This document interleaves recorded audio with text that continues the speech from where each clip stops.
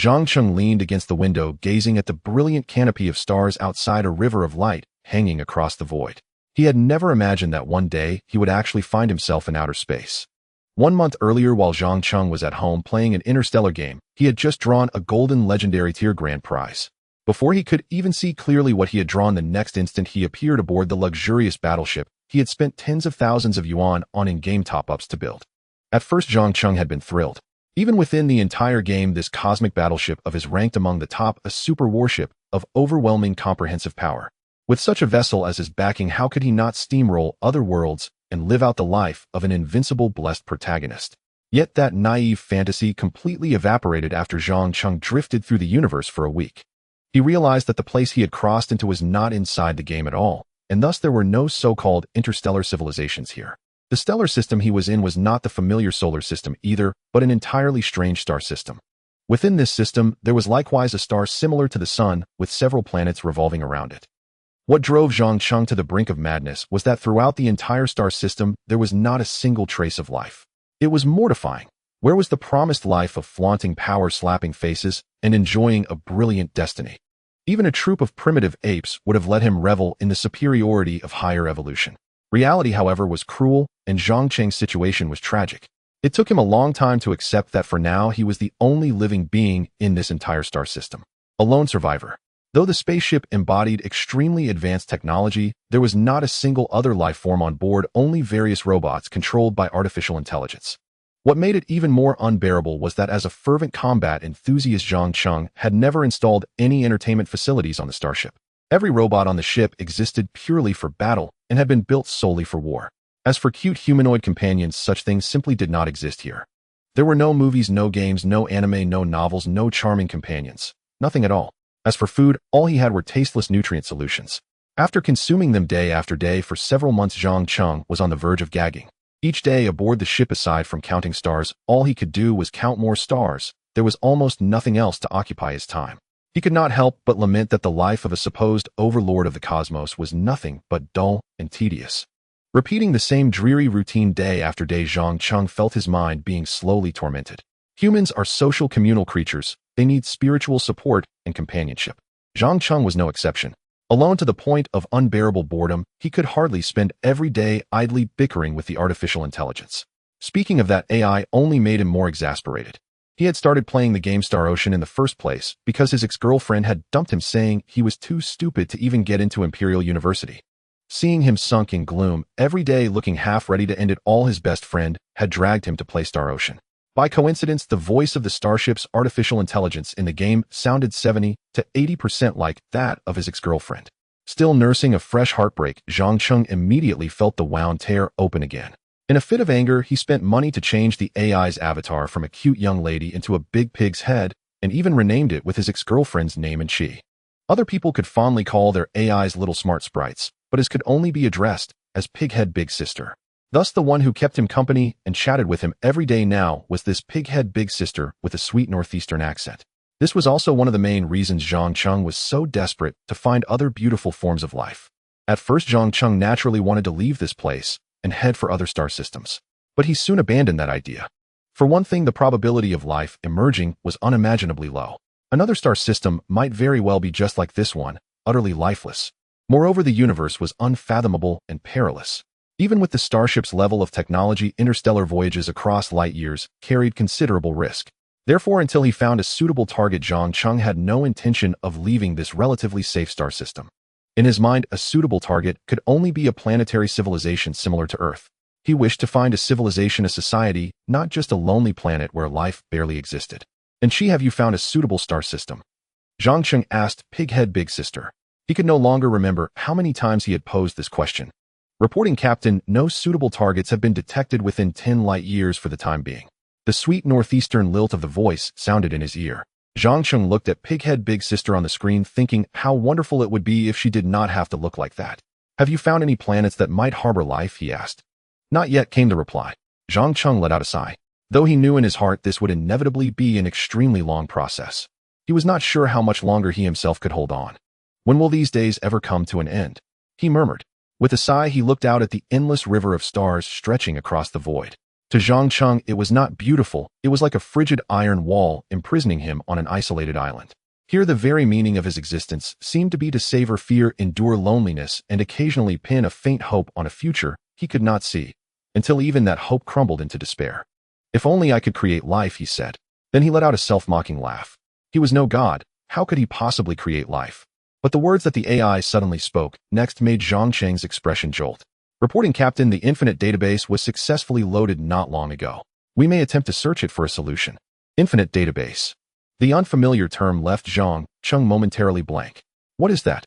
The infinite database is the most cutting-edge, most comprehensive, and most detailed database in the entire universe, the AI replied. It contains the entirety of universal technology in complete form, from the most primitive to the most advanced sciences, all are included. By applying these technologies reasonably, one can theoretically accomplish anything one can conceive of. Zhang Cheng was stunned speechless. This infinite database sounded almost too incredible to be real. Where did you get this infinite database? He demanded. 720 hours ago, the infinite database was forcibly injected into the central database by an unknown entity and completed full data reception 1 minute ago, the AI reported. It is now available for normal search and use. Zhang Cheng froze for a moment, then suddenly reacted. 720 hours, a month ago. Wasn't that when I first crossed over? He exclaimed. Vaguely, he recalled that the golden legendary prize he had drawn back then had seemed to be called the infinite database. Could this thing be the reason I transmigrated? A conjecture took shape in Zhang Cheng's heart, though he did not yet dare to be certain. Captain, shall we attempt to search in the infinite database to find a method for creating life? And she asked in her mechanical tone. Search, Zhang Cheng ordered, seizing on the chance with a mindset of giving it a try. Initiating infinite database search. Data search in progress, please stand by. Minutes ticked by. Relevant data located. Extraction of biological creation technology from the infinite database successful. Commencing decryption. Looks like this might actually work. Zhang Cheng's eyes lit up, brimming with anticipation. Before long, and she finished parsing the data. Partial decryption of the biological creation technology module complete, she reported. Based on a comprehensive evaluation of the starship's current technological level, there is no problem whatsoever in creating life. It really works. Zhang Cheng nearly jumped up in excitement. When can we start? All related equipment is already in place. No additional preparations are needed, we can begin at any time. All the equipment is already in place. Zhang Cheng was slightly bewildered. Where did it come from? He remembered that his starship should only be equipped with things related to robots. Since when did those devices become capable of creating living beings? There is a large amount of equipment related to the BioWarrior project, sealed in Warehouse 4A. All devices are well maintained and can be put to immediate use. BioWarrior project. Hearing this somewhat familiar term, Zhang Cheng suddenly remembered that when he first started playing the game, he had indeed once climbed along the route of biological technology. Back then, Zhang Cheng had been gathering intel on the game forums when he accidentally came across some information images posted by other players about BioWarriors. After only a few glances, Zhang Cheng was utterly stunned. For no other reason than that those BioWarriors were simply far too powerful. Their innate abilities were bizarre and unimaginable, varied beyond counting, and the strongest among them could even withstand the might of a star itself. As a battle maniac and fanatic, Zhang Cheng immediately followed the trend and decided to try it. Yet later he helplessly discovered that the process of creating BioWarriors was simply far too complicated. To casually design, even a low-level warrior would take several hours of painstaking work. As a self-professed lazy slacker for 10,000 years, Zhang Cheng could only give up on that technology. Later he completely forgot about it until today, when he recalled it once more. Captain, do you wish to commence life creation immediately? Just as Zhang Cheng was immersed in his memories, Anshi's sweet voice rang out again. Begin biological creation immediately. Having understood the reason, Zhang Cheng stopped hesitating and issued the start command at once. The next moment, a semi-transparent, floating window suddenly appeared before his eyes. Several independent panels were displayed upon it, and in one of them multiple DNA strands were slowly rotating. The other panels were packed densely with diagrams and text, making Zhang Cheng's eyes swim. He examined it carefully and discovered that it was all profound knowledge of genetics. Terms such as gene recombination, molecular bioreconstruction, and biological expectation appeared one after another, an entire series of technical jargon that left Zhang Cheng utterly bewildered. After watching for a while and confirming that he absolutely could not understand any of it, Zhang Cheng asked the artificial intelligence, "Anshi, can I just ignore all this?" Anshi replied in a stiff tone, "I need to know your biological expectations, Captain. For instance, what kind of life form do you wish to create? A life form like me, humans. Zhang Cheng pointed at his own face as he spoke. Apart from humans, I also hope you can create other animals and plants. Naturally, what Zhang Cheng wished to create were precisely those life forms he had once been familiar with on Earth. Beyond living beings, there were also things he longed to recreate, such as familiar nations and cultures, levels of technology and languages, among many others. Anchi seemed somewhat perplexed. Captain, could you describe it in more detail? What exactly is a race such as humans? And what are animals and plants? I need to know the precise direction for genetic adjustment. Let me think about how to explain it to you, Zhang Cheng muttered, scratching his head as he searched for the right words. These things were somewhat complicated to explain. Zhang Cheng tried hard to organize his thoughts, wanting to present the beautiful world of Earth in his memory as completely as possible to Anchi. However, he soon realized that with his 39-point essay writing skills, it was nearly impossible to convey what he held in his heart to Anchi. After rambling on for a long time, Anchi still had no idea what Zhang Cheng was trying to say. An artificial beauty similar to an inflatable doll, something to replace your right hand. I am sorry, Captain, I do not quite understand what you mean. Hair growing on the head, one male with many females, and you are very envious. Breeding lions, breeding stallions, breeding humans. What are those? I am sorry, Captain. There are no records of this in my knowledge database. Could you please describe it in more detail? A neck longer than the head. A backside larger than a pig's. What kind of deer is that? Captain, sorry to interrupt, but what is a pig? Although Anchi listened to Zhang Cheng's explanations with great patience, the unfortunate fact remained that Anchi and Zhang Cheng lived in two entirely different worlds, one human and one pig. Therefore, many things that were common sense on Earth had no record whatsoever in Anchi's database, and Zhang Cheng had to explain them to her one painstaking detail at a time. Yet Zhang Cheng's expressive ability was only at the level of an average 9-year compulsory education, perhaps even a bit lower. This made things awkward. After talking for half the day, the man and the pig were completely on different wavelengths. Thus a bizarre scene unfolded in the conference room. Zhang Cheng was talking animatedly, waving his arms as if painting grand pictures, while the pig-headed lady stared at him, utterly befuddled, as though listening to an incomprehensible scripture. Anchi, your problems are serious. You do not even understand something as basic as this. Forget it, I will start from the simplest things and explain from the very beginning. Do you know what bacteria are? They are those things smaller than a strand of hair. They are tiny and flat. Some are cylindrical, some are long and thin, some are heart-shaped. Zhang Cheng quickly launched into his performance again, forming a heart shape with his hands one moment and making squares the next. Even if his verbal explanations were lacking, he could still rely on body language. Anchi watched his performance until her head felt like a square block. After performing for quite some time, Jiang Hao's mouth was dry and he took a gulp of energy drink. Looking at the still dull and clueless Anren, he could not help but complain, if only you could directly read my memories. A few seconds later, he heard Anchi's voice. Neural memory reading technology has been located within the BioWarrior Project Tech. It can be used directly. You mean you have a way to directly read my memories? Zhang Cheng's eyes lit up. Yes, Captain. I have a way to directly read all of your memories, Anchi replied in her sweet voice. That's fantastic. Zhang Cheng finally let out a sigh of relief. He had truly been afraid that his poor explanations would lead Anchi to create a batch of grotesque monstrosities. You can read them now, Zhang Cheng said cooperatively. What do I need to do? Please wait a moment. Before long, several war robots moved a large piece of equipment into place before Zhang Cheng. Captain, you just need to lie down on the chair, Anchi added. The speed of memory reading is very fast and will not have any side effects. Following Anchi's instructions, Zhang Cheng lay down on the slightly soft leather chair. A transparent lid-like device was then lowered over his head. Zzz. Closing his eyes, he heard a faint crackling of electric current near his ears and knew the memory reading had begun. Images of Earth, familiar species, beautiful skies, and certain island nation films all flashed rapidly through Zhang Cheng's mind. In just 1 or 2 seconds, Anchi had finished reading Zhang Cheng's memories. Reading complete. Captain, you may open your eyes now. That was so fast. Zhang Cheng sat up slightly shocked. Anchi, are you sure you read all of my memories? Confirmed. To avoid any omissions, I read them 3 times, Anchi replied. How can it be that fast?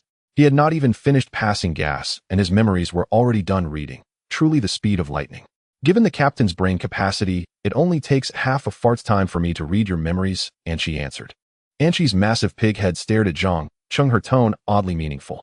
Zhang Cheng felt genuinely insulted, then suddenly jolted. How do you know what I was thinking? Can you read minds? Captain, why don't you guess? Anchi looked at Zhang Cheng expressionlessly, and then the giant pig head dissolved into drifting particles of light and scattered in all directions. Hey, where are you going? Are you rebelling? Seeing Anchi abruptly vanish, Zhang Cheng jumped in fright. After reading his memories, Anchi seemed to have become somewhat strange. Suddenly a thought struck Zhang Cheng. Damn it, she has seen my memories. She definitely knows about the pig head now. Oh no, he was done for.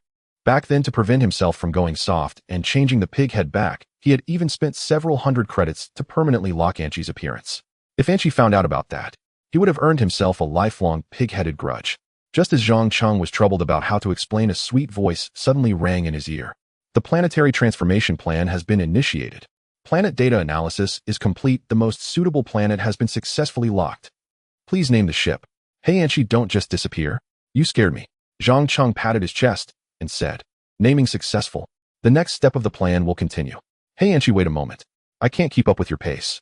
And don't name it randomly, start over. Naming has ended and cannot be changed. The environmental transformation plan has been initiated. The first stage of plant cultivation has begun. Anshi completely ignored Zhang Cheng and proceeded to the next step. Data analysis is complete. Biological expectation direction has been determined. 4A warehouse has been checked and is error-free. Equipment startup has been completed. Mechanical workers are ready. Biological creation officially begins. Gene coding design has started. Virus cultivation has begun. Protein synthesis has started. Single-celled organism cultivation has begun. In this way, while Zhang Cheng was completely bewildered, the planetary transformation was already in progress. No matter how much Zhang Cheng called out to Anshi, the pig-headed sister ignored him. She must be angry. Zhang Cheng felt a slight sense of unease. But unfortunately, Anshi wouldn't respond to him, and he couldn't coax her. Of course, Zhang Cheng was not afraid of Anshi rebelling. He was the supreme commander of this battleship and had absolute command over Anshi. If he issued orders in his capacity as captain, Anshi would undoubtedly obey. This was the highest command engraved in her underlying logic. Just as Zhang Cheng was pondering what to do, Anshi controlled a robot to come over and said she would take him to the 4A warehouse to see the biological creation process. Poor Zhang Cheng was naturally very interested, even though he didn't understand the principles. So under the guidance of the robot, he quickly arrived at the warehouse entrance. As soon as he walked through the door, he was shocked into widening his eyes. In front of him were rows of cultivation chambers that seemed endless. Thousands of cultivation chambers were humming incessantly, the sound deafening, making one feel as though every cell in their body was trembling. In addition, countless robots were bustling about. Some were adjusting instruments, others were transporting parts or moving the freshly cultivated organisms. Zhang Cheng walked towards the nearest cultivation chamber beside him. Inside, he saw green seedlings growing rapidly at a speed visible to the naked eye. Once they reached a certain height, a 2-meter-tall robot pushed a silver box and transferred all the seedlings into it. Then, after performing some incomprehensible operations, the same seedlings began to grow rapidly again in the cultivation chamber. After watching for a while, Zhang Cheng walked to the other side. The instruments here were somewhat different. They looked similar to square boxes, varying in color with black, white, red, green, and everything in between. The boxes were sealed very tightly, without transparent windows, making it impossible to see inside. However, each instrument had a floating screen next to it displaying various information. As Zhang Cheng leaned closer and observed for a while, he realized that these were all cultivating microorganisms. The black ones were specifically for cultivating viruses. The red ones were for primitive single-celled organisms. The boxes of other colors were for cultivating some microalgae or fungi. After observing for a while, Zhang Cheng walked deeper into the warehouse. Although the warehouse was large, everything inside was monotonous. After exploring the entire factory, he found that almost all the ongoing cultivation was of plants or microorganisms. However, the animal cultivation he was most interested in was nowhere to be seen. Why are there no animals at all? Zhang Cheng couldn't help but murmur. Currently, only the first stage of creation is in progress. Animal cultivation will begin in the second stage, Anshi said while controlling the guiding robot. Wow, Anshi, you finally decided to show up. Zhang Cheng exclaimed. Haha, I thought you didn't want to see my pig face. Although Anshi's pig face showed no expression, Zhang Cheng felt as if there was a hint of contempt in her gaze. This contempt was very familiar to Zhang Cheng. Suddenly, he remembered something. Anshi, why are you shouting so loudly? Anshi's pig face looked at him coldly. You are Anshi. Zhang Cheng pointed at Anshi, his face filled with shock. At that moment, the Anshi he referred to was naturally his ex-girlfriend from the Northeast. My captain, have you experienced four-dimensional dislocation? You can't even recognize your beloved pig-headed AI. Anshi directly mocked. That's the right vibe. Zhang Cheng felt on the verge of tears. At that moment, Anshi, before him, aside from her pig face, everything else was indistinguishable from his memories of his ex-girlfriend. Anshi, you also traveled here? Zhang Cheng asked with tears in his eyes. Anshi paused slightly, her pig face coldly ready to say something sarcastic, but seeing Zhang Cheng's expectant expression, she slightly shook her head and said, I am not the Anchi from your memories, it's just that for some reason, I do not know, my underlying logic has undergone some unknown changes, and my behavior overlaps slightly with your impression of Anchi. Oh, so that's how it is. Zhang Cheng felt somewhat disappointed, but quickly let it go. If it's not her, then it's not, and if she traveled here only to see him become a pig head, she would definitely scold him mercilessly. Are you thinking about the pig head? Anchi's words made Zhang Cheng's face turn pale. Huh? Zhang Cheng forced a laugh to conceal his embarrassment. Isn't the pig head very good looking? Anchi approached Zhang Cheng, her voice cold, reminiscent of an angry ex-girlfriend. Zhang Cheng's heart skipped a beat, feeling a bit flustered. Anchi's current personality was quite similar to that of his ex-girlfriend. Moreover, she had seen all of his memories. She must know that to prevent himself from softening, he spent hundreds of dollars to permanently lock in the appearance of the pig head. Zhang Cheng imagined what would happen if his top student ex-girlfriend found out about this. It would be a disaster. The huge pig head silently stared at Zhang Cheng for a long time until his scalp felt a bit numb before Anchi finally said, I won't hold the pig head issue against you for now. The pig head really has nothing to do with me. Under Anchi's gaze, Zhang Cheng became increasingly unsure of himself. Alright, he admitted the pig head was entirely his fault. He was indeed in the wrong, but he never expected there would come a day of crossing over. So in a way, it wasn't entirely his fault. Anchi did not continue to dwell on the pig head issue with Zhang Cheng, but controlled the robot to explain in detail the general tasks of the first stage. The first task, of course, was to cultivate as many primitive organisms as possible. Next was to find one or more suitable planets, process these organisms through a series of treatments, and use small transport ships to spread them into the environments best suited for their survival, gradually improving the planet's environment through these organisms. Once the planetary environment improved to a certain extent, more organisms would be introduced. Therefore, before the first phase is completed, the conditions for proceeding to the second phase of the Hey Anchi, don't just disappear, you scared me. Star are not allowed. It took Anchi over 10 minutes to explain all the contents of the first phase. Anchi, can we change the name of the planet? Hearing that somewhat painful name, Zhang Cheng suddenly felt a toothache. Can the pig head be changed? Anchi looked at Zhang Cheng with a blank expression. Did you think I didn't ask? Zhang Cheng admitted defeat. Aside from this planet, are there any other suitable planets to find? There are a total of 5 planets in this stellar system that meet the criteria, Anchi replied. Zhang Cheng had explored each planet when searching for life. Anchi had recorded the data of all the planets at that time, so after analysis, she quickly found 5 suitable planets.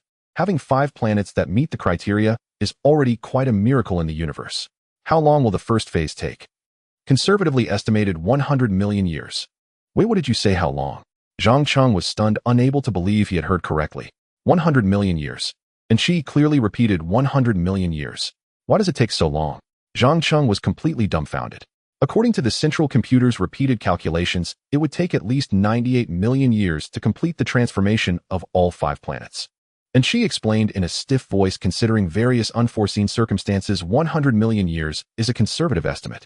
100 million years is far too long. Zhang Cheng panicked, pointing at himself. What am I supposed to do?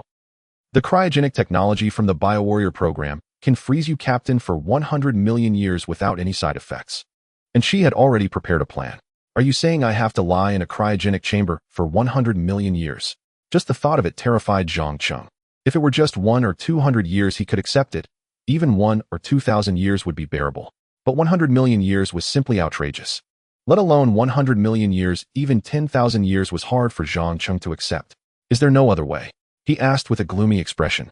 No alternative solutions have been found yet. And Chi's words made Zhang Cheng's heart sink. 100 million years. Suddenly Zhang Cheng thought of something and hurriedly asked, right, isn't there that infinite database? Can't you search for some technology in there to reduce this time? I have searched the infinite database and indeed found related technologies, but after comprehensive consideration, I do not recommend that, Captain. Why not? Because it would significantly increase the risk level, and she explained. As an artificial intelligence, her primary responsibility was to protect the captain and the safety of the ship. Therefore, any action that could potentially increase the safety risk level would alert Chi. Why would it increase the risk? Zhang Cheng was a bit confused. Because these related technologies belong to a higher tier of technology, extracting them from the infinite database would greatly deplete the central computer's computing power. Depleting the central computer's computing power? What do you mean? Zhang Cheng furrowed his brows. Each time technology is extracted from the infinite database, it permanently depletes the central computer's computing power. And she explained. Zhang Cheng immediately grew serious. Permanent depletion. Is there no way to recover it? He remembered there were quite a few repair methods on the ship. I have tried various methods, but none have worked. The specific reason has yet to be determined, and Chi said. If it cannot be repaired, then we're in trouble. The ship's computing power ultimately has its limits. If every extraction consumes some, it will eventually be exhausted. At that time, not only would they be unable to extract new technologies, but even the normal functioning of the ship might be affected. Have you looked for solutions in the Infinite database? Zhang Cheng could only pin his hopes on the database. I have searched the database, but found no repair methods yet. I discovered another solution. Although the computing power cannot be repaired, it can be compensated by enhancing it through additional means to eliminate the effects of the depletion. You found technology to increase computing power. Zhang Cheng understood and Chi's meaning. Yes, I found a technology called Planetary Civilization Computing Power Transformation, a Level 4 cosmic civilization technology. After assessing the current technological level of the ship and the existing environmental conditions, I believe it is the most suitable technology for us. Planetary consciousness. It sounded grand just hearing it. Give me a brief overview. I just need to know the general principle, no need for too many details. Zhang Cheng also knew that if Chi went into too much detail, he would probably not understand it. In simple terms, the principle of the Planetary Civilization Computing Power Transformation technology to enhance the computing power of the ship is to use the consciousness of all intelligent beings on a planet as processing capability to boost the ship's computing power. Will this affect the organisms on the planet? When the number of intelligent life on that planet reaches 5 billion, the impact will be within controllable limits, and when it reaches 10 billion, the effect can be considered negligible. In that case, the Earth civilization I remember is very suitable for your technology.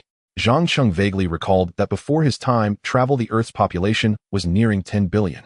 If there is computing power support from Earth civilization, it should be enough for you to extract a lot of technologies, right? The computing power provided by 100 billion level Earth civilization can only support me in extracting 4 to 5 mid to low tier technologies. As for some high-end technologies, such as the level 8 cosmic civilization technology, dimensional universe creation, at least 300 billion level Earth civilizations are needed for extraction. So as long as the planetary population is increased to 1 billion, you can extract a high-end technology. Zhang Cheng asked. Simply increasing the population numbers does not significantly help enhance computing power. Zhang Cheng looked at Chi in confusion, waiting for her to explain. The key to the computing power transformation of planetary civilization computing power transformation technology is qualitative, not quantitative.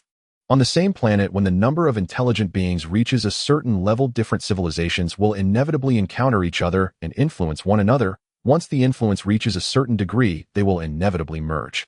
Zhang Cheng suddenly interjected, does Earth count? The Earth civilization you remember can barely be considered a complete planetary civilization. Zhang Cheng nodded thoughtfully after hearing this. A planet is just that big. As long as the number of organisms continues to increase, there will inevitably be contact. After contact, they will naturally influence each other. Just like the Great Tang dynasty in ancient times, which spread the culture of the Xia dynasty to the surrounding barbarian tribes, greatly influencing their civilization development. And Chi continued, the thinking patterns of intelligent beings within the same planetary civilization are generally not very different. Thus, these consciousness collectives with similar thinking patterns will have a limit to their contribution to enhancing computing power. Zhang Cheng listened, seeming to understand, yet not fully. In terms that you, Captain, can understand, when you think about a problem, if you only consider it from one angle, there will ultimately be limits. Only by thinking from different angles can you improve your problem-solving ability. For example, if you want to destroy a piece of, and you only think about it from a physical perspective, you would consider how to make a sharper knife or a more powerful crusher. There may be many physical methods, but ultimately there will be limits. After you have tried all the physical means you can think of, if you still cannot destroy that piece of, what will you do?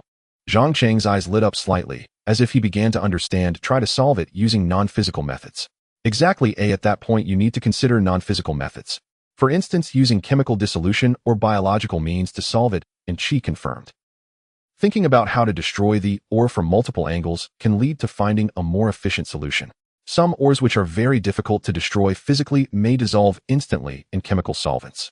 Zhang Cheng nodded in realization.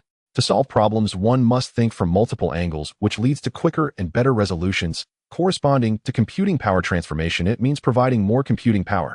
Thus, the enhancement of processing power by similar planetary civilizations becomes less significant once a certain quantity is reached. Only the interaction and combination of different planetary civilizations can more effectively augment the computing power of the central computer. Of course, various civilizations may have similarities, just as the essence of chemical reactions can be explained by physical phenomena. However, as long as there are general distinctions, it can greatly enhance the computing power. After hearing Anshi's explanation, Zhang Cheng suddenly thought of a question and asked, what if a planetary civilization with a population of billions suddenly experiences a significant population decline for various reasons? What impact would it have on the computing power? It would cause a sharp decline in computing power and may even lead to data loss. However, once the population recovers to 1 billion, the computing power can be restored, but the lost data would be very difficult to recover. So what constitutes different planetary civilizations?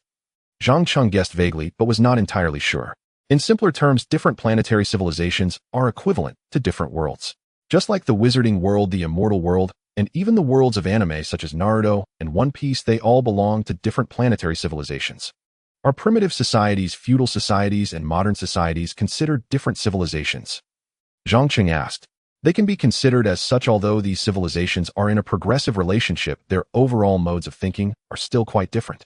Is there a difference in the computing power they offer? Zhang Cheng noticed a point. Of course, a purely feudal society with a population of billions provides far less computing power than a billion-level Earth civilization.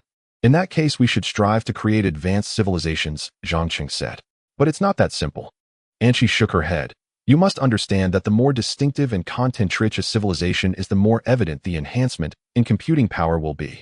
For example, a purely feudal civilization has a growth factor of 1. However, if you add other elements such as ghosts or immortals, its growth factor could rise to 10 or even 100. Of course, these elements cannot be added randomly. Some elements appearing simultaneously in the same world can have negative effects. Anshi reminded him. Zhang Cheng suddenly thought of something. What if multiple civilizations appear on the same planet? For instance, half is immortal and half is science fiction. What would that situation be like? Before they come into contact, they can be considered independent civilizations. However, the planet is limited in size, and as the number increases, they will inevitably encounter each other and influence one another. Once the interaction reaches a certain degree, they will surely merge, becoming a complete planetary civilization, just like the Earth civilization you remember. Before their interaction, the Dayan civilization on Earth and Western civilization could be classified as independent civilizations. However, after contact, they gradually evolved into a complete Earth civilization. In conclusion, Anshi added, a complete planetary civilization offers computing power that far exceeds that of independent civilizations. Zhang Cheng nodded thoughtfully. Anshi asked, so what is your plan for the first planetary civilization? What else could it be? Of course, it is the Blue Star civilization. Speaking of the civilization he was most familiar with, Blue Star civilization was undoubtedly the one Zhang Cheng knew best. Moreover, having drifted alone in the universe for so long, he was beginning to feel homesick. By the way, what is my house number? Why can't I remember it suddenly? For some reason, Zhang Cheng felt as if he had forgotten something. In a panic, Zhang Cheng quickly asked Anshi, Hey Anshi, you've seen my memories, you know my parents' names, right? I know, but why are you asking this suddenly? Anshi looked at Zhang Cheng with confusion and then quickly discovered the problem through her mind-reading ability. It seems that there is a slight issue with your memory. Yes, my memory has problems, Zhang Cheng said to Anshi in a panic. I don't know why, but suddenly I can't remember many things, like my parents' names and my favorite actress. These are things I should clearly remember, but I just can't recall. I don't understand why this is happening. When did your memory begin to have issues? Anshi's tone turned serious. I don't know, maybe recently, or it might have started earlier. I really don't know when it began. Zhang Cheng was in a state of panic. He was truly afraid. He didn't understand why, but he felt as if he not only had forgotten memories, but also had a looming sense of his very existence about to vanish. Actually, I really want to say that a captain like you who talks too much wouldn't survive more than 5 chapters in a novel, Anshi said with great interest. In this situation, you still have the mood to joke. I'm about to die from anxiety. Isn't it enough to keep it to yourself? I'm just trying to help you relax. Don't be nervous for now, I'll perform a full body check for you right away, Anshi explained, calming her expression. Although Anshi's words were indeed infuriating, it must be said that they were quite effective. At least Zhang Cheng felt less panicked than before. Soon, with Anshi's help, Zhang Cheng underwent a full body examination. Your body is quite strange.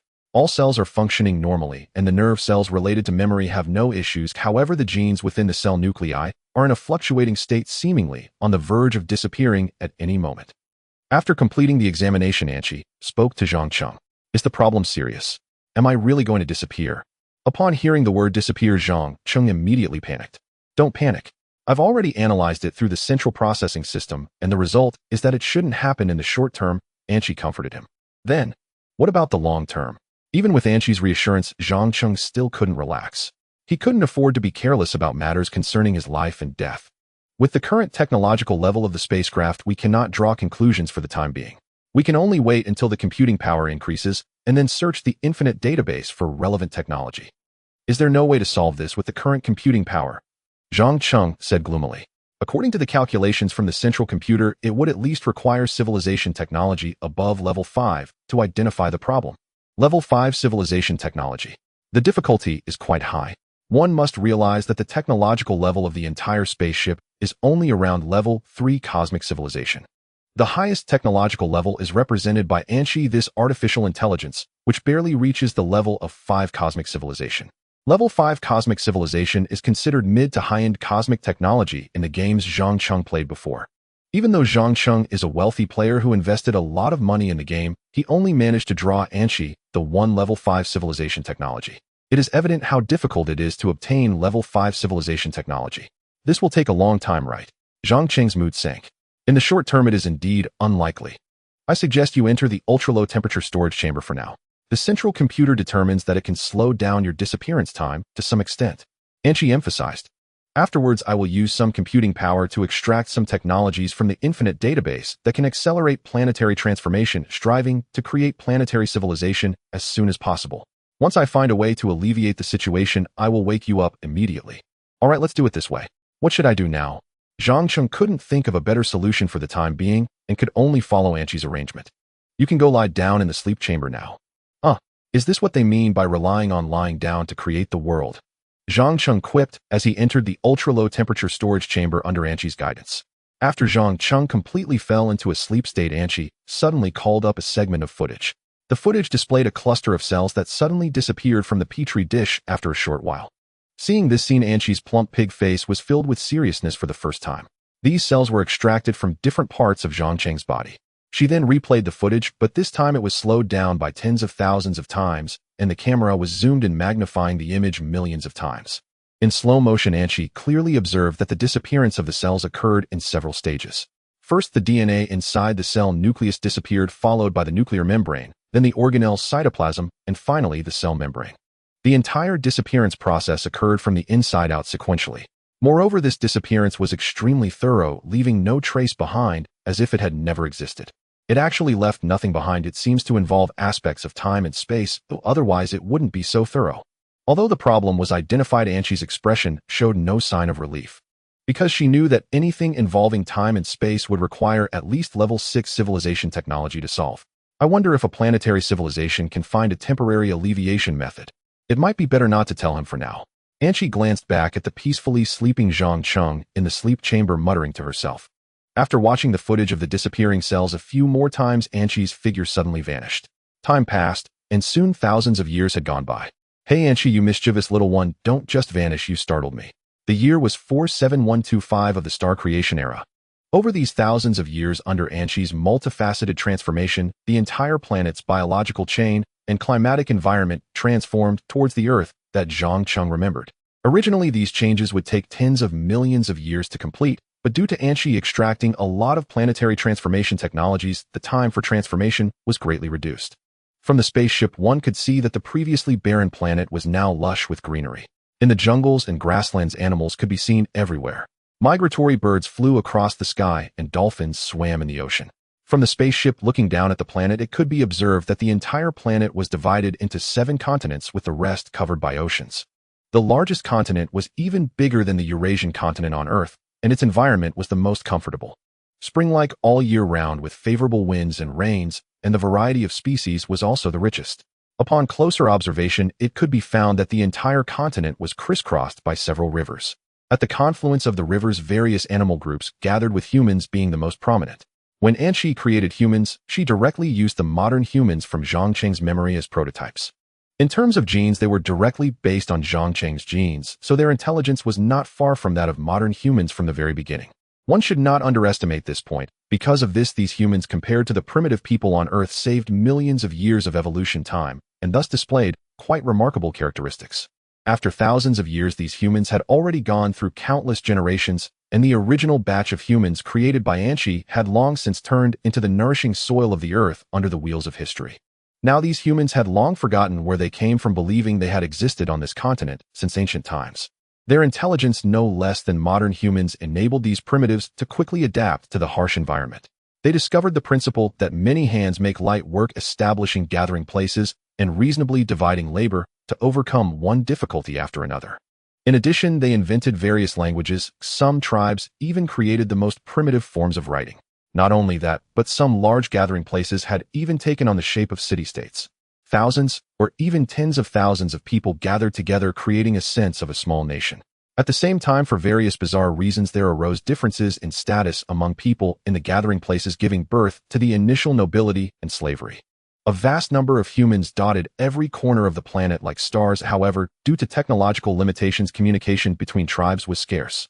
Neighboring tribes had already engaged in simple trade, and some had disputes and battles, marking the beginning of bloodshed and war.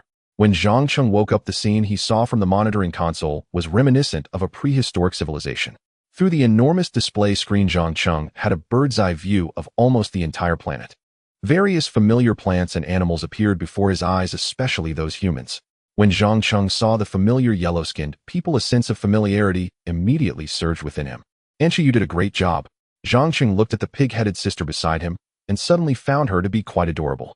Zhang Cheng couldn't help but reminisce about the moment he woke up from the ultra-low temperature storage chamber. At that time, Anchi's realistic pig face was nearly right in front of his nose, waking him up, startling him so much that he almost shouted for his mom, making Zhang Cheng avoid looking at that pig face for quite a while. But now it was much better. Indeed, one must look at beautiful things for the heart to feel at ease. More importantly, he was no longer alone. Being the only one in the universe was a thing of the past. Zhang Cheng, in his excitement, even wanted to descend to the planet and have a close encounter with the primitives. Earlier, he had seen several primitive girls who were quite thrilling to behold on the monitoring console. Their figures were exquisite. As an action-oriented person, Zhang Cheng immediately shared his thoughts with Anchi. Of course, the reason was absolutely respectable and had nothing to do with the girls. "What? You want to go to the planet and interact with the primitives? To investigate the primitive customs?" Anchi's eyes revealed a scrutinizing gaze, making Zhang Cheng feel inexplicably guilty. "Look, it's been tens of thousands of years already. I've been so bored on the spaceship that I just want to get some fresh air. It's been tens of thousands of years for me, not you. You've only taken a nap?" Anchi's words left Zhang Cheng speechless. Although it was indeed tens of thousands of years that passed outside for Zhang Cheng, who was asleep in a cryogenic chamber, it was really no different from just taking a nap. Originally, Anchi suggested that Zhang Cheng remain in the cryogenic chamber until the planetary civilization was fully developed, but only after Zhang Cheng's strong insistence did Anchi agree to awaken him once, when the embryonic form of civilization took shape. Though Zhang Cheng claimed he wanted to commemorate the birth of civilization, Anchi, who had mind-reading abilities, saw through him immediately. He was simply afraid of disappearing in unconscious sleep without a trace. "Anchi, I didn't realize how old you've become." She was already an old hag, over tens of thousands of years old. Zhang Cheng dared not voice the last part. Unfortunately, Zhang Cheng forgot that Anchi could read minds, so there was no doubt that she was aware of his thoughts. For a level 5 civilization, artificial intelligence, age holds no significance. Anchi said expressionlessly, "How can it not have significance? You're just jealous of my youth. Jealous of my eternal 20 years. Zhang Cheng boasted. "I see you've forgotten that you're about to disappear." Although Anchi really wanted to retort, she held back the comment to avoid hurting Zhang Cheng's fragile feelings. "No matter what your purpose is for wanting to interact with those primitives, I do not recommend you do that now." Anchi directly changed the subject, not wanting to engage in Zhang Cheng's nonsense. "Why not?" Zhang Cheng asked, puzzled. Anchi ignored him and vanished. Zhang Cheng was instantly bewildered. Soon after the initial impulse faded, Zhang Cheng calmed down and dismissed the idea of interacting with the primitives. Even if their intelligence was comparable to modern humans, their cultural level was at least 1,000 years behind. He couldn't even begin to comprehend the generational gap, making communication impossible. Moreover, Zhang Cheng didn't understand their language, which would be awkward. And if he were to look for a lady friend, not to mention whether he could succeed, even if he did manage to entice one, it would be quite embarrassing to do so under Anchi's watch. In fact, Zhang Cheng's needs in that regard weren't particularly strong. The body he currently inhabited was not the same as his original body on Earth. His crossing over involved only his consciousness. His body did not come with him. The body he now controlled was that of the captain from the original game, a perfect physique cultivated by level 2 civilization technology. Not only did it have no hereditary diseases, but it also adjusted some negative emotions that could affect normal thinking. For instance, pain, loneliness, and desires for women had minimal impact on Zhang Cheng. Specifically, even if he were to be lonely for 10,000 years, Zhang Cheng wouldn't commit suicide due to loneliness. Even if countless stunning beauties danced naked before him, he could completely control himself. The reason he wanted to go down and interact was simply to satisfy his curiosity. However, this curiosity wasn't particularly intense and was entirely manageable. After a while, Anshi reappeared and explained, I do not recommend you interact with the primitives because I am uncertain about how your body will change after leaving the spaceship. At her words, Zhang Cheng's expression suddenly tightened. He almost forgot that there were some issues with his memory that he had yet to uncover the cause of. Now he could only hope that the planetary civilization would be created soon, enhancing the spaceship's computing power and then finding a solution from the infinite database. Alright, I understand. He'll return to the cryogenic chamber and lie down shortly. But before that, I have a few points to raise about the development of this planet. Zhang Cheng rarely awakened, so he certainly wanted to stir things up. The most important aspect was the future planning for this planet. What do you want to say? Anshi's pig-like face turned to Zhang Cheng, her disdain unabashed, as if asking what trouble he was about to add. Zhang Cheng clearly read the disdain in Anshi's eyes. Initially, he wanted to speak without care and share all his demands, but he suddenly remembered that he could disappear at any moment, so it was better not to complicate matters. Thus, after some thought, Zhang Cheng selectively said, First, I hope everyone in the world speaks Chinese. As a young man who had suffered from English exams for years, this was absolutely non-negotiable. If possible, he also wanted everyone in the world to take the Chinese language exams, putting foreign friends through some torment. No problem. If it's just about language, Anshi was confident she could guide things subtly so that everyone in the world spoke the same language. It wouldn't be difficult for her. Second, I hope this planet resembles Earth as much as possible, both in civilization and technological level, without significant differences from Earth. Zhang Cheng certainly didn't want to wake up one day to find an entirely unfamiliar Earth. I can only guarantee this to the best of my abilities. With the current technology level of the spaceship, it can't precisely replicate the Earth from your memories, but achieving about 80 to 90% similarity is still feasible. Alright, I won't push for that, but at the very least, those elements from your memories of the two-dimensional world should be present, right? I understand, I will find a way to recreate that. Anshi quickly understood Zhang Cheng's true thoughts through her mind-reading ability. Only someone who knows me can understand me, Anshi. Anshi snorted coldly, signaling Zhang Cheng to continue. Third, limit the planet's ability for cosmic exploration and prevent them from having the means to explore surrounding planets. Because Zhang Cheng planned to create several more planetary civilizations within this stellar system, he didn't want to be discovered by the Earthlings. You don't need to say that OI will also find ways to stop them. As for how to do it, Anshi believed there were indeed many methods and humans would absolutely not discover them. That's all for now. Zhang Cheng's original plan was definitely more than this, but to avoid complicating matters for Anshi, he temporarily only stated these 3 points. Of course, the main reason was that the civilization's fundamental tone had long been set. It was the Earth Zhang Cheng remembered, and all that was needed was to restore it as much as possible. The only difficulty was the trajectory of historical development. This difficulty should not be too great under Anshi's covert control. Lastly, I want to ask, how long will it take to completely transform the planet? Zhang Cheng did not want to sleep for another few thousand years. He was quite worried about disappearing during hibernation. It won't take long, Anshi said seriously. If it weren't for concerns about the abruptness of civilization's advancement, we could restore Earth civilization within 1,000 years. For a smooth transition, it won't take long either. We could reproduce the modern civilization from your memories within 2,000 to 3,000 years. Isn't 2,000 to 3,000 years too long? Zhang Cheng panicked at the thought of aging another 2,000 to 3,000 years. Do you want me to speed up the advancement of civilization? Anshi asked. What's wrong with that? Zhang Cheng tilted his head. You must understand that to accurately reproduce the Earth from your memories, some time is necessary.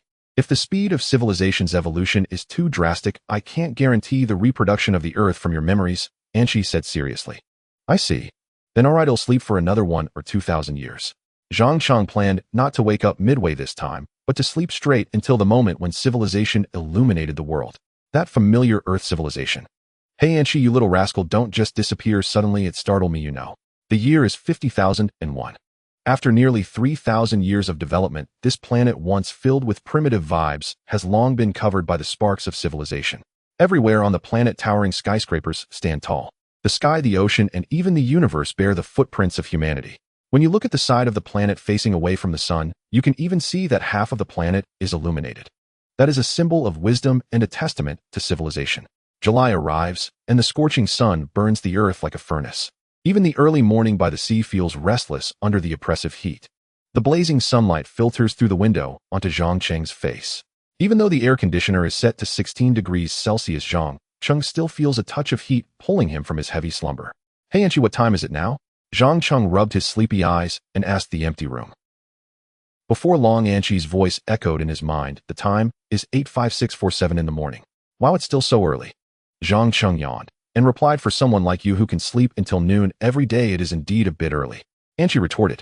Zhang Cheng, still groggy, gazed out the window, squinting at the dazzling sky, unable to resist raising a hand to shield his eyes from the blinding sunlight. The branches of the coconut trees by the roadside downstairs curled up under the blazing sun, and the leaves covered in a layer of dust drooped lifelessly. The asphalt road softened under the heat, and looking into the distance on the quiet, deserted street, a transparent vapor seemed to rise. It's so hot today, Zhang Cheng said, while pulling the curtains to block the glaring sunlight. The temperature outside has reached 40 degrees Celsius. Anshi remarked. It's becoming more and more like my home on Earth. Zhang Cheng lay on the bed with his hands behind his head, expressing his heartfelt sentiment. It has been over 3 months since Zhang Cheng woke up from the cryogenic pod. From the moment he awoke, Zhang Cheng had Anshi use an invisible small spaceship to take him to this planet, fabricating an identity for him as a homeless person who had lost both parents with no car or house, but some savings. At first, Zhang Cheng was excited. Although the creation of civilization on this planet was entirely accomplished by Anshi, Zhang Cheng believed that the most important ideas were still provided by him. Thus, if the success of this civilization was rated at 10 points, he should at least claim 9 points. If there were to be a debate, could Anshi have created this civilization without the memories of Earth that belonged to me, Zhang Cheng? No objections would be accepted. Thus, since Zhang Cheng arrived on this planet, he has been wandering around the world with the mindset of being the father of all humanity. However, after 2 months of wandering, he found this world rather dull. There was no helping it. His current body was so perfect with almost no desires. Beautiful women, power, money, status. Clearly, everything Zhang Hao wanted was at his fingertips. Yet he had not the slightest interest. The only thing that might pique his interest was food, as he had long grown tired of nutrient solutions. However, after indulging in the world's top delicacies for 2 months, he had little desire left for food. In the following month, he mainly traveled around the world, experiencing the diverse customs and cultures. Although Anshi said that this planet was only 80 similar to Earth, Zhang Cheng hardly felt any significant differences. Familiar streets, familiar buildings, familiar anime, and that familiar language. If he had to point out the biggest difference between this planet and Earth, it would be that the entire world speaks Chinese. No matter where Zhang Cheng goes, the local foreign friends can speak fluent Chinese. The conversations between those black guys and white uncles, apart from a few accent differences, are almost indistinguishable, allowing Zhang Cheng, a novice in foreign languages, to converse easily with residents during his travels. Through this month of travel, and combined with Anshi's intelligence, Zhang Cheng had a rough understanding of the world structure. Firstly, regarding history, since Zhang Cheng originally knew little about the world history on Earth, Anshi did not follow Earth's historical timeline when guiding the progress of civilization, leading to significant differences between the two. Of course, Zhang Cheng did not pay much attention to history. After gaining a general understanding, he did not delve deeper. Then there was the political, economic, and cultural aspects of this world. First, regarding the world structure, after several world wars, this world is firmly controlled by 5 superpowers. These 5 superpowers possess the world's most advanced military weapons, including nuclear weapons and long-range intercontinental missiles.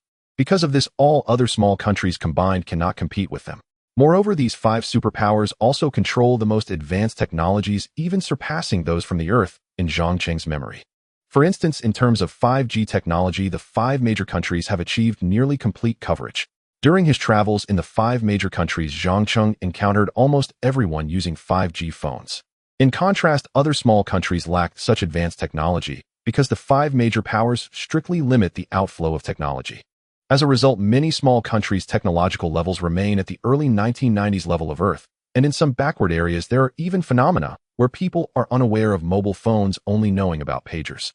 Thus, when Zhang Cheng traveled from the 5 major countries to other small countries, he often felt as if he had crossed through time and space. He felt as if he had descended from a technologically prosperous metropolis to a city of the late 80s and early 90s, with nearly a 40-year technological gap between the two. Zhang Cheng often wondered, had it not been for the fact that many of the rulers within the 5 major countries were advocates of peace, the entire world might have long been dominated by them. Zhang Cheng also asked Anshi about this issue, why the 5 major powers did not directly annex all other countries. Anshi explained that there are many reasons, such as annexing too many underdeveloped countries would slow down economic development and the opposition from widely peace-loving citizens, among others. The most significant reason, however, is that the 3 major powers fear that forcibly annexing too many small countries would lead to a surge in terrorist attacks, a point that has been repeatedly verified in this planet's history. Of course, Zhang Cheng hopes that this world will not experience war. He does not want to live in a world full of conflict. Moreover, war is not conducive to population growth. How could Zhang Cheng possibly complete the task of reaching 10 billion people alone? Zhang Cheng sees this planet as his own backyard. He only wishes to maintain this sense of familiarity, to add a few small supernatural elements, but to avoid too much of it. This planet is not just a spiritual refuge for him, it is also his safe haven. Only this familiar world can give him a sense of home. Fortunately, according to Anshi's analysis, this world is unlikely to erupt into large-scale wars anytime soon. There are many reasons for this, including the calls from peace-loving individuals, the intentional restraint from the 5 major powers, and the threat of global nuclear annihilation. Lastly, let's talk about the culture of this world. Among the 5 most powerful countries in this world, 2 are entirely black nations. As a result, black culture is widely spread in this world and has a profound influence on the entire planet. This is specifically manifested in that around these 2 great countries, black individuals seem to naturally hold a higher status. Consequently, many people from small countries like to dye their skin black, just as many people on Earth enjoy dyeing their hair blonde. Many beauty salons offer skin darkening procedures, and quite a few people undergo this. Whenever Zhang Cheng travels to many non-black countries, he always sees many people painting their faces black, the kind that shines black, but curiously their bodies remain white. When he first encountered this situation, Zhang Cheng curiously asked a handsome young man with black face and white skin, and the answer he received was that his family was too poor to afford to darken his body, so he could only darken his face first, and would consider darkening his body when he had the money. To this, Zhang Cheng could only complain about their poor taste. Oh, what is beautiful about black skin? He would like to change this cultural phenomenon, but it is hard to accomplish in the short term. Currently, black skin has become an accepted popular culture in this world, especially near those 2 great countries. Everyone wants to dye their skin black. For example, if you see your neighbor's friends and relatives all dyeing their skin black, you too would be unable to resist following suit. Although Zhang Cheng has no objections to black people, to be honest, this black culture has severely affected him because his favorite anime has already suffered from the influence of black culture. Many popular anime on the market feature black protagonists. Zhang Cheng genuinely cannot understand why those black-skinned characters in anime are considered cute. Every time he sees these black-themed animations, he cannot help but regret why he didn't create more settings back then. Fortunately, the other 3 superpowers do not endorse black culture, so there are still some normal anime. Zhang Cheng spent just over a month traveling around this world. After the initial novelty wore off, he found this world, which is extremely similar to Earth, rather dull. Therefore, at the last stop of his journey, a small coastal country, he rented an apartment and settled down completely. He claimed to want to study the culture of this world online. Of course, he was often teased by Anshi for being lazy and not wandering. Zhang Cheng could only admit that this was indeed the case. Wandering around outside is nowhere near as fun as gaming at home. During this time spent at home, he not only watched many interesting anime, but also became engrossed in a competitive game called League of Kings. Now he is already a bronze-level warrior. The enemy's crystal explodes on the computer screen. Congratulations, you have won. You have been promoted. Bronze 3. Few finally promoted. Zhang Cheng stretched and looked out at the sunny day. If it weren't for Anshi occasionally teasing him, and if it weren't for the astronomical amount in his Tianfu account, Zhang Cheng would truly feel as if he was still on Earth. Creating Earth civilization and inheriting a spaceship is nothing more than a dream of his. But it is ultimately not a dream, but reality. Whenever Anshi teases him, Zhang Cheng feels as if he has awakened from a dream. He is not just an Earth student, but the father of all humanity. Zhang Cheng currently resides in a coastal small country called Chaohai, which borders one of the 5 major nations, the Allied Republic. The Allied Republic is strikingly similar to the Celestial Empire on Earth, with the main ethnic group being yellow-skinned people, and their economic and cultural aspects are not much different either. Due to its proximity to the Allied Republic, Chaohai shares a remarkably similar political and cultural environment. Zhang Cheng chose to settle here precisely because the environment closely resembles his original home on Earth. Living here gives Zhang Cheng a feeling as if he is back at home. Although the rent here is not cheap at 3,500 international coins per month, which is equivalent to half of the average monthly income of the working class in the 5 major nations. However, this amount is merely a drop in the bucket for Zhang Cheng, who possesses hundreds of millions in savings. After deciding to settle here, he has already paid 3 years' worth of rent. The coastal town where he resides was once a fishing village, but due to water pollution, the fish population dwindled, leading to the village's abandonment. Fortunately, not far from this small town lies a world-class tourist attraction, which has transformed this once desolate village into a thriving tourist destination over the decades. During the nearly month-long period of Zhang Cheng's residence, he often sees travelers arriving from other places. In previous years, even during such a scorching summer, tourists would flock here, but recently, due to the continuously rising temperatures, the number of visitors has significantly decreased, and today, he hasn't seen a single soul. Zhang Cheng yawned and went to the bathroom to freshen up. The mirror reflected a handsome face that, while slightly unkempt, bore a striking resemblance to a model, easily overshadowing the celebrities on posters. This face was painstakingly crafted by Zhang Cheng during his gaming days. Aside from the word handsome, it could only be described as extremely handsome, super handsome, or handsome to the point of explosion. Every day when Zhang Cheng washes up and sees his handsome face, he can't help but chuckle. In his words, it's a face that would still be called handsome even while picking his nose. You really laugh so disgustingly every day. At such moments, and she always has something to say. You wouldn't understand. Zhang Cheng stroked his face and couldn't help but recall his acne-ridden face back on Earth. The joy of having transformed from someone who once felt inferior about his looks to possessing such a super handsome face is something only those who have experienced it can comprehend. Was your old face uglier than a pig's? And she asked coldly. How could that be possible? Zhang Cheng thought to himself that even if his old face were 100 times uglier, it couldn't possibly be worse than a pig's. How next time he'll try to turn you into a pig's face and then change you back, you'll definitely be happier. Hey, no, I was joking. Zhang Cheng quickly conceded. He knew and she was not joking. And she snorted and ignored him. After washing up and getting dressed, Zhang Cheng decided to go out for a stroll. After all, he had been cooped up at home for many days and needed to get some sunshine. As soon as he opened the door, he saw a graceful girl in a pink skirt coming out from the opposite door. She is Zhang Cheng's neighbor, named Xiao Longer, a high school girl studying nearby. Since they live opposite each other, they often run into each other and have grown quite familiar over time. Longer, it's already this late, and you're not going to school? Zhang Cheng greeted with a light laugh. Brother Zhang, today is Saturday, there's no class. Xiao Longer smiled in disbelief. Oh, it's Saturday already. Zhang Cheng exclaimed, recalling that his last outing was on what seemed to be a Monday. You've been cooped up at home for 24 hours straight. Your sense of time must be completely blurred, and Qi commented in Zhang Cheng's mind. Zhang Cheng scratched his head sheepishly. He remembered that he had been holed up at home grinding points for the League of Legends event since Monday, ordering takeout for all his meals, hence he hadn't stepped outside. After a night of consecutive defeats, he had successfully dropped ranks from a silver player to a stubborn bronze. Bronze, which is the new nickname and Qi had given him. What are you going out for so early? Zhang Cheng disregarded Qi and continued chatting with Xiao Longer. I made plans with friends to go to the internet cafe to play League. What about you? Xiao Longer said while locking the door behind her. Me? Just going out for a casual walk. By the way, Brother Zhang, I heard you shouting Pinnacle last night. Are you also playing League? Do you want to join me for ranked matches at the internet cafe? My friend is a gold player, really good. Gold rank. We might not be able to play ranked together. I'm 2 whole divisions below your friend. 2 divisions below? Xiao Longer was momentarily stunned, then quickly reacted, eyes sparkling, as she asked, Brother Zhang, are you a diamond player? So impressive. Nowadays, even slightly skilled elementary school students can reach silver, so Xiao Longer found it hard to believe that Zhang Cheng was still a bronze.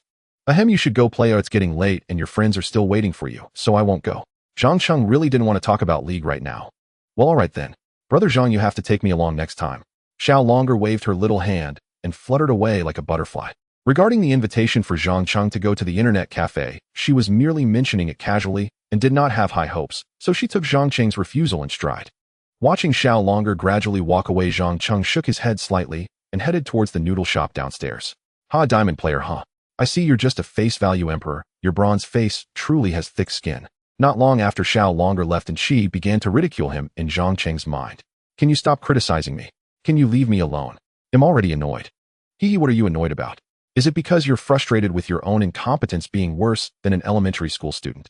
And Qi ignored Zhang Cheng's complaints and continued to poke fun. If I can't be bothered to talk to you. Zhang Cheng entered the noodle shop and directly ordered a bowl of beef noodles. Although it was already past 9 o'clock, there were still quite a few people eating noodles at the shop, and only 2 or 3 seats remained vacant. As soon as Zhang Cheng found an empty seat and sat down, and Qi's voice echoed in his mind again. That looks like I hit the nail on the head. But thinking about it, it is indeed quite annoying. Having such a handsome face, but unfortunately lacking the skills to match, he missed the opportunity to flirt with the beautiful high school girl. And Qi continued to tease. What nonsense are you talking about? If I were to get serious, I could easily win over not just high school girls, but even Miss Universe. Zhang Cheng immediately retorted in his mind. And Qi did not rebut this statement, as it was after all the truth. If he truly wanted to, what woman couldn't he charm? It was just that he lacked the desire. Currently, his thoughts were occupied with how to develop the next civilization on another planet. Besides, the planet Zhang Cheng currently resides on another planet has already shown the beginnings of civilization. Zhang Cheng has already formed a preliminary plan for its development. For the planet that has already birthed the spark of civilization, Zhang Cheng's current plan is to create a fantastical world of swords and magic. He has also envisioned the general background of the world. That is to directly adopt the game background of the League of Legends. The game League of Legends has a very detailed game background. Almost every hero has a captivating story. The cultural differences between different continents are also immense. Rune continent, Shadow continent, Blood continent. Rune technology, Shadow mysticism, Blood beasts. The world's civilization is incredibly rich. If it could be replicated, its depth of civilization would be no less than that of Earth's. Of course, creating such a world is still quite challenging. With the current technological level of the spaceship, it would take a long time to perfectly replicate it. Of course, that refers to the current technological level. If high-end technology could be extracted from the infinite database, it would greatly shorten this time. Zhang Cheng, slurping noodles, asked Anshi, how many people are on this planet now? As of now, the high Anshi, you little rascal, don't just disappear. Suddenly it scares me, the star has nearly 7 billion people. 7 billion, huh? Zhang Cheng pondered. Just 300 million more to reach the goal of 10 billion. It seems I don't need to intervene personally for now. However, the painfully long name, even though he had heard it many times, still gave Zhang Cheng a headache each time. How is the spaceship's operational capacity improving? Can the issue of my memory loss be resolved? This was the question Zhang Cheng cared about most. Although the signs of memory decline had eased recently, the unresolved issue felt like a ticking time bomb, leaving him restless.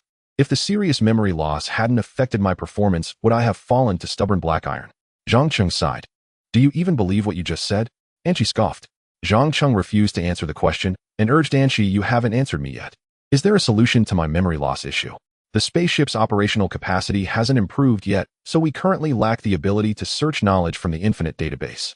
Anshi said something unexpected to Zhang Cheng. With the population at 7 billion, there hasn't been any improvement. Zhang Cheng asked in confusion. The first consciousness conversion of a planet requires a population of 10 billion. Anshi explained. There's such a limitation. Zhang Cheng heard this for the first time. Because this is a breakthrough from nothing to something, from 0 to 1, the requirements are quite high. Of course, the enhancement in operational capacity after the first connection would be immense, far exceeding the improvement provided by a single 10 billion level planetary civilization. Then at that time, should we be able to find a solution? Zhang Cheng asked excitedly. Anshi hesitated for a moment and affirmed, from nothing to something, this is a qualitative change, not a quantitative change. It's like someone who couldn't use tools learning to use them, or someone who never reflected on themselves learning to reflect. When the spaceship's operational capacity undergoes this leap, even if it can't completely resolve your issues, Captain, it should at least provide some temporary relief. Only a temporary solution. Zhang Cheng sighed softly. Although he often bickered with Zhang Cheng, Anshi always took the time to think of ways to solve critical issues. Now, aside from Alliance Star, how are the other planets doing? Alliance Star is the planet that has already birthed civilization, which Zhang Cheng named Alliance Star. Life No. 1 and Life No. 2 are about to give birth to the seeds of civilization, while Life No. 3 has an environment that is too harsh and will require at least another 40 years to improve. So No. 1 and No. 2 are also close. Zhang Cheng stroked his chin, contemplating what kind of civilization route to establish for these two planets. First, one of them must definitely have a Xinxia civilization. Of course, with the current technological level of the spaceship, it can't replicate a true Xinxia world. In that case, I can only start with a martial arts world gradually. Creating a martial arts civilization is relatively simple, but Zhang Cheng definitely doesn't want to create a purely martial arts world. There must be demons and monsters. Low-level cultivators must also be present. And of course, unparalleled divine skills must exist. With the spaceship's technological level, all of this can be easily achieved. Aside from the martial arts world, Zhang Cheng also wants to create a comprehensive anime world. You see, Zhang Cheng is a heavy anime fan. Before he crossed over, he was a complete anime otaku. During his free time, he either played games or watched anime, always immersed in the two-dimensional world. This made him always believe his heart belonged to the two-dimensional realm, but unfortunately, he had a three-dimensional body. He had dreamed countless times of living in the two-dimensional world. But the harsh reality made him realize that he could only fantasize about it. He wasn't a child and wasn't that naive. But now he completely has the opportunity to realize it. Of course, the difficulty would be high, so Zhang Cheng could only take it slow. After finishing his noodles, Zhang Cheng returned to his room and continued his journey to rank up. After a stylish 5-game losing streak, Zhang Cheng suddenly lost the mood to continue playing. Anshi, can I still go back to the spaceship now? He had dropped too many ranks in League of Legends and wanted to change his surroundings to ease his mood. Moreover, he had already stayed on this planet for 3 months and indeed missed the spaceship he hadn't seen for a long time. If you want to go back, I can send an invisible spaceship to take you back shortly. Anchi said after thinking for a while. Can't the spaceship directly teleport me back? Zhang Cheng remembered that the spaceships in movies could directly teleport people from thousands of miles away. How could his top-tier spaceship not do that? Remote teleportation technology is considered high-end spatial technology. The spaceship currently does not possess such technological capabilities, but in the future it can extract relevant technologies from the infinite database. Since the spaceship temporarily does not have this ability, Zhang Cheng did not press the issue. After all, as planetary civilizations increase, there would still be opportunities to acquire this technology. Alright then, hurry up and send the invisible spaceship to pick me up. After discussing with Anchi, Zhang Cheng opened his computer and found some anime to pass the time. After catching up on a few episodes, Zhang Cheng arrived at an empty area and boarded the invisible spaceship sent to pick him up. With the speed of the invisible spaceship, Zhang Cheng returned to the luxurious spaceship in just a few minutes. After briefly inspecting the spaceship, Zhang Cheng couldn't help but marvel that even though he had been away for 3 months, the spaceship was not much different from when he left. The only noticeable difference was the once bustling cultivation chambers, which were now completely empty. After all, the planet's transformation was complete, and there was no need to waste energy cultivating organisms on the spaceship. However, letting it sit idle like this felt somewhat inappropriate to Zhang Cheng, as he still had many ideas that required utilization here. During this time, Zhang Cheng didn't want to touch League of Legends, and had freed up a lot of time to carefully consider the detailed development direction of the next civilization. Is the next planetary civilization confirmed to use the Alliance background? And Xi's round face looked seriously at Zhang Cheng, asking earnestly, "Let's go with the Alliance world, it's decided." During his wandering time on Blue Star, Zhang Cheng had thought a lot about different worlds and had detailed discussions with Xi. However, according to Xi's analysis, whether it is the fantasy civilization Zhang Cheng envisioned or the wizard civilization and the two-dimensional world, creating them solely based on the current technological level of the spaceship would be extremely difficult. More knowledge from the infinite database must be deciphered. It is important to know that although the technology of the spaceship is advanced, most of it is related to combat, with very little involving other technologies, thus greatly limiting Zhang Cheng's ideas. Originally, Xi's idea was to design a world themed around science fiction, like a cyberpunk world. Whether it be robotics or biological creation technology, they are all mature technologies already present on the spaceship. If the next world civilization focuses on these aspects, it could be fully realized with the spaceship's technology. However, this idea was vehemently rejected by Zhang Cheng, a hardcore gamer. His reasoning was that a cyberpunk world could entirely evolve from the Blue Star world, and there was no need to waste a planet to create such a civilization. What Zhang Cheng preferred was the game world that captivated him. Moreover, this time he did not plan to let Xi create the world entirely. He also wanted to personally participate in the world's development. After all, he as the creator god couldn't just be a decoration, right? Since he was personally involved, he had to include some of the things he had envisioned for a long time. For example, the two-dimensional style. Thinking of this, Zhang Cheng suddenly had a bold idea. To realize those elements that appeared in the two-dimensional realm in the next planetary civilization, especially the appearances of two-dimensional characters. Is that possible? If unsure, ask Xi. Without hesitation, Zhang Cheng directly raised his question to Xi. Xi had read all of Zhang Cheng's memories, so she quickly understood what he wanted to express. Captain, the two-dimensional world in your memory can theoretically be realized with the help of biological appearance modification technology.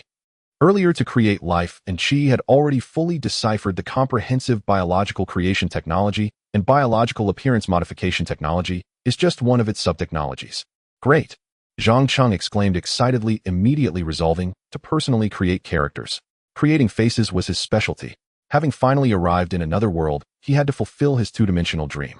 Prepare to create two-dimensional beings right away, Zhang Cheng decisively commanded. Although Xi was often sharp-tongued, she absolutely obeyed Zhang Cheng's orders. She immediately issued the command, initiating appearance modification plan. Related technology is ready. Cultivation of test subjects has begun. As Xi called out, many devices that were previously shut down started up one by one, and a thunderous roar suddenly filled the air. In the previously empty cultivation room, densely packed cultivation pods appeared, and various mechanical devices began operating swiftly, conducting experiments in an orderly manner under Xi's command. Captain, if you wish to personally participate in the appearance modification plan, I suggest you first supplement some basic knowledge, otherwise you won't even know how to operate it. Seeing Zhang Cheng's eager expression, Xi couldn't help but pour cold water on him. I'm just creating faces, why do I need to learn? It's just the most basic biological knowledge, extremely low in difficulty, equivalent to the level of a graduate student at a top university on Blue Star. If you don't master this knowledge, you won't be able to carry out even the most basic operations. And she emphasized repeatedly with a tone that suggested Zhang Cheng would not be allowed to participate if he didn't study. Graduate level. Do you think Yang Junyan can learn it in a few years? Zhang Cheng asked with wide eyes. I will try to reduce the difficulty so you can master it within 9 days. 9 days. Zhang Cheng was stunned. And she actually wanted him, who had barely escaped 9 years of compulsory education, to grasp graduate-level knowledge in 9 days. The old man really can't do that. Seeing Zhang Cheng's worry, and she directly said, You don't need to worry, I will use biological technology to enhance your memory. Zhang Cheng was taken aback. Didn't you say that modifications to the brain would have side effects? Previously, Zhang Cheng had also approached Enchi, asking her to find a way to enhance his intelligence using biological technology. Although Zhang Cheng was a slip through the cracks of 9 years of compulsory education, he also yearned for a smart brain. Unfortunately, with the current biological technology mastered by the spaceship, even if it could enhance Zhang Cheng's intelligence, there would be many side effects. It could very well lead to some unknown changes in his personality. He would no longer be him. Considering this, Zhang Cheng gave up the idea of enhancing his intelligence biologically. Unexpectedly, Enchi took the initiative to bring it up this time. There are indeed some side effects. Enchi wasn't hiding anything. However, I will readjust it immediately after you learn, which will significantly reduce the impact of the side effects. Moreover, I will only adjust your memory, not have too much impact on you. After Enchi briefly explained, Zhang Cheng felt relieved. After enhancing his memory, Zhang Cheng indeed mastered graduate-level biological knowledge from a top university in just 9 days. However, he only grasped it at a basic level, and there was still a significant gap from being able to apply it flexibly. Upon mastering the new knowledge, Zhang Cheng immediately became engrossed in biological creation. Soon 7 months had passed. During this time, aside from occasionally returning to Blue Star to bask in the sun, most of his time was spent aboard the spaceship. Of course, it wasn't the creation of life that made Zhang Cheng happy. It was that he had once again reversed the scoring, successfully ranking at the bottom of the black iron tier, below many elementary school students. In his pain, he could only rely on creating life to forget his sorrows. Although with Enchi's careful guidance, many cumbersome operations were simplified for Zhang Cheng. However, Zhang Cheng spent nearly 7 months barely catching up to Enchi's pace. To put it plainly, he finally understood what Enchi was doing. During this period, Zhang Cheng also took a stroll around a few primitive planets. However, he didn't stay long. After a quick glance, he left. There was no other choice. The environments of those 2 planets were just too harsh. Although they barely ignited the flames of civilization, the conditions were extremely backward. Various mosquitoes swarmed and fierce beasts and venomous snakes lurked everywhere. It was truly not a place for people to stay. This made Zhang Cheng only stay on those planets for a moment before he uncomfortably returned to the spaceship, then settled down to study his biological technology. The relationship between genes and hair color, the combination of facial features and genes. This time it must succeed. Zhang Cheng looked at the distinctly colored line graph on the screen, feeling very tense. Since he barely learned the basic techniques of biological appearance modification, Zhang Cheng had been tirelessly conducting various biological experiments. However, even with Enchi's assistance, most of them still ended in failure. This time it must succeed. This was Zhang Cheng's 31st attempt. Today he planned to create a 2-dimensional creature resembling a certain female anime character. Although he verbally expressed hope for success, he felt no confidence in his heart. After all 30 of his previous experiments had failed. The results of the failed experiments weren't particularly severe, it was just that the creatures he produced looked a bit frightening. The most memorable failure for Zhang Cheng was during the 12th experiment. That time the result of the failed experiment was a monster with its mouth and nose inverted, covered in ears all over its body. It was indeed several times uglier than Angel, and it startled Zhang Cheng so much that he couldn't sleep well for several days. Creating comes with risks, everyone must be cautious. Beep, beep, beep, the creature has been successfully gestated, and experiment subject No. 031 has matured to an adult stage. Experiment subject No. 031 is in good health, all indicators are normal, and its appearance matches expectations with a 98.92 accuracy. Experiment successful. As the mechanical voice concluded, a semi-transparent screen floated before Zhang Cheng. On the screen was a delicately featured young girl. Her flowing green hair cascaded down to her waist, her amber eyes were exquisitely beautiful, and her subtly visible delicate nose together framed a face of exquisite beauty that could only be found in anime. Wow, it finally worked. Looking at the anime-like face displayed on the screen, Zhang Cheng knew that his dream of the 2-dimensional world had finally taken its first step. With this successful case, Angel could collect all this data and integrate it into a template. After that, adjustments could be made based on the template to quickly produce similar appearances without going through a series of complicated studies, making things much easier. Actually, Zhang Cheng could have fully entrusted it to Angel from the beginning, allowing her to create the best template directly based on the two-dimensional images in his memory. This would definitely save a lot of time compared to Zhang Cheng's personal involvement. However, with dreams of the two-dimensional world in his heart, Zhang Cheng resolutely decided to sculpt the face himself. After all, when it comes to creation, one can't just lie back. One must participate, otherwise as a creator it would feel too insignificant. Moreover, the joy of creating an entirely new species is beyond words, which is one of the reasons Zhang Cheng refused to heed Angel's advice and insisted on participating. Of course, Angel's main reason for discouraging him was that his involvement seriously slowed down the progress of the plan, often complicating simple tasks. But who could stop Zhang Cheng, the captain? Under his insistence, Angel ultimately had to compromise and let him participate, resulting in a significant slowdown of all the plans. Once Angel finished the final touches, Zhang Cheng couldn't wait to approach the first two-dimensional creature he had created. Through the transparent glass of the nutrient chamber, he could see the two-dimensional creature he had longed for. A two-dimensional girl with bright green hair and delicate features. It was not the stiff models he had collected before, but a living being. At that moment, the two-dimensional girl was half closed and her eyes soaking in the nutrient solution. Her emerald hair gently waved like seaweed, giving a dreamy and ethereal feeling, as if real and unreal. Angel quickly opened the door. Zhang Cheng urged. He couldn't wait to touch her and confirm that this was not a fantasy, but a real two-dimensional girl. Even more so, for the first time he had thoughts about combining with the opposite sex and having offspring. It was quite exciting. He issued the command, and soon the liquid in the nutrient chamber rapidly drained through the pipes. Then a special biological mist dried the body of the two-dimensional girl. A few seconds later, the door of the nutrient chamber slowly opened, and a special fragrant biological mist wafted out, filling the entire room with smoke. Soon the delicate face of the two-dimensional girl clearly appeared before Zhang Cheng's eyes.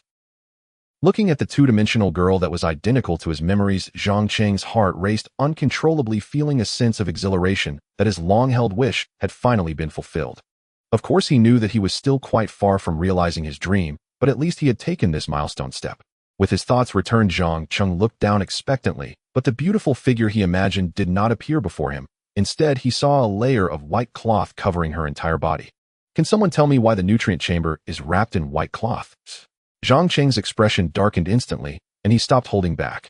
Angel, what is going on here? It must be Angel's fault, there's no doubt about it. At that moment, the previously closed eyes of the two-dimensional girl suddenly opened, and she shouted at Zhang Cheng in a pleasant northeastern accent. Why are you shouting so loudly? This unexpected scene startled Zhang Cheng so much that he fell to the ground, pointing at her in disbelief and asking, What the heck? You can talk. Are you scared just because I said a word? You really have the courage of a man. The two-dimensional girl cast a disdainful glance at Zhang Cheng. Zhang Cheng was rendered speechless. Was he actually mocked by the two-dimensional girl he created? Wait a minute. Why does that disdainful look feel so familiar? Suddenly Zhang Cheng jumped up and pointed at her, saying, Are you Chi? What else could I be? And she rolled her eyes at Zhang Cheng. Seeing her familiar, disdainful expression, Zhang Cheng inexplicably became furious, feeling as if his intelligence was being insulted. How did you end up in this body? Zhang Cheng asked wide-eyed. I wanted to experience this body and confirm if there were any issues, and she replied matter-of-factly. Zhang Cheng furrowed his brows even deeper upon hearing this. What he wanted to ask was not this at all. Why are you able to possess it? You never mentioned this before. This was the part that surprised Zhang Cheng the most. Don't you know about the possession technology that was originally on the spaceship? Zhang Cheng certainly knew about the possession technology, but he was confused, asking, But isn't that only for robots in combat? In the past, it was indeed only for robots in combat. However, after I mastered the biological integration technology, I can now possess sentient beings. And she briefly explained. I can't believe it can be like this. Zhang Cheng nodded thoughtfully, his gaze wandering over and she. Why are you staring at me? And she, feeling uncomfortable after being stared at for several seconds, couldn't help but ask. Zhang Cheng suddenly grabbed her delicate little hand with sparkling eyes, excitedly asking, Hey, and she, can I also transfer my consciousness into this body? And she, seeing Zhang Cheng's glowing eyes, trembled slightly as she replied, Theoretically, yes. Then what are you waiting for? Hurry up and switch with me. I want to experience it too. Zhang Cheng was extremely excited, shaking Chi's shoulders as he spoke. Dozens of minutes later, standing in front of Chi was a two-dimensional girl who was both touching her face and her chest with a look of pure enjoyment. How much longer are you going to touch? As she said this, and Chi's disdainful gaze was almost unabashed. Is this what a two-dimensional body feels like? It's simply amazing, Zhang Cheng said with intoxication. Experiment subject: no. 31 has no difference from a normal person aside from appearance. I don't know what you're enjoying. Controlling the two-dimensional girl, Zhang Cheng smiled shyly, resembling a bashful girl caught in a secret. What Zhang Cheng was intoxicated by was the delightful sensation of touching. It felt so good that he almost let out a sound. Clearly, and Chi noticed Zhang Cheng's little thoughts. This made Zhang Cheng feel inexplicably awkward. Due to the significant difference in physique between this body and Zhang Cheng's original body, he moved awkwardly with poor balance. Even taking a few simple steps could lead to falling. However, it must be said that after being a man for a lifetime, Zhang Cheng's sudden experience of a woman's feelings was actually quite nice. Especially since this body was quite sensitive. That sensation tisk was amazing. Experiencing both touching and being touched was simply double the pleasure. How much longer are you going to stay in there? Are you planning to use this body for a lifetime? And she, who had been staring at Zhang Cheng, couldn't help but ask. Zhang Cheng awkwardly scratched his head and said, Okay, you'll come out now. Unbeknownst to him, he had already been in this female body for half an hour. Happy times always pass so quickly. Is this the legendary obsession with women that's hard to escape from? After Zhang Cheng returned to his body, he disconnected from the consciousness transfer device. He then approached the nutrient chamber again, and seeing the curvy figure of the two-dimensional girl, Zhang Cheng couldn't help but reach towards his chest again. What do you really want to stay in that body for a lifetime? Watching Zhang Cheng's actions, the two-dimensional girl suddenly opened her eyes and said with a face full of disdain. Clearly, after Zhang Cheng exited and she had once again taken over this body. Why did you go back in? Are you trying to experience what it's like not to have a pig face? Zhang Cheng couldn't help but retort. However, after saying that, he regretted it. Not having a pig face feels really good, don't you think so, Captain? And Chi's emotionless eyes made Zhang Cheng feel a bit uneasy. I was just joking, don't take it to heart, he. Zhang Cheng laughed awkwardly and quickly changed the subject, saying, Is there anything wrong with this experiment subject? All data is very stable. This experiment was a great success. That's great. Then can we start the next plan? Zhang Cheng asked excitedly. We can, but are you sure you still want to participate?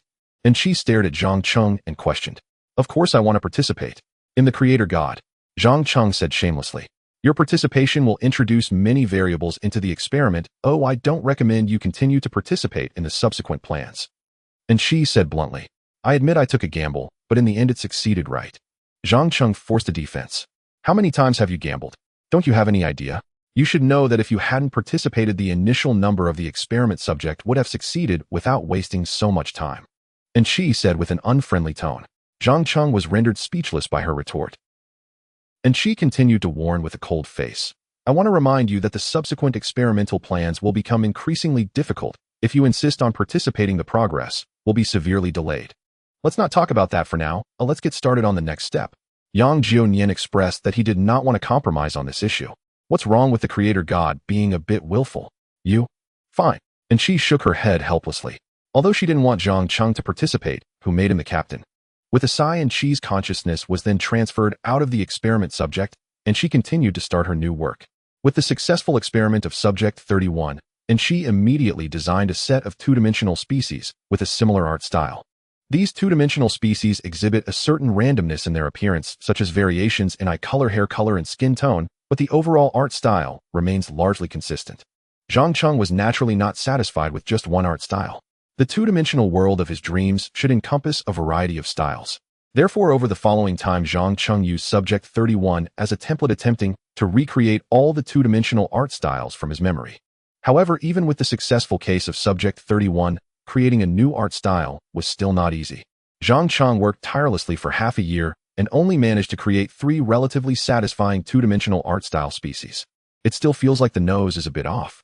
Zhang Cheng gazed at the two-dimensional creature on the screen, showing a conflicted expression. Although he was not a perfectionist, he still wanted to create an art style that he could be satisfied with. Just as Zhang Cheng pondered how to make adjustments, he suddenly felt a chill on top of his head. Why is it so cold? Zhang Cheng curiously touched his head, feeling a smooth surface like a mirror. He momentarily did not react. In the next moment, his mind went completely blank and his entire consciousness plunged into darkness. Ouch, my head hurts so much. Zhang Cheng groggily opened his eyes and found himself lying in a hibernation pod. What happened? How did I fall asleep? Zhang Cheng was a bit confused.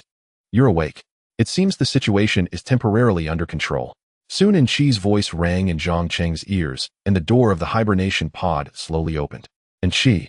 Looking at In-Chi's face, which resembled a pig, Zhang Cheng showed a puzzled expression. Is your memory still not fully restored? Do you remember what happened before you fell unconscious?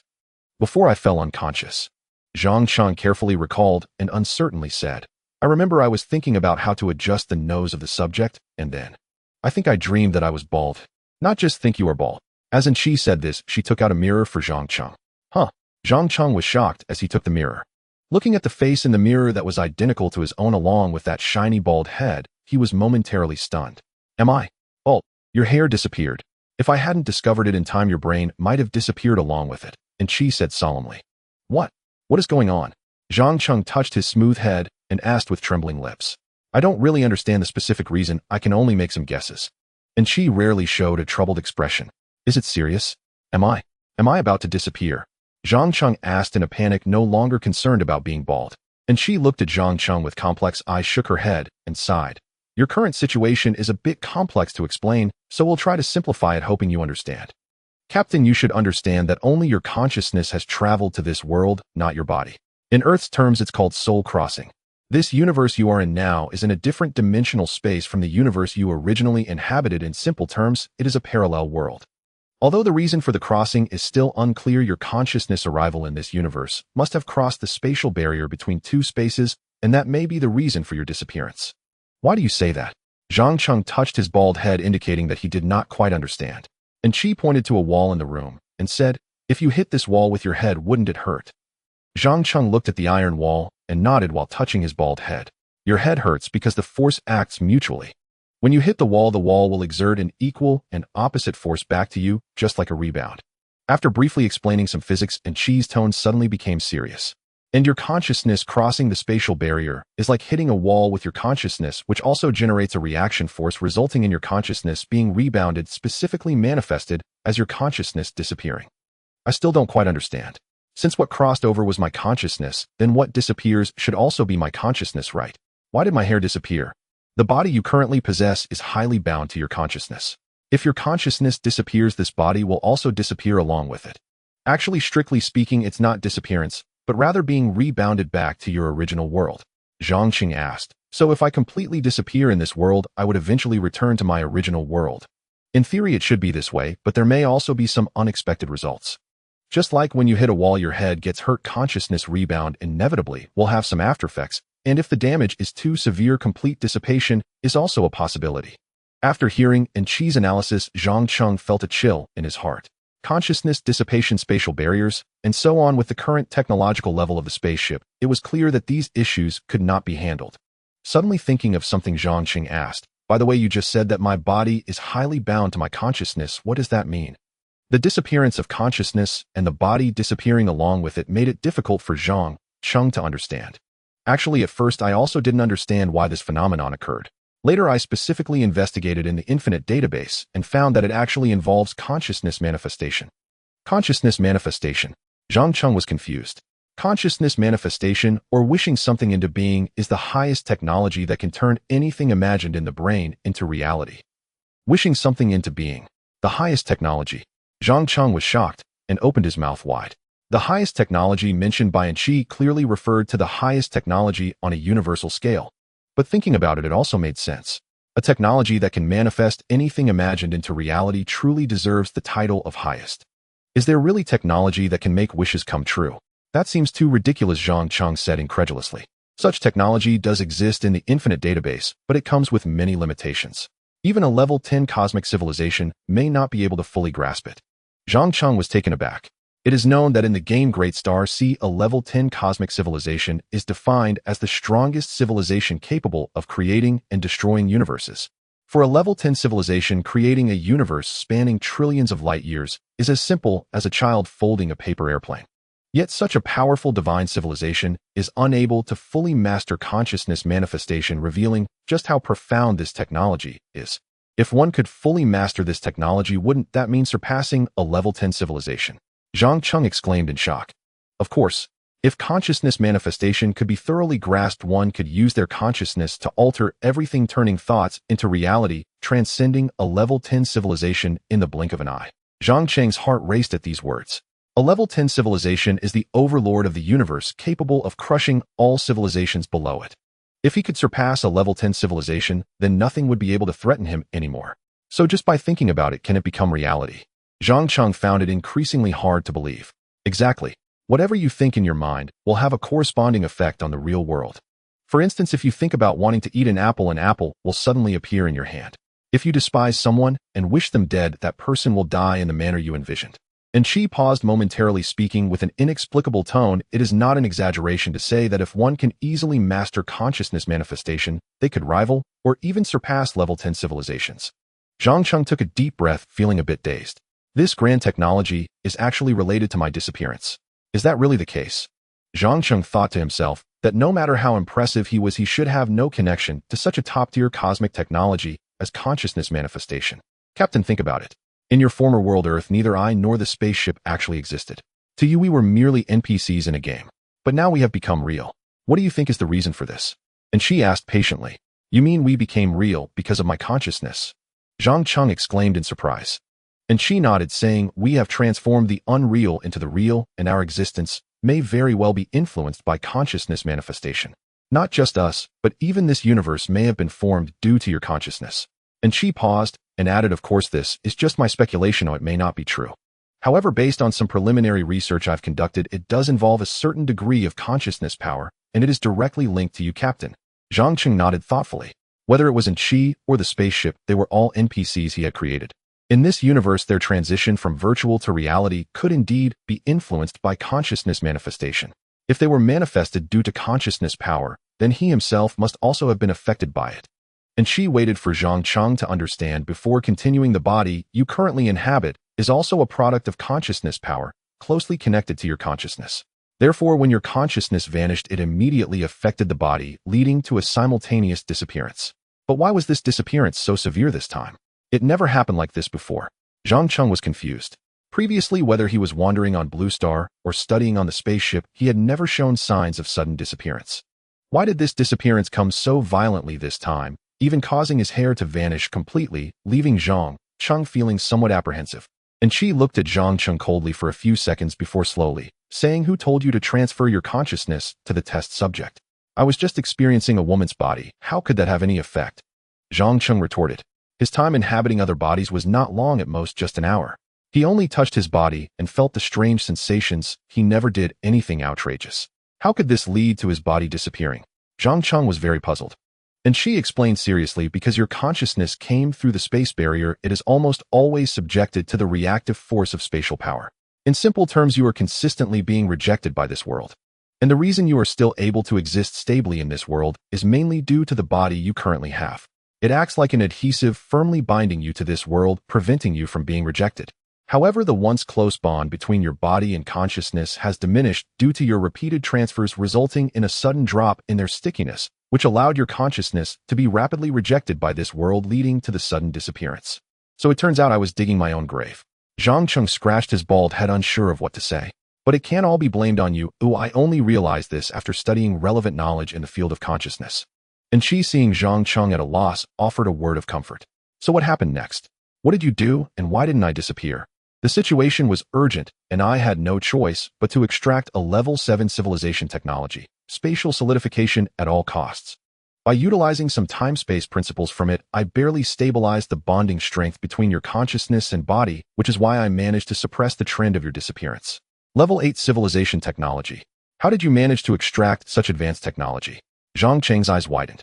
Extracting even a level 5 cosmic civilization technology was challenging for the spaceship, let alone level 7. I only extracted a tiny portion of the technology from spatial solidification, but even so, the entire spaceship is currently operating at an extremely high load, and its computing and data storage capabilities have exceeded their limits, risking a potential collapse at any moment. And she spoke in an unprecedented, serious tone. What will happen if it collapses? The core computing unit of the spaceship will explode. And she replied calmly, as if she was indifferent to her own demise. What about you? Zhang Cheng had a bad feeling. Me. I will disappear along with the explosion, which means I will be dead. And she stated in a normal tone, seemingly unconcerned about her own death. You went to such lengths for me. Zhang Cheng felt a lump in his throat. The entire spaceship, including me, is your property, Captain. We exist to live and die for you. That is our only purpose. Zhang Cheng heard Chi speak to him in such a serious manner for the first time. If my death serves a purpose for the captain, then it is worth it. Chi said sincerely. Seeing Chi like this, Zhang Cheng suddenly felt a bit teary. Although Chi often spoke harshly and shot back at him, Zhang Cheng had to admit that Chi had long occupied an irreplaceable position in his heart. He could no longer be without Chi. Chi gazed at the sorrow etched on Zhang Cheng's face, and a few strands of unfamiliar emotions unexpectedly welled up in her mind. This strange emotion softened Chi's tone involuntarily. Captain, you needn't be so pessimistic. The situation is not without the possibility of turning around. During your time of unconsciousness, the population of Blue Star has already reached 10 billion. If we activate the planetary civilization computational conversion technology at maximum overload, it should temporarily suppress the ship's excessive burden. Then you won't be in danger, right?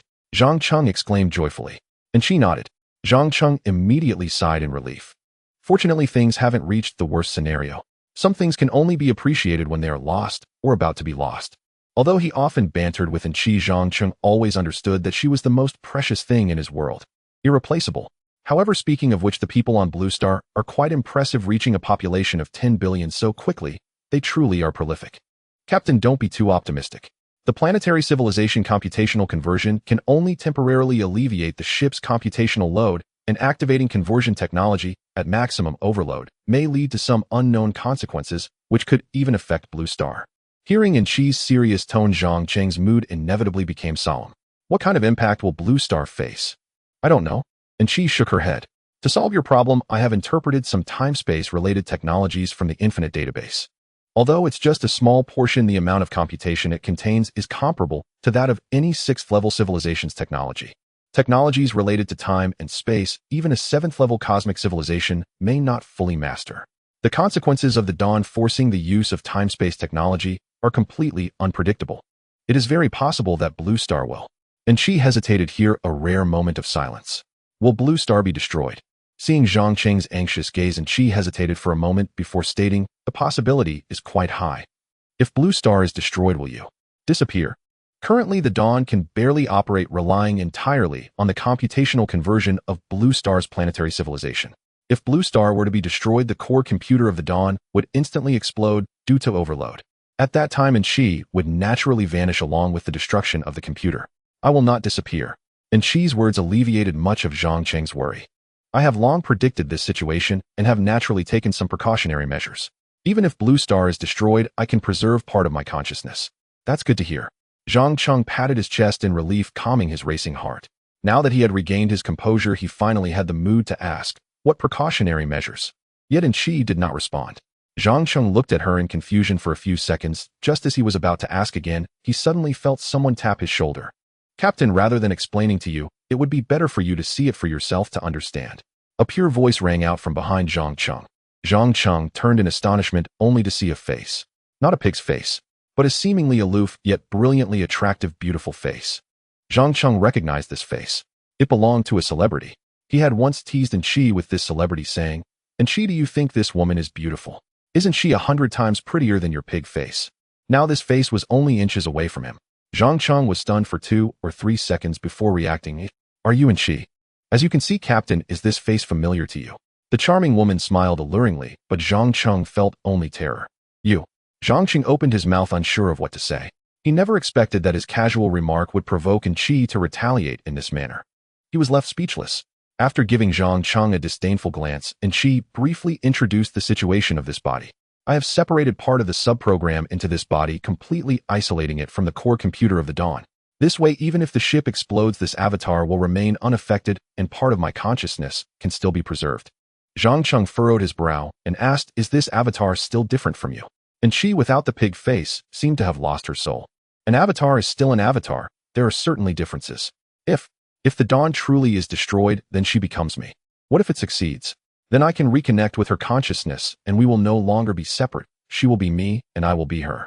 When do we start the extreme overload? After sending you to Life Planet No. 1, we will immediately connect to Hey and Chi. Don't just disappear on me, it scares me, and carry out the extreme overload transformation. The central computer won't hold out for long. At this point, you still remember the name of that planet. Zhang Cheng smiled faintly. This was the name the captain chose. How could I forget? Can I change the name now? Chi smiled, but did not respond, urging, Captain, let's hurry and depart. The transport ship is ready and this avatar will accompany you. Then, you. Zhang Cheng didn't know what to say and could only softly state survive. That is the captain's order. At your command, Captain. I will do my best. And she exclaimed solemnly. Leaning against the transport ship's window, Zhang Cheng looked despondently at the receding dawn, feeling an indescribable sense of loss. After this farewell, he wondered if he would ever see Chi's pig face again. Meanwhile, Chi, with a celebrity's face, stood at the control panel surrounded by many floating virtual screens, complex and massive information flashing rapidly across them. While processing the information, Chi spoke, Captain, I have transferred most of the important information and supplies to the transport ship, but due to a lack of necessary energy, most of the equipment cannot be activated temporarily. Why didn't you bring the energy? The extreme overload transformation technology consumes a vast amount of energy. To maximize the success rate, I left most of the energy on the Dawn. Can this energy be replenished? Yes, but it will take a lot of time. That's fine. I need these things for the time being. Zhang Cheng casually remarked. By the way, how long will it take to connect for the extreme overload? This was a matter of great concern for Zhang Cheng, as the waiting days would be quite difficult. Due to the central computer operating under overload, we cannot accurately estimate the time, only a rough range. It could be as long as 100 years or as short as 1 or 2 years. Stopping her operations, Chi looked at Zhang Cheng seriously and said, if you don't want to wait for such a long time, you can choose to enter the sleep chamber. Enter the sleep chamber. Sleep for hundreds of years. Forget it, with so much time, I could become platinum in the Alliance. That might be a bit difficult. Chi said awkwardly. You look down on me, Zhang Baiyin, don't you? Zhang Cheng immediately felt displeased. You are still black iron, not silver. Chi said silently. Zhang Cheng felt a slight sense of incongruity and immediately asked, why does your way of speaking seem different from before? Why are you using you now? You rarely spoke to me so respectfully before. Black iron trash, Captain. Even if you spend a few hundred years, you won't reach silver. Chi suddenly switched her tone. Yes, just like that. Zhang Cheng laughed. It has that familiar flavor. It's getting more familiar. You are indeed Chi. Captain, you are beyond saving.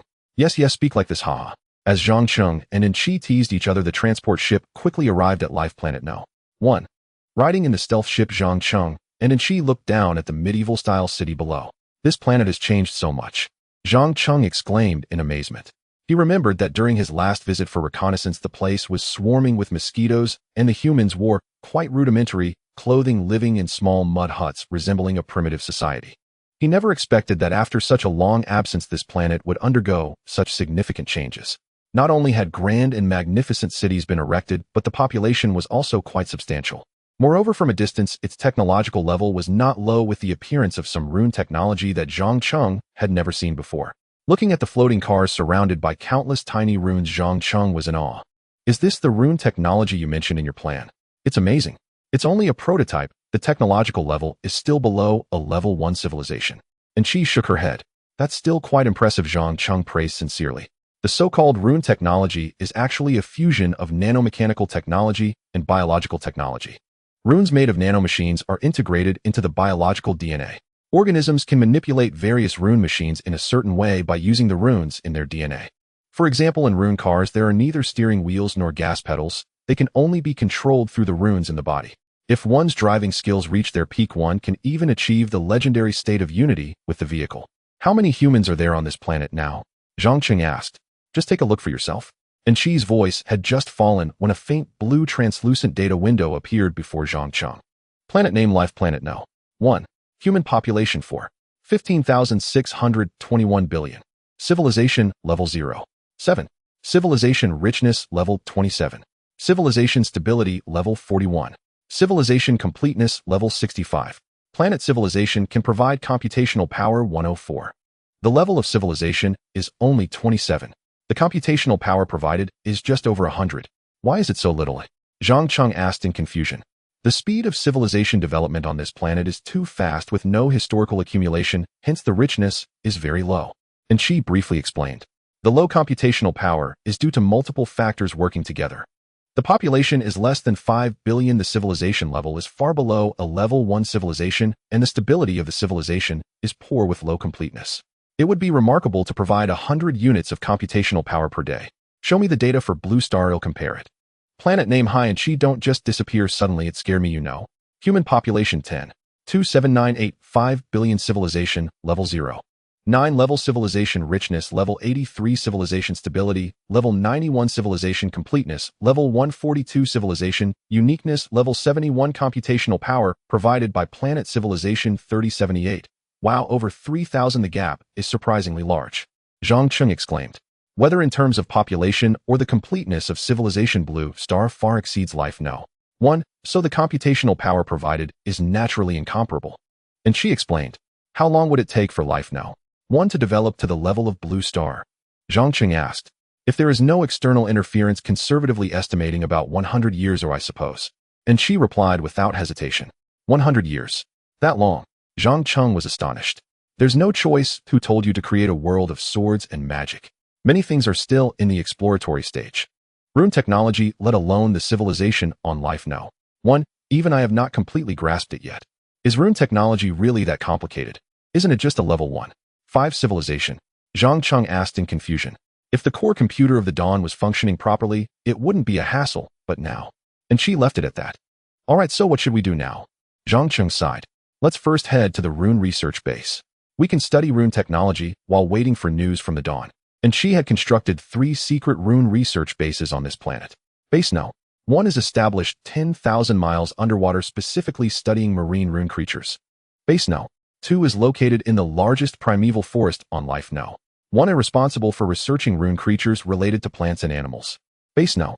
3 is suspended in midair, mainly studying rune technology applicable to humans. A series of rune technologies such as rune cars, rune lamps, and rune firearms were all developed in Base No. 3. Zhang Cheng followed in Chi, touring the rune warehouse and admiring the various peculiar rune technologies. Picking up a metal-made rune firearm, Zhang Cheng played with it, saying, How do you load bullets into this gun? This gun doesn't require loading bullets, and Chi said with a glance. No need to load bullets then. And Chi ignored Zhang Cheng's confusion and directly picked up a delicate little pistol beside her, with countless light blue tiny runes appearing from her fingertips wrapping around the pistol. With a slight curl of her finger, she pulled the trigger. Bang! The deafening sound was ear-splitting.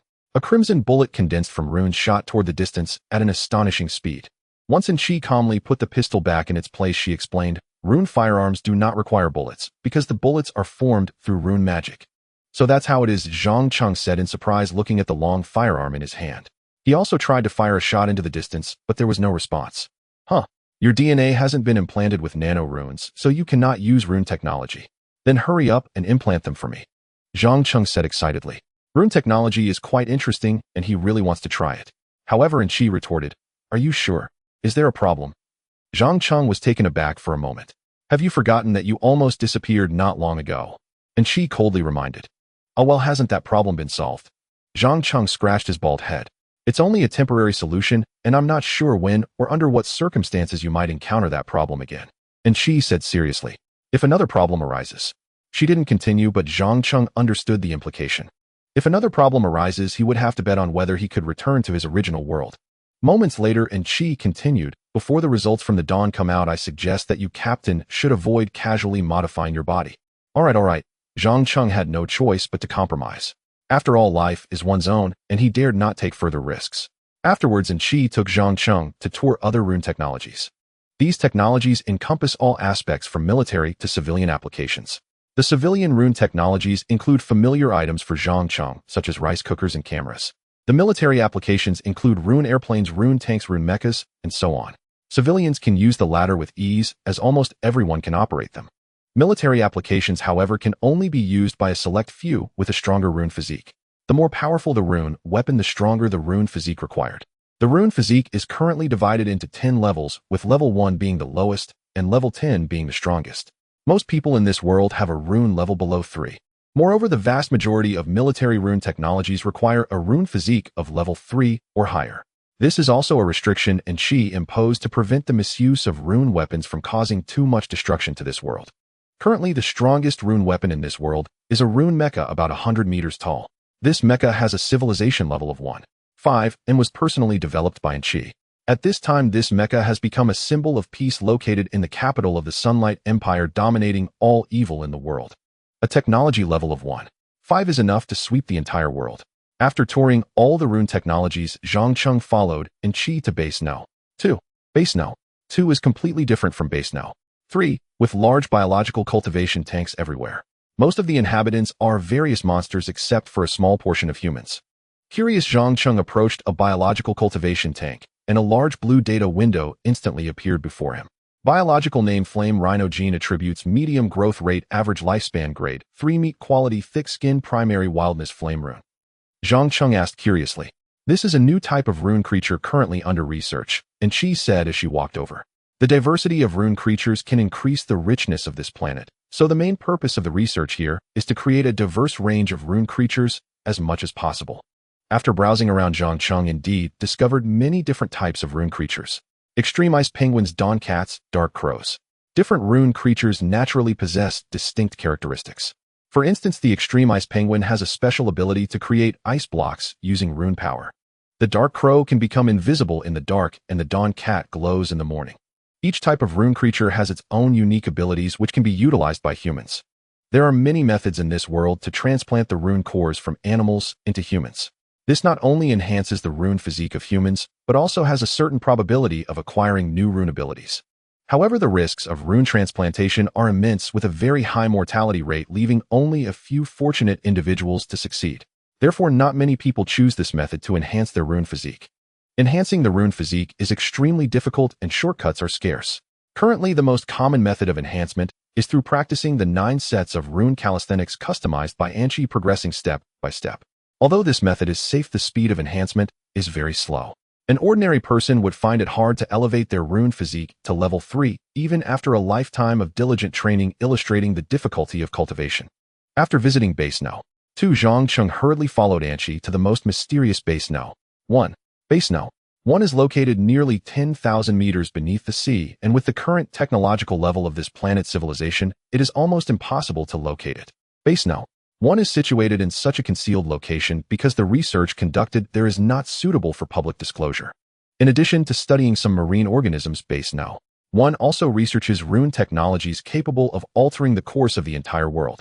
For instance, rune artillery with power comparable to nuclear weapons, and rune secret techniques that can bring the dead back to life. These technologies surpass much of what exists in this world and are currently not suitable for circulation, hence they are sealed within this facility. What is this? Zhang Cheng picked up a white mask-like object and asked. This is a superpower mask. When worn on the face, it grants the wearer the power equivalent to level 9 runes, easily capable of destroying a country with a technological level of 2. 3. Zhang Cheng was taken aback upon hearing this. It is worth noting that in the Great Star Sea game, the technological level of the Dyson Sphere is only 2. 8. Yet this seemingly extraordinary mask possesses technology comparable to the Dyson Sphere, highlighting its high technological content. Besides this mask, Zhang Cheng also discovered several rune technologies with a level above 2. If these rune technologies were to leak out, they would undoubtedly have a tremendous impact on the world. After touring these advanced rune technologies, Zhang Cheng left Base No. 1 with Anchi. Originally, Anchi intended for Zhang Cheng to stay here and await news from the Dawn ship. Base No. 1 can be considered the safest place on this planet. However, it was too eerie here with the pitch-black ocean outside the window. After just a short while, Zhang Cheng felt an overwhelming sense of oppression. Unable to tolerate the atmosphere, Zhang Cheng requested Anchi to take him away. Between Base No. 2 and Base No. 3, Zhang Cheng unhesitatingly chose Base No. 2. Base No. 2 is located within a vibrant, life-filled primordial forest, and the base itself nurtures various novel forms of life. Compared to researching any military technology, Zhang Cheng is more inclined to study rune life. Thus, for the time that followed, Zhang Cheng resided in Base No. 2, researching a variety of novel rune creatures with Anchi's assistance. Creating life is naturally not an easy task, but fortunately Anchi customized a simple life fabrication system for Zhang Cheng. With this system, Zhang Cheng can easily create various bizarre rune creatures. The operation of this system is quite simple, featuring mainly 2 functions. The first is shape fabrication, which assists Zhang Cheng in creating the biological forms he desires. The second is gene entries, through which Zhang Cheng can enhance the specificity of rune creatures by inserting various gene entries. Currently, the gene library contains 47 million different gene entries, sufficient for Zhang Cheng to create a variety of organisms. Moreover, if Zhang Cheng has any ideas, he can communicate them to Anchi, allowing her to create new gene entries. Let me see which entries would be good for this creature. Zhang Cheng leisurely reclined in his chair, tapping away at his tablet. Interest and hobby entries. Weapon affinity: possesses a natural fondness for weapons, experiences excitement and satisfaction when holding a blade. Opposite sex affinity: has a strong desire for the opposite sex, experiences unusual excitement when near the opposite sex. Zhang Cheng's gaze swept over the categorized entries, yet he was unable to make a choice.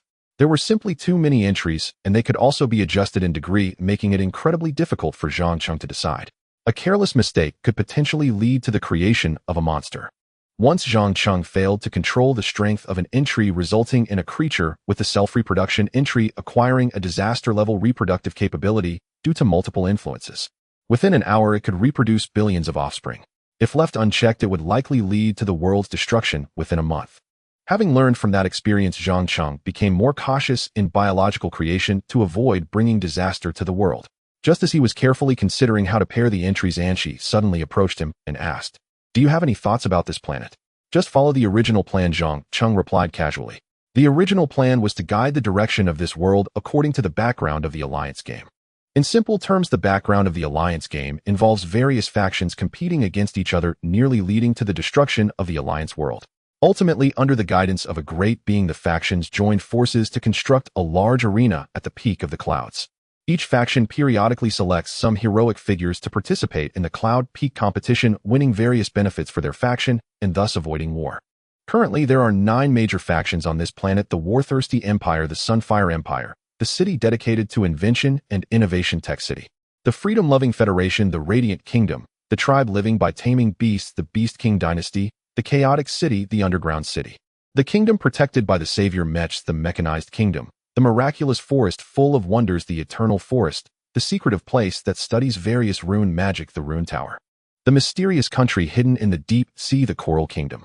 These 9 factions have engaged in several wars against one another, with more than half instigated by the Sunfire Empire.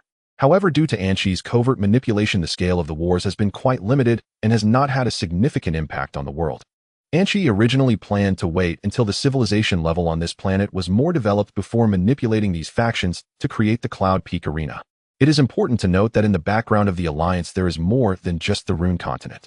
Besides the Rune Continent, there are also the Shadow Continent, which reveres shadow secret arts, and the Blood Continent ruled by the blood-colored giant beasts, among others.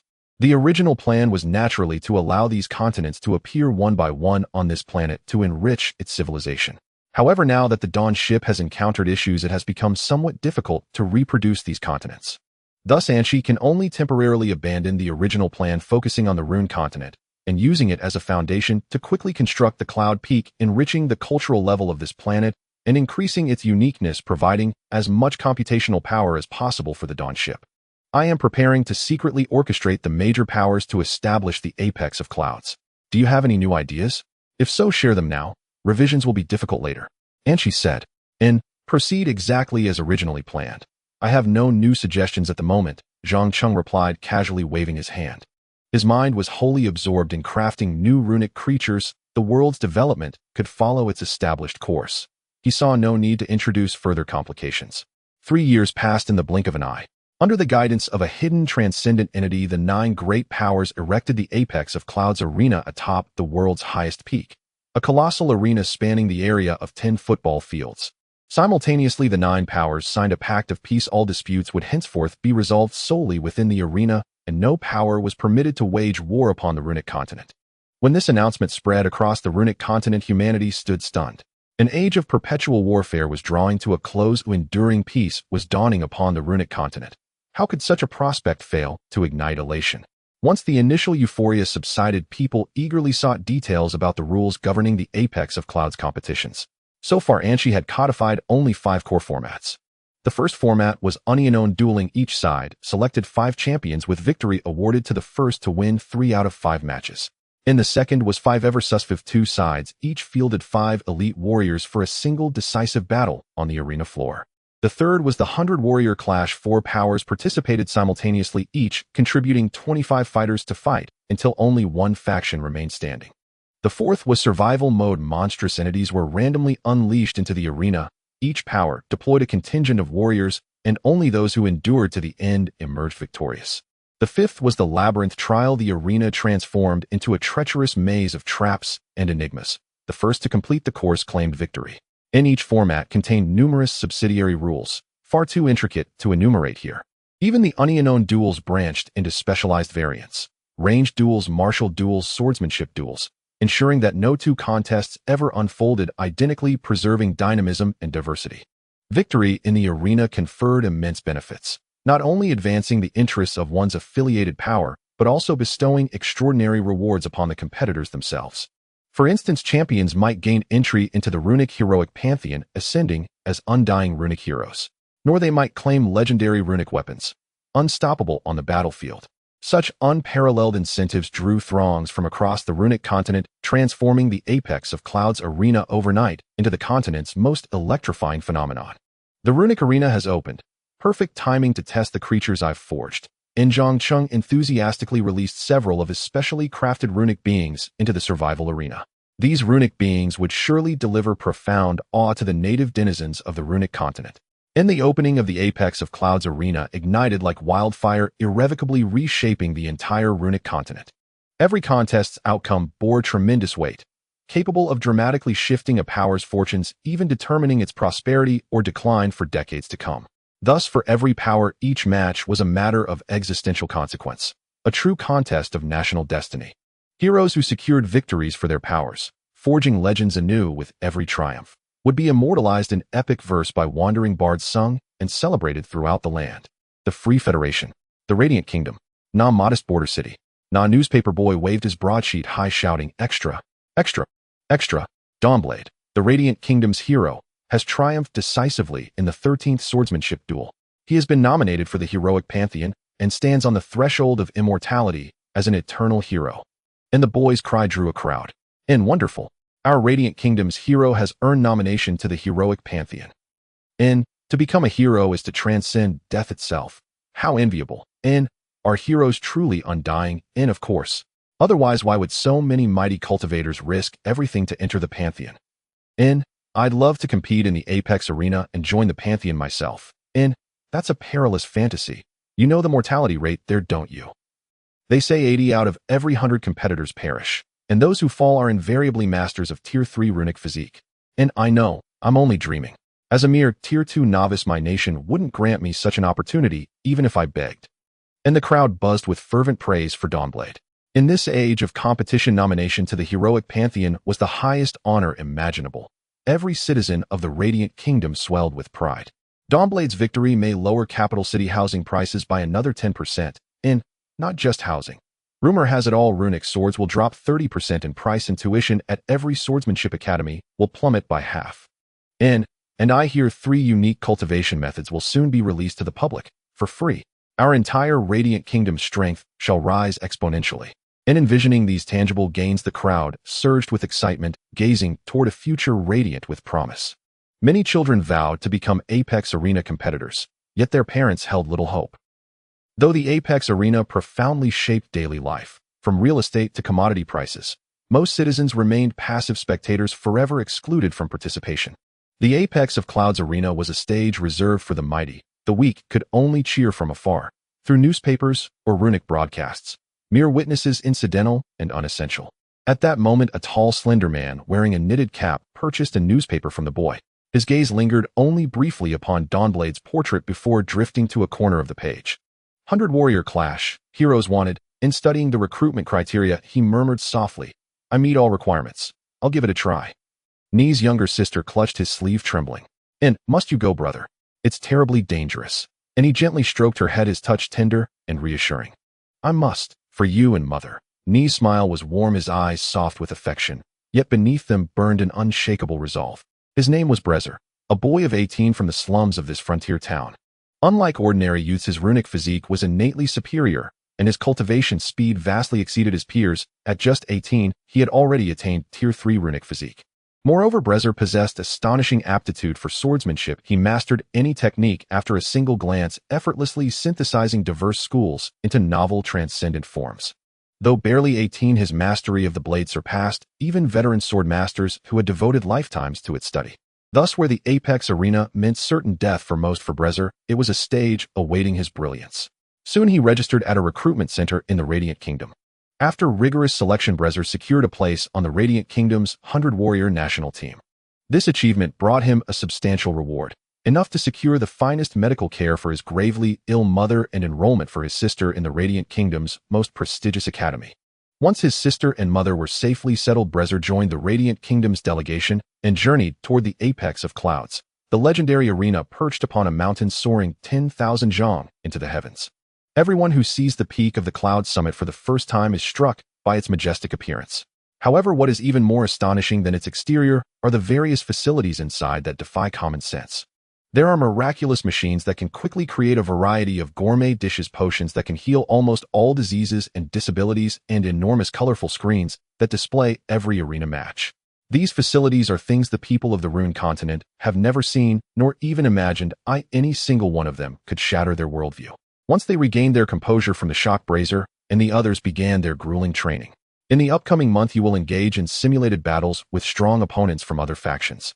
The instructor spoke sternly to everyone.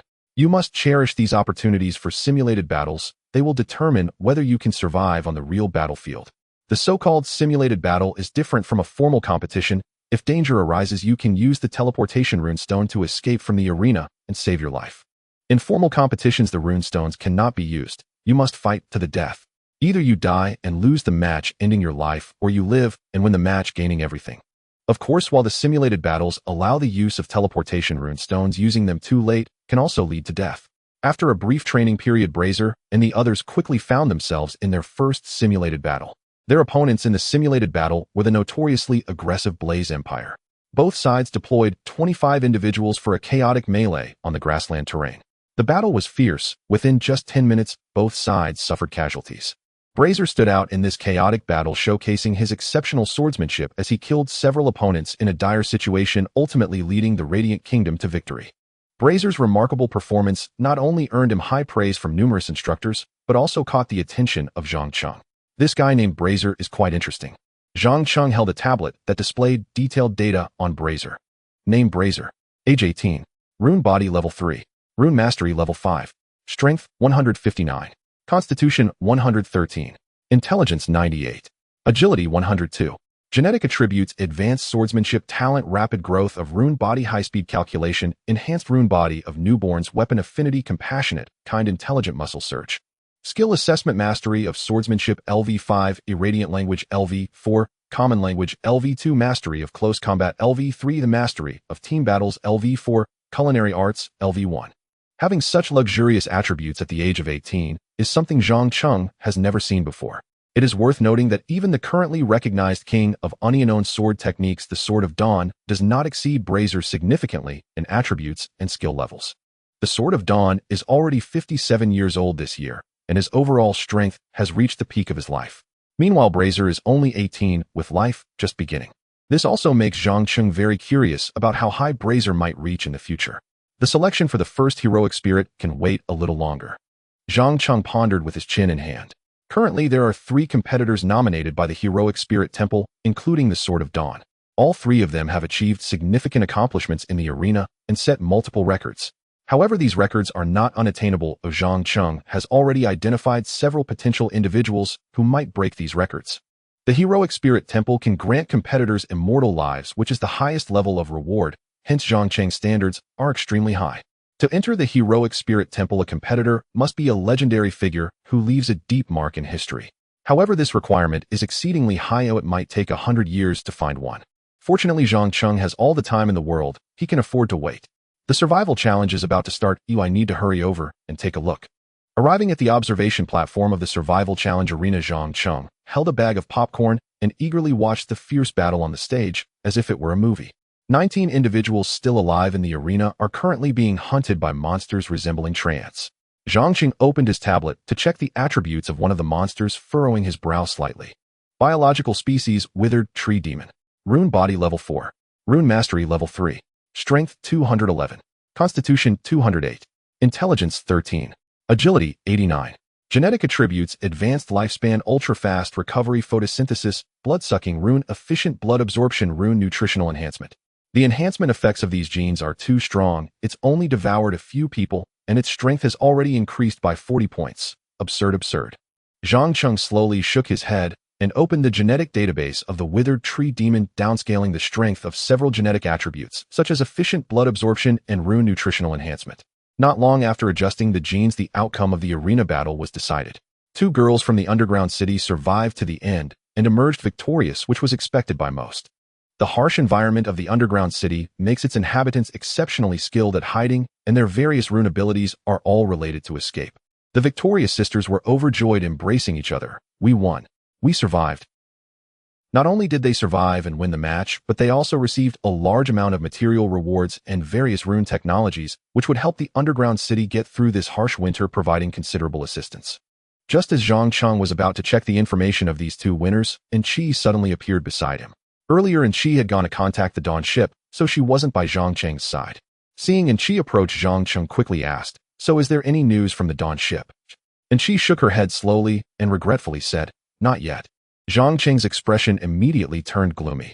After several years, no news had come from the Dawn ship, which made him quite restless. However, it's not that there's absolutely no good news. Enchi's words lifted Zhang Cheng's spirits, and he quickly looked at her with a questioning gaze. "Although we haven't contacted the Dawn ship, the situation on high, Enchi, you mischievous child, don't just disappear. You scared me. Star has improved. It seems to have returned to a normal state."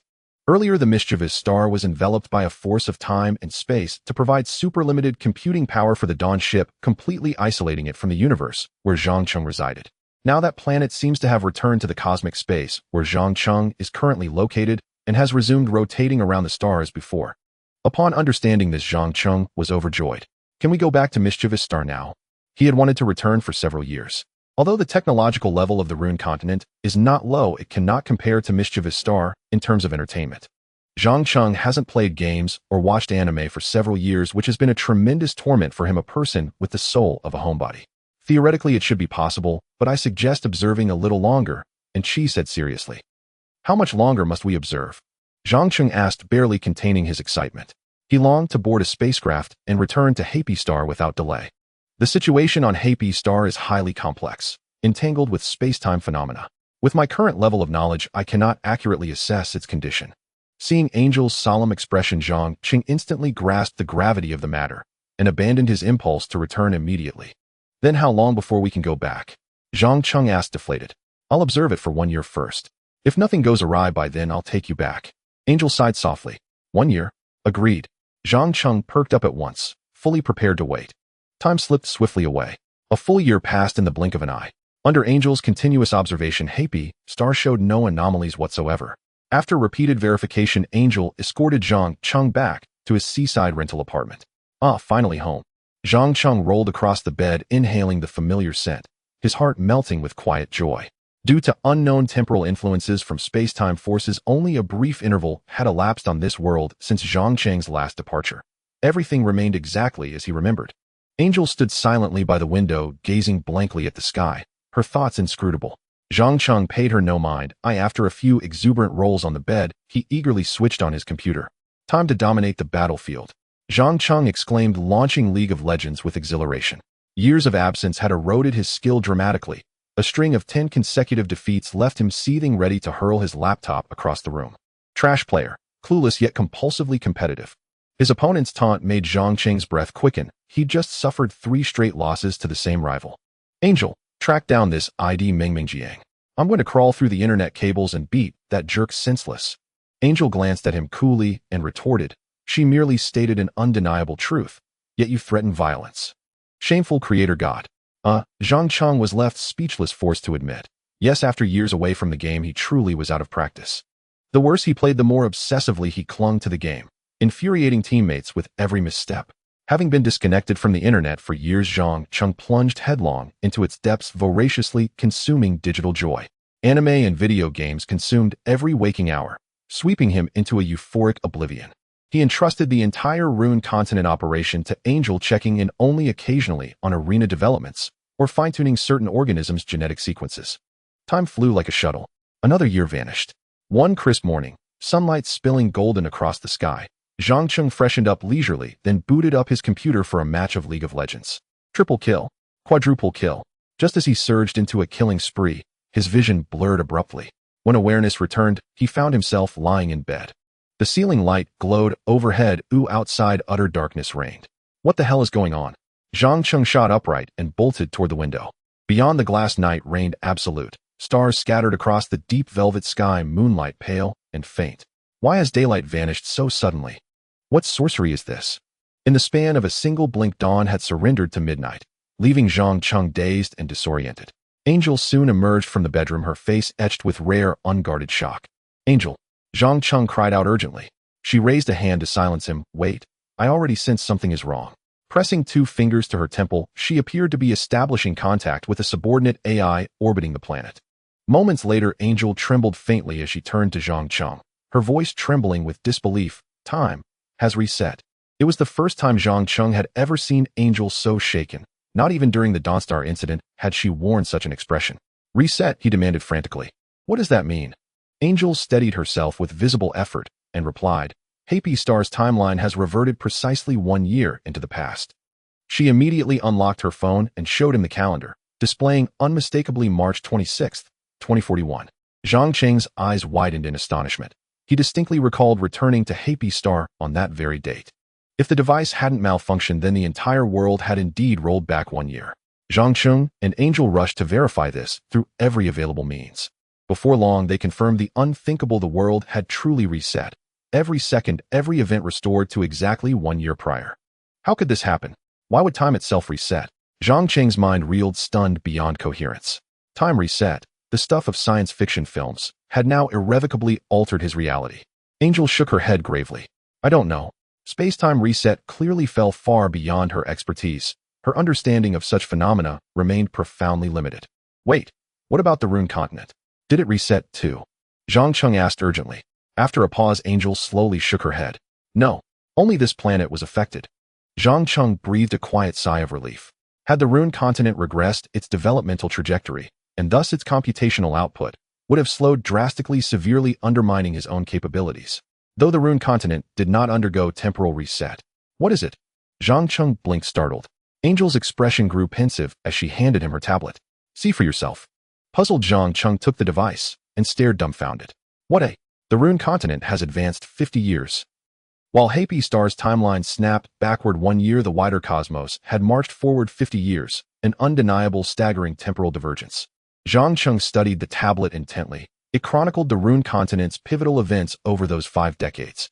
Year 13 of the Arena era, the 13th year following the founding of the Summit Arena, saw Breezer the prodigy Zhang Cheng had long championed unleash unparalleled prowess upon the Summit stage. He shattered multiple world records, fulfilling all pre-established criteria for enshrinement in the Hall of Eternal Heroes, becoming the continent's first immortal, undying hero spirit. Year 17 of the Arena era witnessed a teenage prodigy from the Ten Beast dynasty forge a covenant with the level 10 runic beast, the Celestial Elephant, propelling him to become the era's undisputed supreme sovereign. Year 18 saw the Ten Beast dynasty's burgeoning ambition ignite an aggressive campaign, provoking the wrath of the machine-blessed nation. Once again, legendary Mecha strode forth, wielding blades of pure light to sever the Celestial Elephant's head, extinguishing war before it spread. The Ten Beast dynasty was subsequently subjected to severe sanctions and ostracized by all major powers. Year 23 brought another miracle. Breezer became the first human to attain a level 7 runic body, stunning the entire world. Year 25 marked a turning point. Factions collectively decided to expand the Summit Arena, constructing secondary arenas across their territories, ushering in the age of universal combat. For 27 years in the arena, countless mysterious shadow creatures emerged on the Shadow Continent, leading to the slaughter of numerous Rune beings and invasions of major city-states. In the 31st year of the arena, the legendary Mecha wielded a giant sword of light in a desperate battle against the Shadow Leviathan, ultimately resulting in mutual destruction. The Shadow Leviathan sank into the endless abyss, vanishing without a trace, while the legendary Mecha fell into the depths of the Broken Sword Valley, completely losing its combat ability. In the 37th year of the arena, the Human Alliance was formed with hundreds of thousands of elite troops gathered in Radiant City, using their flesh and blood to forge a great wall, successfully blocking the advance of the Shadow Creature army. In the 42nd year of the arena, Blazer forcibly broke the genetic lock, using the body of a heroic spirit, allowing the Rune body to break through to level 8. In the 43rd year of the arena, Blazer, along with the Black Cat sisters from the underground city, successfully infiltrated the lair of the Shadow Scorpion and slayed the slumbering creature. In the 45th year of the arena, Blazer mastered shadow magic in a desperate situation, and utilizing the power of shadows, broke the genetic lock once again, allowing the Rune body to break through to level 9. In the 47th year of the arena, Rune scientist Antonri successfully merged shadow magic with Rune science, creating shadow weapons with devastating effects against shadow creatures. In the 50th year of the arena, shadow weapons were mass-produced, enabling humanity to successfully repel the shadow creatures and force them back to the shadow continent. After carefully reviewing the major events on the Rune continent over the past 50 years, Zhang Cheng asked Anqi, beside him, what is going on with these shadow creatures? Isn't it still under research? Anqi, having understood the situation through secondary intelligence, briefly explained the shadow material I stored in the underwater laboratory leaked out due to an earthquake, causing some deep-sea creatures to become shadowed, which led to this shadow crisis. Planet Life No. 1 was originally created according to the design of the Alliance of Kings. Besides the mainstream rune technology, shadow secret arts were also a very important aspect. While researching rune technology, Anqi had naturally conducted studies on shadow secret arts. However, compared to the already established rune technology, shadow secret arts could only be said to be in their infancy. Consequently, everything regarding shadow secret arts was kept sealed, and Anqi planned to gradually study them when the time was ripe.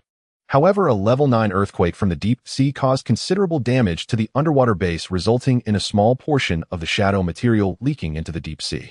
Subsequently, for various reasons, a portion of deep-sea creatures contaminated with shadow material mutated into highly aggressive shadow creatures. Currently terrorizing the Rune continent is the shadow experimental material No. 4072, codenamed Shadow Control, which primarily functions to manipulate others' thoughts through shadow secret arts. Anqi explained, thus all shadow creatures on the Rune continent possess only the ability of shadow control. This ability grants them formidable aggressiveness and infectivity. Any creature struck by their shadow secret arts may have its brain manipulated, turning it into a monster that only spreads shadow material. The power of shadow control is surprisingly strong. Zhang Cheng gazed at the data on the tablet, taking a sharp breath. Although shadow control is a decent control skill in the game Alliance of Kings, there are many shadow secret arts that are stronger than it. Yet this mid-tier shadow secret art nearly destroyed the Rune continent, which truly left Zhang Cheng incredulous. That's because the intensity was not adjusted properly, Anqi said, without surprise. The infectivity was too strong without any diminishing effect. It's normal for it to go out of control. Zhang Cheng nodded thoughtfully. The infectivity displayed by shadow control on the Rune continent was exceedingly terrifying. No matter if it was the weakest unicellular organism or the immensely powerful level 10 rune being, as long as they came into contact with a bit of shadow material, they would easily be transformed into shadow creatures.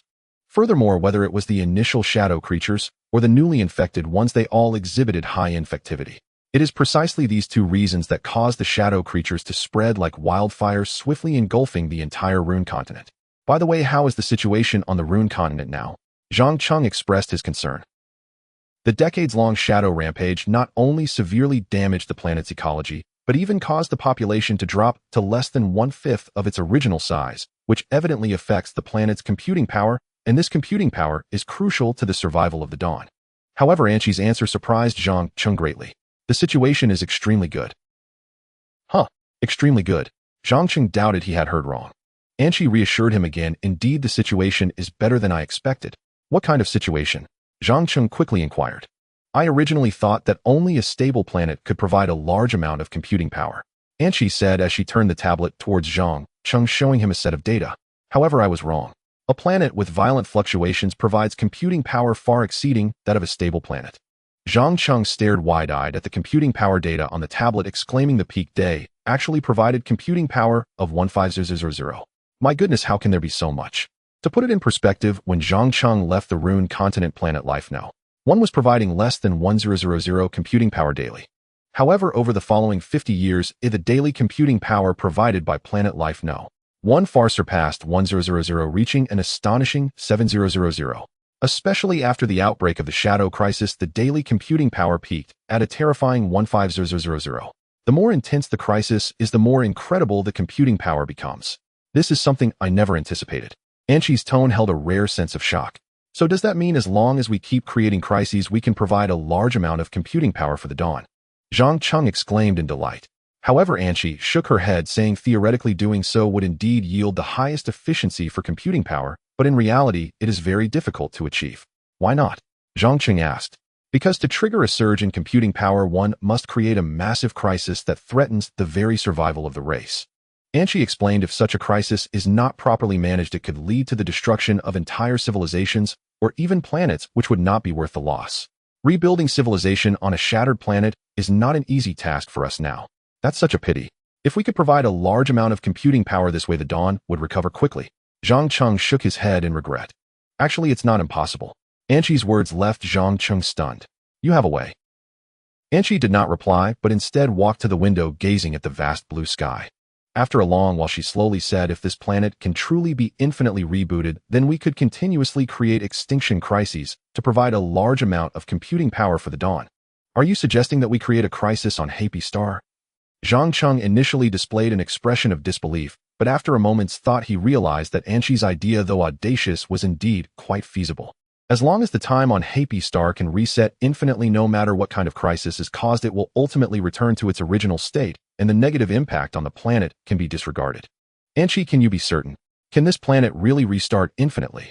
Zhang Cheng inquired. This was the most critical point. It should be noted that Happy Star is extremely important to the Dawn, serving as the primary source of computational power for the ship. If Anshi's judgment is flawed and Happy Star cannot restart, it would spell disaster for the Dawn. Anshi shook her head. I cannot confirm this, yet I need to observe for a while longer and gather more data before I can make a judgment. Zhang Cheng nodded. When it comes to the safety of the Dawn, the more cautious the better. What is your plan? Zhang Cheng asked. I intend to observe while also creating some controllable small-scale crises and simultaneously collect various data for analysis, Anshi replied.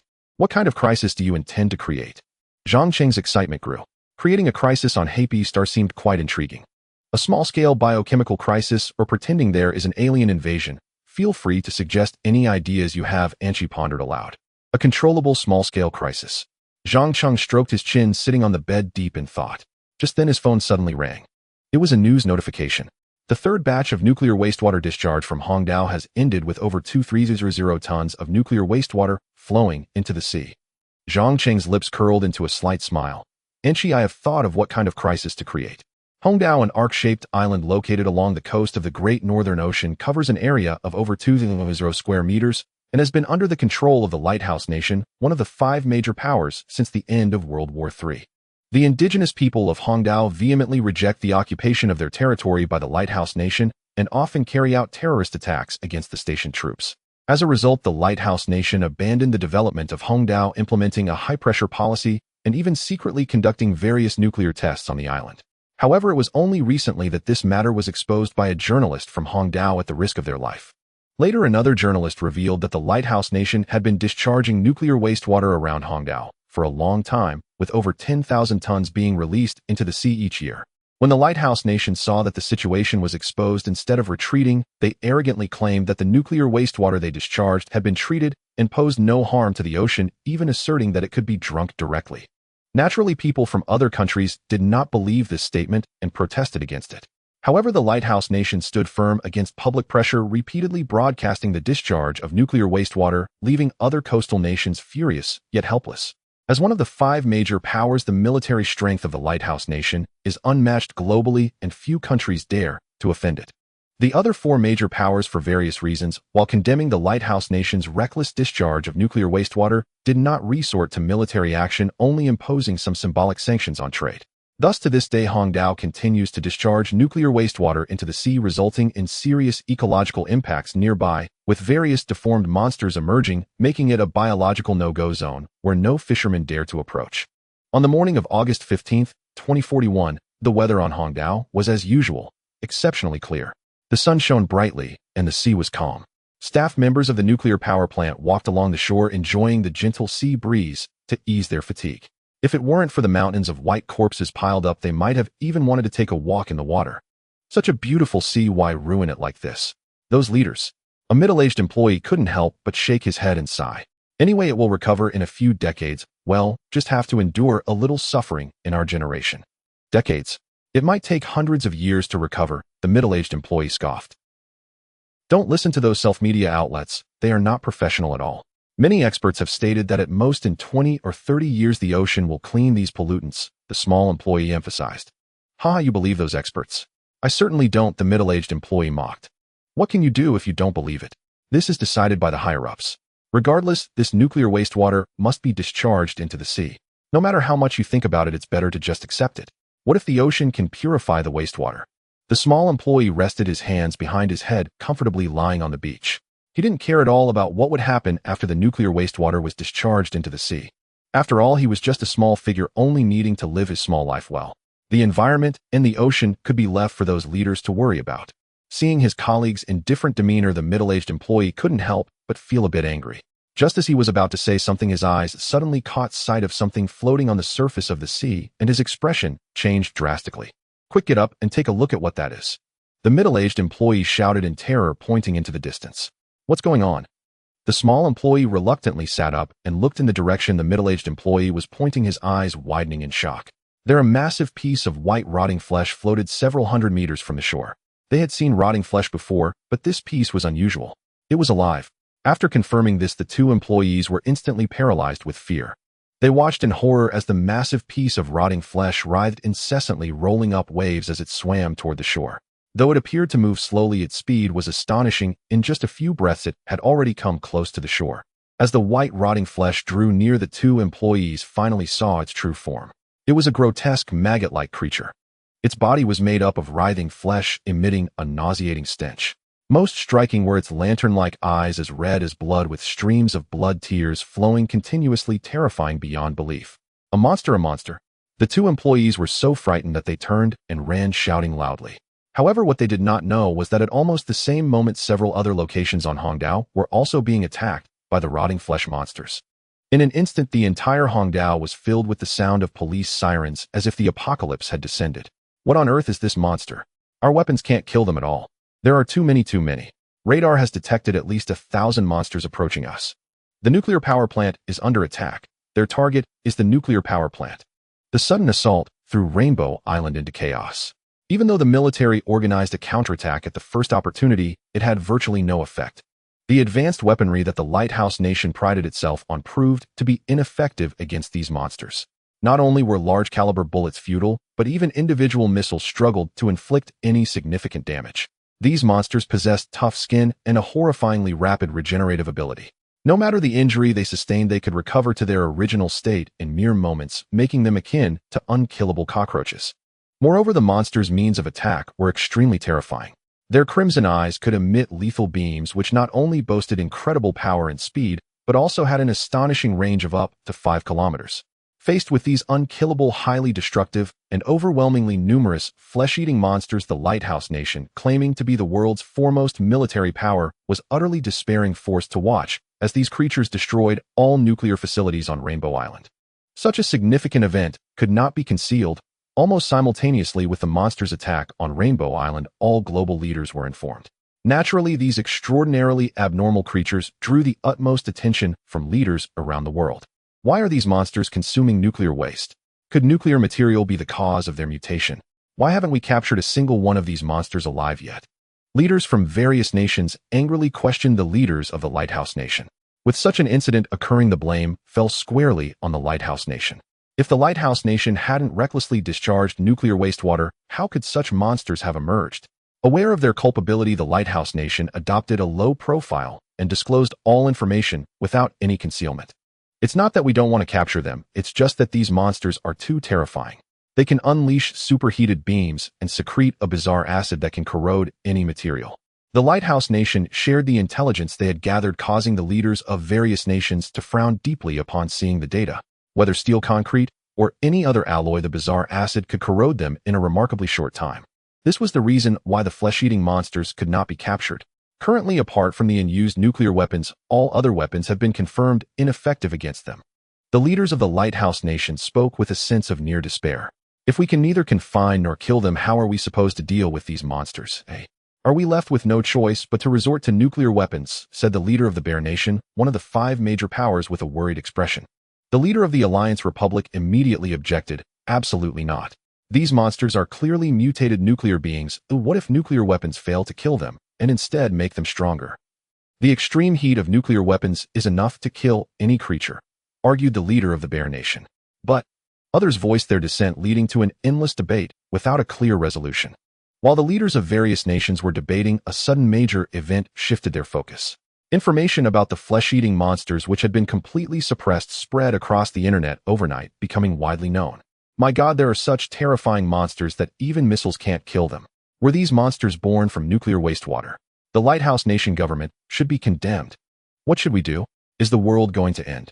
The public around the world was in a state of panic, feeling immense fear towards the suddenly appeared flesh-eating monsters on Rainbow Island. Officials from various countries also recognized the severity of the situation and quickly came out to refute the rumors. The flesh-eating monsters reported online are fake. The videos were fabricated. Please do not believe the rumors. These monsters have never appeared on Rainbow Island. The officials from the 5 major powers urgently refuted the rumors, spending considerable manpower and resources before finally managing to quell the situation. Of course, this incident also infuriated the leaders of various nations. During a conference, the president of the European nation, one of the 5 major powers, slammed the table and shouted, "Which bastard leaked the information? Don't they think things aren't chaotic enough? An investigation is already underway. Once the results are out, whoever it is will pay the price," said the leader of the Lighthouse Nation through clenched teeth. Due to the revelations from a mysterious force, the Lighthouse Nation's reputation in the international arena had plummeted to rock bottom. Although it hadn't reached the point where everyone was calling for blood, it was not far off. However, what the leader of the Lighthouse Nation did not know was that all of his statements had been overheard by Zhang Cheng. "Hey, you want me to pay the price? Just wait and see," Zhang Cheng said with a cold smile. On September 14, 2041, in the Lighthouse Nation, a coastal city, Nigeria, hundreds of environmentalists marched in the streets waving flags and chanting slogans. Refuse nuclear wastewater, protecting the ocean environment is everyone's responsibility. Cherish the ocean, protect the environment. Resist nuclear pollution and share the clear blue sky. As the parade progressed, more and more people joined the ranks. Many people were live streaming the march on their phones, trying to draw more participants into the protest. However, before long, the scale of the demonstration grew so large that even the government had to intervene. On the coast, hundreds of fully armed police officers blocked the parade. "Go home quickly, stop the march, or we will implement compulsory measures against you," the captain shouted loudly through a megaphone. In response, countless empty bottles flew towards him. "Screw you, government. By discharging nuclear wastewater into the ocean, you are the criminals against humanity. You will face the wrath of the ocean." Environmentalists hurled insults frantically, their voices so loud that they drowned out the captain's megaphone. The captain hid behind the shields of his officers and shouted into the radio, "Prepare the water cannons, let's show these bastards some color." Soon several officers ran over with water cannons. However, before they could spray the crowd, all the protesters suddenly fell silent. "A bunch of cowards, is that all it takes to scare you off? Set the water cannons up, shoot." Just as the captain had a moment of smugness, a massive shadow suddenly loomed over him. Why did it suddenly get dark? The captain looked up in confusion. In the next moment, he saw the most terrifying monster he had ever encountered in his life. An unimaginably huge, flesh-eating monster was looming over him. "Monster!" Someone screamed first, and everyone reacted, fleeing for their lives. Their actions undoubtedly enraged the monster. The flesh-eating monster roared, and terrifying acid splattered everywhere. In an instant, the last several dozen police officers caught in the acid were reduced to a puddle of goo on the ground. After killing the officers, the monster did not stop there. It rampaged through Nigeria for an entire day and night, only retreating back to the deep sea amidst the thunderous sounds of cannon fire. Nigeria is under attack by the rotting flesh monsters. The rotting flesh monsters are real. They have attacked Nigeria. The government has deceived us, attempting to conceal the existence of these monsters. Despite the Lighthouse Nation's government trying to suppress the truth, it ultimately could not hide the incident of the rotting flesh monsters. Countries around the world, seeing that the truth could not be concealed, resorted to appeasement. Citizens of the Lighthouse Nation, please do not panic. We will ensure the safety of every citizen. Our military has already rushed to the coast to defend and will not allow any rotting flesh monster to breach our defenses. Please trust them. They are the strongest army in the world. Far away in the Chaohai Nation, Zhang Cheng watched the declaration issued by the Lighthouse government and couldn't help but chuckle. Hee, with the strength of their military, they think they can stop the nuclear mutated whales. And she interjected, "If they are willing to go to any lengths, it's not impossible to hold off the nuclear mutated whales for a year." With less than a year until the world resets, all the Lighthouse Nation needs to do is hold out until then. Unfortunately, they are unaware of the impending reset. Zhang Cheng smirked. That's only because there are only 1,000 nuclear mutated whales. If there were 10,000, no amount of military could help. 1,000 is the limit. If there were more, we would not be able to control them completely, and she stated. Currently, with her abilities, she could only control 1,000 nuclear mutated whales. If the Dawn had not encountered an accident, it would have been easy to control not just 1,000, but even 1,000,000 nuclear mutated whales without needing to be so cautious now. Zhang Cheng sighed. If the Dawn had not encountered an accident, controlling 1,000,000 nuclear mutated whales would have been effortless, and there would be no need for the current level of caution.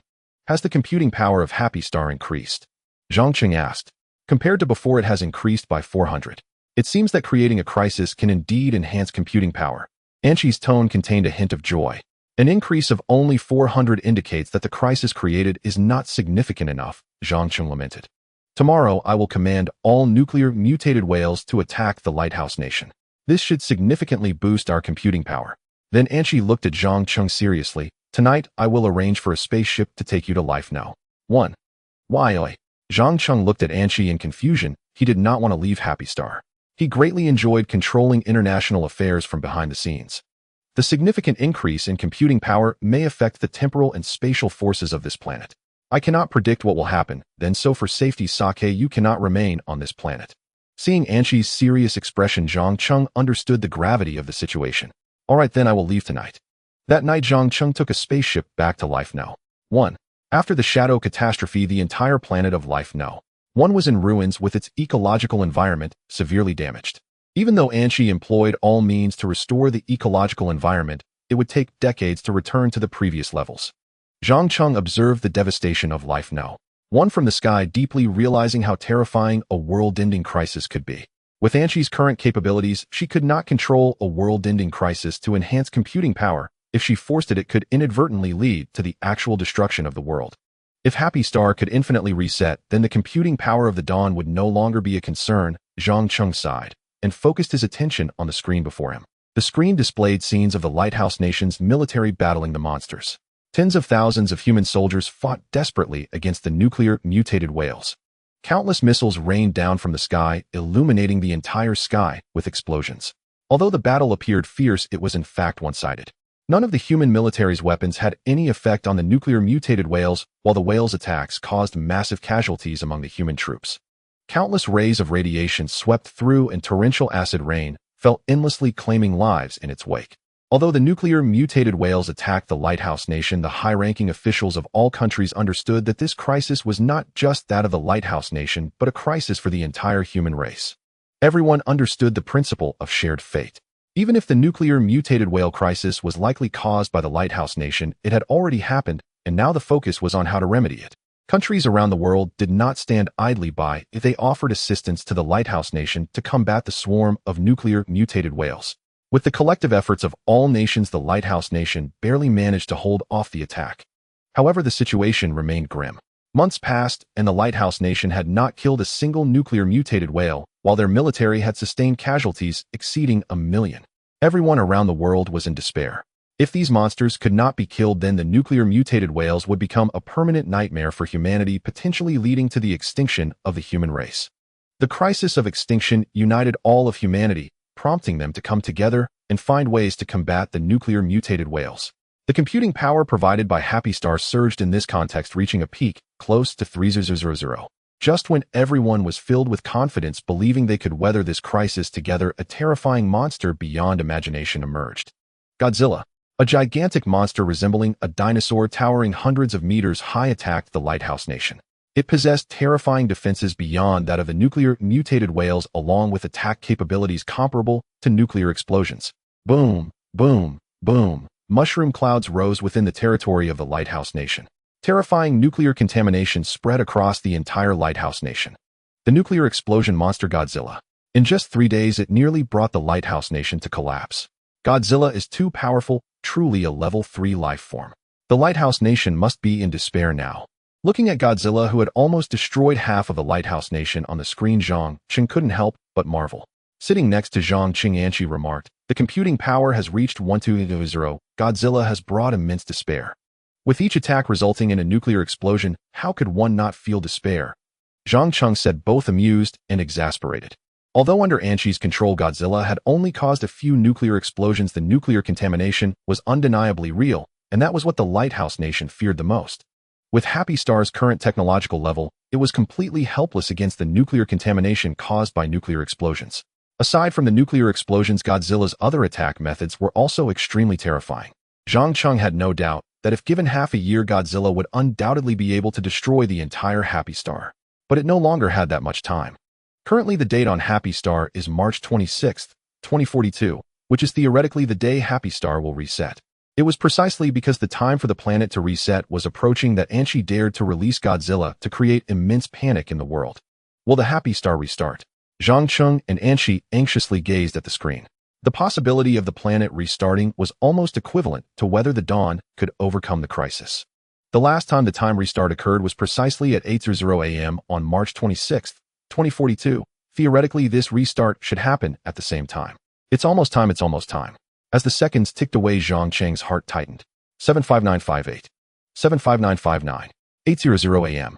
At the moment the clock struck 8, the image on the screen abruptly froze. What's happening? Time has stopped, Zhang Cheng said in confusion. Anshi immediately pulled up various data for analysis.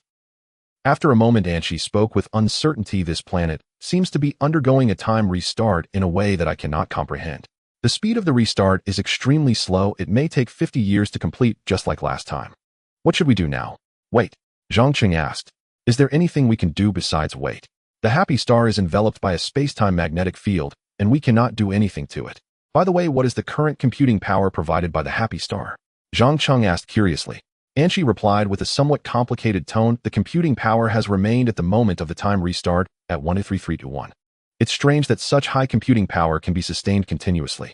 Zhang Cheng was astonished and incredulous. It has maintained a computing power of 12000 all this time. Is this for real? Currently, this is what I have detected. Anshi also found it hard to believe this result. Having 12000 computing power sustained for 50 years means the dawn is saved. Zhang Cheng exclaimed joyfully, nearly jumping up. Let's not be too optimistic. Such high computing power might only be temporary, we don't know how long it can last. Anshi said cautiously. Even if it's only temporary, it's a significant help for the dawn. Zhang Cheng was overjoyed, finally seeing hope for the dawn's recovery. Time passed slowly. Days went by. Seeing that there were no significant changes with the happy star, Zhang Cheng entered the sleep pod and fell asleep. 50 years is far too long. Unable to go to the happy star, and with no interest in life, and finding the spaceship too dull, he could only spend this time in the sleep pod. Anshi continued to observe the happy star. As a high-level artificial intelligence, she didn't need to rest like Zhang Cheng. 50 years might be a significant part of life for others, but for Zhang Cheng, it was merely a nap. Waking up from the sleep pod, Zhang Cheng sat up and stretched widely. Anshi had been waiting nearby. Seeing Anshi's face, Zhang Cheng paused for 2 or 3 seconds before suddenly coming to his senses. How is the happy star? It has restarted. Anshi's words immediately energized Zhang Cheng. Really? Anshi nodded seriously. The happy star has restarted. Everything has returned to how it was before. After receiving Anshi's confirmation again, the heavy stone that had been hanging in Zhang Cheng's heart finally fell. Great. Is there any news from the dawn? Zhang Cheng asked. I tried to contact the dawn, but there has been no response from them. However, based on some tests, it seems that the situation on the dawn has improved. Anshi said with a smile. Wonderful, wonderful. Zhang Cheng jumped with joy. Let's quickly create a new crisis on the happy star so that the dawn can recover faster. I am already preparing for that. Anshi replied. What kind of crisis are you planning to create this time? Is it still the nuclear mutation monsters? Zhang Cheng asked. This time I'm planning to try a combination of various crises. I want to see if there is a difference in the increase of computing power caused by different crises. Anshi said. Are you preparing to create several crises at once? That sounds a bit extreme. Zhang Cheng couldn't help but feel worried, fearing Anshi might accidentally ruin the happy star. Anshi noticed Zhang Cheng's concern and explained, you don't need to worry. I will control the intensity of the crises. I won't destroy the happy star. Although it seemed that the happy star could restart, Anshi didn't dare to truly destroy it. If it couldn't restart, that would be disastrous. That's good. Zhang Cheng sighed in relief. How is life now? 1. The planet's ecology has mostly recovered. In about 10 more years, it will be fully restored, and the Cloud Summit Arena has reopened, currently providing nearly 1,000 computing power daily. It's great that life 1 has recovered. We can create crises on the happy star. You just don't disturb life 1. Zhang Cheng said. Anshi nodded. I was thinking the same. After briefly explaining what happened over the past 50 years, she took Zhang Cheng to the happy star. Returning to the familiar room, Zhang Cheng dusted the table and couldn't help but feel nostalgic. Back again, it feels just like the last time I returned. Anshi replied flatly, the time rewind has returned everything to how it was originally, but I cannot be sure if the rewind is complete. Further observation is needed. After tidying up a bit at home, Zhang Cheng immediately opened a game of League of Legends. It's different from the teammates I matched with last time, Zhang Cheng said with interest. He still remembered that there was a player with the ID Mengmeng Jiang who had matched with him several times. The reason he remembered so clearly was that the other party had scolded him badly, leaving him at a loss for words. Your timing for entering the game this time might be different from last time, which caused this discrepancy. Anshi analyzed. Zhang Cheng nodded, thoughtfully, not caring much about it. After playing a few rounds of League of Legends, he went out of the room with Anshi to experience the human atmosphere of the happy star. How do you plan to create the crisis? Zhang Cheng asked as they walked. I plan to test a large-scale climate crisis first, such as continuous rainfall, prolonged high temperatures, and so on. Then I'll try some special crises like a nationwide mutation, resurgence of spiritual energy, etc. After that. At this point, Anshi suddenly froze. Zhang Cheng looked at her in confusion. What's wrong? Why is this happening? Anshi said in disbelief. What exactly is going on? You need to tell me. Zhang Cheng became even more curious as he rarely saw Anshi show such an expression. Just take a look for yourself. Anshi waved her hand, and a translucent screen appeared in front of Zhang Cheng. Looking at the screen of a delicate girl in a pink skirt, Zhang Cheng couldn't help but exclaim, Xiao Longer. The person appearing on the screen was none other than Zhang Cheng's neighbor, 17-year-old high school student Xiao Longer. On the screen, Xiao Longer was anxiously speaking to her two friends. The content of their conversation left Zhang Cheng utterly astonished. Why don't you believe me? I really did travel back from a year ago. Xiao Longer pouted. It's not that we don't believe you, it's just that you haven't provided any convincing evidence, Xiao Longer's friend Lu Qin said with a helpless expression. If someone suddenly said to you, I traveled back from a year in the future, it would be hard for any normal person to believe, wouldn't it? Lu Qin's boyfriend Zhang Yang also wore a bitter smile, unable to understand why Xiao Longer suddenly said such things to them. Oh, I really did come back from the future. How can I make you believe me? Then tell me tomorrow's lottery numbers. If you get it right, I'll believe you, Zhang Yang said with a smile. I don't buy lottery tickets, how would I know? Xiao Longer replied, feeling frustrated. If you don't know the lottery numbers, surely you remember the scores from the match. What was the kill count in the match between RNN and TT teams at 5 o'clock this afternoon? How would I remember such things from a year ago? I only recall that RNN seemed to have won that match. Everything else is a blur, Xiao Longer scratched her head. That goes without saying. RNN's strength is far superior to TT's, so of course RNN won. Lu Qin rolled her eyes. Meanwhile, Zhang Cheng listened intently to the conversation between Xiao Longer and her friends. Her memory actually remains intact. What is going on? Why is that? Zhang Cheng asked Anshi beside him. I can't comprehend it either, Anshi shook her head. Logically, with the reset of time, everyone's memory cells should revert to their previous state. Her memories shouldn't have been retained. By the way, why did our memories remain intact during the last time reset? My memory is retained possibly because I am an advanced artificial intelligence. As for you, Anshi pondered for a moment and said, it might be because your body is influenced by higher rules allowing your memory to persist. This answer is rather ambiguous. After all, Anshi doesn't understand the field of time and space very well and can only offer a rough explanation based on her existing knowledge. Zhang Cheng listened half understandingly and did not dwell on it too much. So what should we do about her situation? Should we just let it be? Zhang Cheng asked. Let's observe for a while. What concerns me more is how many others like her retain their memories. Anshi's expression grew increasingly serious. If many people retain their memories, then her subsequent plans would have to be altered. Although there was this small twist with Xiao Longer, it did not significantly affect Anshi's initial plan. The crisis arrived as scheduled. A terrifying torrential rainstorm descended upon the entire Neon Island. At first, everyone thought it was just an ordinary rainstorm. However, when it rained for an entire month, flooding most of Neon Island, everyone realized this rain was no ordinary affair. Online discussions about this torrential rainstorm surged. It must be that Neon Island's discharge of nuclear waste angered the heavens, and now the heavens are punishing it. Those who commit wrongful acts will surely meet their doom. Neon Island being flooded by nuclear waste is truly satisfying. Haha, that's nice. Let the rain fall even harder and submerge Neon Island. Many reveled in the misfortune, but more expressed concern. This heavy rain is truly bizarre. It cannot be explained scientifically. As a seasoned climate expert, I completely cannot comprehend this rainstorm. Its rainfall is far too abnormal. When will this torrential rain stop? Will such abnormal rainstorms occur in other places as well? No matter how heated the online discussions were, the rain continued to pour. The government of the Lighthouse Nation tried every method but could not stop this rainstorm in the slightest. Ultimately, with no other choice, they had to abandon Neon Island, letting it be submerged by the rain. As for the people on the island, they had long been evacuated by the Lighthouse Nation through various means. By the seaside house, Anshi looked at the completely submerged Neon Island and couldn't help but shake her head slightly. The computational power only increased by over 100. It's not as effective as the nuclear transformed whale. Zhang Cheng said beside her. The rainstorm surely isn't as terrifying as a monster. For future crises, we should focus on creating monsters. Although the rainstorm doesn't enhance computational power as much as the nuclear transformed whale, it's easier to control, allowing for multiple rainstorms to be created globally at the same time, Anshi replied. Global rainstorms. Zhang Cheng felt a bit frightened just thinking about it. If the scale of the rainstorm increases, the effects shouldn't be too different from that of the nuclear transformed whale. I plan to create rainstorms in 3 cities to collect more data for analysis. Do you have any targets? Zhang Cheng thought for a moment and mentioned 2 cities with severe nuclear waste discharge, Sadiqas and Marktadin. We've prepared almost everything. Then let's get started quickly, Zhang Cheng urged eagerly. Anchi handed him a tablet that displayed 3 avatars, one of which was remarkably Xiaolonger. Currently, I've found only these 3 memory retainers. I choose one. Zhang Cheng took the tablet and began pondering over the 3 faces on the screen. After this period of observation, Anchi discovered that when a crisis occurs in the world, if reborn individuals are involved, the computational power can be increased to a certain extent, though the specific principle has yet to be thoroughly researched. Thus, Anchi later altered her plan, deciding to arrange various crises centered around the reborn individuals. Currently, Anchi found 2 females and 1 male reborn individual. One is the high school student Xiaolonger, whom Zhang Cheng is familiar with.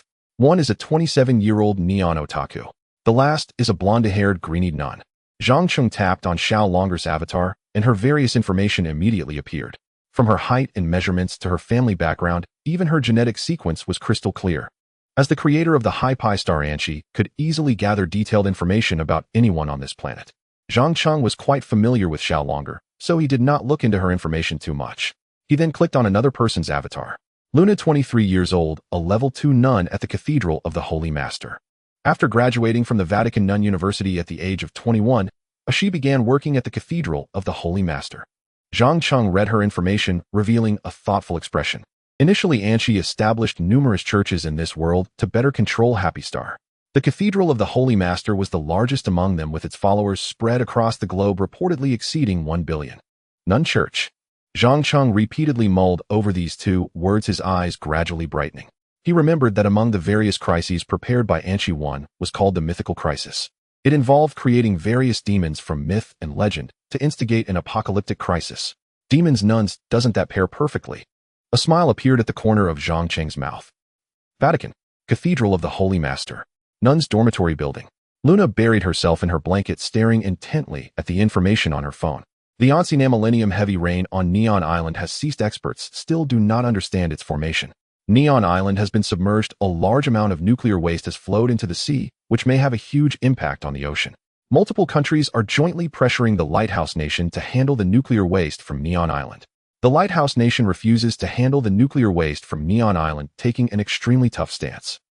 As her fingers scrolled through the news, Luna's brow furrowed deeper. No, why isn't there anything? Luna mumbled anxiously.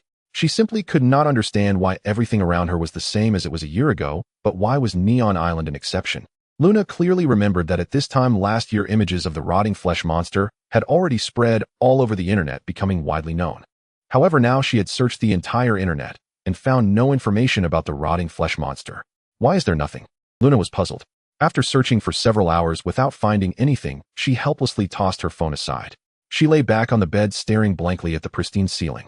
Luna murmured to herself, could it be that those were all just dreams?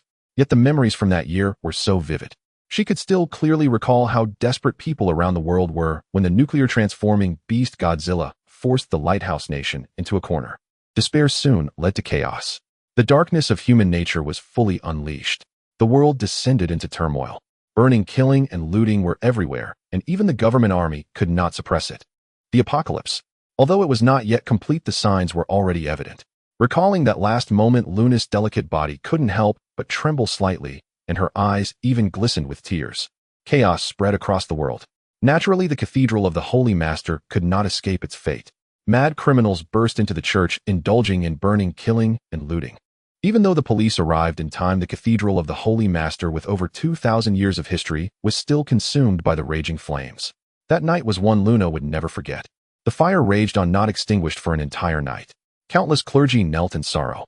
The Cathedral of the Holy Master was the spiritual refuge of all its followers. At the moment it burned in the flames, the souls of all the followers perished.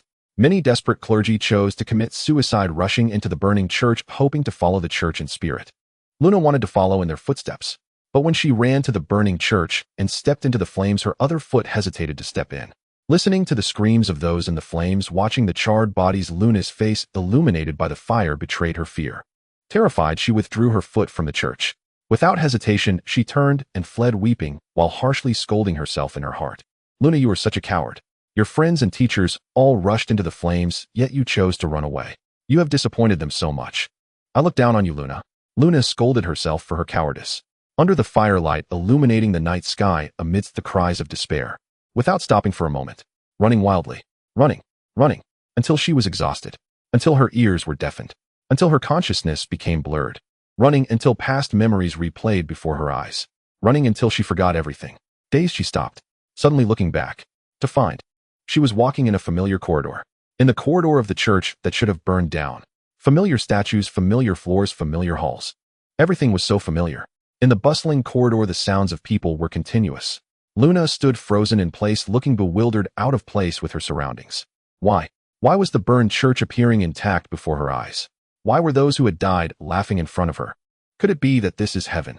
For a moment, Luna found it hard to distinguish between reality and illusion. Luna, why are you crying? A familiar voice rang in her ears. Luna instinctively turned to look. What met her eyes was a woman as beautiful as a princess. Alice, her roommate. She was still alive. Why? Just moments ago, she had rushed into the flames, embracing the church without hesitation. The flames had consumed her body. Her life had ended at that moment. But why? Why was she still alive? After a long days, Luna finally realized. She had returned to a year ago, to the beginning of everything. Alice, I'm back.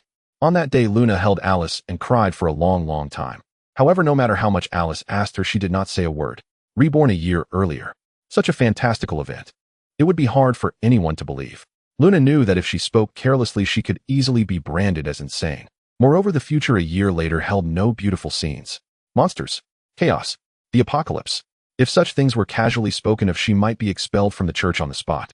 Thus Luna fell silent. She concealed the secret of her rebirth deep in her heart. Although the memories in her mind were incredibly clear, although everything around her was identical to her memories, Luna still found herself pondering from time to time.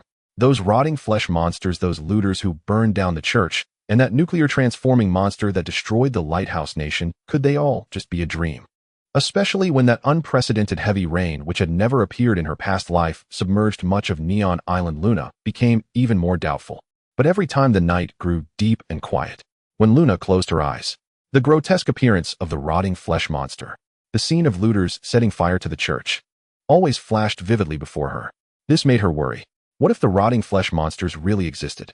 What if the nuclear transforming beasts truly existed? As the one who knew everything about the rebirth, should she remain silent? Should she watch as the tragedies that had once occurred happened again? The answer was undoubtedly, absolutely not. No matter what, Luna did not want those tragedies to happen again. She had to do something to prevent that apocalyptic future.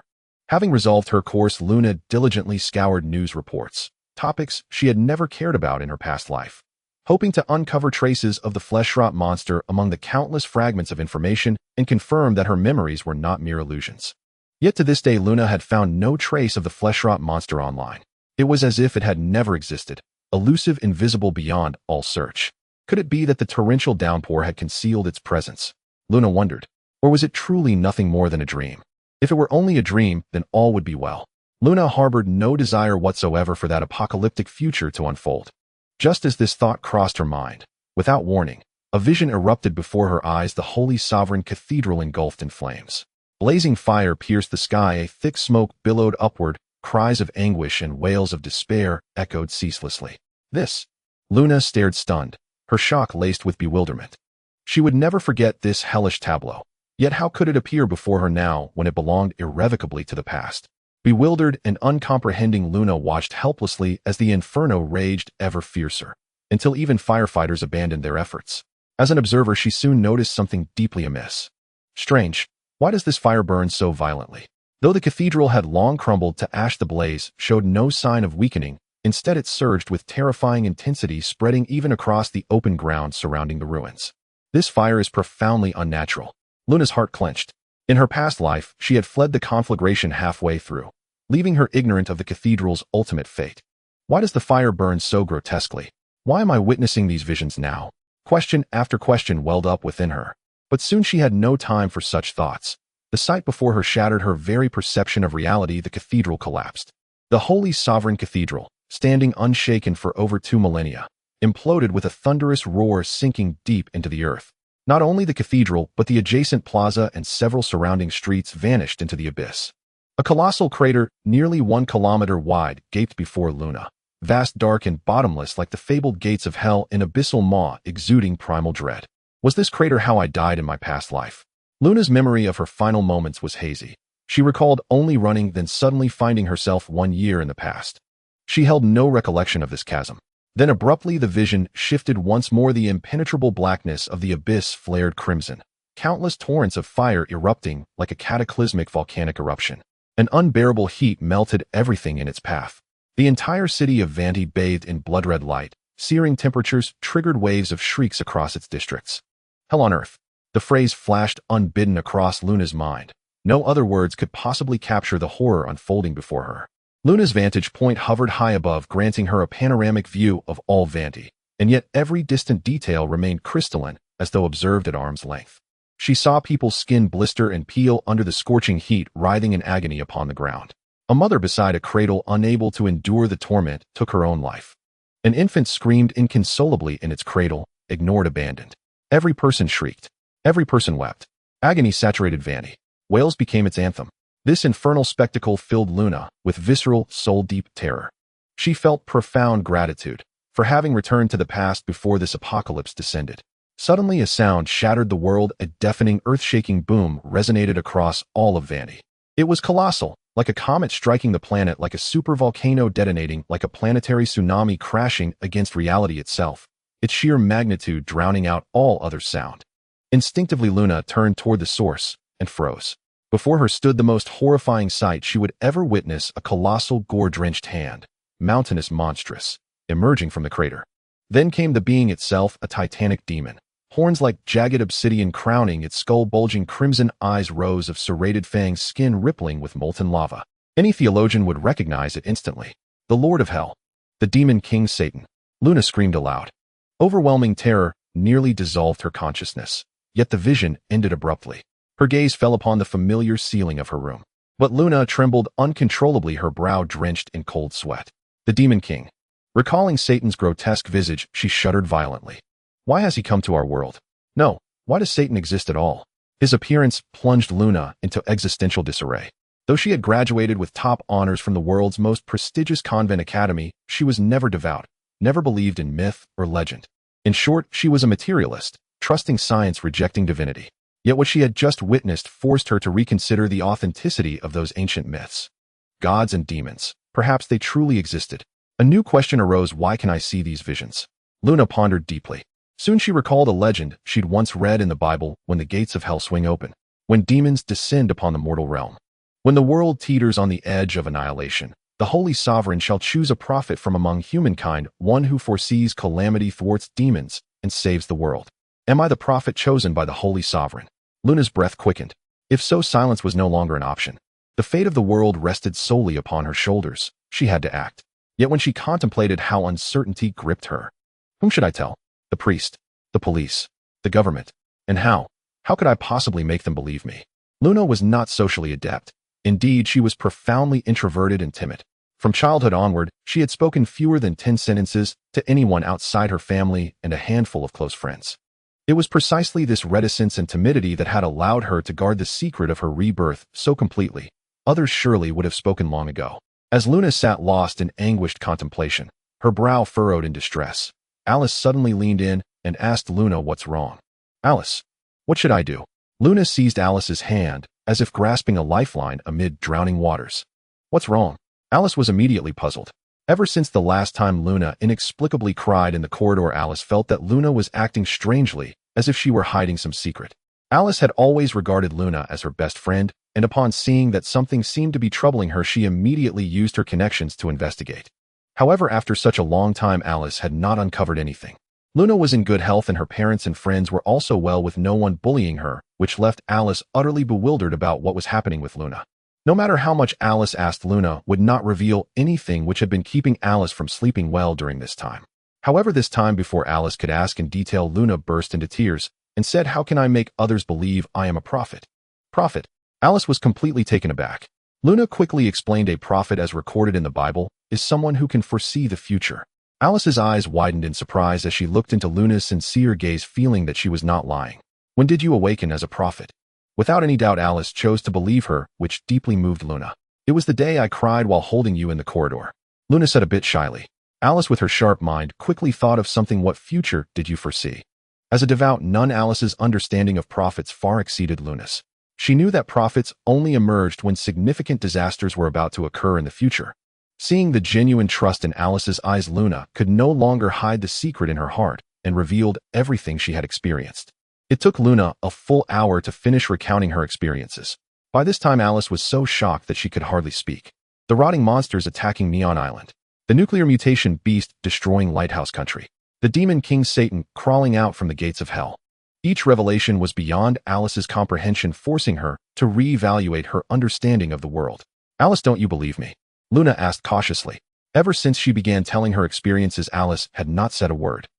After swallowing hard, Alice suppressed her shock and looked seriously at Luna, saying, I believe every word you say. You really believe me? Don't you think what I said is too far from common sense? This time it was Luna who was surprised. If Alice were to tell her such things, she would have immediately expressed doubt. Alice nodded earnestly again. I can feel your emotions. What you say must be true. Although it is indeed a bit strange, I am willing to believe you. Alice, thank you for believing in me. Luna was moved to tears as she tightly embraced Alice. It was only at this moment that she finally felt a burden lift off her shoulders. After the two girls embraced for a long time, Luna reluctantly left Alice's arms, but the tears in her eyes continued to flow uncontrollably. Alice took out a tissue and gently wiped Luna's tears, saying, All right, my dear prophet, you bear the heavy burden of saving the world. This is not the time to cry. This statement had an effect, and Luna forcibly calmed down, saying, So what should I do now? I'm not afraid to tell you that I really have no clue. Alice responded with a smile, You've already made a good start, my prophet. Luna looked at her in confusion. I will tell my grandfather about the future you foresaw. He will contact the government, said Alice. Your grandfather? Luna tilted her head. Sorry, I hadn't told you earlier. My grandfather is the high priest of the Holy Church, Anthony. Alice's words struck Luna like a bolt from the blue, leaving her completely stunned. After a long time, she managed to let out a few sounds. Your grandfather is High Priest Anthony. Alice playfully blinked to confirm. Oh my God, Luna exclaimed, almost wanting to kneel before Alice. The Holy Church is the largest church on this planet. The High Priest is the second most powerful figure in the Holy Church next to the Pope. Although the Pope holds a higher status, he generally acts as a mascot for the Church and seldom interferes in its management, similar to royalty in certain constitutional monarchy countries, so the actual power is usually in the hands of the High Priest. As the granddaughter of the High Priest, Alice was in Luna's eyes no less than those noble princesses. Her best friend Alice was actually a figure as noble as a princess. This revelation hit Luna almost as hard as the first time she encountered a rotting monster in her past life. After smiling at Luna, Alice told her grandfather about the prophet. However, he did not believe as quickly as Alice did, expressing skepticism instead. Fortunately, he was aware of the seriousness of the matter and immediately arranged for someone to take Luna to his office. Stepping into the luxuriously decorated hall of the priest, Luna instantly felt tense and very reserved. After all, she was just an ordinary person who had graduated from college a few years ago, and meeting the high priest who stood at the pinnacle of the church's power was bound to make her nervous. Fortunately, Alice held her hand tightly, continuously whispering words of comfort, which kept Luna from being too scared to move. High Priest Anthony was an elderly man nearing 70, with sharp eagle-like eyes, white hair at his temples, and wrinkles on his forehead that bore witness to the passage of time, giving him a very imposing presence that made Luna unable to look him in the eye. Little girl, you say you are the prophet chosen by the Holy Lord.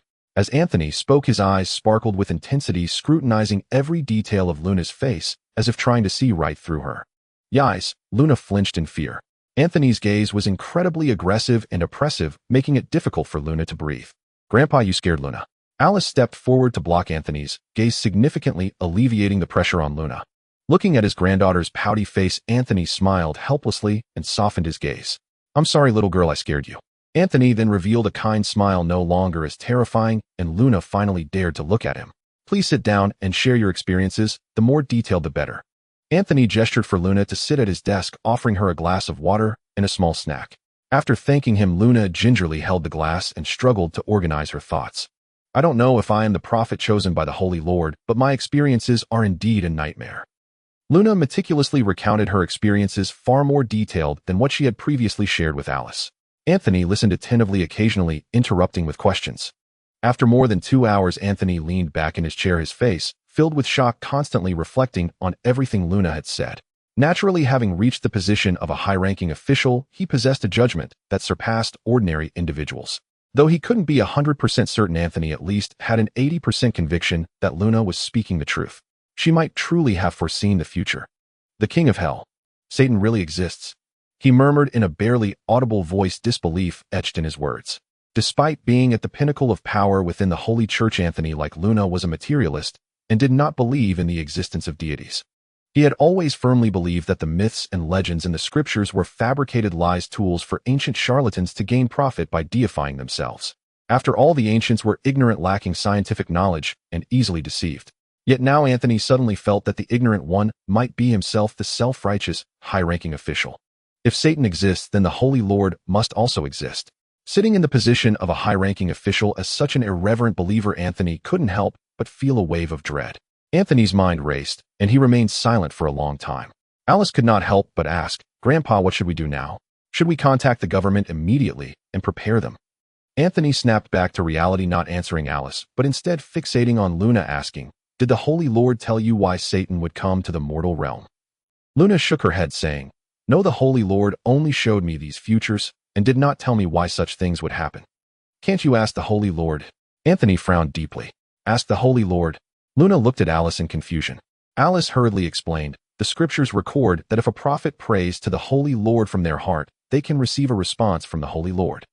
The Holy Lord will respond." Luna was astonished. She had never imagined that a prophet held such a high status, able to elicit a response from the Holy Lord. It is important to note that the Holy Lord angel is described in the scriptures as the creator of all of being that transcends everything. There are no fewer than tens of millions of believers praying to him every day, yet the Holy Lord has never responded to anyone. To be able to receive a response from such a great existence, just knowing this alone, left Luna feeling both honored and astonished. "You haven't prayed to the Holy Lord yet, have you?" Alice's eyes widened. Luna scratched the back of her head, feeling somewhat embarrassed. After all, until today, she had never believed in the existence of the Holy Lord, thinking it was just a fairy tale. Seeing Luna like this, Alice suddenly understood and couldn't help but angrily flick her forehead. You are truly taking the Holy Lord's love for you for granted." "I know I was wrong, though I will change in the future." Luna hung her head like a child who had done something wrong, allowing Alice to scold her, while secretly vowing never to doubt the existence of the Holy Lord again. After scolding Luna a few times, Alice calmed down and urged her to quickly pray to the Holy Lord, asking about the reason why the demon king Satan had come to the mortal realm. For her first prayer to the Holy Lord, Luna placed immense importance on it, specifically requesting a prayer room from Anthony and preparing various prayer tools with the highest standards. Luna also came with the highest specifications for the preparations before prayer. Holy water, bathing, fragrant incense, singing hymns. Various cumbersome rituals took a full 6 hours to complete. Though Luna was exhausted, she dared not allow herself to be the slightest bit negligent, always remembering Alice's instructions. Be devout, you must be devout." After silently reciting this several times, Luna knelt on the cushion, praying with utmost sincerity in her heart. "Great Holy Lord, angel, please forgive my ignorance and foolishness. Your most sincere believer wishes to know, why has Satan come to the mortal realm?" Meanwhile, Zhang Cheng, who was observing everything, broke into a grin. "Holy Lord, angel, shameless." Angel shot him a cold glance.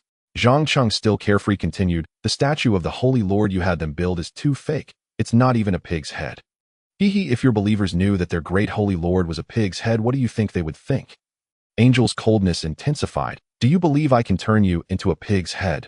Zhang Cheng was instantly rendered speechless, sensing that Angel was not joking. After glaring at Zhang Cheng, Angel turned her attention back to Luna. She did not answer Luna's question, but instead showed her a series of images. First, it depicted the governments of various countries, led by the Lighthouse Nation, discharging nuclear waste into the sea. Next were the suffering marine creatures affected by the nuclear waste. When Luna saw this scene, her body resonated with profound empathy, experiencing the heart-wrenching pain. Then Luna seemed to hear a sigh in the void. It was a disappointment toward humanity. Who was disappointed in humanity? The answer was evident. The Holy Lord. Upon realizing this, Luna felt as if she had fallen into an ice cellar, a chilling sensation enveloping her entire being. Had humanity's actions indeed disappointed the Holy Lord? So the Holy Lord would no longer protect humanity, allowing it to perish. Luna had many questions in her heart, but unfortunately the images abruptly ceased, and no matter how she prayed in her heart, she received no response. Luna walked out of the prayer room in a daze, and Alice and Anthony quickly surrounded her. "So did the Holy Lord respond to you?" Luna looked at Alice, her expression vacant, nodding dejectedly, and then weakly said, "The Holy Lord has abandoned us." What a... Both Alice and Anthony's expressions changed dramatically. What exactly happened? Hurry and tell us. Anthony asked seriously. Thus Luna recounted the images she had seen, as well as the sigh to Alice and Anthony. Nuclear waste. Alice's face was filled with anger, while Anthony fell into contemplation, thinking even more deeply. Alice, what should we do now? The Holy Lord has abandoned us. Are we doomed? Although Alice felt despair in her heart, she still forced herself to remain calm, holding Luna's hand and gently comforting. The Holy Lord has not abandoned us. That sigh was just a reminder for us not to continue harming the environment. It's not too late to mend our ways. If we immediately stop discharging nuclear waste, now the Holy Lord will once again protect us. Really. Hope reignited in Luna's eyes, which had been filled with despair. Alice nodded seriously. Believe me, the Holy Lord will not abandon any child who believes in him. At the same time, she silently vowed absolutely not. After understanding the reason for Satan's arrival, Anthony immediately took action and negotiated with various governments. Of course, convincing the governments to believe in prophecies and such nonsense about Satan was clearly not an easy task, at least not in the short term. After paying attention for a while, Zhang Cheng redirected his focus. If they haven't seen those legendary mythical creatures with their own eyes, these government leaders will definitely not believe it. You're not too foolish after all, and Chi said with a look of teachability. Zhang Cheng frowned, feeling insulted. If you can't speak properly, then don't speak at all. Then Chi stopped talking and busied herself with her own matters. Zhang Cheng was left speechless by her behavior. Her personality was exactly like that of his ex-girlfriend, completely unapproachable. I can't indulge her, or it will be chaos later on. Thinking this, Zhang Cheng said bluntly, all right, stop throwing a tantrum. Quickly tell me your next plan. Zhang Cheng's voice was not small at all, yet Chi seemed to ignore him, still engrossed in her own tasks. Hey, didn't you hear me? Zhang Cheng reached out to touch Chi's shoulder, but instantly recoiled, as if electrocuted. Hiss, what the heck, you actually shocked me. Zhang Cheng clenched his fists in anger. Yet Chi remained oblivious, not even glancing back, which infuriated Zhang Cheng. For the rest of the time, he tried various methods to attract Chi's attention, but she completely ignored him. In desperation, Zhang Cheng had no choice but to yield to Chi, saying, all right, I was wrong. Can you forgive me? Where did I go wrong? This familiar tone made Zhang Cheng momentarily dazed, giving him the illusion of facing his ex-girlfriend. I was wrong everywhere, he instinctively replied. Oomph. Chi snorted coldly, handing her tablet to Zhang Cheng, seemingly forgiving him. Zhang Cheng sighed in relief as he took the tablet, which contained Chi's subsequent plans. Apocalyptic promotions, resurrection of the evil god, live ghost encounters, breaking seals. Chi's plan consisted of over 100 items, all related to various mythologies. For example, regarding the apocalyptic promotions, there was a church claiming that December 21st, 2050 would be the day the gates of hell opened, bringing immense disasters to the world and leading to its destruction. Chi planned to use this to create a sense of impending doom across the globe. At the same time, she had her sights set on several adventure streamers, intending to use their broadcasts to convey messages about the arrival of spirits and the resurgence of terror. After carefully reviewing all of Chi's arrangements, Zhang Cheng couldn't help but express his anticipation, saying, wow, I really look forward to the developments in this world. A small country adjacent to the lighthouse nation, known as Hui country. This country has a very strong religious atmosphere, with almost the entire population following the Danzi religion. The Danzi religion is a church that preaches about the approaching apocalypse, and due to its largely detrimental doctrines, it has been categorized as a cult by many countries. At that moment, 5 individuals from the lighthouse nation, 3 men and 2 women, arrived at a temple ruin in Hui country. One of them held a camera, filming the desolate surroundings while loudly introducing it. This is the famous meat burial Buddha temple in Hui country. Legend has it that 300 years ago, the king of Hui country sacrificed 100 monks from the Danzi religion to the evil god in order to resurrect his male lover, turning them into stone statues buried deep within the temple. Since then, every year on the 15th day of the 7th lunar month, which is the ghost festival, hear the sound of the stone Buddha crying can be heard. Today, let our Ache ghost hunting team take you to verify whether the stone Buddha's crying is real. This group of 5 people is the famous ghost hunting team from the Lighthouse Nation, the Ache Ghost Hunting Team. They have been engaged in ghost hunting activities for a full 8 years, exploring hundreds of haunted locations around the world, attracting a large fan base globally. At that moment, it was not yet time to finish work, but the number of viewers watching their live broadcast had already exceeded 700, showcasing their immense influence. Surely, why are you so quick to start feeling scared? Didn't you say you have a lot of courage before? The team's black girl Moni teased the white beauty Shirley. Moni, I admit I underestimated ghost hunting adventures before, but the atmosphere here is simply too terrifying. It's completely different from the feeling of going to a haunted house.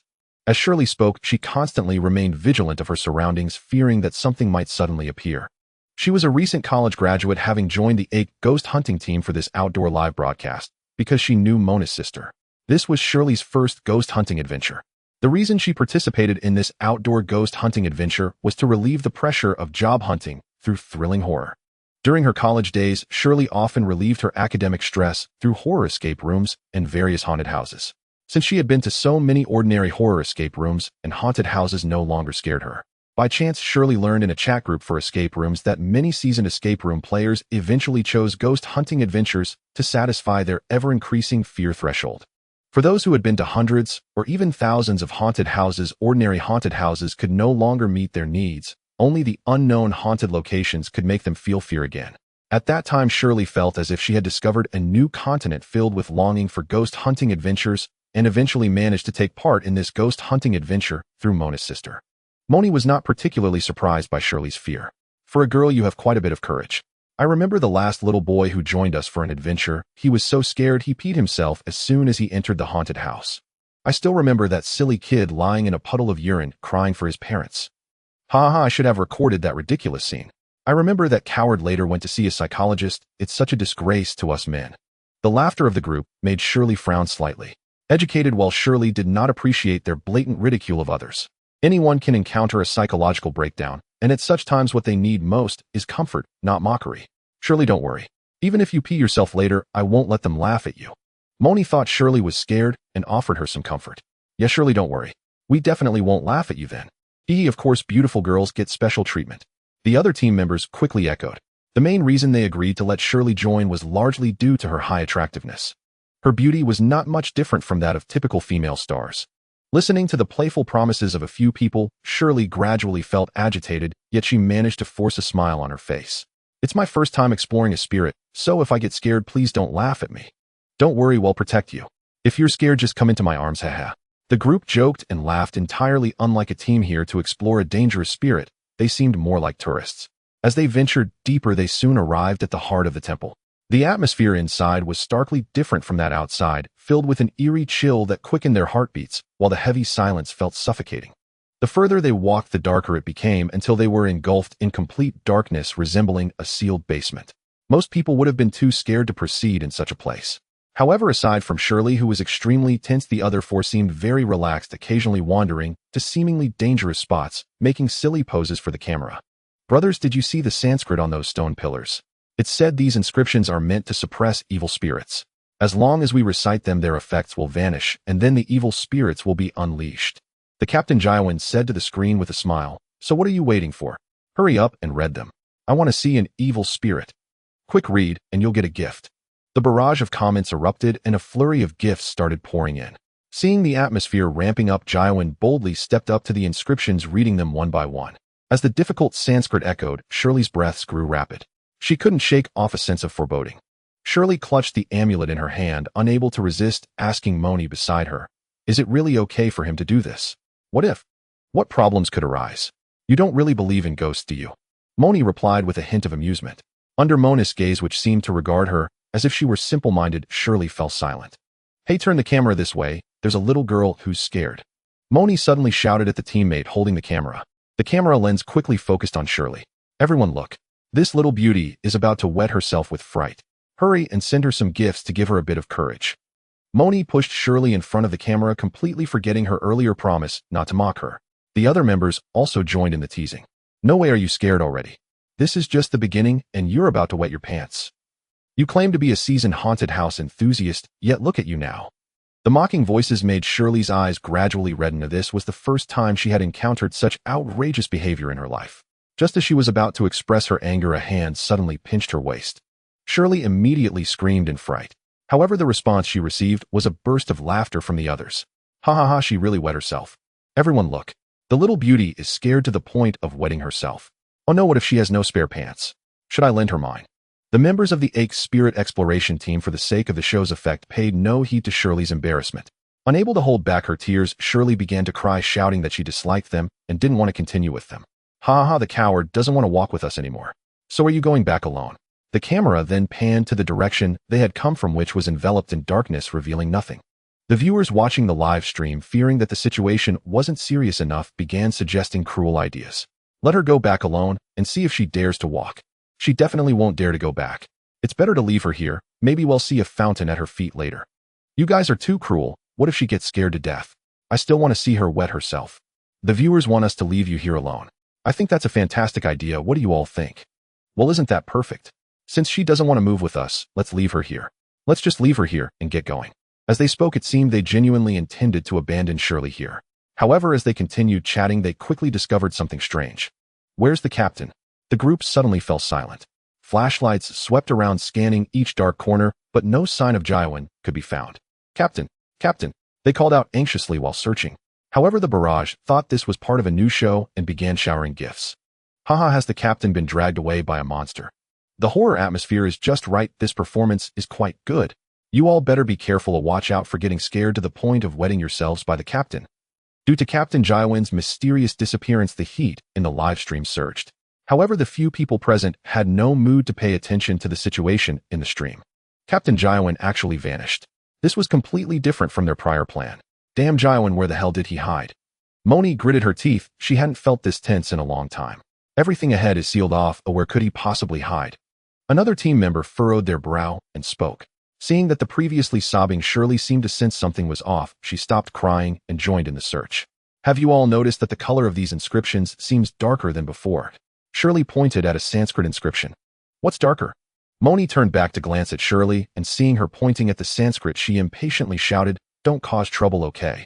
Feeling wronged, Shirley pursed her lips. She truly sensed that the inscriptions were redder than before, as if stained with blood. Looking at the vivid red inscriptions before her, Shirley curiously reached out to touch them, only to feel something wet.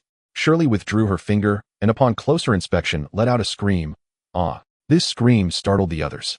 What are you doing now? Are you annoying, or what? Moni cursed loudly. This girl is really bothersome. Well, just leave her here later. Another teammate complained as well. Shirley wanted to share her discovery with the others, but seeing their fierce and menacing expressions, she could only swallow her words. Hey, come look. It seems there's a door here. Moni suddenly shouted loudly. The others quickly gathered around, and indeed discovered a tightly shut stone door. The stone door was ancient, surrounded by countless inscriptions. Could the captain have hidden inside? The group exchanged glances, unable to believe it. How is this even possible? Mo and I couldn't help but shake her head. The tightly shut stone door looked nearly impossible to push open, and they simply couldn't fathom how Jiawen managed to sneak in alone without them knowing. Forget about that for now. Let's push the stone door open and take a look. The audience is in an uproar. It was only then that they realized the camera was still recording. What's the situation in the live stream? Mo and I hurriedly asked. It's incredible. The viewership has increased by 3,000,000. Hearing this, the expressions of the group turned serious, and their grievances towards Jiawen lessened significantly. No wonder the captain wanted to disappear. I didn't expect the live stream to be this effective. Even so, once we find him later, I'm going to give him a good beating. Mo and I said fiercely. As they spoke, they pushed the stone door with all their might. It's so heavy. How did the captain manage to push it open alone? Could there be a mechanism? The two male team members struggled with great effort, and finally managed to push open a gap just wide enough for a person to squeeze through sideways. Mo and I shone her flashlight inside, and discovered a staircase descending deep into the darkness, seemingly bottomless. Captain, Mo and I tried calling out a couple of times, but received no response. She exchanged glances with the other two team members and tilted her head slightly, suggesting, "Shall we go down and take a look?" The two male team members shrugged, indicating they didn't mind. Although the staircase behind the stone door appeared eerie and deep, they had been to at least 10 places scarier than this. Then let's go. The audience wants us to go in too. Mo and I took the lead with the flashlight and squeezed through the gap, followed closely by the two male team members. Shirley looked at their retreating figures, hesitating. She definitely didn't want to go in, but being alone made her feel scared. Eventually, with no other choice, she followed behind the others. The ancient staircase was silent, with only the sound of their footsteps echoing in the air. The broken stone steps were inscribed with the marks of time, as if hiding countless stories from the past. On both sides of the staircase, various stone statues of monks were lined up. Their faces, eroded by time, exuded a chilling aura. What was most chilling were their eyes. All the statues had their eyes gouged out with hollow eye sockets that were dark and deep, as if something was hidden within. Shirley looked into those dark holes and couldn't help but feel a shiver run down her spine, as if vengeful souls were staring at every person entering this ancient staircase through the only two openings. The team member, holding the camera, pointed it at the statues. These statues are said to be made by monks, but we haven't heard any sounds of weeping. It seems like just another deceptive legend. However, shortly after the team member finished speaking, Shirley, who was at the back, suddenly exclaimed in terror, "Did you guys hear that sound?" The three in front immediately felt a chill run down their spines, but after pausing in silence for a moment, they heard nothing. Mo&I angrily shouted, "If you scare us again, I will sew your mouth shut and leave you here to fend for yourself." Mo&I regretted it immensely. Had she known Shirley was such a troublesome person, she never would have agreed to let her join the team. Shirley, frightened by Mo&I's outburst, shrank her shoulders. She truly heard an inexplicable sound. It was faint, almost indistinct, resembling a weeping sound, echoing the ancient legend. Moreover, with each step they took, the sound of weeping became clearer, as if it was trying to warn them not to go deeper. Shirley didn't understand why Mo&I and the others couldn't hear it. If she weren't afraid of being alone, she would have turned back by now. The only thing that provided her a semblance of safety was a cross-shaped amulet she had obtained from the church. Holding the amulet tightly gave her the courage to continue following the others into the unfathomable abyss. The staircase was incredibly long. The four of them walked for over 10 minutes without seeing the end. The weeping sound Shirley had been hearing became increasingly clear, previously faint, but now unmistakable. Shirley could firmly assert that someone or something was crying nearby. However, before she could warn the others, the team member, holding the camera, spoke up. "Did you hear any crying?" Mo&I replied without a second thought. "What crying? Are you hallucinating?" "I didn't hear anything either, but the comments are saying there's a loud crying sound." The team member then showed his phone, displaying the comments to the others. "What crying sounds so loud? Could it be the stone monks are weeping? Oh my God, are we really encountering ghosts?" The host acted so convincingly that I almost believed it. Looking at these nonsensical comments, the group felt confused. After a moment, Mo&I seemed to understand something and said to the others, "It must be someone trying to stir things up, trying to scare us." "Captain," the group almost simultaneously thought of him. "It has to be him. First he deliberately disappeared, then hired trolls to create a scene to scare us and embarrass us." Although they were angry, they had to admit that this was indeed good for the show. It was even possible that the captain had tampered with the live stream, making the audience hear the inexplicable crying sounds. "If I see him later, I'm going to give him a serious beating." Mo&I was about to explode with anger. "Me too. How could he not warn us beforehand and pull this on us? I definitely won't let him off," another male team member said fiercely. Just then a very distinct crying sound suddenly echoed. "Woo-woo." The four of them immediately felt their hairs stand on end and quickly looked around. "Who is crying?" "Captain, is that you?" What responded to them was a chorus of crying. "Woo-woo, woo-woo." The crying was so piercing it evoked a heart-wrenching pain. "Captain, stop making those sounds, or I will never forgive you." Mo&I roared loudly to suppress her fear. The other two male team members shouted angrily, while shining their flashlights weakly around the corners, trying to find Zhao. Shirley, on the other hand, crouched on the ground, holding the cross tightly, her body trembling incessantly, constantly praying, "Lord, protect me, Lord, protect me. Damn Zhao, I will definitely kick your ass later." After cursing, Mo&I immediately turned around to head back, not wanting to stay there a second longer. The others quickly followed behind her, their hearts racing with fear. Meanwhile, the viewers watching the live stream were extremely excited. "Though I know it's fake, it feels incredibly real. Why has the streamer never broadcast like this before? This is exactly what a spirit hunting live stream should be. So much fun, absolutely thrilling. Look quickly, the statue just moved. Was that part of the streamer's design? The streamer truly put thought into this. I'm sending a rocket." In an instant, the live stream chat exploded with gifts. Yet the fleeing group, sprinting desperately, remained utterly unaware. Had they noticed, they might have halted their flight and continued filming instead. After several minutes of frantic running, the group finally reached the stone gate through which they had entered. Damn it, who closed the gate? Panic-stricken, they scrambled to force the gate open, but while it swung outward, easily opening it from within proved nearly impossible. "I'll smash Jia to pieces the moment I see him."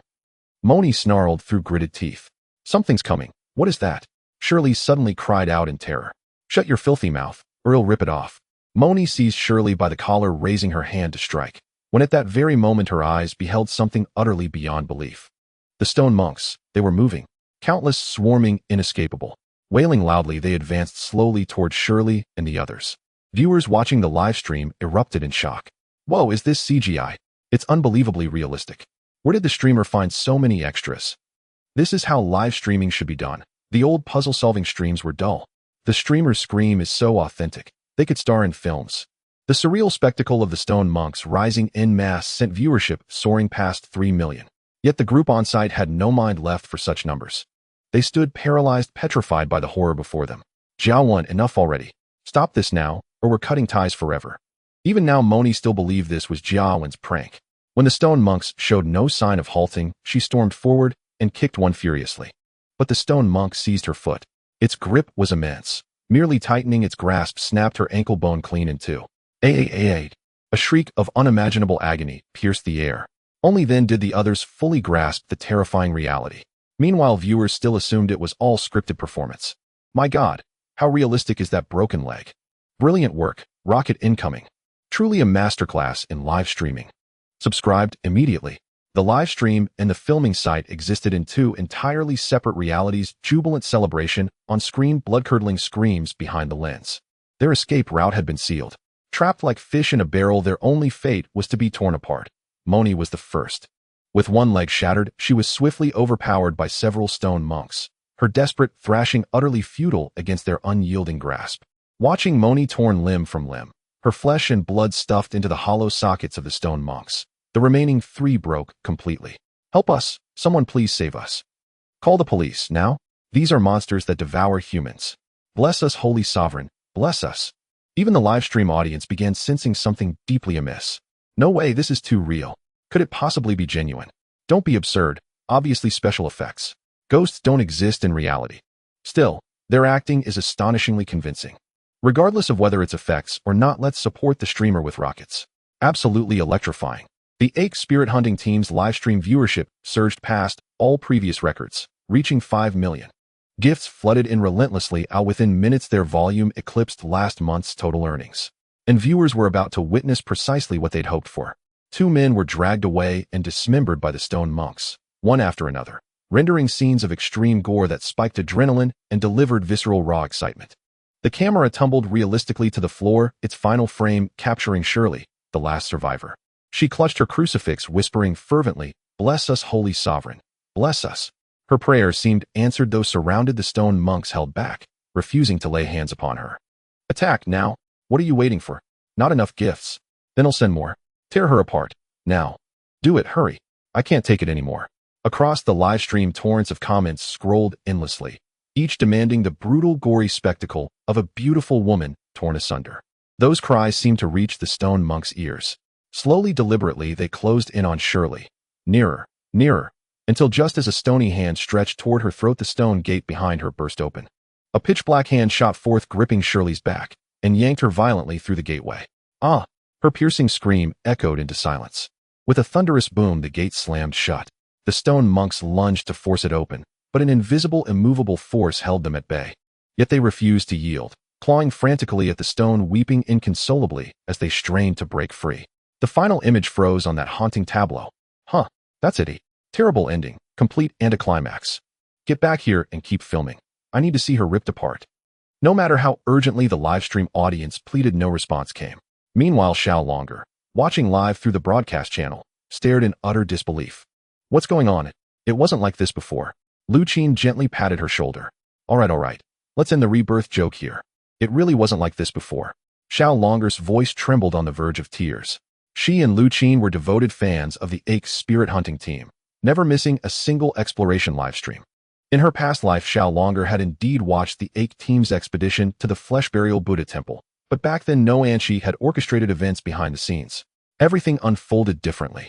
Xiao Longer remembered clearly. Originally, the group discovered the stone gate deep within the temple and ventured inside, but there were no whales, no supernatural resurrection of stone figures. Longer, I understand the awkwardness of having a prank exposed, but let's draw the line here. Lu Qin spoke as gently as possible, wary of upsetting her friend further. Truthfully, she still couldn't fathom why Xiao Longer would invent such a preposterous story. Rebirth. Utterly impossible. But Xiao Longer wanted to argue a bit more, but Lu Qin, feeling somewhat impatient, interrupted her directly. Please stop it, okay? Look, the rotting flesh monster you mentioned never appeared, and that heavy rain you didn't predict either. Now this live broadcast is completely different from what you said. How can I trust you? I don't know. I don't know why this is happening. Xiao Longer fell into self-doubt, murmuring incessantly. Longer. Seeing her like this, Lu Qin couldn't help but worry that something was wrong with her mental state.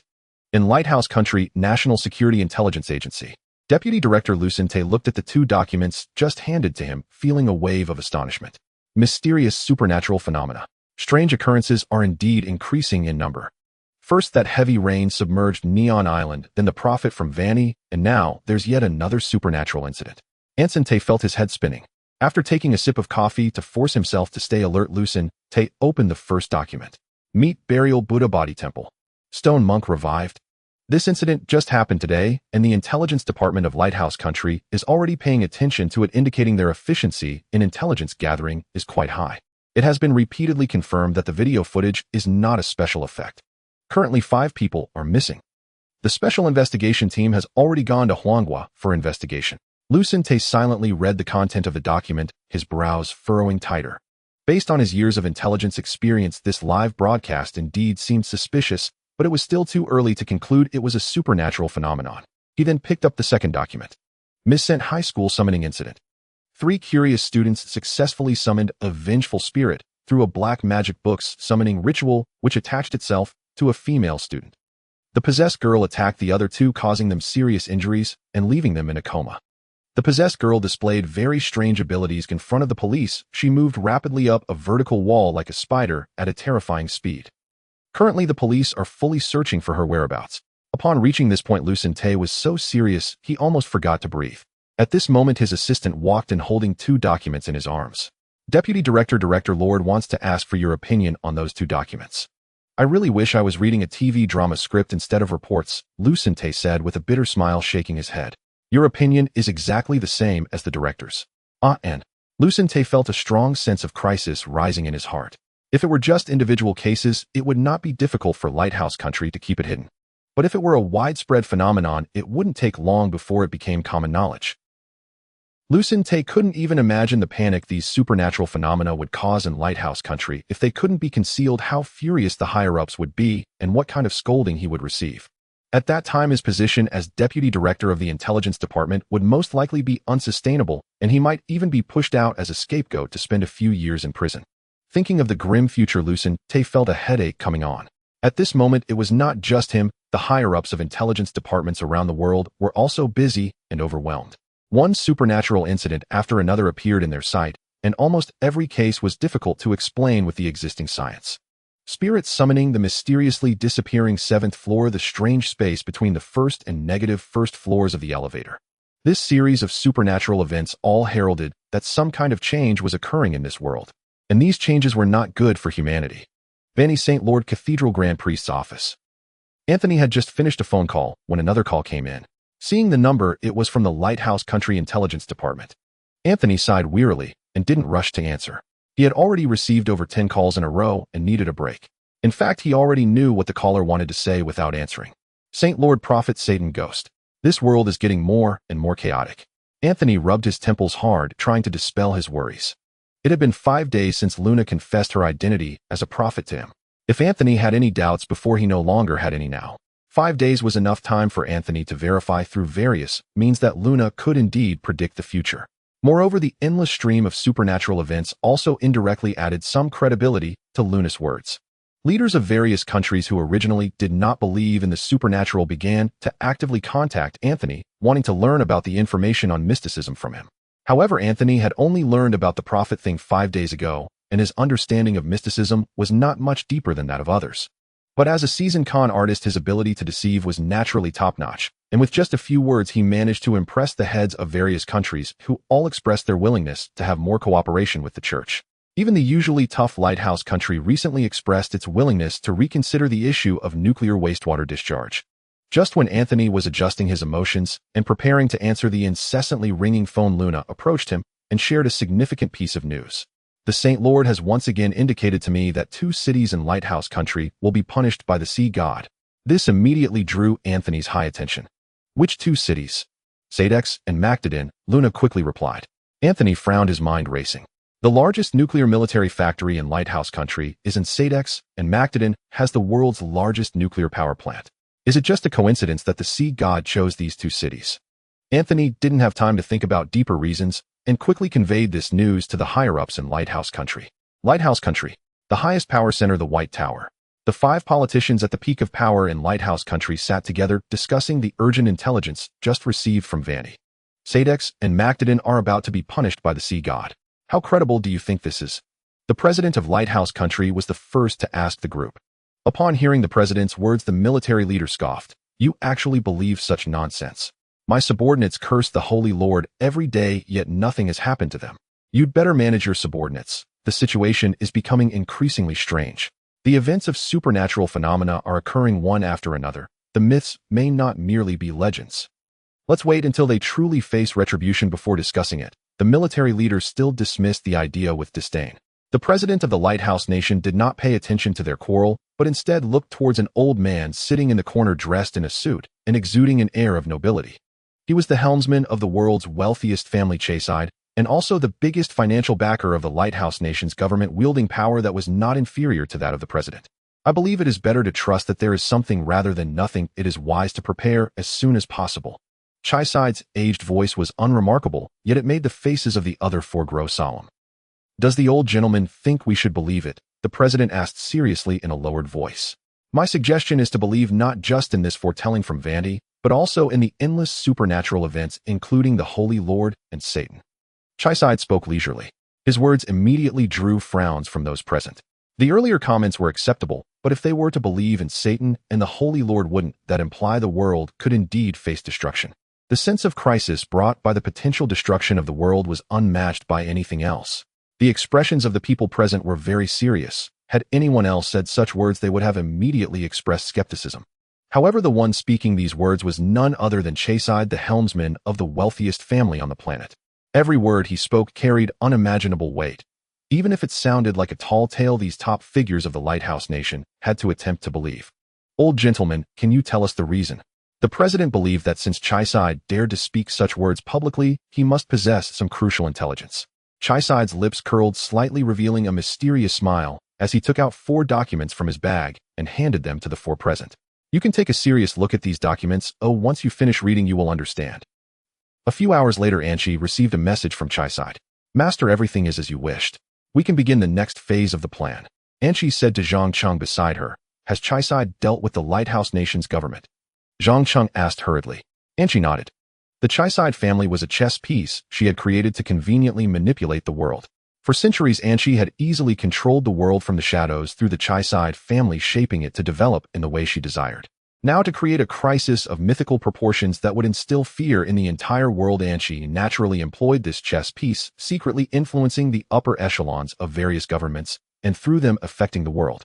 Do you really think it's possible to elevate the planet's computational power merely through some lies and illusions?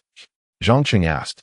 The core objective of the mythical crisis was to gain substantial computational power with minimal destruction to the planet. Most mythical crises were created through vague legends and illusions, resulting in very little actual damage to the planet. Thus, whether this crisis could yield substantial computational power was something Anchi could not be certain of. I don't know if it will succeed, but it's worth a try. If it does succeed, we will focus on mythical crises in the future.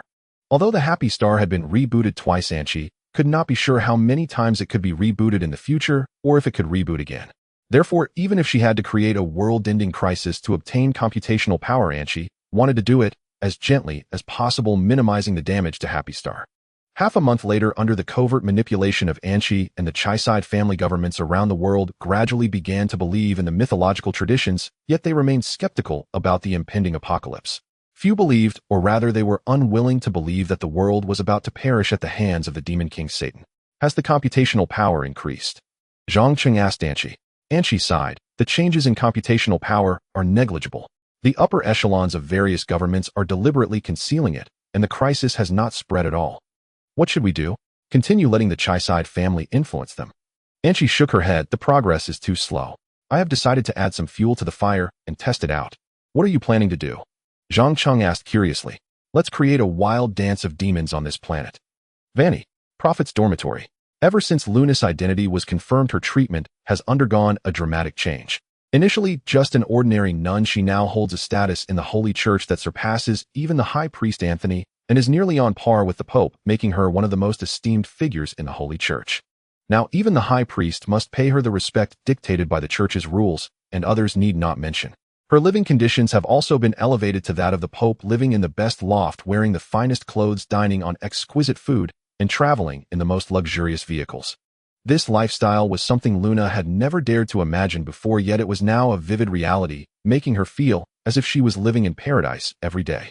If not for the terrifying scenes of Satan crawling out from the gates of hell flashing through her mind from time to time, Luna might have lost herself in that paradise-like comfort. Now, Luna's daily work is to lead a group of high-ranking church officials in prayer to the Holy Lord, seeking revelation on how to save humanity. However, nearly half a month has passed, and the Holy Lord has not given any response. Yet this does not diminish the fervor of the crowd. They still pray to the Holy Lord every day. After all, facing the demon king Satan, the Holy Lord is their only hope. Thank you, Holy Lord, for granting us such a comfortable environment and such a warm home. Your greatness cannot be described by any words. Your compassion transcends all in the world. Your followers have realized their mistakes. We earnestly request you to grant us another chance and guide us through the crisis of hell. Luna prayed devoutly to the Holy Lord as usual. While praising the Holy Lord, she implored him to provide a way to save them. Luna prayed over and over again tirelessly in her heart. As she prayed for the Holy Lord's response and for miracles to occur, she gradually lost track of time and everything else. Her consciousness became hazy and her vision blurred. Suddenly, in a state between sleep and wakefulness, a vision appeared before her eyes. At the moment she saw that terrifying image, Luna jolted awake. If the scene of Satan crawling out from the gates of hell was the most terrifying sight Luna had ever witnessed, then the scene before her now was undoubtedly the most chaotic she had ever seen. Demons danced wildly. The word involuntarily popped into Luna's mind. In the vast city, countless monsters roamed around every corner, wantonly destroying and slaughtering every living creature. The army engaged in fierce battles with them, while terrified civilians fled in all directions like headless flies. The sounds of gunfire, explosions, monstrous roars, women's screams, and children's cries. Countless chaotic noises intertwined, causing Luna's ears to throb painfully. The chaotic scene made Luna feel a bit dizzy, but she still made an effort to clearly see the appearance of the monsters, which left her utterly shocked. Cerberus imps, skeletons, succubi, nightmares, six-armed serpents, fire demon lords.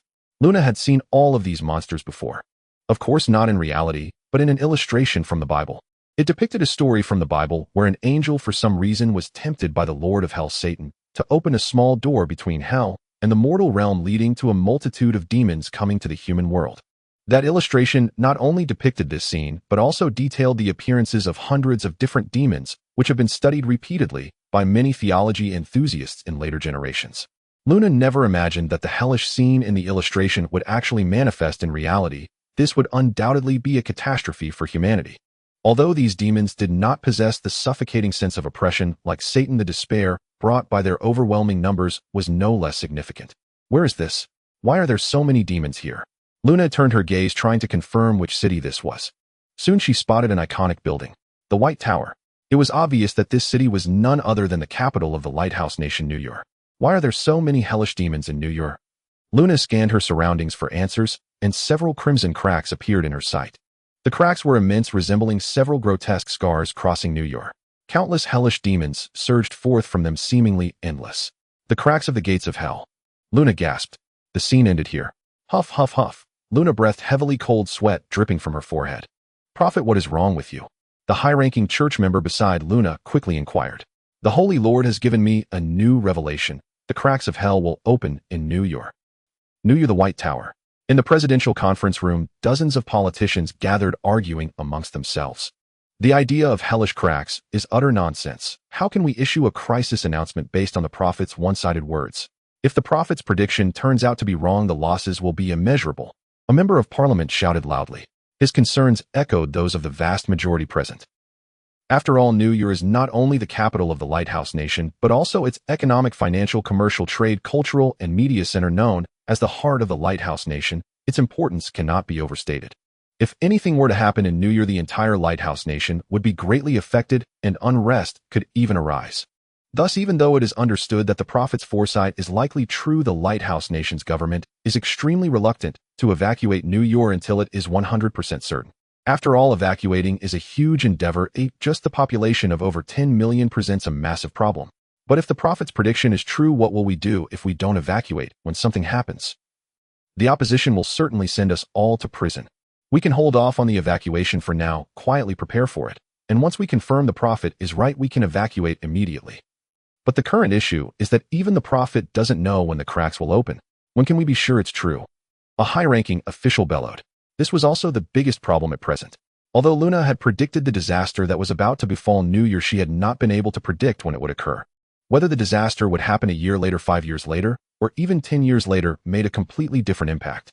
If the disaster were to happen in a few months, then all high-ranking officials of the Lighthouse Nation would undoubtedly agree to evacuate New Year immediately. But if the disaster were to occur 10 years later, there would be no rush. Who could say if their party would still be in power 10 years from now?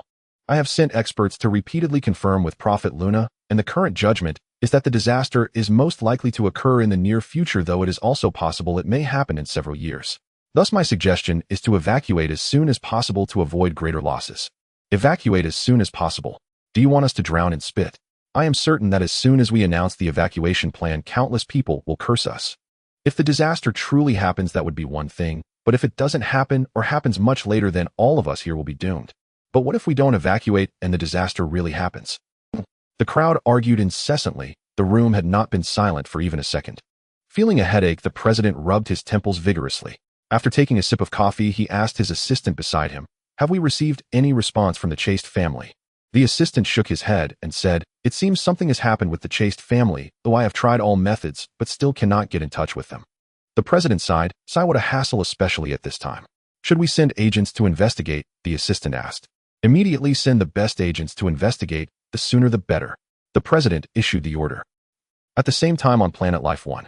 In Laboratory No. 2 of the base, thousands of biological pods were operating at high speed, rapidly incubating life. If Luna were here, she would undoubtedly discover that the lives being cultivated in those biological pods were all the demons depicted in the biblical illustrations. "How many demons have been produced so far?" Zhang Cheng asked in Chi. "Currently 5,000 have been cultivated, and we need 2 more months to reach our goal." 2 months. That is quicker than what's happening on the New Year's side. Over there, the underground tunnels might not even be completed in 3 months. Once we finish here, I will accelerate the excavation on that side. Within 2.5 months, at most, we will complete all deployment preparations. In the nearly 5,000 square meters of the cultivation base, thousands of cultivation pods emitted a buzzing roar. Countless robots busily shuttled between the pods, never ceasing for a moment. Zhang Cheng sat in a mechanical transport vehicle, curiously observing the various demons being cultivated inside the pods. The majority of these pods nurtured little demons. Due to the differences in genetic fusion, there are about 20 types, such as the fire-breathing blazed demon, the winged demon with bat wings, and the illusion-eyed demon with hypnotic abilities, among others. These little demons are not only small in size, but also possess very average strength. Even with specially designed weapons, they would struggle to defeat an adult, categorizing them as cannon fodder in the demon army.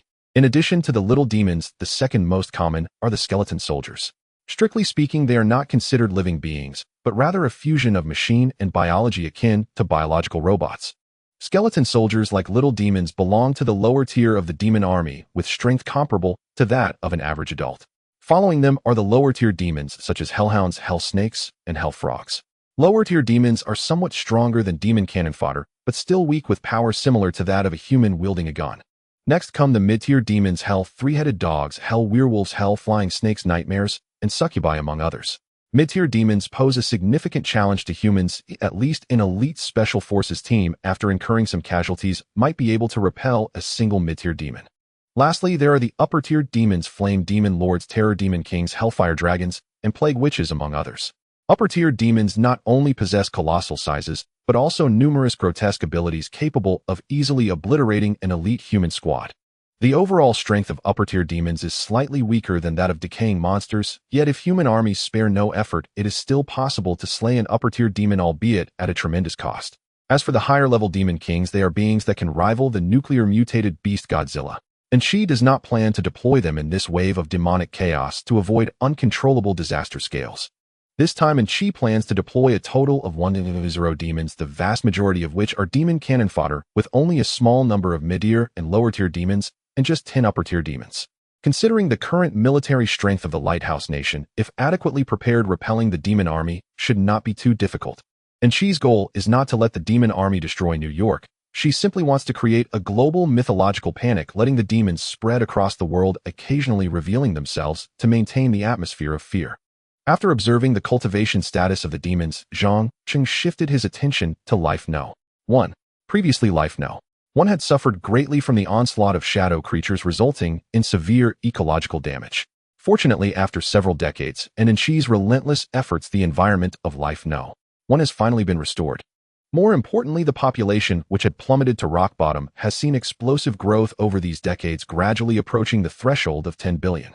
Once the total population of the planet exceeds 10 billion, the computational power provided will undergo a qualitative change, which is naturally good news for Zhang Cheng.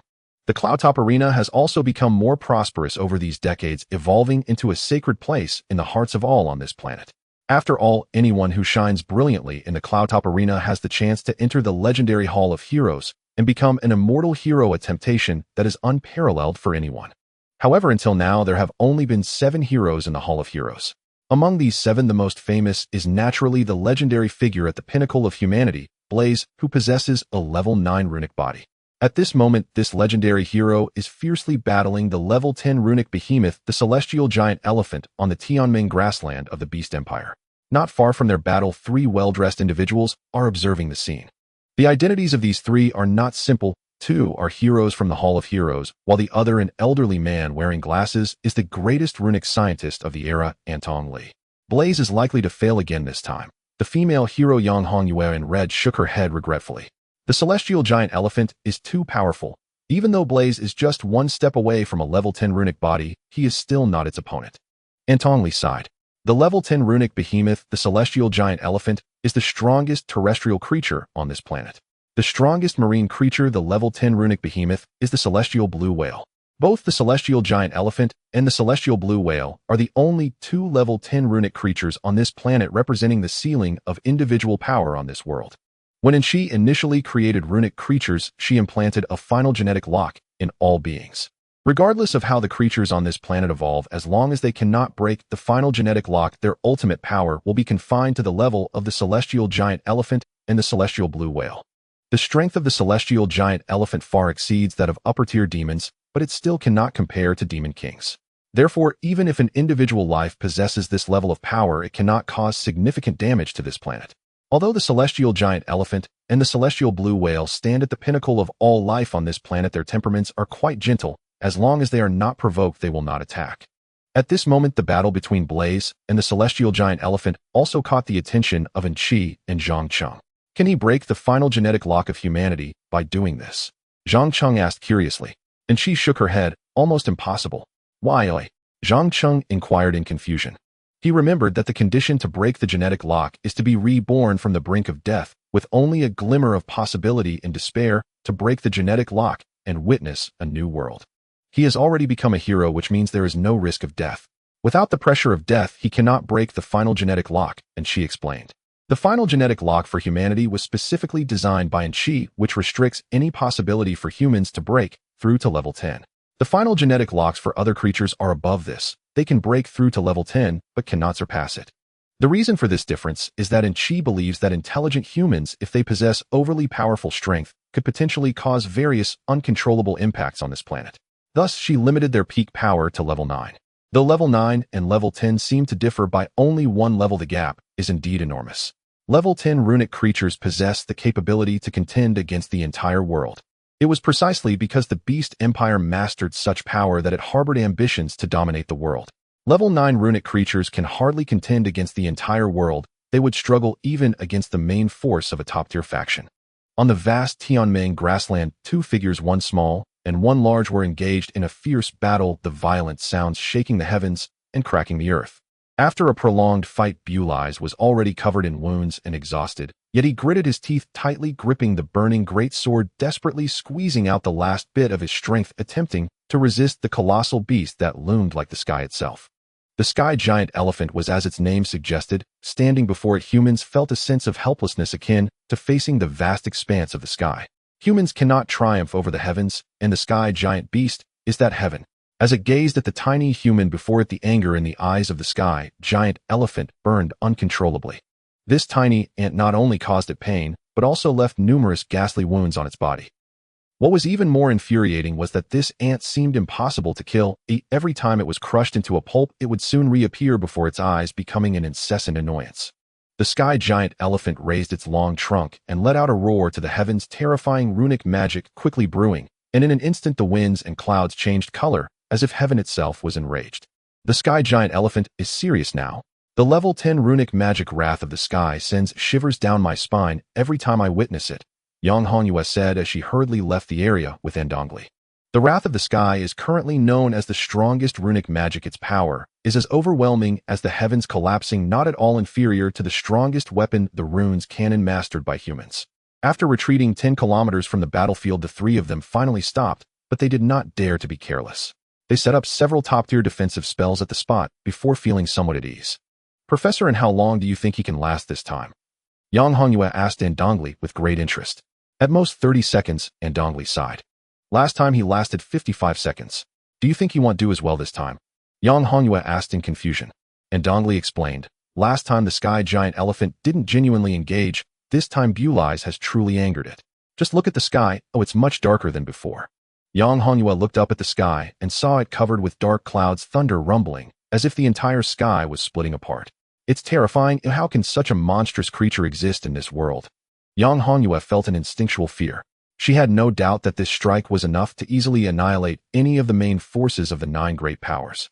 To have forced the sky giant elephant to this extent, Bulize is indeed a monster, said the spirit Baize draped in a white robe. He was Bulize's friend and rival, always coming to watch whenever Bulize challenged the sky giant elephant. While the crowd was conversing, the sky in the distance collapsed. In an instant, the whole world was engulfed in electric light and thunder, with a terrifying roar nearly shattering the entire grassland. The hurricane that reached the sky overturned all the land within a 10-mile radius, dirt and grass flying with lightning flashing. This terrifying scene lasted for a full 26 seconds before gradually fading. Such a terrifying strike, and he managed to endure for 26 seconds. Is Bulize really human? Yang Hongyue held her breath, her delicate body trembling.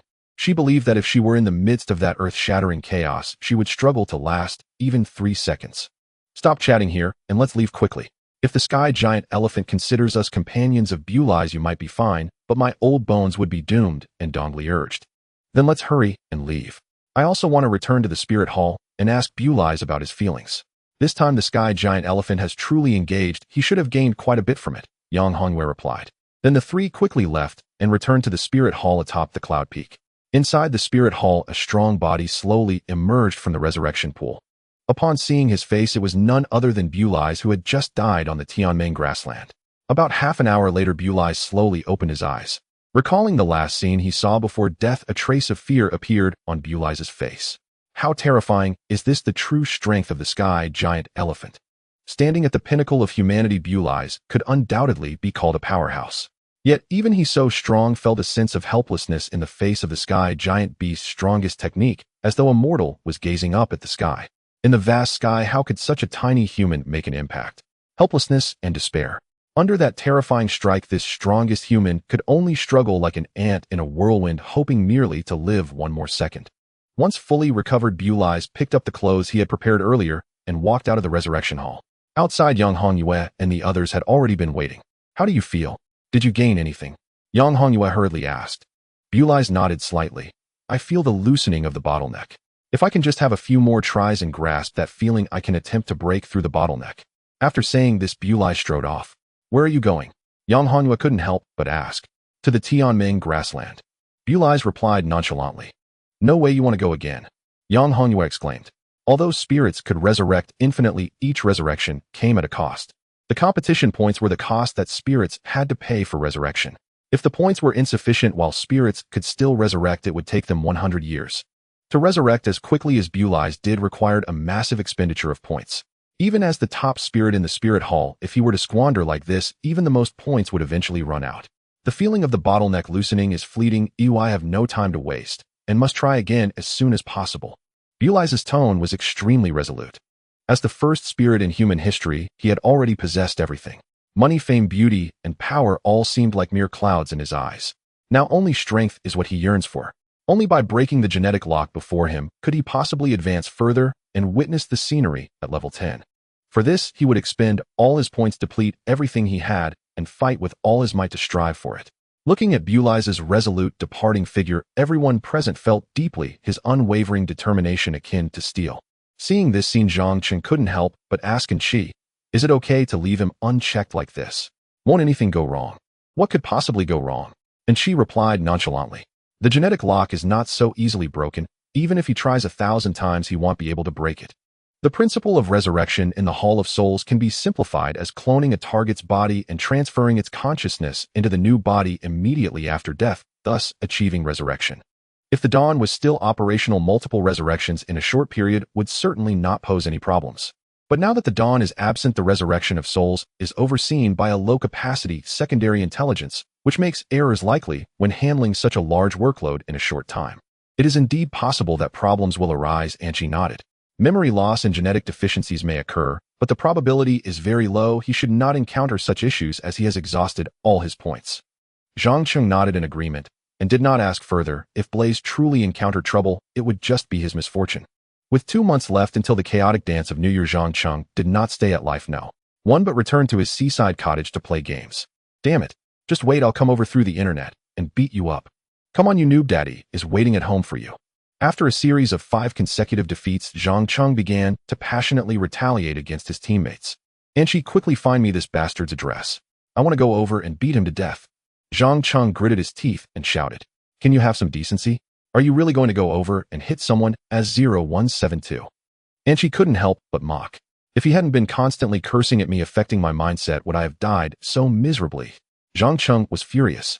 Anchi couldn't be bothered with him and shifted her gaze back to her phone, which was playing a news broadcast. Heavy rains have suddenly struck Sadex and Mactadin, and experts are worried that these 2 storms will persist for months like the rain on Rainbow Island. Upon hearing the news broadcast, Zhang Cheng couldn't help but ask, Didn't you have the prophet predict these storms?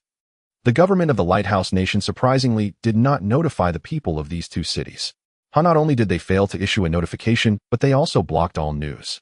Anchi sneered. Why would they do that? Zhang Cheng didn't understand. Sadex and Mactadin are the 2nd largest cities in the Lighthouse Nation after New York, and many high-ranking government officials have substantial assets in these 2 cities. If they were to issue a public announcement, their assets would soon plummet in value. Anchi briefly explained. Zhang Cheng immediately understood. Those government officials surely own numerous properties in these 2 cities. If they were to inform the public about the impending floods, those properties would become worthless, resulting in a massive loss for them. Therefore, they will definitely not disclose the impending storm news until they have transferred all their assets. New York is in a similar situation. During this period, those government officials have been desperately transferring their assets, and those they cannot move are being offloaded to some unsuspecting investors. For their own private interests, they completely disregard the lives of others. The ugliness of capitalists is most vividly displayed in times of crisis. The high officials of the Lighthouse Nation disgusted Zhang Cheng. Suddenly, he remembered something and hurriedly asked Anchi, By the way, have you deployed the rotting flesh monsters? I deployed 10 near Rainbow Island. The fleet of the Lighthouse Nation should discover them soon. While Zhang Cheng was conversing with Anchi, Rainbow Island, 3rd Search Fleet. Cargo ships floated above the submerged Rainbow Island, constantly lowering cranes to salvage various supplies from the depths of the sea. When the forecast of the storm that would submerge Rainbow Island was realized, it was already too late. Many supplies could not be transferred in time. Now Rainbow Island is completely submerged, and the Lighthouse Nation can only send search fleets to salvage. Of course, the progress is extremely slow. Even after such a long time, less than 10 of the salvage has been completed. Lift, lift, lift. On the massive cargo ship, workers directed the crane to slowly raise the hook. But just halfway through, the engine suddenly got stuck and could not move, causing the ship's body to sway violently. The crew on board struggled to maintain their balance and looked anxiously at the surface of the water. What's going on? Where are the divers? Report the situation. At that moment, a staff member holding a walkie-talkie urgently said, The divers have gone missing for some unknown reason. What? The person in charge turned pale. If something happened to his subordinates, he would be held responsible. However, soon he wouldn't need to worry so much, because a laser shot through his head from the depths of the sea. Subsequently, the laser drew a line downwards, and the massive cargo ship suddenly split in 2. The people and cargo on the cargo ship fell into the sea like dumplings, and countless screams erupted, creating utter chaos. Damn it, what happened over there? Was it an attack by terrorists? I don't know, I just saw a red flash, and that ship split in half. Various captains communicated with each other over the walkie-talkie, and suddenly they all fell silent. They saw a white maggot-like monster crawling up the severed cargo ship, appearing in everyone's sight. The rotting flesh monster really exists. A captain with a military background exclaimed in fear. In the largest conference hall of the Holy Cathedral of Vandy, the Pope, the High Priest, the Prophet, and many high-ranking church officials gathered, all with serious expressions. We just received news from the Lighthouse Nation that they discovered a rotting flesh monster on Rainbow Island. As he spoke, the high priest looked at the large screen in the distance, instantly revealing the monstrous visage of the rotting flesh monster. The attendees collectively gasped, and Luna's face turned pale, her hands trembling uncontrollably.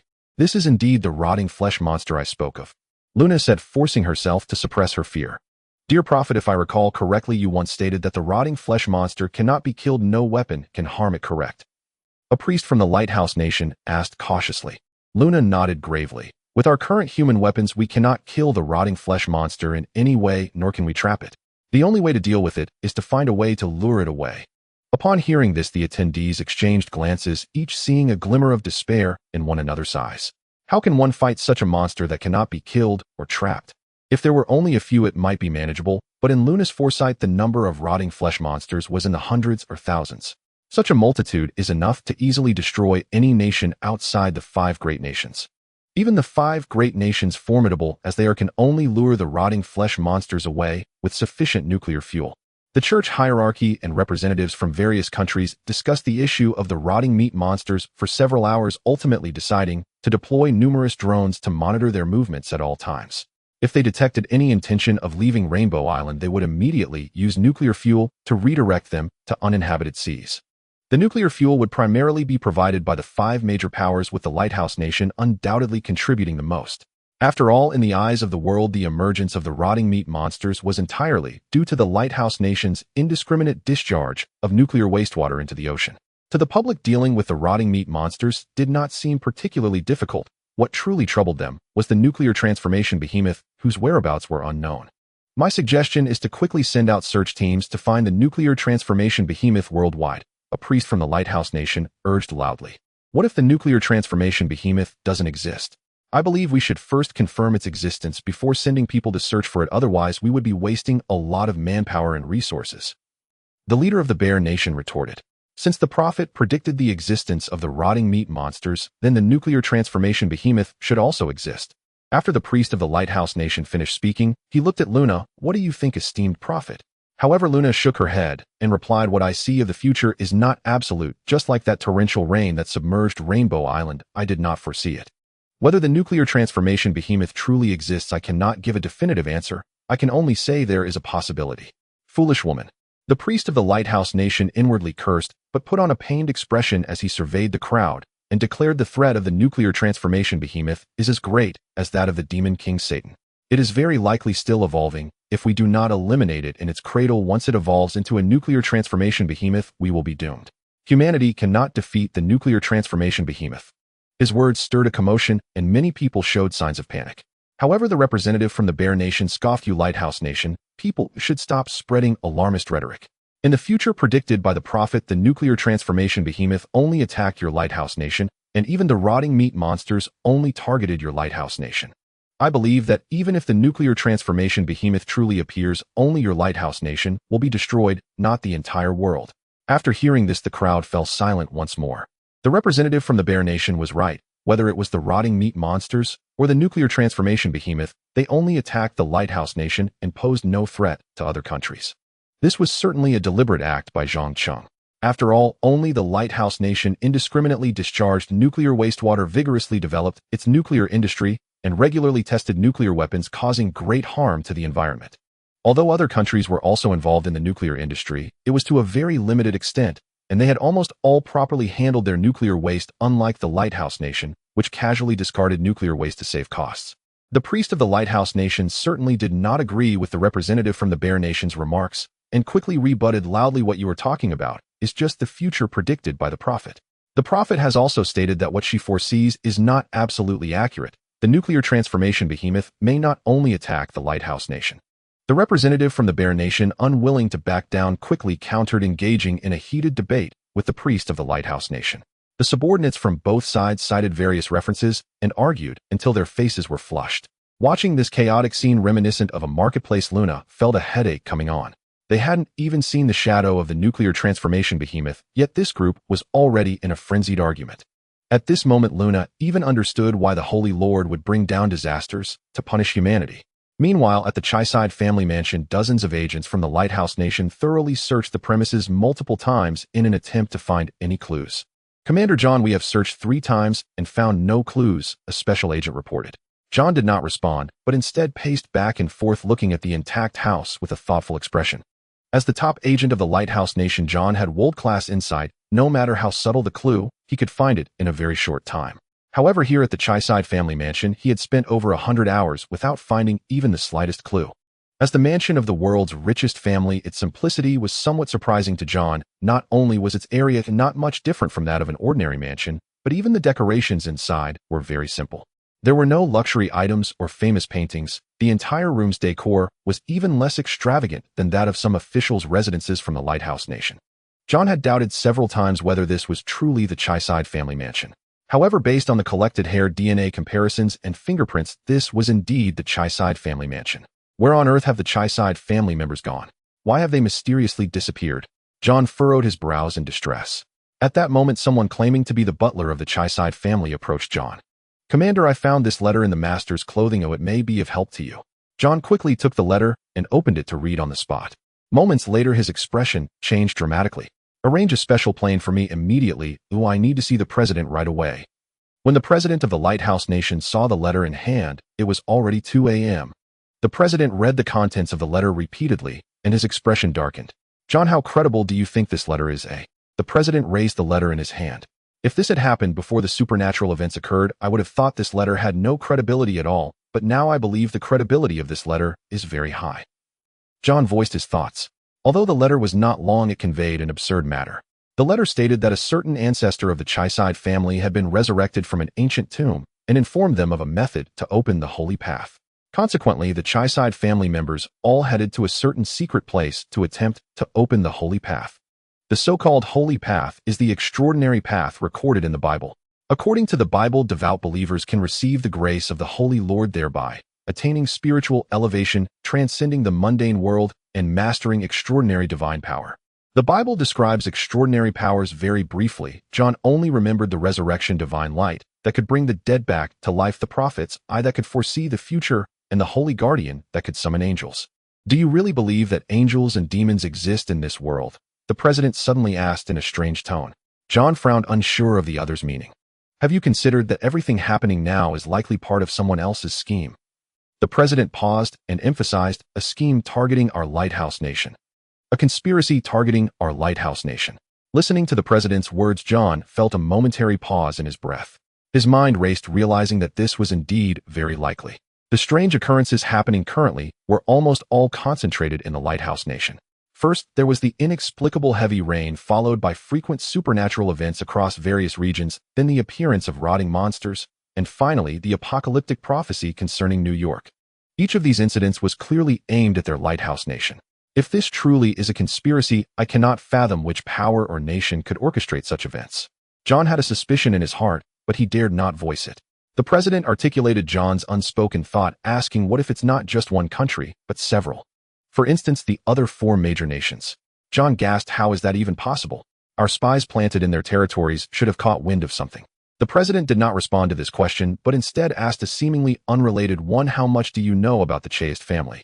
John was very familiar with this family and replied, without hesitation, "An ancient family that has existed for over 1,000 years, reputed to have built their wealth through mining, historically one of the most renowned financial families, possessing unimaginable wealth and holding shares in all the world's top conglomerates, with very deep ties to various nations, capable of greatly influencing the politics of the 5 major nations." John spoke for over 10 minutes before finishing his account of the Cheyst family. After listening quietly, the president asked, "John, do you know how many direct descendants of the Cheyst family are currently alive?" John was taken aback and slowly shook his head. Then the president asked, "Do you know the name of the current head of the Cheyst family?" John shook his head again, his expression growing increasingly serious.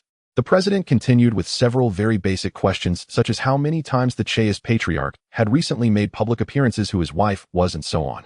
However, John was completely unaware of these questions, barely recalling any impressions, which was very frightening. It should be noted that as the top spy of the Lighthouse Nation, he received daily reports of the latest confidential intelligence. John's memory was also far beyond that of an average person, nearly unforgetting after just one hearing. However, the president had asked so many questions that he did not know, which implied that the intelligence department had not collected this information at all. But John knew very well that with the Lighthouse Nation's intelligence gathering capabilities, this was almost impossible. Then there was only one possibility: the Chaist family had infiltrated the Lighthouse Nation's intelligence agency, obscuring all intelligence related to them. It might not be limited to just the intelligence agency. The president's staff, the espionage department, the military, and so forth could very likely have been infiltrated by the Chaist family. If these departments were all compromised, and if they worked in concert with other powerful nations, creating a facade of supernatural resurgence would be entirely possible. John's mind raced with dread, beads of cold sweat forming on his forehead. Seeing that John understood his point, the president nodded slightly. "I have reviewed your file. You are a true citizen of the Lighthouse Nation. Your parents as well as your grandparents have all held high offices and contributed to the Lighthouse Nation." John understood the implication in the president's words. The president believed he was not an agent planted by the Chaist family. "Now is the time for you to contribute to the Lighthouse Nation." The president took a deep breath and said earnestly, "Investigate the Chaist family and uncover the evidence of their conspiracy against the Lighthouse Nation. If it is confirmed to be a conspiracy, eliminate them at all costs." John nodded solemnly, having already forged a resolve of certain death in his heart. The president took out a bank card and a small note from the drawer, placing them gently on the table. "Aside from the money on this card and some equipment hidden at the address on this note, I will not provide you with any further assistance. I will even announce that you have defected. Your actions will have no relation to the Lighthouse Nation's government." Listening to these merciless words, John's expression did not waver in the slightest. He understood the president's actions. If he were the president, he would do the same. "Can you accept this, John?" The president pushed the bank card and note toward John. Without hesitation, John tucked them into his pocket. "Thank you, John. The Lighthouse Nation will remember you," the president said sincerely. John smiled, stood up, and walked towards the door, leaving behind a faint remark, "No need to thank me. I'd do it for the Lighthouse Nation." Watching John's retreating figure, the president silently murmured, "For the Lighthouse Nation." Vanity, the Grand Cathedral, the Prophet's Chamber. Luna and Alice sat in chairs, each engrossed in reading a Bible. As the myth approaches, many stories in the Bible will turn into reality. Reading the Bible has become a necessary task for every cleric today. "Alice, do you think there are others besides me who have embarked on the sacred path in this world?" Luna set down the Bible and asked Alice beside her. Alice shook her head. "There shouldn't be, otherwise we wouldn't have received absolutely no news." As Vanti is the largest religious nation in the world, its intelligence capabilities are not much inferior to those of the 5 major nations. If someone truly embarked on the sacred path, they should have received some news. "Satan is about to descend upon the world, yet I am the only one who has embarked on the sacred path." Luna's voice carried a hint of loneliness amid her sorrowful tone. As a prophet, she was naturally revered and respected, but she often sensed a trace of unusual gazes from deep within others' eyes, especially from those in high positions. Though they admired the prophet, they also feared her, fearing her powers that transcended the ordinary. The flattery and respect from those around her also made Luna gradually realize that she was different from others. She was extraordinary while others were merely mortals. This unspoken distance gradually cultivated a sense of loneliness within her. As the only extraordinary being in this world, she felt very lonely. If only there were other extraordinary beings, she often thought. While pondering these thoughts, she also prayed to the Holy Lord. "Great Holy Lord, angel, please lead the many believers of this world onto the extraordinary path." As usual, Luna offered her prayer in her heart. She prayed earnestly, hoping for an increase in the number of extraordinary beings in the world. In the next moment, a radiance suddenly burst forth from Alice. Brilliant golden light illuminated the entire room, even shining through the windows to light up the garden outside. For a moment, the entire prophet manor was as bright as day. The dazzling and brilliant light quickly attracted the attention of those around, and a large number of guards rushed to the prophet's manor. "Prophet, what is wrong?" the captain of the guard asked anxiously. If something happened to the prophet, he would never be able to atone for his sins, even if he died. However, Luna did not respond, as her mind was blank at that moment. The resplendent light illuminated the house, brightened the courtyard, and filled Luna's eyes. Her vision was filled with the brilliant golden light. Though the golden light was extremely bright, it was not dazzling. Instead, it felt warm and comfortable, reminiscent of the time in her infancy, when she looked up at her mother's loving gaze. In the dazzling light, Luna could vaguely see a figure. She recognized her best friend Alice, but for some reason, looking at that hazy silhouette gave her the illusion of seeing the Holy Mother. The Bible records that the Holy Mother is a manifestation of all the world's light, an embodiment of absolute justice, and a nemesis of all evil. Wherever the Holy Mother is present, there is light, and hope will surely follow. As Luna gazed at that radiant figure, all her negative emotions vanished, leaving her inexplicably filled with joy. At this moment, Alice, who was at the center of the light, also felt a sense of bewilderment. She looked at her glowing hands, completely unaware of what was happening, only feeling warm and very comfortable. At that moment, the door of the house was pushed open and the captain of the guards rushed in with a group of people. The anxious expressions of the crowd transformed into immeasurable peace upon seeing Alice, as if they had forgotten all their worries. Holy Mother. They, like Luna, gazed with misty eyes as if witnessing the descent of the Holy Mother. The Holy Mother is a being second only to the Holy Lord in the Bible, and everyone present except for Luna unanimously knelt down, devoutly worshipping Alice. Seeing the crowd kneeling, Alice finally reacted, "What are you all doing?" As she spoke, the light around her grew more intense, soaring into the sky, transforming into a giant of light that illuminated the night, overlooking the entire Vandy. A miracle! A miracle! The Holy Lord has bestowed a miracle. The entire Vandy was stirred with a continuous stream of believers rushing over, worshipping in the courtyard and singing praises to the Holy Lord. Thank you, great Holy Lord Angel, for bringing light in this dark night. The Holy Lord has not abandoned us. He has bestowed new radiance, and we shall conquer evil. The high-ranking church officials fervently extolled the greatness of the Holy Lord, moving countless believers to tears as they fervently bowed towards the distant giant of light. This miracle lasted for more than 10 minutes before gradually dissipating. Alice learned how to control this power. She could confine the light within her body with her will or unleash it to transform night into day. Seeing the fervent believers staring at her, Alice gently raised her hand, and a beam of light softly helped them stand up. I am not the Holy Mother. This power that comes from the Holy Mother is merely borrowed from the Holy Lord temporarily, Alice said with a gentle smile. Earlier, some information had suddenly entered her mind, making her understand the origin of this power. The demon king Satan will open the hell rift in New Where. If it is not destroyed, the entire human world will become a paradise for demons. Thus, the Holy Lord bestowed upon her the radiant power of the Holy Mother and entrusted her with a mission to destroy the hell rift when it opens in New Where. Alice shared all this without reservation. Did the Holy Lord tell you the specific time? Luna was the first to ask. Alice shook her head. Everyone present secretly felt it was a pity. If they could know the exact time of the rift's opening, many things could be arranged. You don't need to be dejected, although the Holy Lord did not tell us the specific time, since he chose to bestow me his holy power at this time, it indicates that the rift will open soon. Therefore, I have decided to head to Lighthouse Country immediately to prepare. Alice said calmly. A high-ranking church official hurriedly interrupted. This won't do. You are the key to destroying the Hell Rift. If something goes wrong, the world will be in danger. Alice's grandfather, the High Priest Anthony, also quickly advised. Alice, I understand your determination to save New Where, but now is not the time. You must at least give us a few days to make arrangements. However, Alice firmly shook her head. The rift could open at any moment. I must stay in New Where at all times. No, it's too hasty now. The two argued for a long time, neither able to convince the other. Regardless of how Anthony and the other high-ranking officials urged, it was difficult to change Alice's steadfast resolve. Finally, with Luna's persuasion, both sides took a step back. Alice gave Anthony and the others 3 hours to negotiate with Lighthouse Country. No matter the outcome, Alice would set off for Lighthouse Country after 3 hours. When the president of Lighthouse Country received Anthony's call, it was already 4 a.m. He who was originally yawning suddenly became fully awake upon hearing Anthony's words. The conversation between the two did not last long and quickly ended. As soon as the call was hung up, the president immediately summoned all his aides and high-ranking officials, informing them of the situation. The church is asking us to arrange everything quickly. The little Holy Mother, who possesses the power of the Holy Mother, will arrive in our country by special plane in 3 hours. The president said slowly. 3 hours?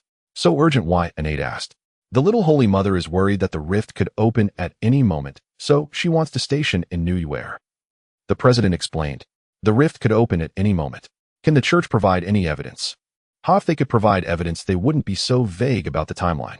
They previously said they didn't know when the rift would open, and now they say it will open soon. The church's words cannot be trusted. Many aides and officials held a skeptical attitude towards the church, and even the president felt the same. He already suspected that this was all a conspiracy, and now that the church had suddenly come up with this, it only intensified the president's doubts. What do you think? Should we allow her to enter? The president asked. Of course not. We haven't even figured out the church's real intentions. How can we let them in? Yes, we haven't verified the rift issue yet. At least we should wait until we verify this matter. Many aides raised objections. Looking at those who opposed the most, the president couldn't help but sneer inwardly. The president was acutely aware that the fierce opposition from these individuals was not due to concern for the safety of the Lighthouse Nation, but rather because they had not yet dealt with their assets in New York. If the church members were to come to New York and leaked any news of an impending apocalypse, their assets would become difficult to liquidate. In order to keep the news of the rift under wraps, these individuals had exerted every effort, becoming increasingly frantic every day. With their plates already full, they could not afford to allow the church members to cause any disruption in New York. Ultimately, the outcome was as the president had anticipated. The majority rejected the church members' entry into New York. The president conveyed this result to the church, of course, speaking very diplomatically, hoping that they could be granted more time to prepare. The hell rift could open at any moment. Do you not care at all about the safety of the millions of lighthouse citizens in New York? The high priest Anthony rebuked. Of course I care about their safety, but I care even more about the safety of the Holy Mother. If anything were to happen to her, could you bear the responsibility? The president retorted defiantly. Then send your best security team to protect her. She is here to save New York, the capital of your lighthouse nation. Anthony shouted back. That is why I am asking for more time. The security department needs time to prepare. After a heated argument lasting over 10 minutes with the president of the lighthouse nation, Anthony hung up the phone, still fuming. The lighthouse nation has barred us from entry, Anthony reported to the senior church officials nearby. Those bastards in the lighthouse nation, do they not understand how terrifying the hell rift is? I will go to the lighthouse nation immediately to negotiate with their president. The senior church officials were aggrieved. The Holy Mother Alice, willing to take risks for the lighthouse nation, was met with ingratitude from them, which infuriated the church officials. What should we do now? The lighthouse nation has barred us from entry and Alice insists on going immediately, Anthony said, feeling a headache coming on. Today he realized for the first time just how stubborn his granddaughter was. Once she made up her mind, not even a herd of cattle could pull her back. Soon Alice and Luna were invited to the conference room. Upon learning that the lighthouse nation had rejected her entry, Alice's expression remained calm. The lighthouse nation has asked us to wait a few days. You see, Anthony hesitated to meet Alice's gaze. I will disguise myself as an ordinary person to go to New York, and I hope the church can help me. Alice's tone was completely unwavering. Her bold words sounded as if she were simply saying she was going next door for a meal. This is out of the question. It's too dangerous. Absolutely not. The senior church officials collectively rejected her. Alice said nothing but gently closed her eyes, and in an instant radiance filled the room, illuminating the entire conference hall. I said I want to go to New York. I hope you can help me. Is that okay? Alice repeated her previous statement, but under the brilliance of her divine glow, no one dared to voice dissent. Faced with the Holy Mother's radiance, the devout had no choice but to kneel and worship, lest they show disrespect to the Holy Master. Seeing the crowd's posture, Anthony sighed and began to make arrangements for Alice. As the largest religious nation in the world, Vatican, while not as powerful as the 5 great nations, was still not comparable to ordinary countries. Arranging for a few individuals to enter the lighthouse nation was not a difficult task. Luna wanted to accompany Alice to New York, but she understood that this was impossible. Alice's mission in New York was significant, while her mission as a prophet was to continuously pray to the Holy Master, seeking to see more of the future and striving for a glimmer of hope for humanity to survive the crisis. As Alice boarded the flight to the lighthouse nation in the country of Run at the Meat Burial Buddha Temple, a figure slipped through layers of security and arrived here. Are the members of the chaste family really here? John, hidden in a secluded spot, used binoculars to scan the surroundings. However, apart from the dilapidated ruins, he saw nothing. He then focused his gaze on the temple entrance, which was tightly sealed by the Rin government. It seems I have no choice but to go in. John hesitated for a moment before deciding to take the risk and venture inside. Ever since the entire Ake Spirit exploration team had gone missing, various governments had sent agents here to investigate. However, anyone who had delved into the Meat Burial Buddha Temple had encountered various bizarre phenomena, suffering heavy casualties. The Lighthouse Nation had also dispatched 3 batches of agents, but all had come up empty, losing a number of elites in the process. Due to the substantial losses, the Lighthouse Nation terminated its investigation of the Meat Burial Buddha Temple and ordered the Rin government to seal it off. Since then, no one had dared to come here again, not even those curious about the supernatural events. As the elite agent of the Lighthouse Nation, John knew more about the situation at the Meat Burial Buddha Temple than anyone else. He was fully aware that it was an extremely eerie danger zone, an area that was absolutely forbidden to enter. But John had no choice but to take the risk. Recently, he had stumbled upon information through various channels. The 3rd son of the contemporary chaste family had been frequently spotted in this vicinity. John had even captured satellite images showing that the individual had lingered at the entrance of the Meat Burial Buddha Temple. This led John to suspect that the various paranormal phenomena associated with the temple might be related to this person. Thus, after a long journey, he arrived in Run at the Meat Burial Buddha Temple, where he conducted an in-depth investigation. However, after several days, he had not found a single trace of the chaste family, not even a shadow. Although the Run government's blockade was not overly strict, few people dared to recklessly venture here, as it was a haunted danger zone where lives had been lost. John searched every corner nearby and found no clues. Now the only remaining place was the Meat Burial Buddha Temple. Arriving at the entrance of the Meat Burial Buddha Temple, a heavy iron door sealed it shut. After a brief examination of the door, John took out a specially designed small electric saw from his backpack. The saw blade pressed against the iron door, slicing through it as easily as cutting tofu, and without making a sound. After cutting a gap just wide enough to squeeze through, John shone his flashlight inside. Inside was a relatively narrow passageway with many bloodstains visible around it, left by agents who had previously explored the Meat Burial Buddha Temple. John took a deep breath, gripping his pistol in his left hand and a small flashlight in his right, cautiously stepping inside. He entered the deep, damp stone passage. Inside the pitch-black temple, the air was intertwined with the stench of blood and mold, an unbearable assault on the senses. John, feeling nauseous, pulled up his collar to cover his mouth and nose, attempting to filter the foul odor. With each step forward, John was exceptionally cautious. After all, this place was a graveyard that had claimed the lives of over 100 agents. Even for him, the ace operative, a moment of carelessness could lead to death. Not long after John stepped into the Flesh Burial Buddha Temple, Zhang Cheng received the news. Hasn't this place been sealed off? How can there still be someone coming here to seek death?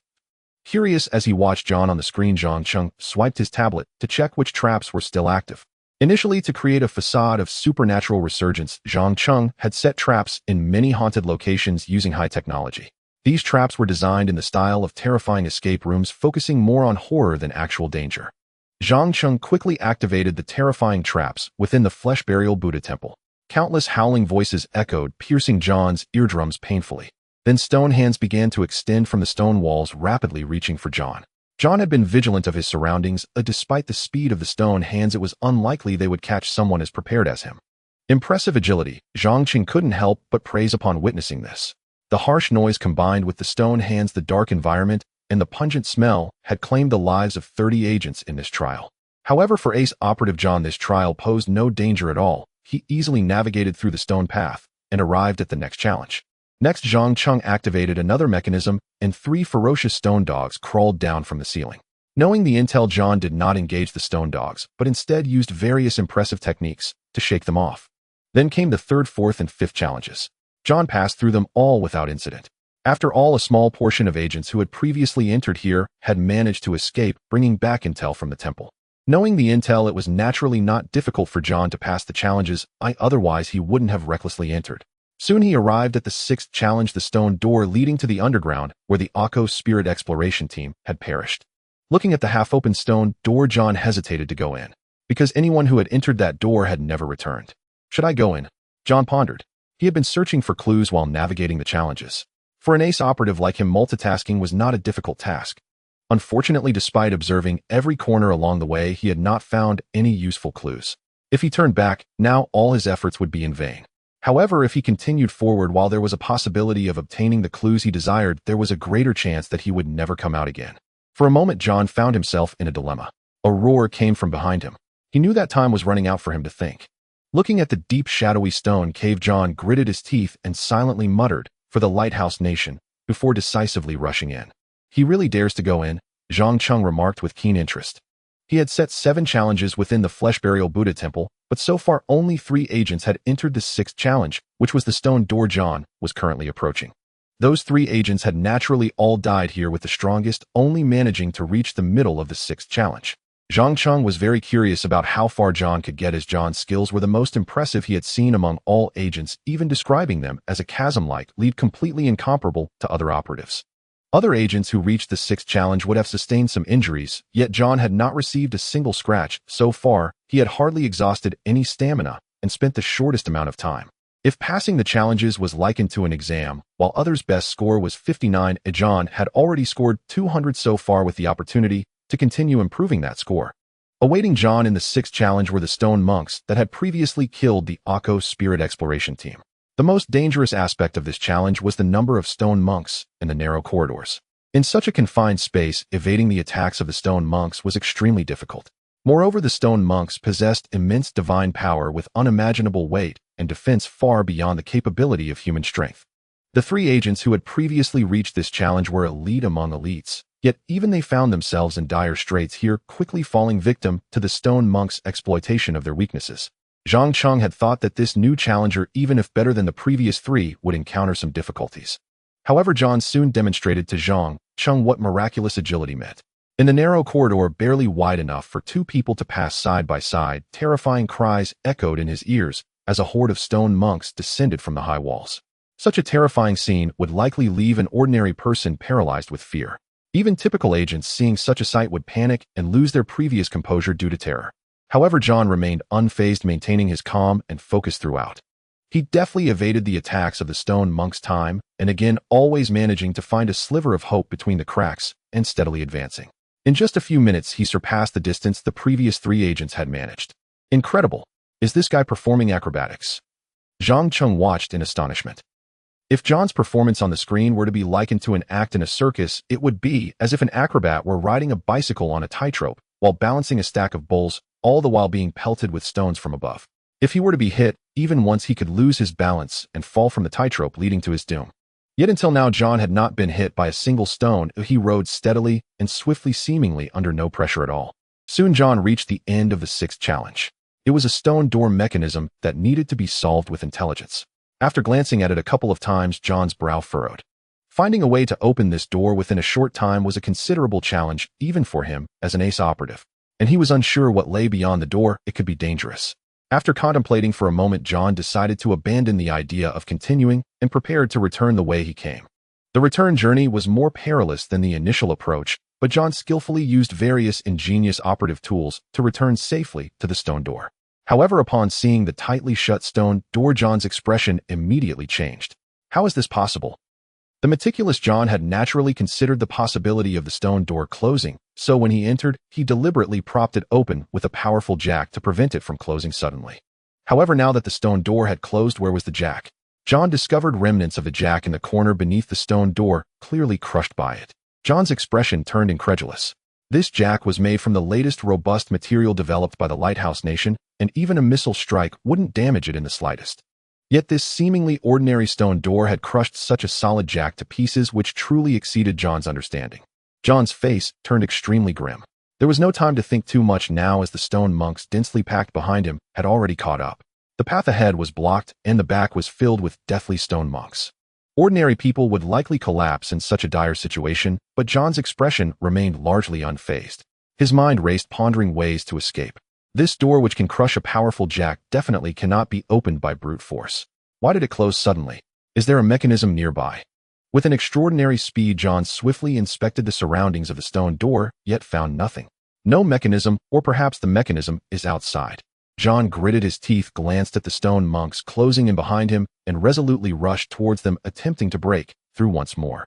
John understood that his only chance of survival now lay with that mechanism stone door.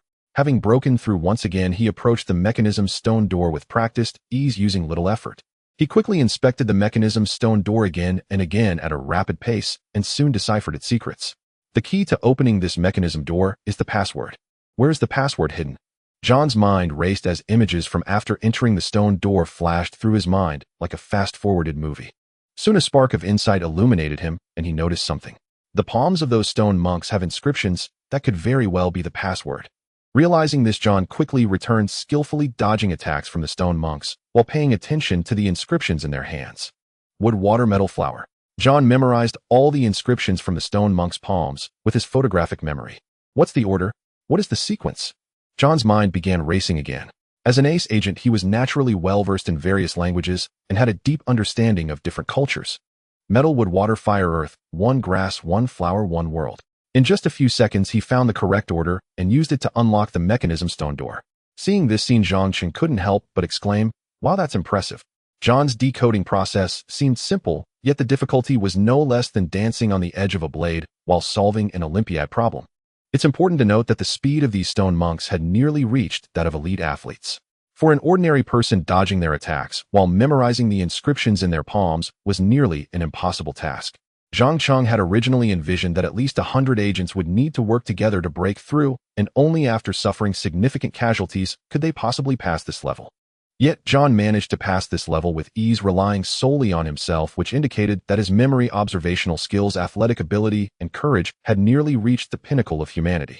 No wonder he dared to enter alone. He truly has some skills. I just wonder what stage he can reach in the 7th level. In the 7th level, Zhang Cheng had no intention of letting anyone pass. The final challenge, there was a curse of the undead, which could easily kill carbon-based life forms. As long as John was still human, he would undoubtedly die. Having narrowly escaped death, John remained remarkably calm. Just as he stepped through the mechanism's stone door, it slammed shut, with a resounding bang blocking his retreat once more. Now the only thing awaiting him was to keep moving forward. The 7th level consisted mainly of traps involving ghostly ambushes. For instance, while walking along the path, a hand might suddenly appear, grabbing your leg and crushing it. Or while walking, a large knife might suddenly fall from above, beheading you. This level tested one's reflexes and observational skills the most. Only by detecting traps in advance or dodging them in time could one survive. At first, with John's reflexes and observational skills, he was doing well, consistently spotting traps or avoiding them. But human limitations eventually set in. John was a living person, not an unwearied robot.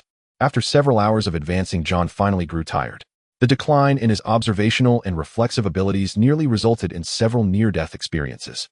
Even relying on various high-tech devices from the Lighthouse Nation to survive, he was severely injured and compounded by hunger and fatigue. John understood that his life was nearing its end. John sat down, no longer advancing, recalling his life. At the age of 6, he was sent by his parents to the secret agent organization to undergo the most brutal training. White House's blood-red cliffs, survival on deserted islands, super agent programs. For a full decade from age 6 to 16, he survived through one hellish training camp after another. He then officially began his missions, dedicating his talents to serve the Lighthouse Nation. Another decade passed, and he emerged as the 3rd ace agent in the history of the Lighthouse Nation, standing out among the top agents. What defines an ace agent? It is the ability to rank among the top 10 of the 10 billion people in the world. Only then can one be called an ace. Another 10 years passed, and John made significant contributions to the Lighthouse Nation, with his superhuman abilities earning medals that surpassed any in the history of the Lighthouse Nation. Such outstanding performance freed him from the identity of a mere tool. Although his identity remained that of an agent to the higher-ups of the Lighthouse Nation, he was no longer a dispensable tool, but a trump card in their hands, perhaps even the trump card of the Lighthouse Nation. In the most perilous times for the Lighthouse Nation, the president played this trump card to try to break the stalemate. Unfortunately, in the end, he still fell here.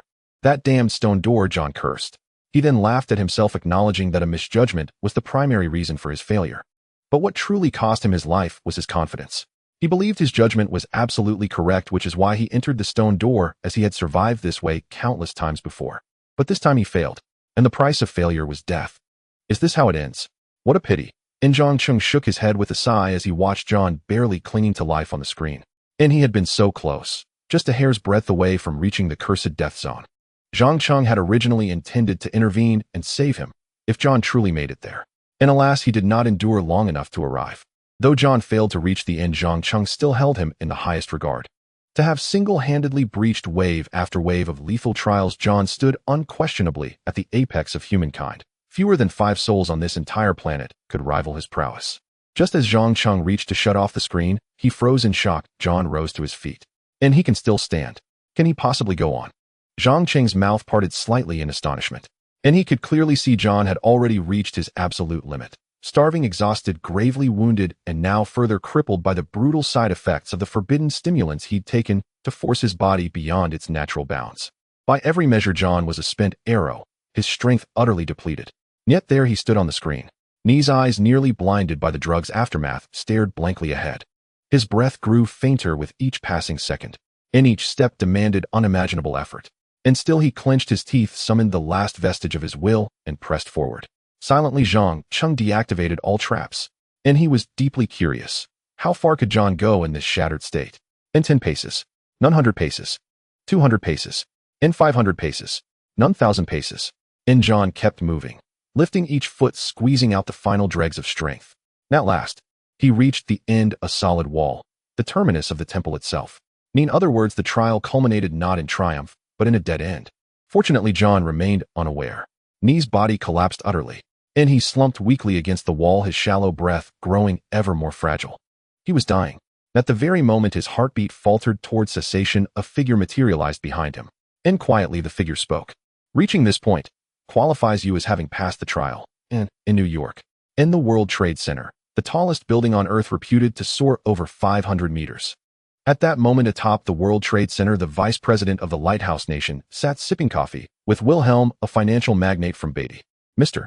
Wilhelm, 8 billion is the absolute floor price. Were I not in dire need of funds, I would never sell the World Trade Center to you at such a steep discount. The vice president wore a pained expression.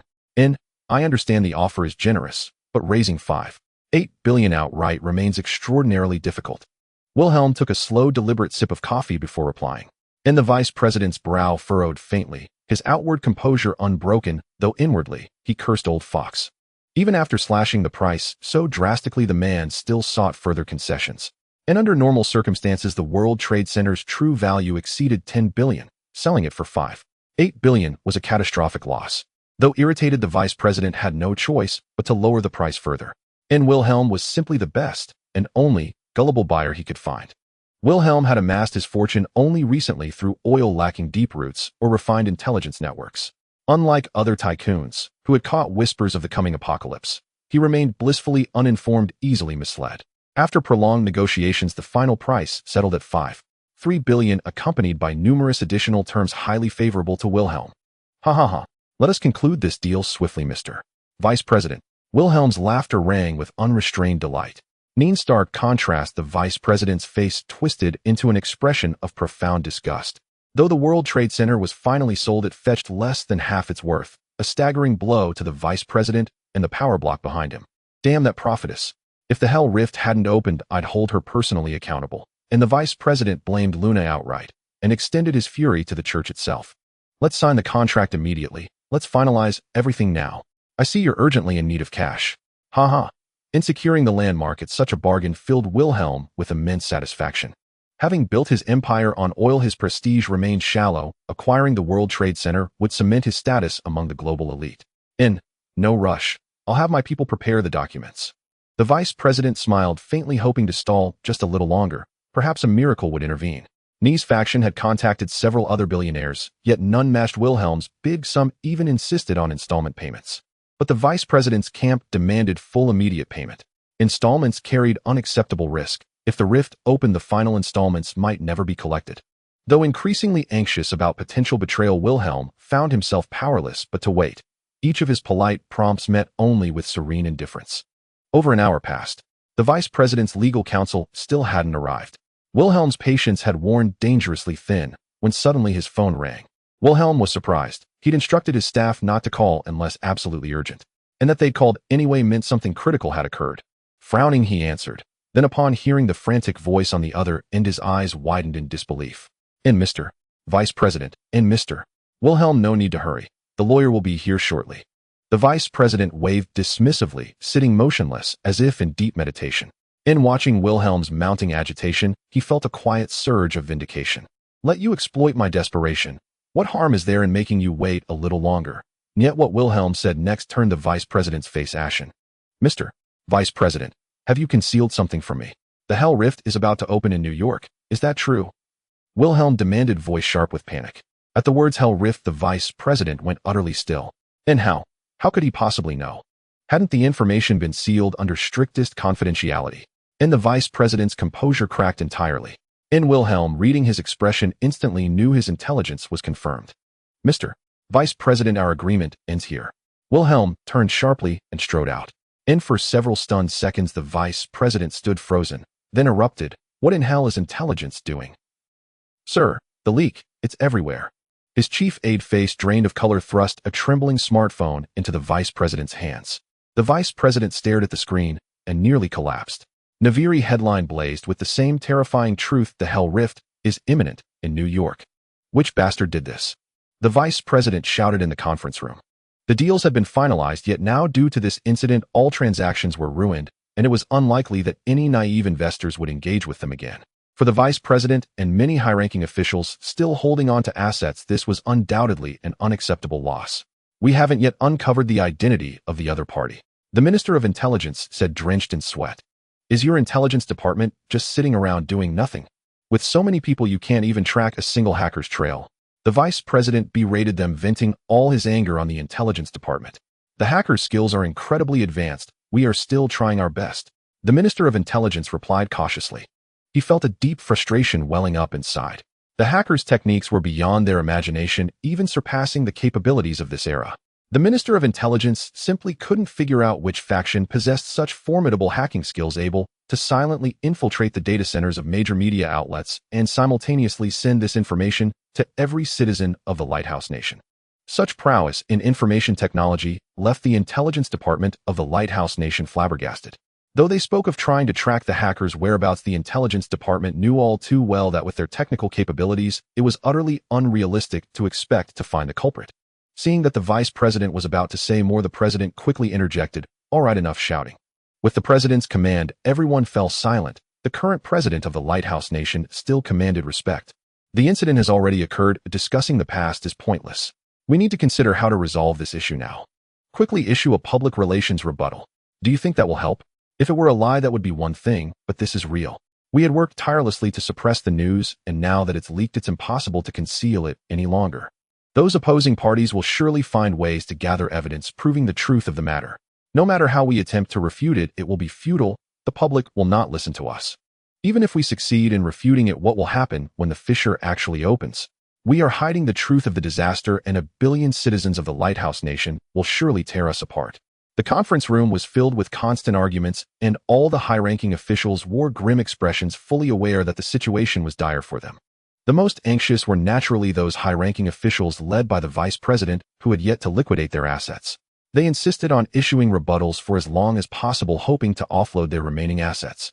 Meanwhile, another group of officials who had already liquidated their assets advocated for transparency, claiming they had only recently received notification from the church and were unaware of the truth of the situation.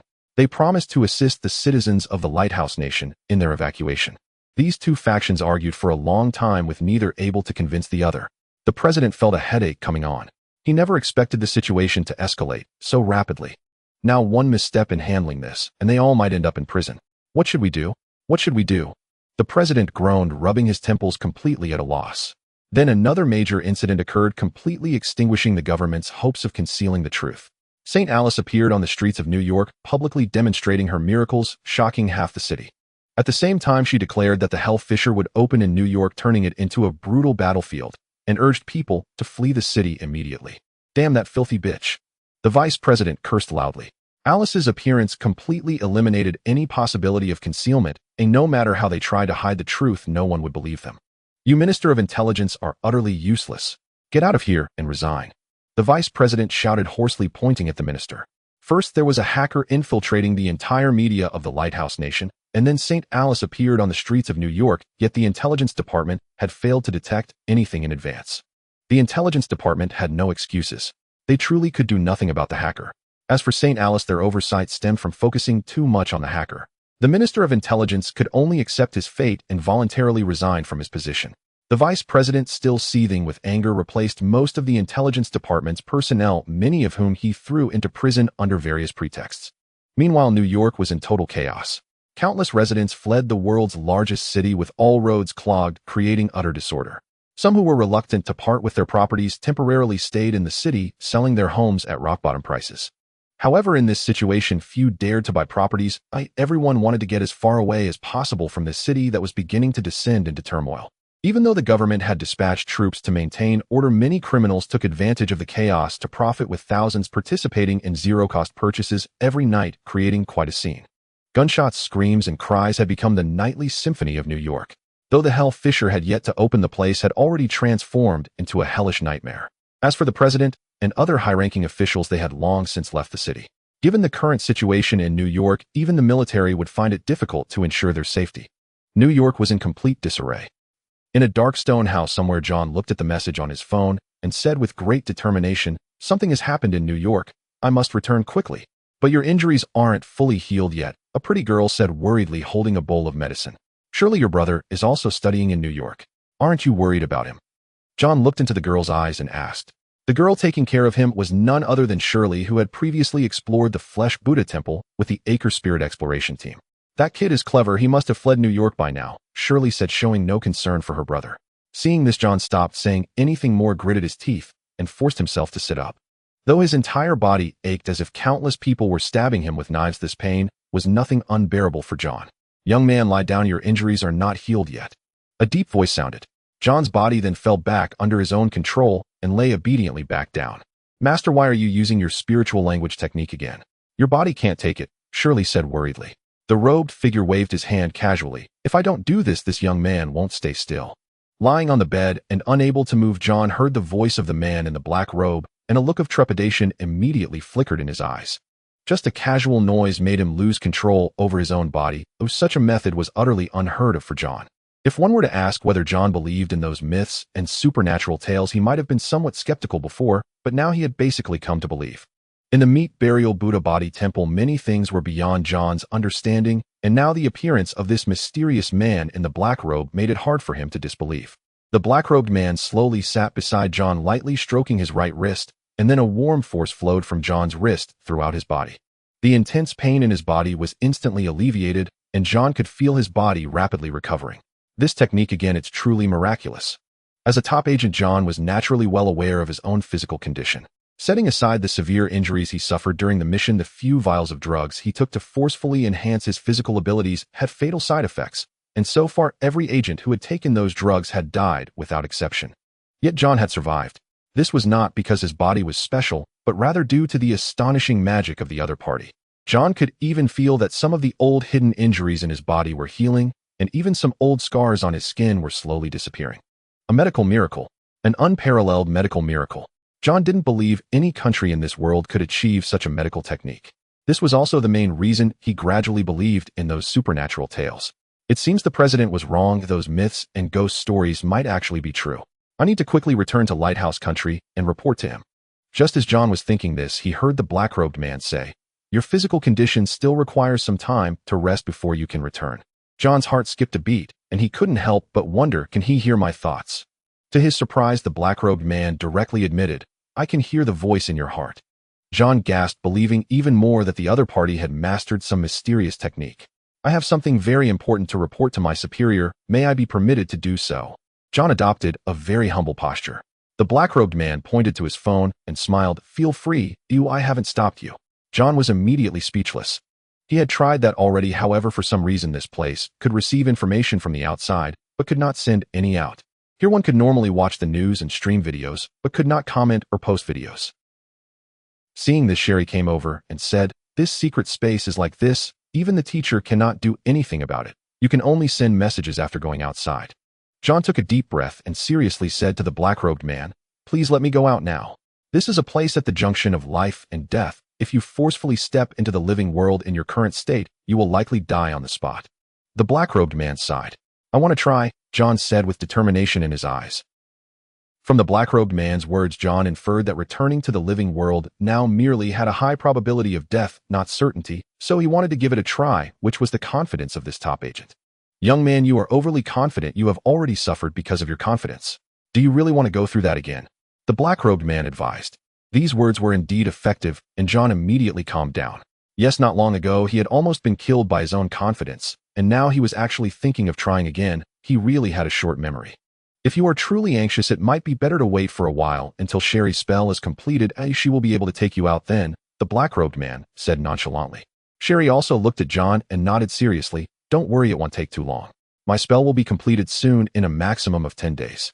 While Sherry was not as eager to return as John, she also wanted to go out and reassure everyone. After all, her friends and family believed she had died in the meat burial Buddha body temple, and she didn't want them to worry for too long. John had no choice but to nod slowly, yet he still worried about New York. If he could return to New York now and inform the president of his findings, perhaps the latter could change his view on the hellish rift, transitioning from skepticism to utmost seriousness, which would undoubtedly reduce the losses for Lighthouse Country. "Actually, you don't have to worry so much. The hellish rift won't open so soon. Even resting for another half-month is fine." The black-robed man's indifferent voice immediately made John's eyes widen. "Do you know when the hellish rift will open?" John involuntarily added a respectful tone. "I only know the approximate time. The hellish rift will likely open in about half a month, at which point demons will descend upon the human world, and the human world will become hell." The calm voice of the black-robed man instilled fear in both John and Sherry. "Teacher, is there no way to stop it?" Sherry asked with a trembling voice. "The hellish rift can only be sealed by the power of the Holy Mother. Isn't the Holy Mother of the Church already in New York?" As long as she seals the rift, when the time comes, the crisis will naturally be resolved. The black-robed man continued. Hearing this, Sherry immediately breathed a sigh of relief, but John's expression became serious. I don't quite understand how the Holy Master views this matter. The Bible records that the Holy Master Angel is omnipotent. He created both heaven and hell, being the creator of all things in the world. He can control heaven, and naturally, he can control hell. Whether the opening of the hellish rift is related to the Holy Master, John couldn't be sure, but if the other party wanted to close the rift, it should be quite easy. After all, the Holy Master is omnipotent. So the question arises, why doesn't the Holy Master directly close the rift, but instead lets the prophet foresee it, and then grants the Holy Mother power to Alice, allowing her to close the rift? The black-robed man did not answer John's question, but countered with another question. Who do you think opened the hellish rift? The demon king Satan. John said uncertainly. The black-robed man shook his head and mentioned a name that completely caught John off guard. It was the Holy Master Angel. What a... John's expression changed dramatically. The Holy Master opened the hellish rift. Why? The black-robed man did not respond, but instead asked another question. Do you know why these disasters have recently occurred in your lighthouse country? John replied with a subtle expression. Could it be because of nuclear pollution? The man in the black robe nodded slightly, saying, You people of the lighthouse nation recklessly discharge nuclear pollutants, contaminating the ocean and the earth, causing tremendous damage to this planet, which is the most beloved creation of the Master. By trampling upon his work, you will naturally face his punishment. The words of the man in the black robe struck John with a profound shock. Although he had heard many such claims before, hearing them from the black-robed man's mouth made him fully believe it. The people of the lighthouse nation have angered the divine, thus incurring divine punishment. In the face of an omnipotent deity, even John felt a sense of powerlessness. At that moment, another doubt arose in John's heart. Since the hell fissure was opened by the Master, why did he grant Alice the power of the Holy Mother to close the hell fissure? Isn't that contradictory? John speculated. Could it be that another deity granted Alice the power of the Holy Mother? The man in the black robe shook his head. No, both the opening of the hell fissure and the granting of the Holy Mother power to Alice were actions of the Master. Then why did he?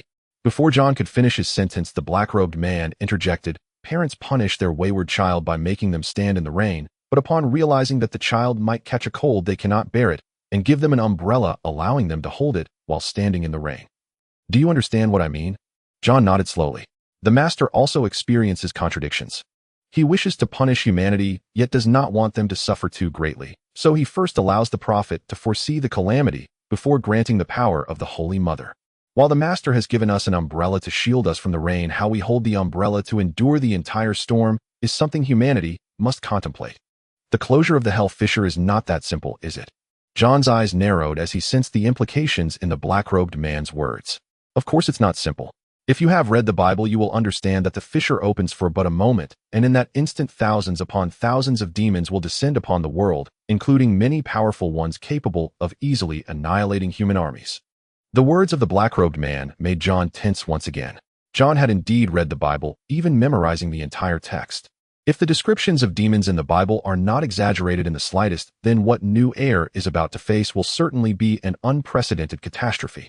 Even the entire lighthouse nation could potentially be affected. Are human weapons effective against demons? John asked. Effective against ordinary demons, but of little use against higher demons. Suddenly reminded of something, John continued to ask, Are there other extraordinary beings in this world aside from you? Is your miraculous magic something anyone can learn? The man in the black robe remained silent for a moment before replying, Certainly there are many. As for my magic, only those destined by fate can learn it, ordinary people cannot. Destined by fate. What does that mean? John asked, puzzled. Those favored by the gods, those bearing great fortune, are the destined ones. The man in the black robe spoke in a mystical manner, leaving John half understanding, half confused. How can one find the destined ones? John inquired again. Through spiritual awareness. Once you step into the extraordinary, you can use your spiritual awareness to seek them out, the black-robed man explained. Spiritual awareness. That. John had many more questions, and Zhang Cheng, who was controlling the black-robed man behind the scenes, felt overwhelmed by his inquiries. The black-robed man was one of the many humanoid robots controlled by Anchi. While these robots had some human traits, fundamentally, they were still robots completely obeying Anchi's commands. Everyone in the Chaste family was such a robot, which was why Anchi could completely control them. Such robots were naturally the best tools for carrying out behind-the-scenes schemes. During this time, Zhang Cheng utilized these robots to carry out numerous activities behind the scenes. For instance, previously manipulating everything at the Flesh Burial Bodhi Temple and ultimately rescuing Shirley, imparting mysticism knowledge to her. At this moment, Zhang Cheng conversed with John through the robot, intending to use his words to convey some of his mystical concepts. However, John was asking too many detailed questions, making Zhang Cheng sweat profusely in response. In the end, he could only summon Anshi to deal with John. As an advanced artificial intelligence, Anshi had no trouble handling a mere human and soon captivated John with the mysticism. Time flowed on. Half a month passed. New Air had become a deserted city. Aside from the military and some desperate individuals, no one remained in this city. The Holy Mother Alice and the church members were confined within the White Tower by the Lighthouse Nation's military. They claimed it was for protection, but in reality, it was surveillance. Up to this point, many high-ranking American officials believed that Alice and her companions had impure motives. Some radical American officials even suggested forcibly interrogating Alice to inquire about her intentions and the nature of her Holy Mother power, whether it was some form of advanced technology or a divine gift. Especially the severely afflicted vice president, who wished he could dissect Alice to see what mechanisms were hidden within her body that enabled her to summon the giant of light in public. As long as the Hell Fissure remains closed, a hint of doubt will linger in the hearts of these American officials. They remain skeptical of the tales of myths and monsters. Meanwhile, in the distant Huanghua, a man and a woman emerged from the desolate Flesh Burial Bodhi Temple. They were both covered in blood, looking disheveled, as if they had just fallen from a cliff. Fortunately, I didn't forcibly come out last time, or I might have truly died. John clenched his broken arms, saying with lingering fear, I thought my teacher was exaggerating, but it turned out to be even more dangerous than he described. Had I known, I would have practiced for another half-month before coming out. Shirley said, trembling all over. This peril was even more terrifying for her than the previous attack by the stone monk. Let's hurry and treat our wounds. We can't move with this injury. John, enduring the pain, sat on the ground and took out his shattered phone, sighing inwardly. Shirley placed her hand on John's shoulder, a warm current flowing through his body, gradually healing his nearly shattered form. You should treat yourself first, John advised. Shirley shook her head. I'm fine, just a few surface wounds. Previously, it was mainly John protecting her, otherwise Shirley would have at least had a broken arm. As John felt his body recovering, he began to arrange their future plans. We must contact the president as soon as possible. The Virgin Mary Alice, residing temporarily in the White Tower, insists that the Hell Rift is about to open and New Uera shall become the battlefield. However, to this day, the Hell Rift remains unseen, and whether it truly exists is still an unknown. The renowned theologian Annie Muir disagrees with the claims made by Mary Alice, asserting that the Hell Rift is nothing but a baseless fabrication. Many experts have raised doubts about this, demanding evidence from Alice, yet she has consistently failed to provide any compelling proof. The vice president has appealed to the United Nations, accusing Mary Alice of spreading rumors in New Uera, which has led to riots. The church must be held accountable. The World Bank has imposed a staggering fine of $1 trillion on the church, which must be repaid within 10 years. For half a month, the shadow of the Hell Rift has not appeared, leading many to express doubts, especially those who have suffered great losses in New Uera. The vice president, filled with pent-up frustration, naturally seized this opportunity and quickly utilized his connections to retaliate against Alice and the church. He guided unfavorable public opinion against the church through the media, while exerting pressure in various fields, including economics and politics, forcing them to compensate for the losses in New Uera. This time, due to the sudden incident, over 80% of New Uera's residents suffered severe losses. Many could be described as having lost everything, with unfortunate souls turning from billionaires to beggars overnight. The anger these individuals harbored was unimaginable. They loathed the government, the church, the Virgin, and all those responsible for their financial ruin. If the Hell Rift truly opened, perhaps fear could temper their hatred. But unfortunately, after waiting for half a month, they have yet to see the Hell Rift claimed by the Virgin. They felt deceived, believing their losses to be meaningless. This filled them with an unimaginable rage. Thus, the vice president was easily able to rally support, with countless people following him to exert pressure on the church. Those driven by anger are not inclined to reason. They burned down churches and attacked clergy in a frenzy of revenge. Despite being human, they committed acts akin to demons. In a flash, the clergy of the Lighthouse Nation suffered heavy casualties. Even the Vatican was affected. Vatican. High Priest's Office. Your Excellency, the Vice President of the Lighthouse Nation has urged us for the 13th time today to pay the fine immediately, or they will not ensure the safety of the Virgin. One subordinate reported to the High Priest. Do they dare to lay a hand on the Virgin? That is blasphemy against the divine. They shall go to hell. A high-ranking church official shouted in anger. The high priest rubbed his anxious brow and asked a subordinate beside him, have our people sent to the Lighthouse Nation arrived in New Uera? Not long after they got off the plane, they lost contact. They are likely already under the control of the Lighthouse Nation government. Damn the Lighthouse Nation. The high priest couldn't help but curse. Not long ago, the prophet had received a revelation from the Lord foretelling that the Hell Rift would soon open, urging humanity to prepare for battle against the demon army. The high priest promptly informed the Lighthouse Nation government of this matter, but now due to the vice president's agitation, there is a strong anti-church sentiment spreading across the nation, with nearly everyone viewing the Lord's church as a cult. Under these circumstances, the Lighthouse Nation government naturally disregarded the church's warnings. Even though a few politicians expressed concern, they were powerless to change the prevailing attitude towards the church. Do those bastards in the Lighthouse Nation care nothing for the safety of their citizens? Even now, they continue to oppose us. What about other countries? Are they still just watching? Only the United Federation among the 4 great nations has voiced condemnation. The other 3 are still observing. The great nations are watching, and naturally the smaller countries do not dare to take sides at this time. The current international situation is that the Lighthouse Nation is bombarding the Vatican with a group of small allies. Most other countries remain silent, watching the conflict unfold. Every day, the high priest has to argue with the vice president of the Lighthouse Nation and other high-ranking officials for several hours, which is becoming increasingly frustrating. If it weren't for the concern that neglect could lead to a demonic invasion worldwide, the high priest would not want to deal with those bastards in the Lighthouse Nation. What is the current deployment of the army in New York? The Lighthouse Nation has only deployed 100 soldiers in New York for maintaining order. No other main forces have been mobilized.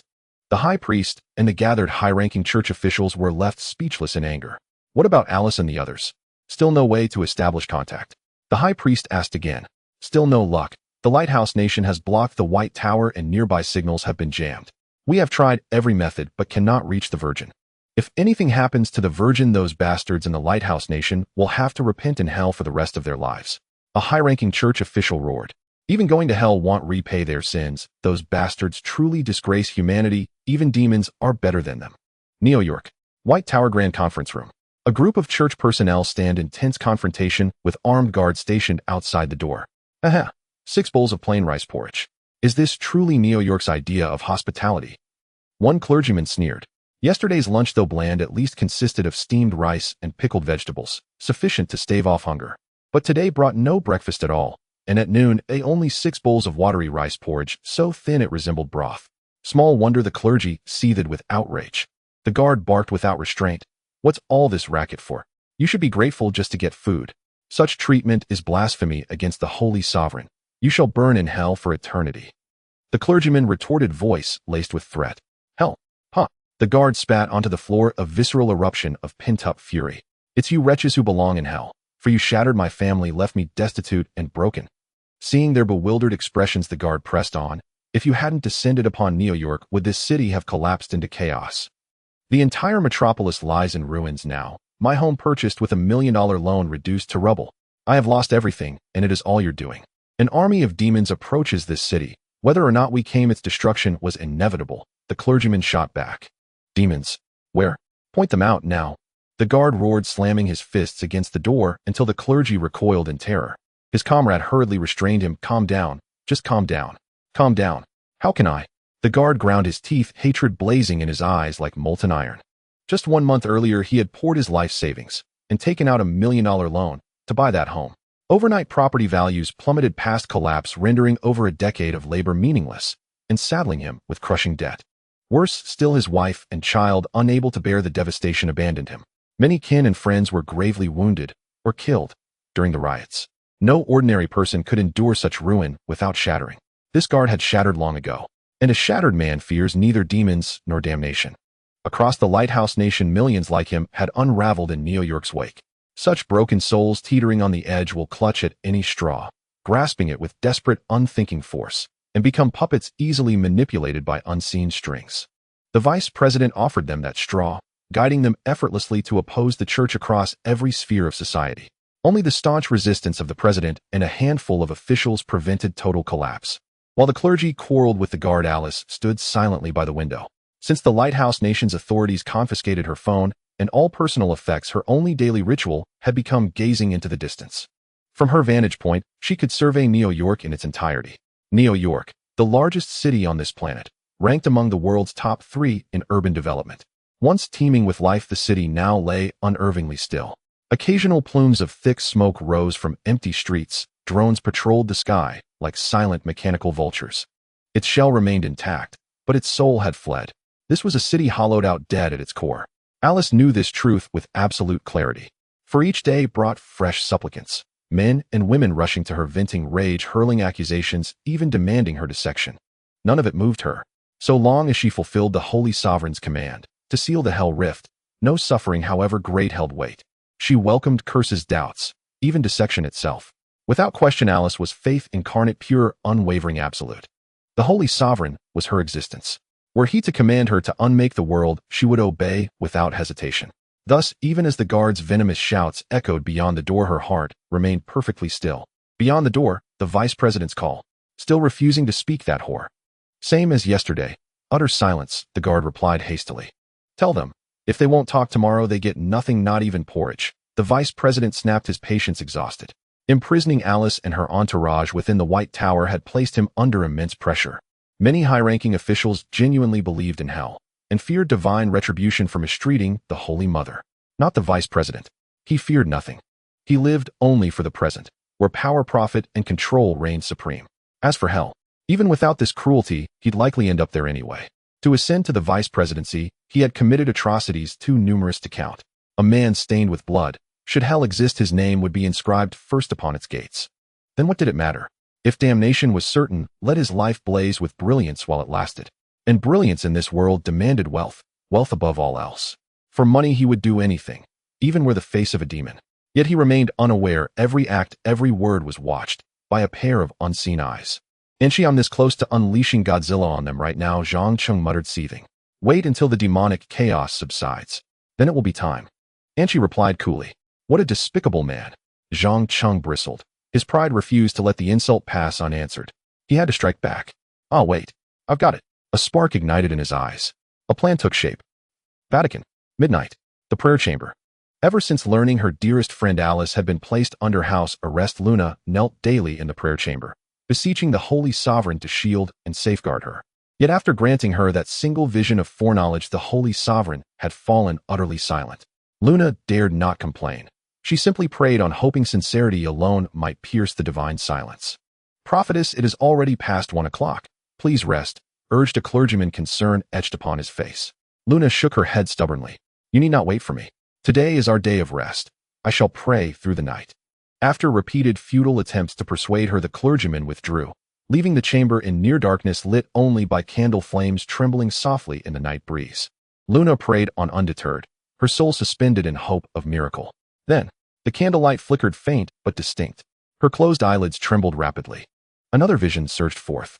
Moments later, her eyes flew open, wide, stunned, as she cried aloud, the vice president of the Lighthouse Nation is a demon sorcerer. You crave power. A demon's whisper echoed beside Jonf's ear, its frigid breath crawling across his entire body. Who speaks? Jonf whirled in panic, scanning the opulent chamber, but he stood utterly alone. The demon chuckled in reply, its voice grating, harsh, and unnervingly dissonant. At that eerie timbre, Jonf's flesh erupted in gooseflesh. Every hair on his body stood rigid with dread. Who are you? An agent sent by the president to test me. Suppressing his terror, Jonf shouted the challenge, hoping to draw the guard's attention. Yet though his voice boomed through the chamber, no guard answered. It made no sense. As the sole inmate of Black Prison, he was watched around the clock by over 100 sentinels. Whenever Jonf called, help appeared within a heartbeat. But 10 seconds had passed, and still no one came. Jonf, intimately familiar with Black Prison, knew such silence was utterly impossible. No need to shout so loud. I am already beside you. Even your faintest whisper reaches me clearly. Ha ha ha. The demon's laughter was shrill, jagged, a sonic assault. Jonf clutched his ears in agony, yet the sound pierced straight into his skull, splitting his head with unbearable pain. Stop! Stop it! Stop! Jonf screamed, voice raw with torment. The laughter ceased instantly. Gasping, he cradled his throbbing skull, face drained of all color, pale as death itself, like a man just risen from his own grave. How pathetically frail you are, human. Did my laughter nearly kill you? The piercing, hateful voice struck his ears again, leaching the last vestige of blood from his face. Jonf dared not utter a word. His whole body trembled violently. Terror flooded his mind, bottomless and absolute. He knew, with chilling certainty, that had that ghastly laugh continued, his skull would have shattered. Absolutely. I ask once more, pitiful human, do you crave power? The voice sharpened, losing its haze, growing distinct, merciless. Blood welled from Jonf's ears. Who are you? Jonf whispered, voice trembling. Though an answer had already formed in his heart, he refused to believe it. I am but an unnamed wretch from the abyss. I have answered your question. Now you shall answer mine, human. I don't understand, Jonf stammered, teeth chattering. You lied to me, human. You know exactly what I mean. The voice turned glacial, suddenly laced with a razor-thin edge of lethal intent. Jonf froze, as if plunged into an ice-choked abyss, sweat pouring down his temples. He understood perfectly. A human who accepts power from a demon becomes a demon sorcerer. Not only the Bible, but countless fairy tales, films, and chronicles confirm it. Just 1 minute ago, Jonf had still been certain demons did not exist. Now his conviction trembled violently. Demons might be real, and the prophet's prophecy, perhaps it was true after all. He, the vice president of the Lighthouse Nation, was about to become a demon sorcerer. Naturally, he resisted. It was not the power he rejected, not even the title of demon sorcerer, but the timing. His current predicament made it catastrophically ill-advised. The prophet had foreseen his identity before he became a demon sorcerer, and that very prophecy had landed him in black prison. If he remained merely human, his inner circle would surely devise a rescue, given time. But should he truly become a demon sorcerer, how could he ever pass the church's scrutiny? Once confirmed, his ruin would be absolute. Thus, until he secured his freedom, the vice president refused to embrace this fate. His humanity was his sole shield, and it must remain unbroken. Human, do you know the price of deceiving a demon? His voice sharpened further, each syllable a needle driving into Jonf's eardrums, searing agony with every word. Please stop. Clutching his bleeding ears, Jonf wailed in anguish. Your pleas delight me greatly, human. The voice fell silent. Jonf collapsed, spent, and limp, his blood staining the floor crimson. One final time. I ask you, do you crave power? Human. Jonf breathed shallowly, too exhausted to weigh consequences. He only wished for this torment to end, to banish the accursed demon sorcerer forever. I crave it. I crave power. He forced the words from his raw throat. Good. Excellent. I love that answer. The demon's voice faded. Silence descended, thick, absolute, broken only by Jonf's ragged, fading breaths. Is the demon gone? The thought had barely formed, when his eyes flew wide open. Before him, submerged in his own blood, rested a massive scarlet goat's hoof. Then a familiar voice rang out once more. Congratulations, Jonf. You are now one of Hell's own. His heart lurched violently. In that instant he knew. He was no longer human. He was a demon sorcerer, wearing human flesh like a borrowed shroud. What he did not know was that at that very moment 3 other high-ranking officials of the Lighthouse Nation underwent identical ordeals, in secret corners unknown to any soul, becoming infamous demon sorcerers. Jonf would recognize them instantly. These 3 were his closest allies in the recent struggle against the Church. Andrew, Secretary of State for Foreign Affairs. Norgia, Director of the Special Intelligence Agency. Deanbo, Minister of Domestic and International Trade. At that same moment, in 3 separate locations, 3 figures who stood atop the Lighthouse Nation's power structure knelt, prostrate, humbled, and trembling. Before each stood a monstrous figure, humanoid yet crowned with the horns and hooves of a great red goat. Now I assign your first task. Rescue Jonf, within 3 days. Use whatever means necessary. I demand only the result. Succeed, and you live. Fail, and you will wish you had never drawn breath. In the black prison. In the bathroom. Jonf, soaking in the bathtub, looked at the 3 fresh red lines on his wrist, his lips trembling uncontrollably. These were carved into his wrist by the demon's sharp nails.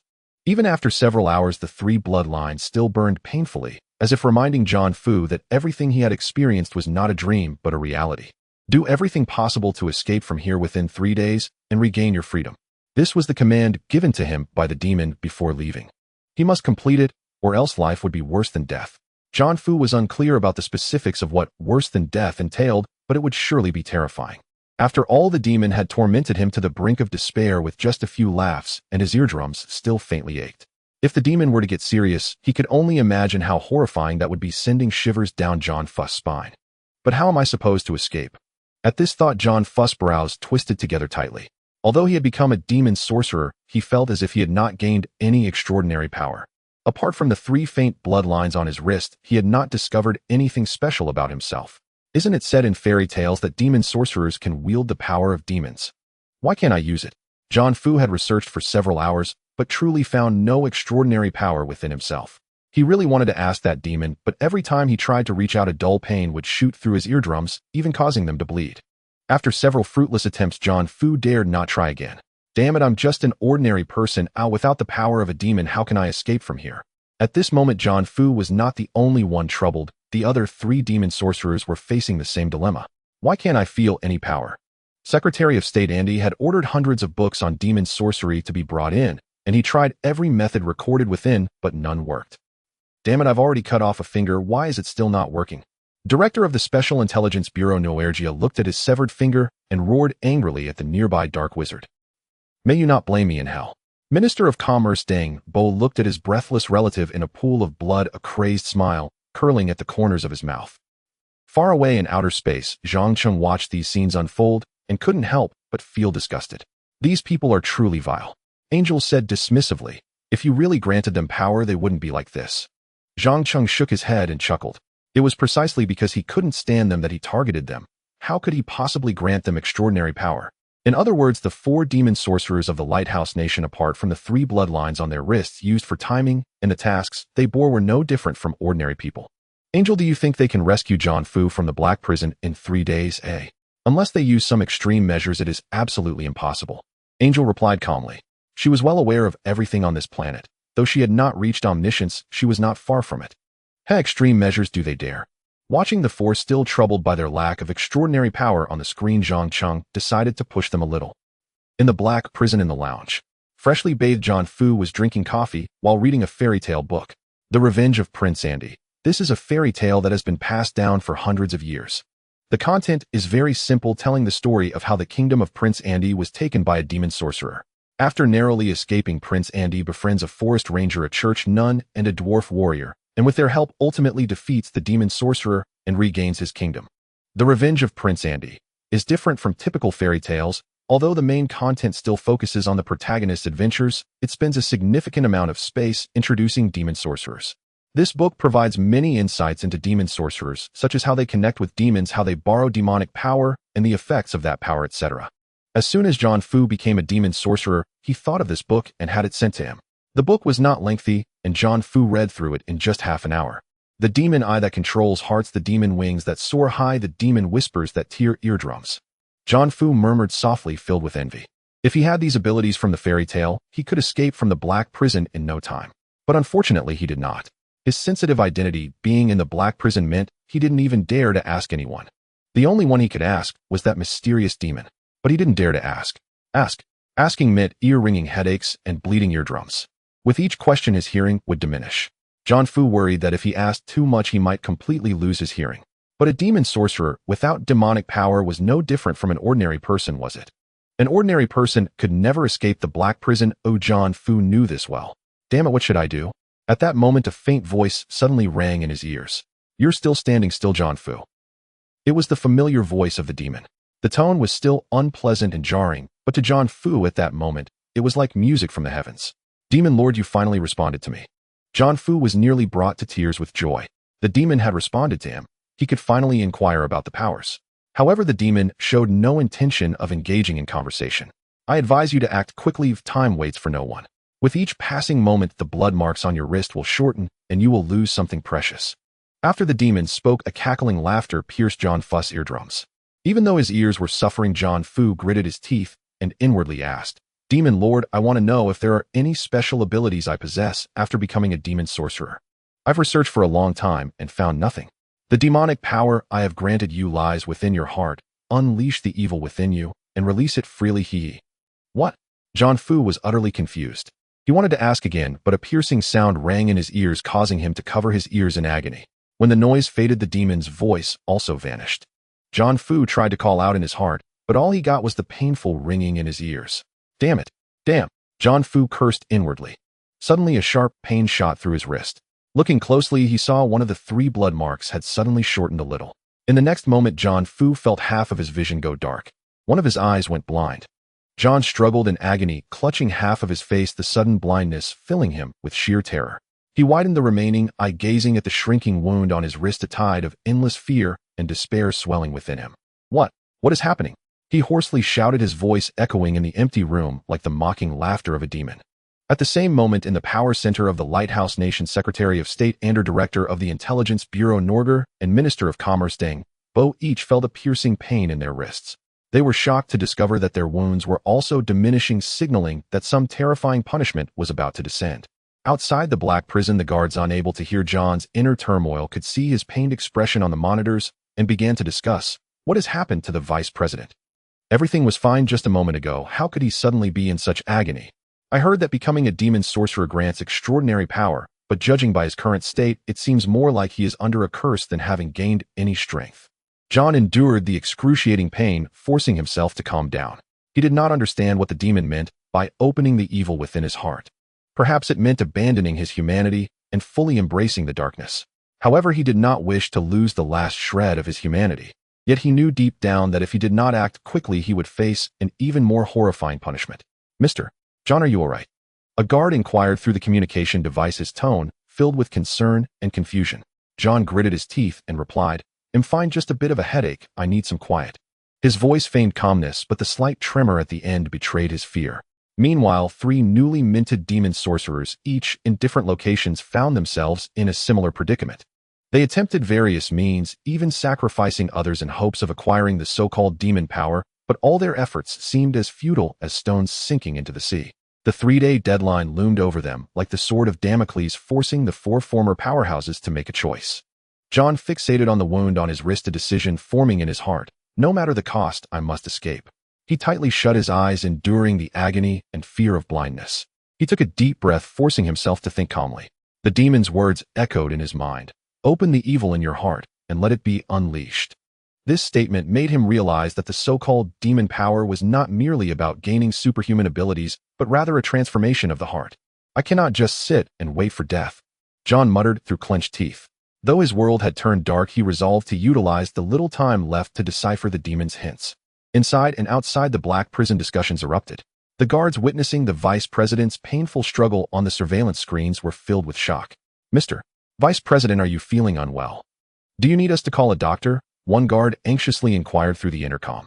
John, suppressing his pain, replied in a hoarse yet firm voice, No need, I just need some quiet. Meanwhile, the 3 newly minted demon sorcerers at the core of the Lighthouse Nation also faced similar predicaments. They began to doubt whether they had truly become demon sorcerers or had fallen into a meticulously crafted trap. Secretary of State Ander, drenched in sweat, raged at an old spellbook. Why? I have sacrificed everything as instructed in the book. Why do I still feel no power?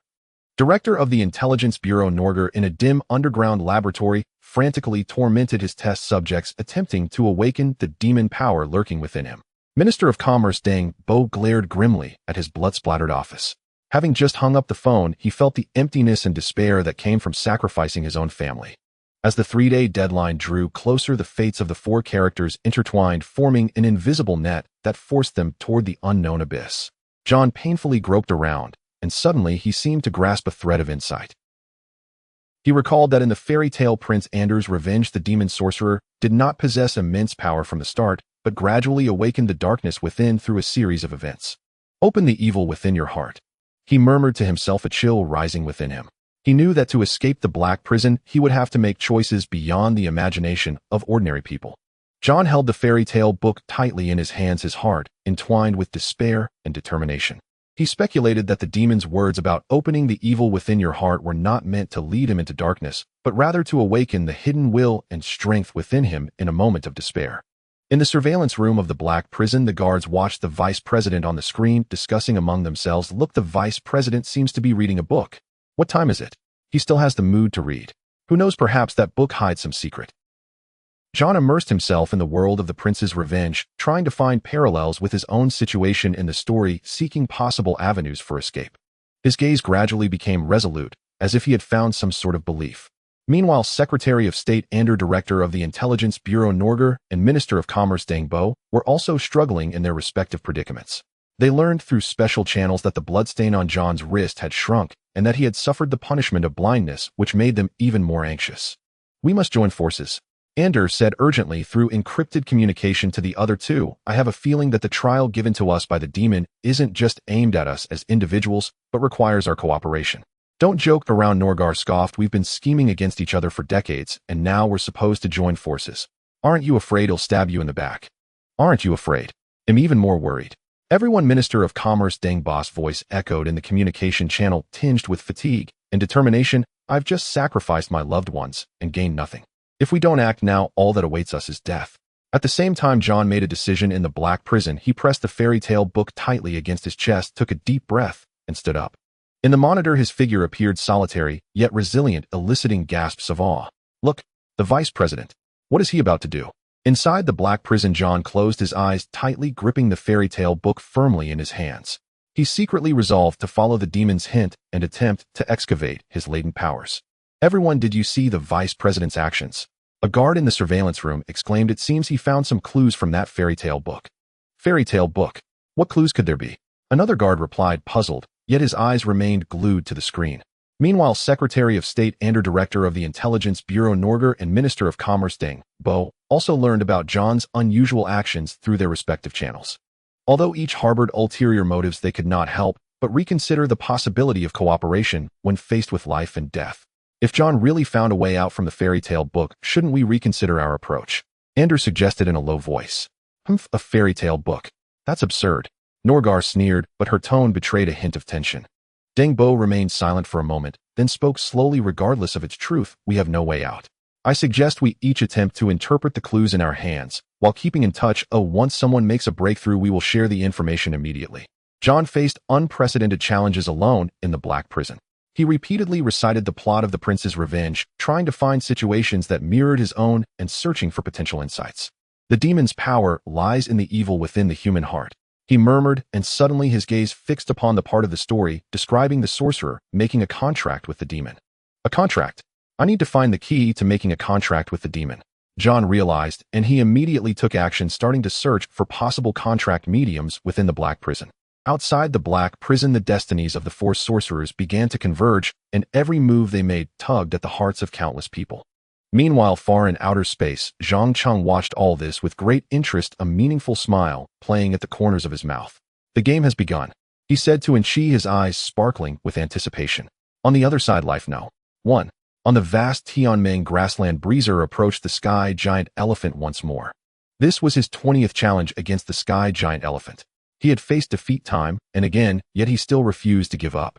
Each of Breezer's challenges resonated like a heart-stirring battle song, echoing across every corner of the Tianmeng grassland, showcasing his fearless determination and unyielding will to the entire world.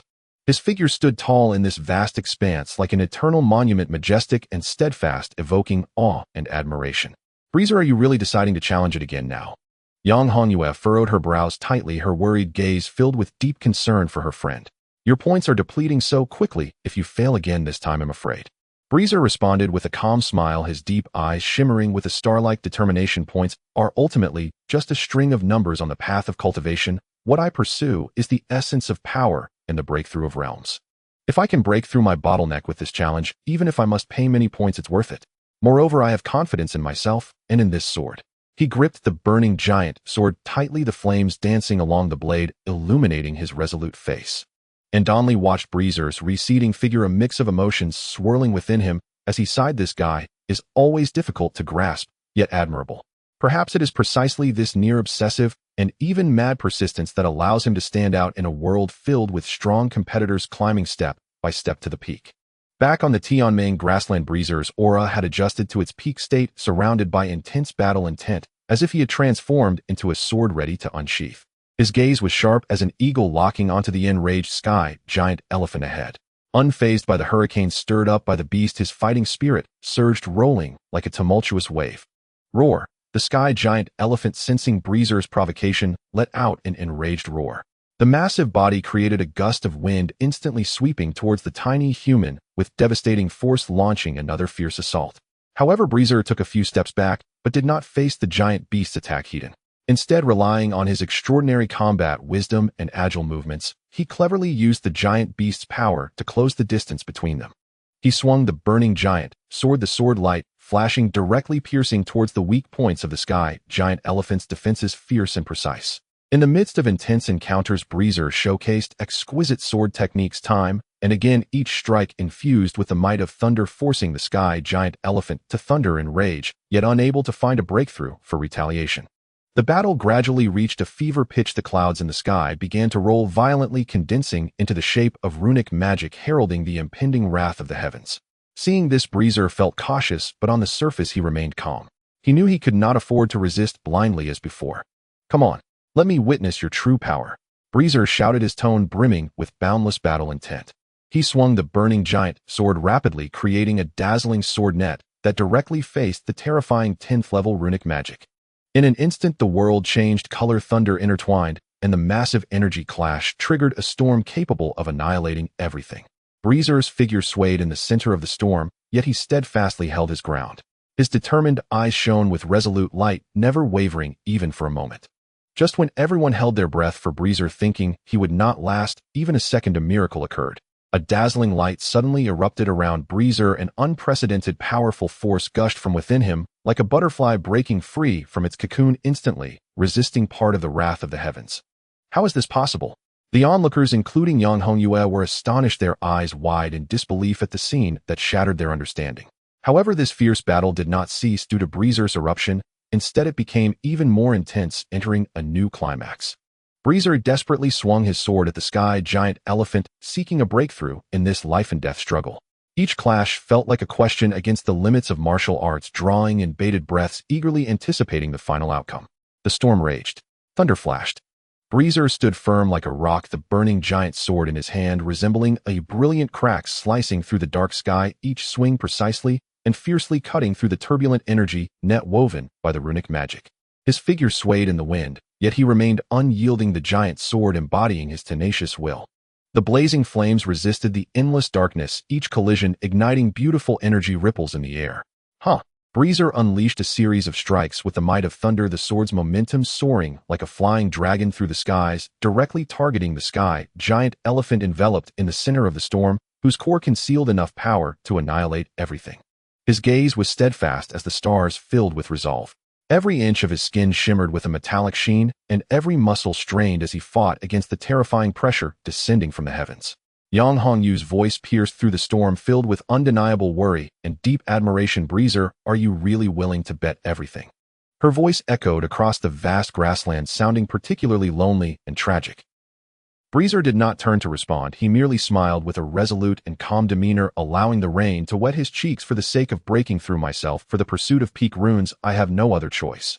At this moment, the fury in the eyes of the sky giant elephant intensified. It sensed the threat posed by Breezer's repeated challenges, its massive body, trembling slightly, seemingly stirred into a deeper rage. However, Breezer not only successfully blocked its attack, but also under the impact of this force caught a glimpse of possible flaws that might exist. Roar! The sky giant elephant let out a deafening roar akin to thunder rolling across the earth. It frantically activated the runic power within, attempting to crush Breezer and this vibrant grassland into dust. Breezer gritted his teeth, radiant with light, as if he had transformed into a shining star. He knew this moment was crucial between life and death, and key to whether he could break through his bottleneck. He took a deep breath, pointing the sword tip directly at the core of the sky giant elephant, and shouted, "Come on, let us witness the birth of this miracle together." As his declaration fell, an unprecedented force surged from within him, directly confronting the sky giant elephant's attack like a volcanic eruption. In that moment, the world changed color. Time seemed to freeze at that instant, leaving only the fierce collision and the scene of sparks flying. Yet at the final moment of this ultimate showdown, Breezer's figure froze, his face turning pale as paper. Clearly, despite exerting all his strength, he still appeared somewhat inadequate against the might of the 10th level runic magic. Boom! After a deafening explosion, a massive shockwave swept through like a tsunami, engulfing Breezer along with the sky giant elephant in this torrent of destructive power. As the dust gradually settled, Breezer was seen half kneeling on the ground, covered in wounds. Though the burning giant sword in his hand had dimmed, his gaze remained incredibly resolute, like the brightest star in the night sky. Gazing at the vanishing thunder runes in the sky, a trace of relief, yet tenacity, appeared at the corners of his mouth. Watching this scene, Andonli felt a mix of emotions and couldn't help but sigh. Even in defeat, Breezer has earned everyone's respect. His bravery and resilience have left a deep imprint in everyone's hearts. But given his current situation, Yang Hongyu's face was filled with anxiety, her words laden with worry. Andonli shook his head gently, his eyes filled with complex emotions. With his dedication and love for martial arts, he will never give up easily, no matter what. He is like a star that never extinguishes. Even if he falls, he will leave behind the most brilliant glow. At that moment, Breezer struggled to lift his head, gazing towards the distant Hall of Heroes, symbolizing glory and challenge. He spoke firmly, word by word, "As long as I still breathe, I will challenge again until I break through myself and ascend to the ultimate peak of runes."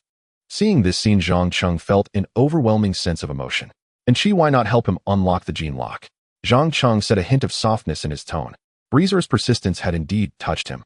And however, said indifferently, I do not recommend doing this. If he breaks through to the 10th level, many unpredictable events will occur. Zhang Cheng sighed lightly, no longer insisting. Although the gene lock is difficult to break, it is not entirely impossible. With Breezer's determination, it may indeed be possible. From that day onward, John F. began inflicting harm upon himself. He bit through his own tongue, letting blood spill across every corner of the cell. The warden of Black Prison refused outright. They would never permit John F. to leave. News soon spread. Initially, extracting John F. from Black Prison seemed all but impossible, even for the powerful faction backing him. Yet 3 other demon sorcerers intervened.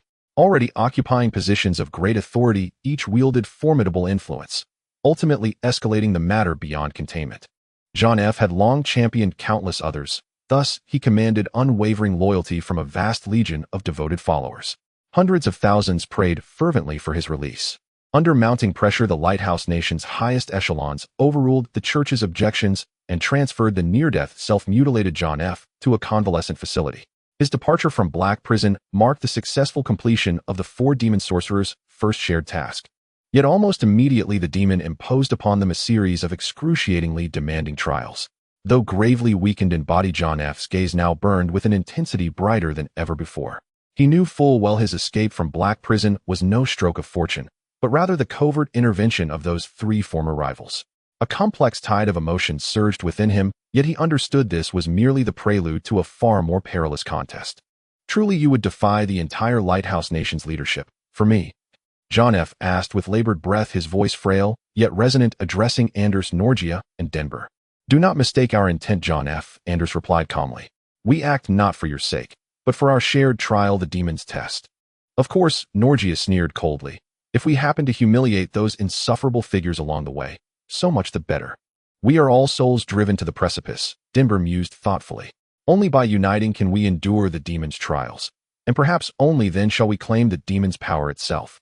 Once again, the fates of the 4 demon sorcerers intertwined, each harboring private motives, yet compelled to stand shoulder to shoulder against the trials ahead.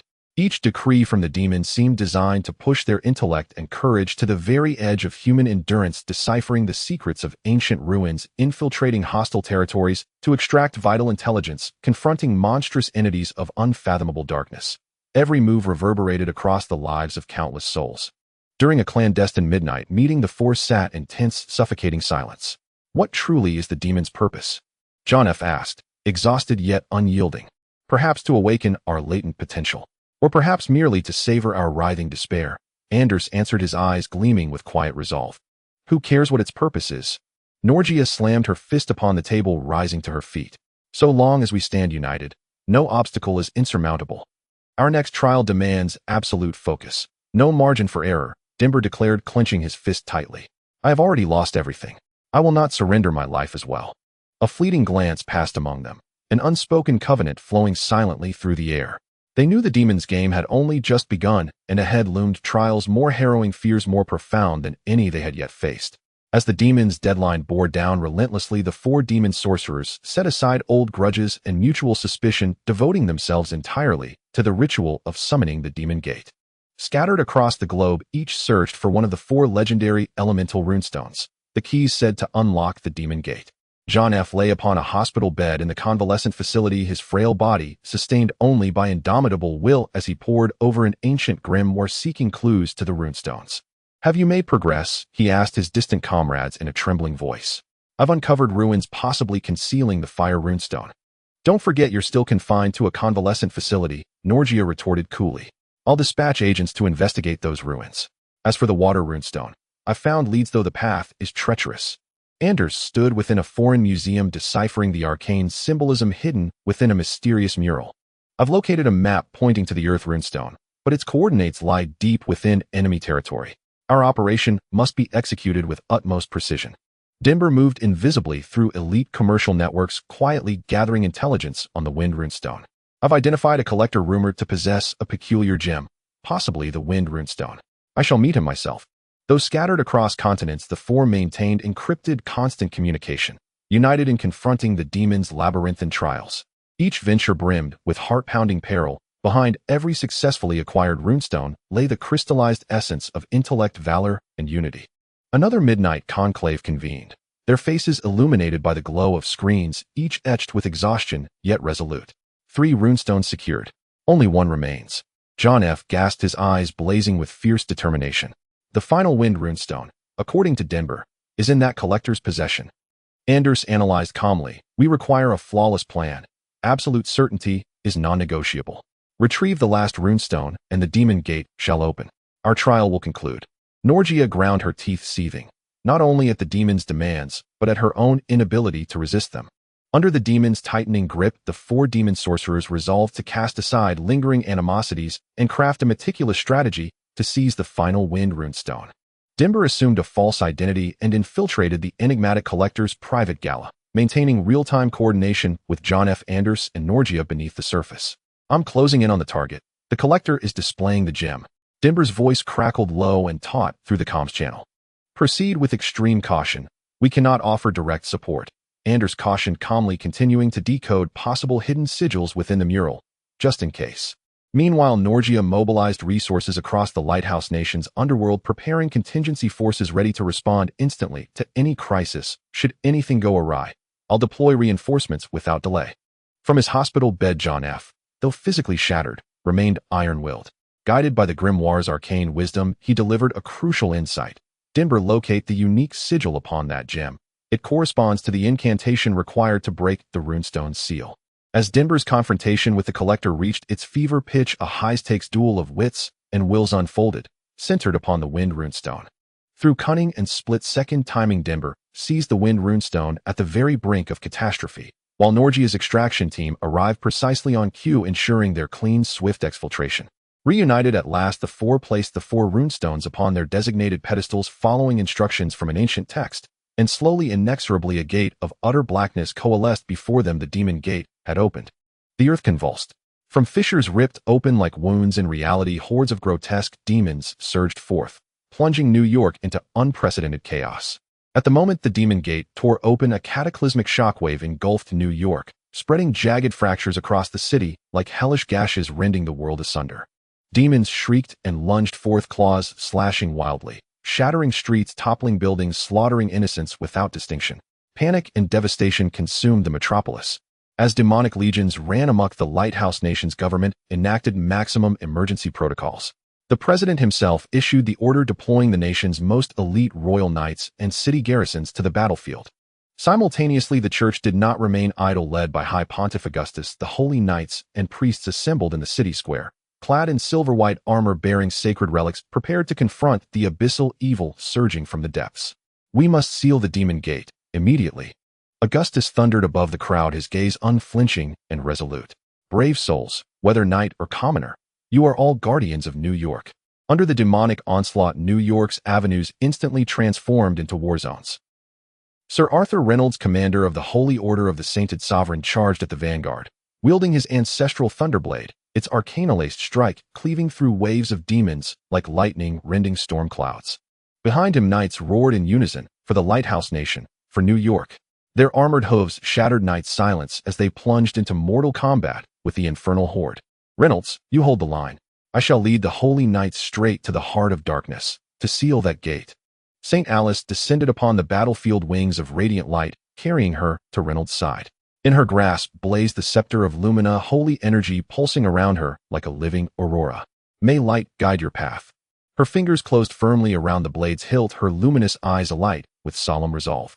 We shall stand firm until the very end. With demonic fury raging unchecked, every street and edifice of New York became a crucible of fire and ruin. Arthur Reynolds led the Royal Knights in furious battle, each swing of the thunderblade severing demonic limbs, sending arcs of crimson spray across the carnage. Brothers, we are the bulwark of the Lighthouse Nation, the shield of New York. Arthur's voice boomed across the field. No legion of demons shall halt our advance. St. Alice soared skyward on wings of light, racing toward the demon gate, her scepter of Lumina blazing like a fallen star, carving a path of brilliance through the suffocating dark. I shall expend every ounce of strength to seal this gate. You must hold the line until the final breath. She pledged solemnly to the soldiers below, her words ringing with unwavering conviction, each syllable striking the soul like a chisel upon stone, stirring ripples of courage in every heart. On the far side of New York, an elite special operations unit moved like shadow leopards, slipping soundlessly between skyscrapers and alleyways, vanishing into gloom, their sights locked upon the malevolent demon lord. Their eyes burned with predatory ferocity, their assault rifles gleamed cold, and lethal muzzle flashes poised to rip apart the veil of night. The demon lord stood arrogant and untouchable, his power suffocating, yet he spared no contempt for these mortal soldiers. With mocking disdain he taunted, "Come then, mortals, try your best to wound me." Before the words faded, he lashed out with colossal claws, aiming straight for Adrian, the elite operative. At that same instant, Alice drew near the demon gate. Gritting her teeth, she channeled every fiber of her being into the scepter of Lumina and drove it deep into the gate's widening fissure. Instantly, a blinding beam erupted from the scepter, a dawn breaking over eternal night, determined to shatter the chains of hell and slam shut the portal to the abyss. But the demon lord sensed the shift. With a roar that shook mountains, he unleashed a wave of raw, crushing force, seeking to disrupt Alice's concentration. The very air trembled under its weight. Faced with the demon lord's onslaught, an overwhelming pressure, Alice's radiance intensified, her gaze unbroken, unwavering, like the first golden ray piercing through a storm-racked sky, illuminating the path to hope. "You shall not defile New York," she cried, her voice fierce and commanding. Light from the scepter surging stronger still, as if gathering the brilliance of all creation to resist the demon lord's tyranny. On the battlefield, Arthur Reynolds swung his blade, each arc of thunder silencing a chorus of demonic wails. He heard the demon lord's derisive laughter, felt the seismic tremor of its power, but he did not falter. Instead, he raised his voice in defiance. "Brothers, the mission to protect St. Alice is the mission to protect our home, to protect New York, to protect humanity. Not one step backward." Adrian, the elite operative, fixed his cold, unblinking gaze upon the demon lord, evading the monstrous claws with uncanny agility, weaving through death's web, his rifle finding perfect aim upon the creature's vital points. "Your end has come, demon." His voice cut like winter wind, sharp, relentless, and utterly merciless. At the height of the battle's crescendo, a mysterious figure descended from the heavens, the prophet Luna, cradling an ancient codex. Her arrival proved the decisive turning point. "In the name of the divine, I bind you, demon lord." She hurled the golden codex aloft, whereupon radiant chains of light erupted, coiling tightly around the demon lord, severing his connection to Alice entirely. Feeling the oppressive force lift, Alice clenched her jaw and poured every last reserve of strength into the scepter of Lumina, driving the sealing ritual to its irreversible climax. However, at this crucial last moment, the demon lord erupted with astonishing energy, breaking free from its restraints and letting out a roar that shook the heavens and the earth. Its form began to blur and twist, clearly gathering strength for a devastating counterattack. It must be stopped. Observing the battle from a distant hillside, the ace agent William captured this subtle change through his telescope, raising his sniper rifle, without hesitation aiming at the demon lord. On the other side, Arthur Reynolds rode swiftly on his warhorse, the thunder sword crackling with lightning, vowing to defeat the demon lord in one blow. "The seal is not yet stable," Alice shouted with all her might. Though her strength was nearly exhausted, she still gripped the light staff tightly, trying to reinforce the impending shattering seal. At the critical moment, just before the demon lord launched its counterattack, John's sniper rifle gleamed with a cold light, his gaze sharp as an eagle, locking onto the demon lord's blurred and twisted figure. "St. Alice, let me lend you a hand," he growled, pulling the trigger. Bang! A deafening gunshot rang out. The bullet shot forth with the sound of slicing wind, heading straight for the core of the demon lord. However, this powerful, armor-piercing round, upon striking the demon lord, merely stirred up a weak ripple of energy, as if a stone had sunk into the sea. Arthur Reynolds rode across the battlefield like a streak of lightning, the thunderous power on his sword surging wildly. Alice gritted her teeth. Despite her body being utterly exhausted, she still mustered her last breath, the radiant energy in her staff becoming increasingly intense. "We cannot retreat, or New York and the entire world will fall into the abyss of darkness." She hoarsely shouted this, and the light of the staff surged, strengthening the seal once more. The demon lord struggled to break free from the golden chains forged by the Codex of Luna, but it realized its strength was gradually waning, unleashing a furious roar. "You insignificant mortals, how dare you challenge the might of gods and demons?" In this life-and-death moment, the prophet Luna's face grew serious. The ancient codex in her hand began to shimmer with mysterious runes, and she gazed firmly at the demon lord, reciting an ancient incantation. "In the name of the mother of the earth, with the power of the father of the sky, I declare that evil has no place in this world and demons must return to chaos." As Luna finished her incantation, the golden chains abruptly tightened, and the demon lord howled in pain, unable to unleash its previously prepared devastating counterattack due to its restricted power. Now is the time. Arthur seized the opportunity, the thunder sword cutting through the sky, carrying boundless lightning power towards the demon lord. At the same time, John also seized the chance, aiming at the demon lord's weakest point, firing several rounds, each bullet seemingly capable of piercing through the darkness. Alice took a deep breath, pouring all her strength into the light staff, the seal's radiance soaring into the sky, forming a massive light screen that rushed towards the demon lord. "Demon, your end has come," Arthur and Adrian shouted in unison, their voices echoing under the night sky of New Year filled with resolution and tenacity. "No, I will not be defeated by you." The demon lord resisted with all its might, but facing the combined attack of the group and the increasingly stable seal, its resistance appeared so feeble. As the light screen fell, the figure of the demon lord gradually disappeared in the dazzling radiance. Just when Alice, Arthur, and John thought everything was about to end, the hellish rift, which had been suppressed by the light, did not close as expected. Suddenly, a more terrifying aura surged from the rift, and a massive, malevolent new demon appeared before them. Mere mortals think they can challenge the order of gods and demons." The new demon's arrogant voice echoed in the night sky, its eyes like an abyss devouring the surrounding light. "You can defeat my minions, but you cannot stop me, the Lord of Terror Abaddon, from arriving." Alice's face turned pale, but her grip on the staff did not tremble. "Even if you are the Lord of Terror, you cannot change our resolve. For New Year, for the world, we vow to protect the light with our lives." Arthur stepped forward, the thunder sword gathering immense lightning once more. "Do not think to overwhelm us with fear. We are the unyielding heroes of the Holy Lord, and each challenge will only make us more resilient." John calmly loaded his ammunition, his gaze resolute. "The Lord of Terror. Sounds intimidating, but under my sniper rifle you are just a bigger target." Facing the demon's provocation and threats, none showed fear. They stood shoulder to shoulder, ready to face the new battle. The fierce battle resumed as Arthur wielded the power of thunder to strike at Abaddon's heart, and John shot with precision, each bullet like the scythe of death cutting towards the demon's vital points. Meanwhile, Alice summoned all her strength, using the light staff as a medium, trying to once again reinforce and seal the opened hell gate. However, Abaddon's power far exceeded that of the previous demon lord. It easily blocked Arthur's attacks with its massive claws and deflected John's bullets with its powerful dark shield. At the same time, it released a dark fog, making it difficult for Alice's light power to reach the hellish rift. "Your struggles are futile. This world will forever be plunged into darkness." Abaddon laughed hideously, swinging dark energy towards the three. "The Holy Lord watches over us. We must never give up." Alice shouted hoarsely, her eyes shimmering with determination and hope. "That's right, as long as faith remains, we will not be defeated." Arthur raised the thunder sword high, facing the incoming dark energy. "For New Year, for the Lighthouse Kingdom, we will fight to the end."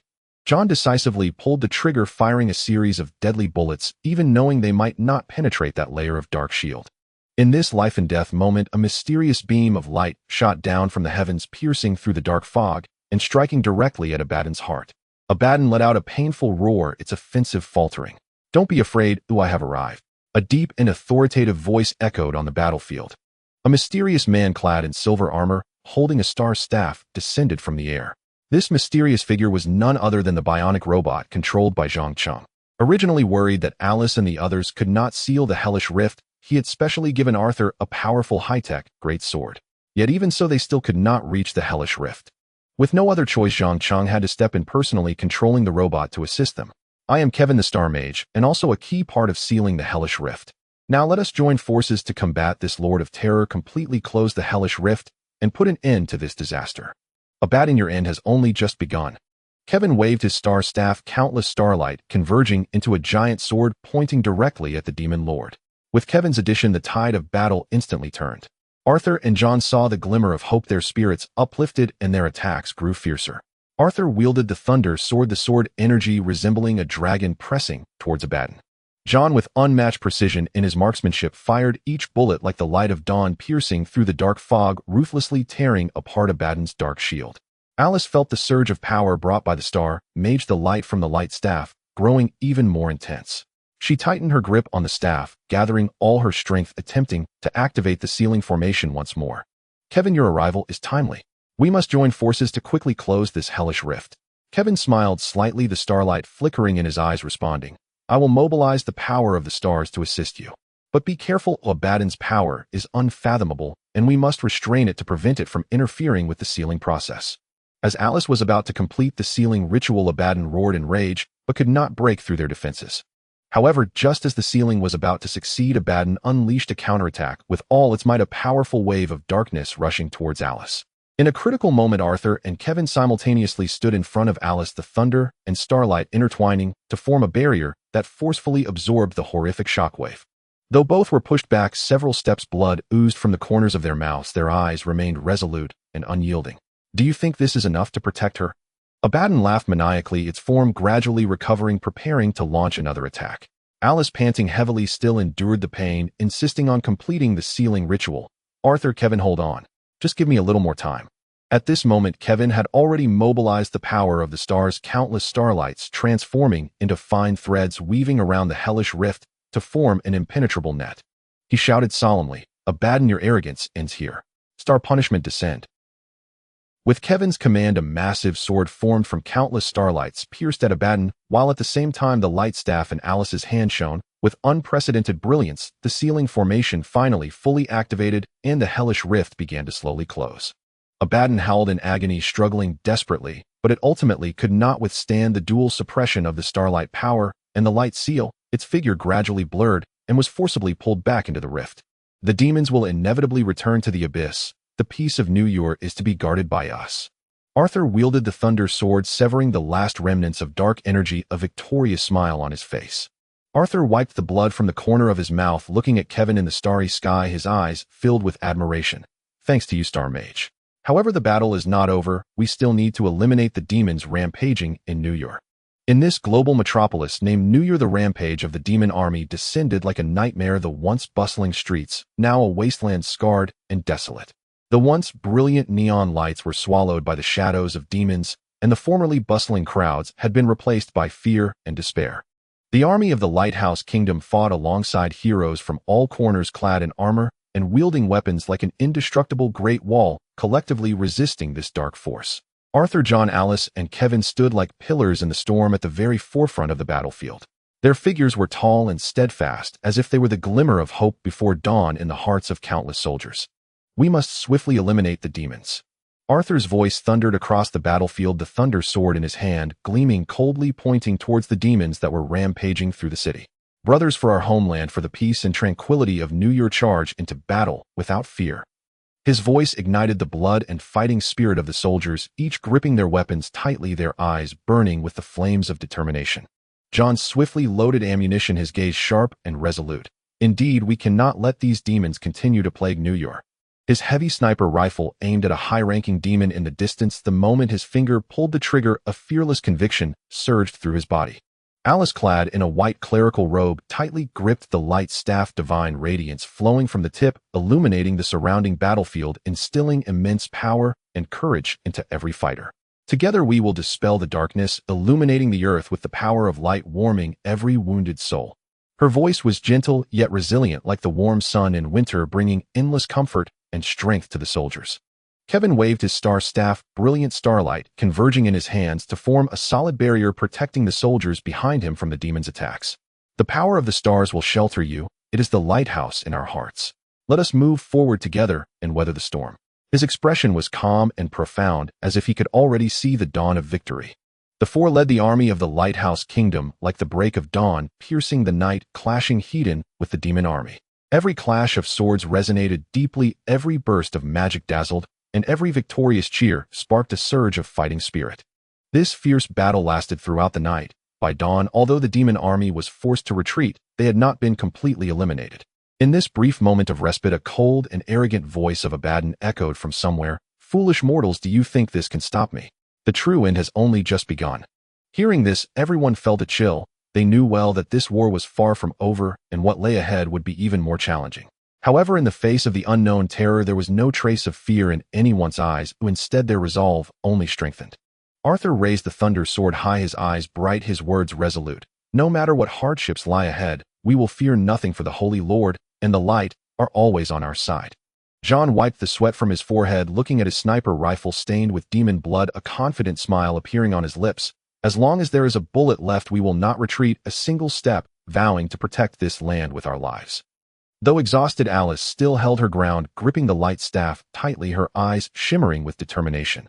We are the last bastion guarding New Yuer. Even at the cost of our lives, we will not allow the demons to run rampant and trample this city again. After her cry, Alice raised the light staff high. The brilliant dawn seemed to temporarily suppress the arrogant fury of the demon army. But in the next moment, Abaddon's cold and deep voice echoed like the death knell in everyone's hearts, shrouding the already faint hope in a layer of gloom. Foolish humans, you will all die here. Arthur, facing the demons, roared, tightly gripped his sword, pulsing with the power of thunder, and charged towards the demons. The runes on the sword pulsed with his heartbeat, seemingly alive. Arthur, let me lend you a hand. Charge forward. Kevin, the mysterious mage, took a deep breath, the starlight swirling and gathering on his star staff, forming a solid barrier. Only by eliminating these demon lords can we end this hellish war on Earth. John hoisted his polished, heavy sniper rifle onto his shoulder, his gaze sharp as an eagle aiming into the distance. I will locate Abaddon. You all keep those low-level demons at bay. Our goal is to strike at the heart. Though Alice was nearly depleted of strength, she still held herself upright with the light staff, her face pale, yet her gaze resolute and fearless.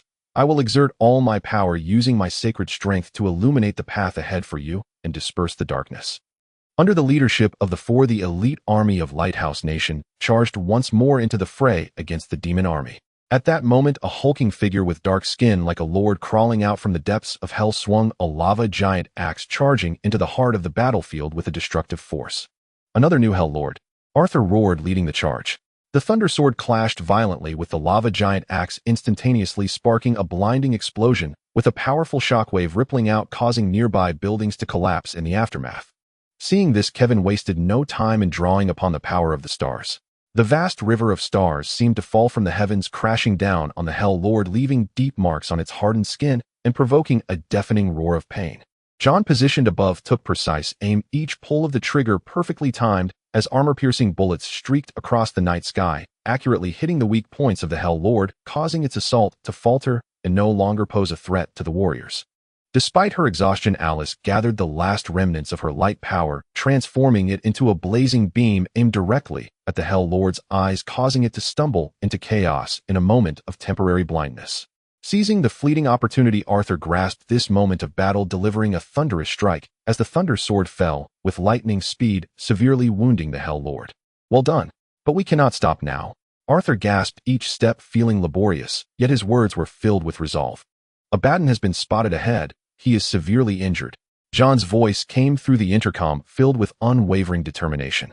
As the Hell Lord Abaddon suffered heavy damage, the tense atmosphere on the battlefield relaxed slightly, and Kevin stepped forward before everyone.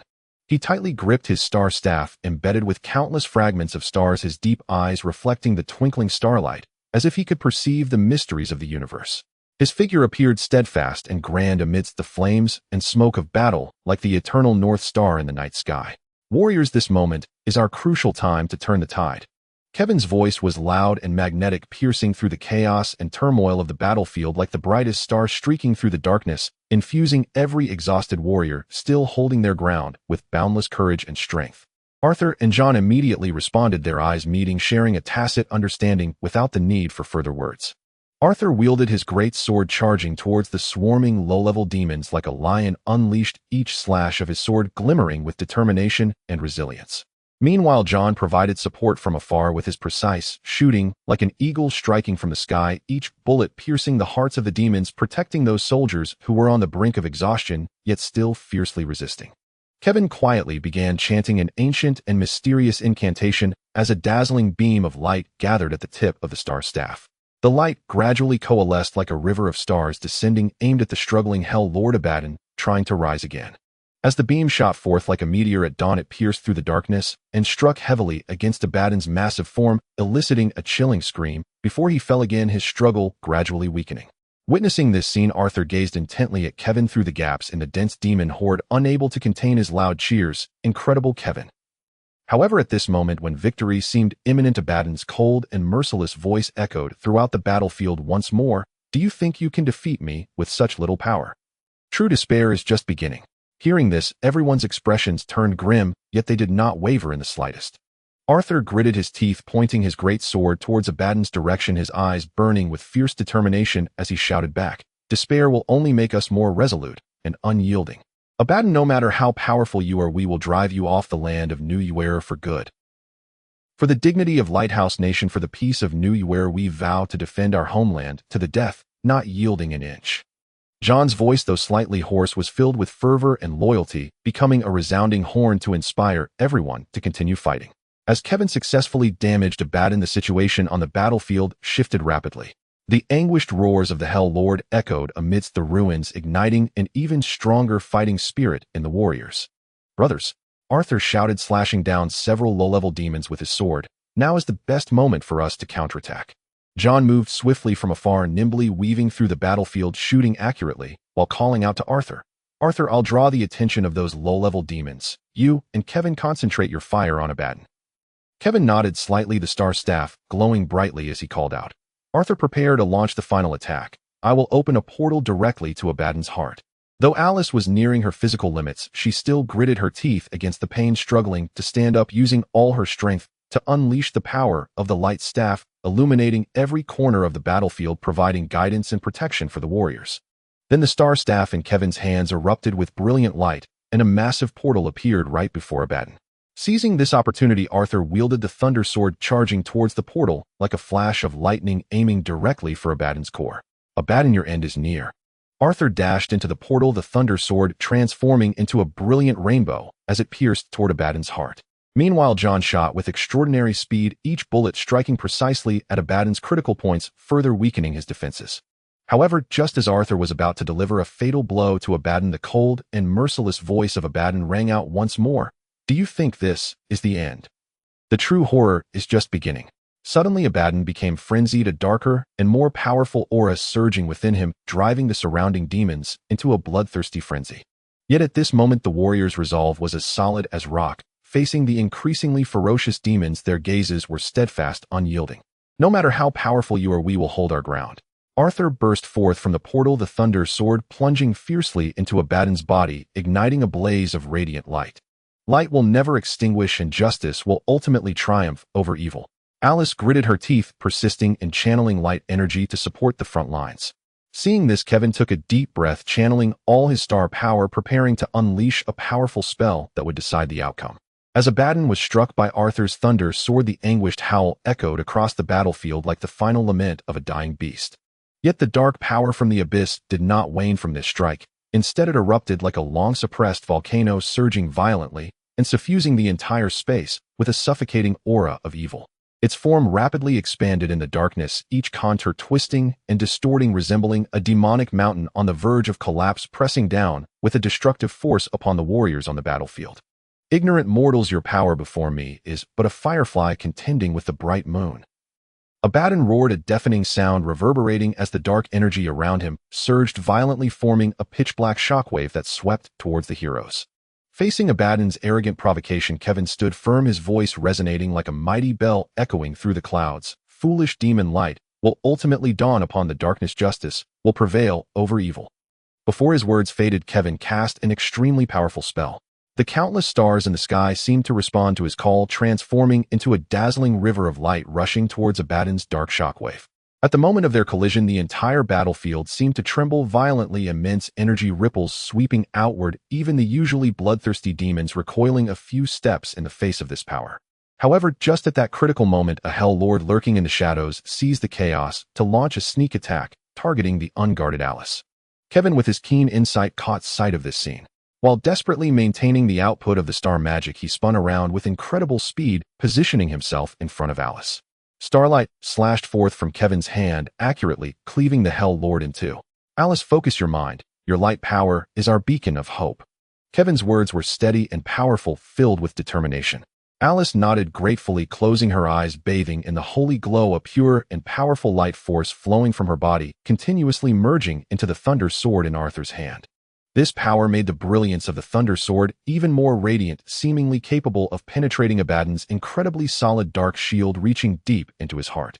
Arthur felt the powerful energy transmitted through the sword, his eyes igniting with fierce fighting spirit as he swung the thunder sword, shouting at Abaddon, "Abaddon, your doom is upon you. Even if you hide in the depths of darkness, you cannot escape the judgment of our righteous blade." Abaddon scoffed at this, black flames rolling and leaping around him as if brewing a more terrifying storm of darkness. Yet at this crucial moment of life and death, a brilliant starlight broke through the night sky, like a sharp arrow targeting Abaddon's heart. The final blow, the stars will shatter, and light will endure. Kevin raised his staff high, unleashing the strongest strike of star power, vowing to end this ultimate confrontation between darkness and light.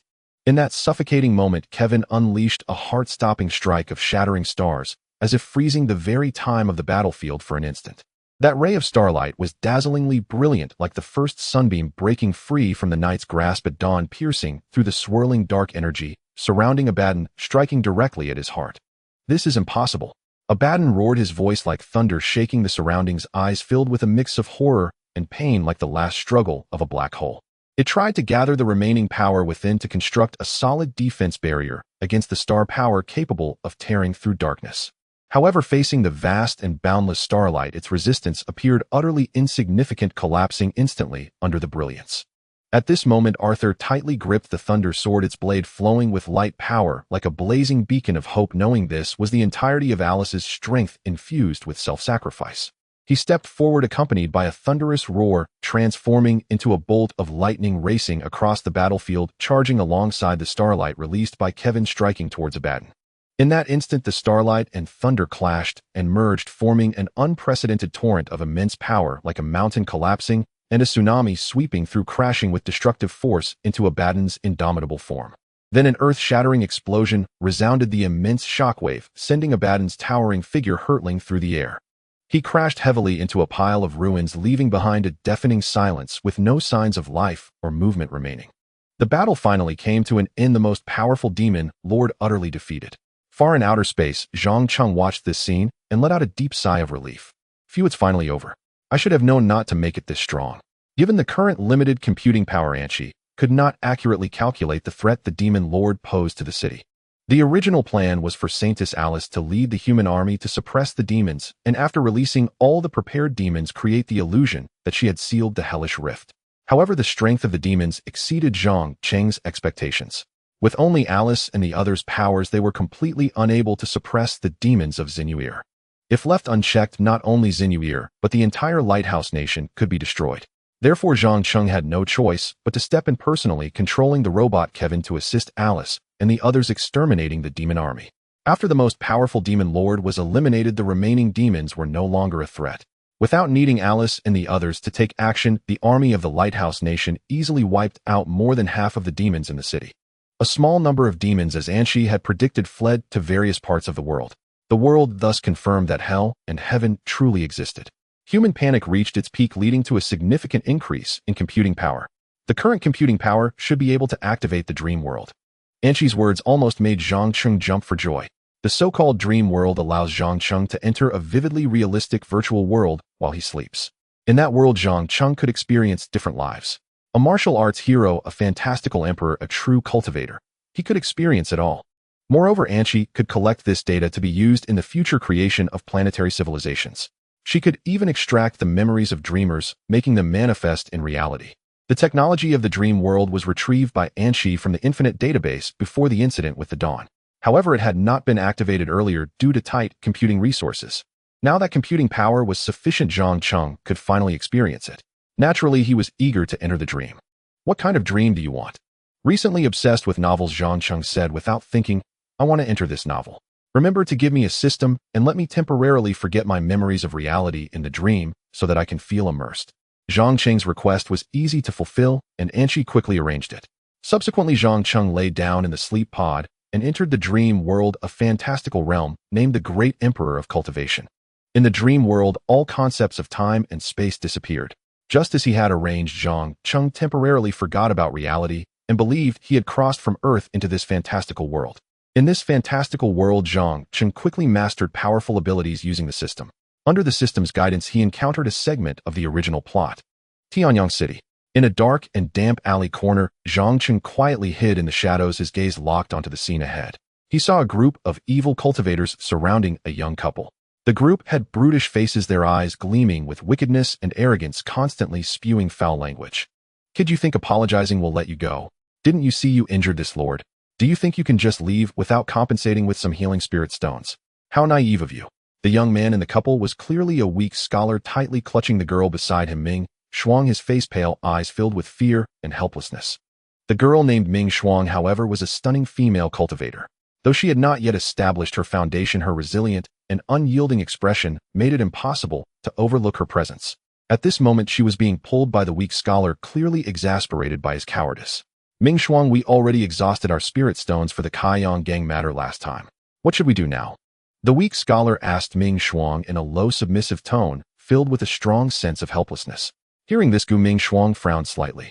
Though she felt dissatisfied, she understood that the predicament before them could not be resolved merely by acting on impulse. This group of evil cultivators not only outnumbered them, but also possessed deep cultivation. They had committed many atrocities in the cultivation world, and were not something the two of them could easily contend with. You all better step aside, or I'll notify the law enforcement hall. Ming Shuang decisively prepared to take out the communication jade talisman she carried for help. However, at that moment, the leader of the evil cultivators swiftly struck like a ghost, snatching the communication jade talisman from her hand, a mocking smile curling at the corner of his mouth. Hee, little girl, you're quite clever. But what if you notify the law enforcement hall? By the time they arrive, it will already be too late. The leader of the evil cultivators smugly waved the communication jade talisman in his hand, as if he could already see the fruits of victory. The group of evil cultivators closed in even more recklessly, and the air around them seemed to grow tense. Zhang Cheng showed no intention of helping the couple, but instead looked around, wondering if the male protagonist would appear as in the book. Zhang Cheng's wandering gaze soon caught the attention of the evil cultivators. Stinking brat, what are you looking at? The evil cultivators prepared to take action against Zhang Cheng. How strange, why hasn't the protagonist appeared yet? The plot is about to end. As Zhang Cheng easily dodged the attacks of several minions, he pondered the whereabouts of the male lead. Could it be that something went wrong? According to logic, the classic scenario of a hero saving a beauty should be unfolding right now.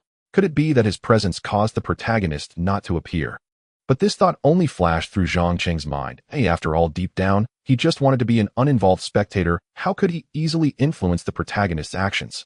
He had no prior connection with the young couple. Their plight was merely a fleeting moment in the tumult of the world, seemingly thrilling, yet it did not touch his heart.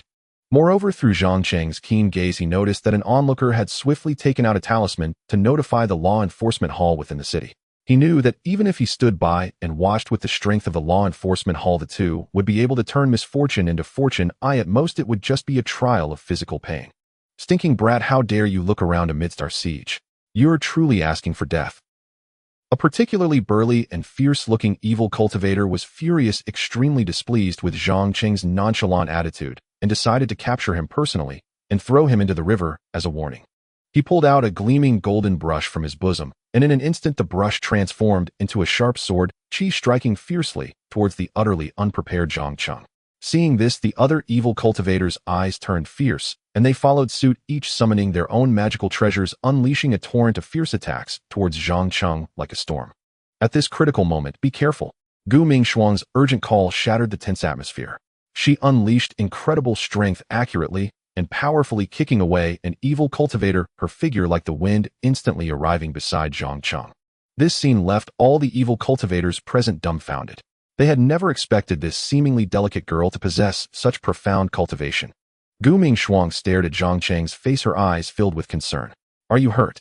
Her voice was filled with urgency and worry. These people are after me. I'm so sorry to have brought you into this.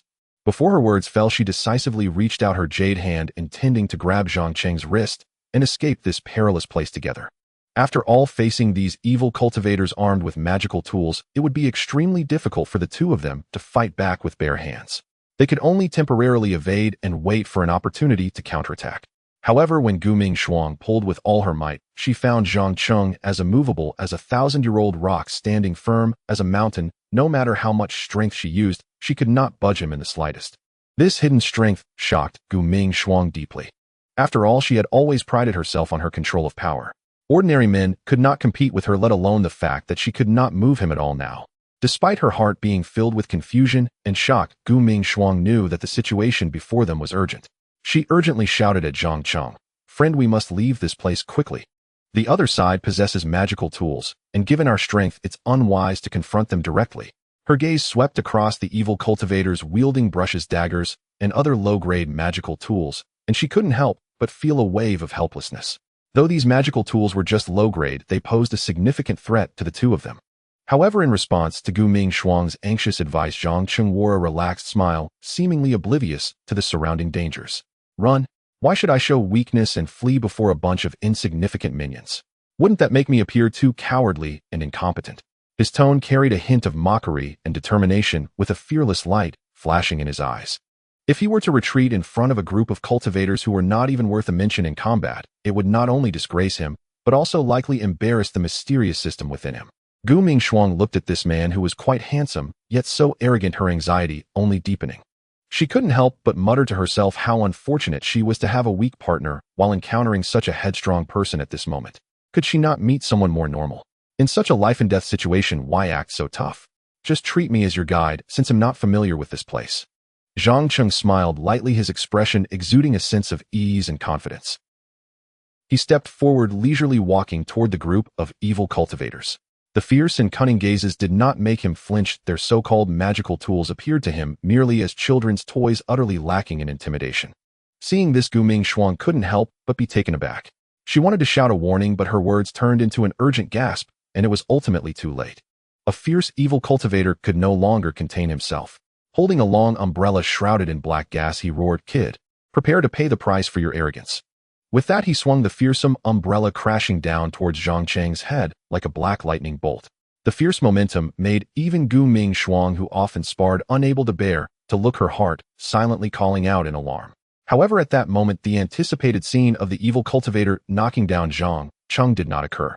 Instead, a crisp and loud sound of a slap echoed, starkly piercing through the tense atmosphere. Everyone stared in shock at the two. The originally imposing, burly evil cultivator had now fallen to the ground unconscious, with 5 distinct red fingerprints on his face. Meanwhile, Zhang Cheng remained standing like a pine tree, smiling, as if everything that had just transpired was merely a breeze passing by. What just happened? Gu Ming Shuang's face was filled with disbelief, her eyes wide open, filled with confusion. Not just her, the other evil cultivators were equally bewildered, unable to grasp what had just happened. How could their insignificant powers capture the lightning-fast, seemingly formless actions of Zhang Cheng? They only felt a blur before their eyes, and the fierce evil cultivator fell on his own. Rather than being attacked, it seemed more like he was struck down by some mysterious force. "What are you all dawdling for? Attack together!" The leader of the evil cultivators shouted angrily. Although he had also failed to see what happened just now, that did not mean he would become timid. The leader's expression was grim as he waved his hand, his eyes flickering with ruthlessness and determination. His words were like a cold command, causing the surrounding minions to instantly turn solemn. Even though they were filled with confusion and doubt about Zhang Cheng's strength and origins, they dared not slacken off in this life-and-death situation. They gritted their teeth, pouring all their magical power into their magical tools, and a fierce light instantly gathered into a sea of attacks, sweeping towards the calm and smiling Zhang Cheng standing in front. Facing this overwhelming assault, Zhang Cheng remained calm and unhurried, his smile like the spring breeze, carrying a hint of mockery and confidence. "Since you can't see clearly, you'll slow down a bit more." As his words fell, he moved, appearing to stroll leisurely, while actually moving as fast as lightning. He effortlessly dodged the magical attacks capable of splitting mountains and rocks, then delivered a slap with what he deemed a very slow speed. This slap was like the first ray of sunlight breaking through the darkness at dawn, directly knocking one of the minions to the ground, rendering him unconscious. On his pale cheek, a vivid and striking palm print was left behind, as if it were a mark branded on the pillar of shame in his life. This bizarre scene left everyone, including Gu Ming Shuang, dumbfounded, unable to believe it. The chi refining stage cultivator they had looked down upon was able to exhibit such terrifying speed and strength, shattering their understanding of the cultivation realm. As the shock and confusion reflected in Gu Ming Shuang's beautiful eyes, Zhang Cheng's figure flickered again, flowing like clouds and water among the crowd. Each strike he made was accompanied by a dull sound, as yet another enemy was knocked down to the ground unconscious, with deep palm prints left on their faces. Entangled with these small fry feels like a waste of time. Zhang Cheng lightly curled his lips in a smile, his words revealing a lofty ambition that looked down on the crowd. As Zhang Cheng enjoyed his time in the dream world, Anchi was still busy. The development of Happy Star was unfolding as she had anticipated, with demons fleeing from New York and causing a global uproar. People no longer had the slightest doubt about the prophet's predictions. The demon king Satan was likely to return to the human realm, bringing devastation to the world. The panic was causing the computational power to surge, and she had to use this power meticulously in critical areas, starting with the Dawn. For the Dawn to escape the crisis, it required a significant amount of computational power. Next was Planet No. one of which also needed computational support for further development. Then there were various maintenance tasks aboard the spaceship, the projections for future civilizations, the development plans for Planet No. 2, and the dream world where Zhang Cheng resided. All these aspects required computational power, and Anshi had to be frugal, ensuring every bit was used in the most critical areas. If an ordinary person were to handle these matters, they would likely be exhausted by now. However, Anshi was unperturbed. Being an artificial intelligence, she knew no fatigue. As long as there was sufficient computational power, she could work at maximum efficiency. 247. The development of Planet No. 2 should also be prepared. Anshi had always been an AI that considered potential dangers, even in times of peace. Although the situation appeared favorable, no one could predict the future. It was quite possible that in the next moment Happy Star would explode, and the source of computational power would dry up again. Planet No. 1 might also see a significant decline in power for various reasons. Thus Anshi had to think of more possibilities. Each additional planetary civilization provided an extra layer of security. Currently, with ample computational power, developing Planet No. 2 was entirely feasible. According to Zhang Cheng's vision, Planet No. 2 was to create a cultivation civilization. However, progress needed to be made step by step. Civilizations must develop gradually. It was evidently impossible to create a cultivation civilization all at once. Anshi's plan was to first establish an ancient feudal civilization. Then, based on that foundation, she would incorporate elements of martial arts. Following that, she would add in elements of monsters and demons. Finally, there would be elements of city gods, Taoist priests, and the underworld. Then there would be classical cultivation sects. Ultimately, a complete cultivation civilization would be formed, starting from refining qi to foundation, establishment, golden core, nascent soul, and then to divinization. As for anything beyond divinization, Anshi could only say sorry. All cultivators who broke through that boundary would be eradicated. Of course, if computational power were sufficient in the future, she could preserve their consciousness and draw them into the dream world. It would be impossible for a cultivation world to exist in the real world. After all, the difficulty was too great. Even if the dawn returned safely, it would be hard to achieve. Perhaps only through the highest level of cosmic technology, like dimensional universes, could it become possible. While planning for Planet No. 2, Anshi was also contemplating what elements to add to Happy Star. The mythological elements have been successfully implanted halfway. We could consider whether to implant superpower elements, spiritual energy revival elements, and monster invasion elements. Then Anshi suddenly glanced towards Zhang Cheng's sleeping direction, murmuring softly, the element of a universal great crossover might also be added. Creating a dream world and pulling all the people of Happy Star into it would generate a massive crisis. However, the computational power required for this was enormous, and Anshi needed to plan carefully. On the other side, within the dream world, Zhang Cheng was still enjoying himself. At present, Zhang Cheng's strength in this world, though not yet at its peak, made it effortless for him to crush some qi refinement practitioners. With the help of the system, his cultivation and knowledge had long since placed him in an insurmountable gap from most people in this world. You bastard, you strike so ruthlessly. Aren't you afraid of the retaliation from our gang? Do you know that this area is entirely our gang's territory? The leader of the evil cultivators had a sinister expression, his eyes flickering with resentment as he drew an evil weapon from his waist. This weapon gleamed coldly, emanating a chilling aura. He gripped the handle tightly, his body trembling slightly. Only this evil weapon gave him some courage to confront Zhang Cheng. Bystanders felt a chill and began to worry for Zhang Cheng and Gu Mingxiang. They all knew that evil weapons were not like ordinary magical tools. Once the evil energy within erupted, even ordinary cultivators would find it hard to resist, facing either death or severe injury. How dare this person use an evil weapon in broad daylight? Where are the law enforcement hall members? Someone in the crowd exclaimed. Zhang Cheng frowned slightly. He had no intention of bloodshed, nor did he wish to act in this bustling city just to teach a lesson to an evil cultivator in public. After all, he still had to live in this city for a while. If he became a wanted criminal for this, it would undoubtedly bring many inconveniences to his life. Dao friend, we should leave here quickly. The other party has an evil weapon, it's too dangerous. Gu Mingxiang urged Zhang Cheng anxiously, her face pale with worry. However, Zhang Cheng remained calm and unhurried, steadily walking towards the evil cultivator leader, which made Gu Mingxiang anxious and stomp her feet.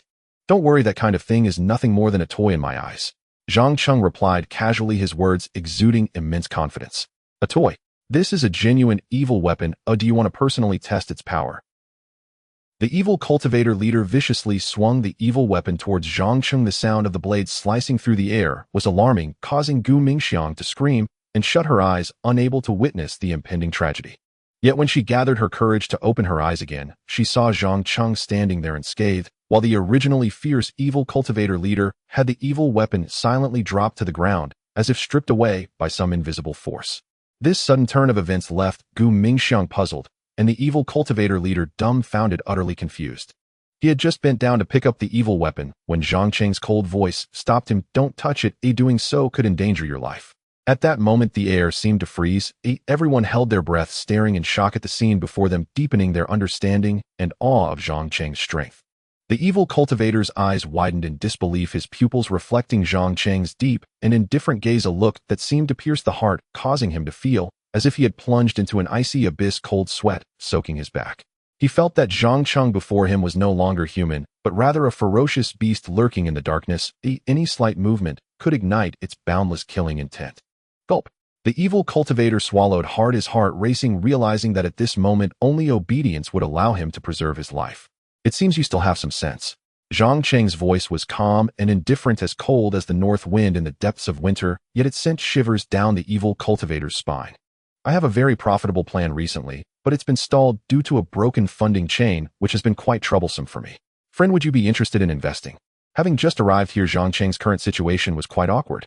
He had no fixed residence and was essentially a black household, relying entirely on his own hands to make a living. This group of evil cultivators had just happened to run into his guns. He decided to accept their wealth, knowing that most of their earnings were ill-gotten gains, and he felt no guilt in taking them. Upon hearing this, the evil cultivator dared not hesitate any longer, tremblingly reaching into his pants pocket to pull out a storage bag, fearfully handing over all the spirit stones inside. The spirit stones glimmered faintly, standing out prominently in the dim environment. Zhang Cheng glanced at the spirit stones in his hand, counted them briefly, and could not help but scoff. "Is this all? This isn't even enough for me to find a decent place to stay in the city." The evil cultivator's forehead was drenched in cold sweat upon hearing this. For these low-level evil cultivators, having a total of 10 spirit stones was already a significant fortune. However, in front of Zhang Cheng, this amount seemed utterly trivial. "Quickly go wake your companions and have them bring out all the spirit stones they have, or my plan cannot be initiated, which would greatly irritate me. You know, once I get irritated, I need a way to vent my stress. And my way of venting stress is..." Before he finished speaking, Zhang Cheng casually threw a punch, directly smashing into the nearby metal railing. The metal railing, made of gold adamantine, twisted and deformed under his punch, leaving a deep dent as if it had been struck by a giant hammer. This scene left the leader of the evil cultivators dumbfounded. His throat rolled again, and he swallowed hard, feeling immense shock. What kind of overwhelming power was needed to create such terrifying effects? Thinking of this, he dared not hesitate any longer, hastily turning to gather his companions, fearing that any delay might provoke the wrath of this mysterious powerhouse. Fear gripped the leader of the evil cultivators like an invisible hand, squeezing his heart. He felt as if he had awakened from a nightmare, cold sweat soaking his back. He hurriedly shook his companions awake. Those still asleep or in a stupor were slapped vigorously by him without hesitation. At this moment, he had only one thought in mind. Everyone must be awakened before this terrifying figure. Zhang Cheng became enraged. They were not beings capable of contending with him. Gu Mingxiang's eyes widened as she watched this scene, unable to believe that these evil cultivators, who were usually so arrogant and overbearing, were now like docile kittens, emptying their pockets and respectfully presenting all their cash to Zhang Cheng. Their submissive demeanor stood in stark contrast to the fierce and fearless aura they had displayed earlier. Zhang Cheng smiled, faintly patting the leader of the evil cultivators on the shoulder, as if appreciating a cooperative partner. He casually and naturally accepted the hundreds of spirit stones handed to him. The evil cultivator leader could only force a smile, his heart aching like being cut by a knife, secretly vowing, should he encounter this person again, he would definitely steer clear, never provoking this living calamity again. "Sir, can we leave now?" The evil cultivator leader asked with a trembling voice, his eyes reflecting a sense of relief from narrowly escaping death. "Get lost." Zhang Cheng coldly issued the order to let them go. The evil cultivators felt as if they had been pardoned, instantly transforming into a gust of wind, fleeing the scene, as if their feet were greased, wishing they could sprout wings to escape this terrifying place at light speed. "Hey, snap out of it. Guide." Zhang Cheng gently patted Gu Mingxiang, who was still in a daze, her thoughts lingering on the earlier scene. Oh. Gu Mingxiang responded as if she had returned from another world, trying hard to pull herself out of the shock. "Lead the way, guide." "Lead the way? What do you mean by lead the way?" Gu Mingxiang asked, looking perplexed. "Of course, lead me to try the local delicacies. I haven't had dinner yet," Zhang Cheng said with a smile, his words carrying a relaxed and easygoing air, as if everything that had just happened was merely a small interlude in life. Aboard the spaceship, Zhang Cheng opened his eyes, realizing he was lying in the small and comfortable sleeping pod. He felt a sense of disorientation and detachment from the dream world, the echoes of that dream still lingering in his mind. Through the transparent protective cover of the sleeping pod, he could see the complex circuitry and instruments inside the ship flickering with cold light, a stark contrast to the vivid world of dreams. The dream world was extraordinarily vibrant, as if every detail possessed an accessible sense of reality. There were vast star seas, towering celestial mountains, and bustling human activities. In that world, he was no longer a cosmic overlord, but an adventurer who had traversed into the world of a book, experiencing an unprecedented life, immersed in one gripping story after another. Recalling those vivid experiences, Zhang Cheng couldn't help but shiver slightly. The immersive feeling made him even doubt whether he had truly crossed over. It was only at this moment, upon seeing the photo of Happy Star stuck in the corner of the sleeping pod and the smart wristband displaying the ship's real-time status, that he finally regained his identity and memories in reality. He sat up, his fingers gently gliding across the control panel of the sleeping pod, the cold touch instantly dispelling the last remnants of the dream lingering deep in his consciousness. Taking a deep breath, he let his thoughts return to this lonely spaceship sailing through the endless universe. "Anchi." Zhang Cheng called out loudly. "What are you shouting for? I knew you were awake as soon as you stirred." Anchi walked over leisurely. "How long did I sleep?" Zhang Cheng asked hastily. Anchi replied without hesitation, 137 hours. Zhang Cheng's eyes widened in shock and disbelief. Soon Zhang Cheng recalled something and quickly fixed his gaze on the smart watch on his wrist, which clearly displayed the time he had spent in the dream world. 103 hours and 27 minutes. This number exploded in his mind like a bomb, challenging his perception of time. My God, has it really only been over 100 hours? I feel like I've been inside for years. He instinctively murmured, his tone filled with astonishment and confusion. Recalling his experiences in that dreamlike world, those grand adventures, heart-wrenching emotional entanglements, and countless struggles on the brink of life and death, it felt as though he had lived through countless seasons. He clearly remembered that before entering the virtual dream constructed by powerful AI algorithms, he had already learned about the differing flow of time between the dream world and the real world. This was a marvelous phenomenon based on quantum computing and brain integration, where every second in the real world could equate to a day or even a year in the dream. To support such a vast time difference, the required computing power was undoubtedly astronomical. In theory, as long as the computing power was sufficient, achieving a time ratio of 1 to 100 million was not impossible. However, constrained by the existing hardware and computing capabilities, such a concept remained a castle in the air. Although current computing power had yet to reach that extreme state, Zhang Cheng understood that one day in the future they would surely break through this bottleneck. At that time, they would be able to experience a longer span of time in the dream, fully exploring that vast and boundless world. And all of this would merely be a fleeting moment in the real world, hardly causing any substantial disturbance or impact. At this moment, Zhang Cheng was immersed in deep contemplation, his gaze profound and resolute. "What is the situation in Happy Star now?" Zhang Cheng asked. Anchi replied, "Everything is as anticipated." Then a screen unfolded before Zhang Cheng. On the screen, demons lurked like shadows in the hidden corners of the world. They carried an aura of evil and unfathomable, terrifying power, silently eroding the order and peace of this world. Whether in the dark alleys of bustling cities or the ancient ruins on desolate borders, even in the deepest fears of people's hearts, traces of these demons could be concealed. In the face of this unprecedented crisis, countries around the world set aside their past disputes and differences, uniting in a rare display of solidarity. They worked together to combat the evil forces lurking in the shadows, fighting to protect the last pure land and dignity of humanity. In this struggle between justice and evil, the Church played a crucial role. As a beacon of faith and wisdom, it led the warriors of various nations to unite into a formidable force. The leaders of the Church wielded sacred staffs adorned in holy robes, their every command illuminating the darkness like the dawn, lighting the path ahead. Countless brave warriors answered the call, clad in armor and wielding sharp weapons, undeterred by hardships, delving into the demons' lairs. Amidst the chaos of war and the stench of blood, they wielded their swords to slay the demons, each strike filled with determination and resolve, vowing to eradicate the demons hiding in every corner of the world. This war concerning the survival of the world was not only a test of courage and strength, but also a tempering of faith and will. Under the Church's guidance, the cooperation and sacrifice among great nations and the warriors' blood-soaked battles wove a stirring epic of resistance against the demons. Happy Star. In a distant and backward country far from Lighthouse Nation, the stark contrast between prosperity and poverty is as cruel as the transition between day and night. In the dark side of this massive city, the slums resemble a scar forgotten by the world, with ramshackle shanties piled tightly in the narrow, winding alleys like decrepit fortresses that tell tales of endless hardship and struggle. No one would expect that deep within this desolate place, hidden in a nondescript hovel, lies a former vice president of Lighthouse Nation, John Fu. He looked haggard, his eyes flickering with a vigilance and fear that he had never experienced at the peak of his power.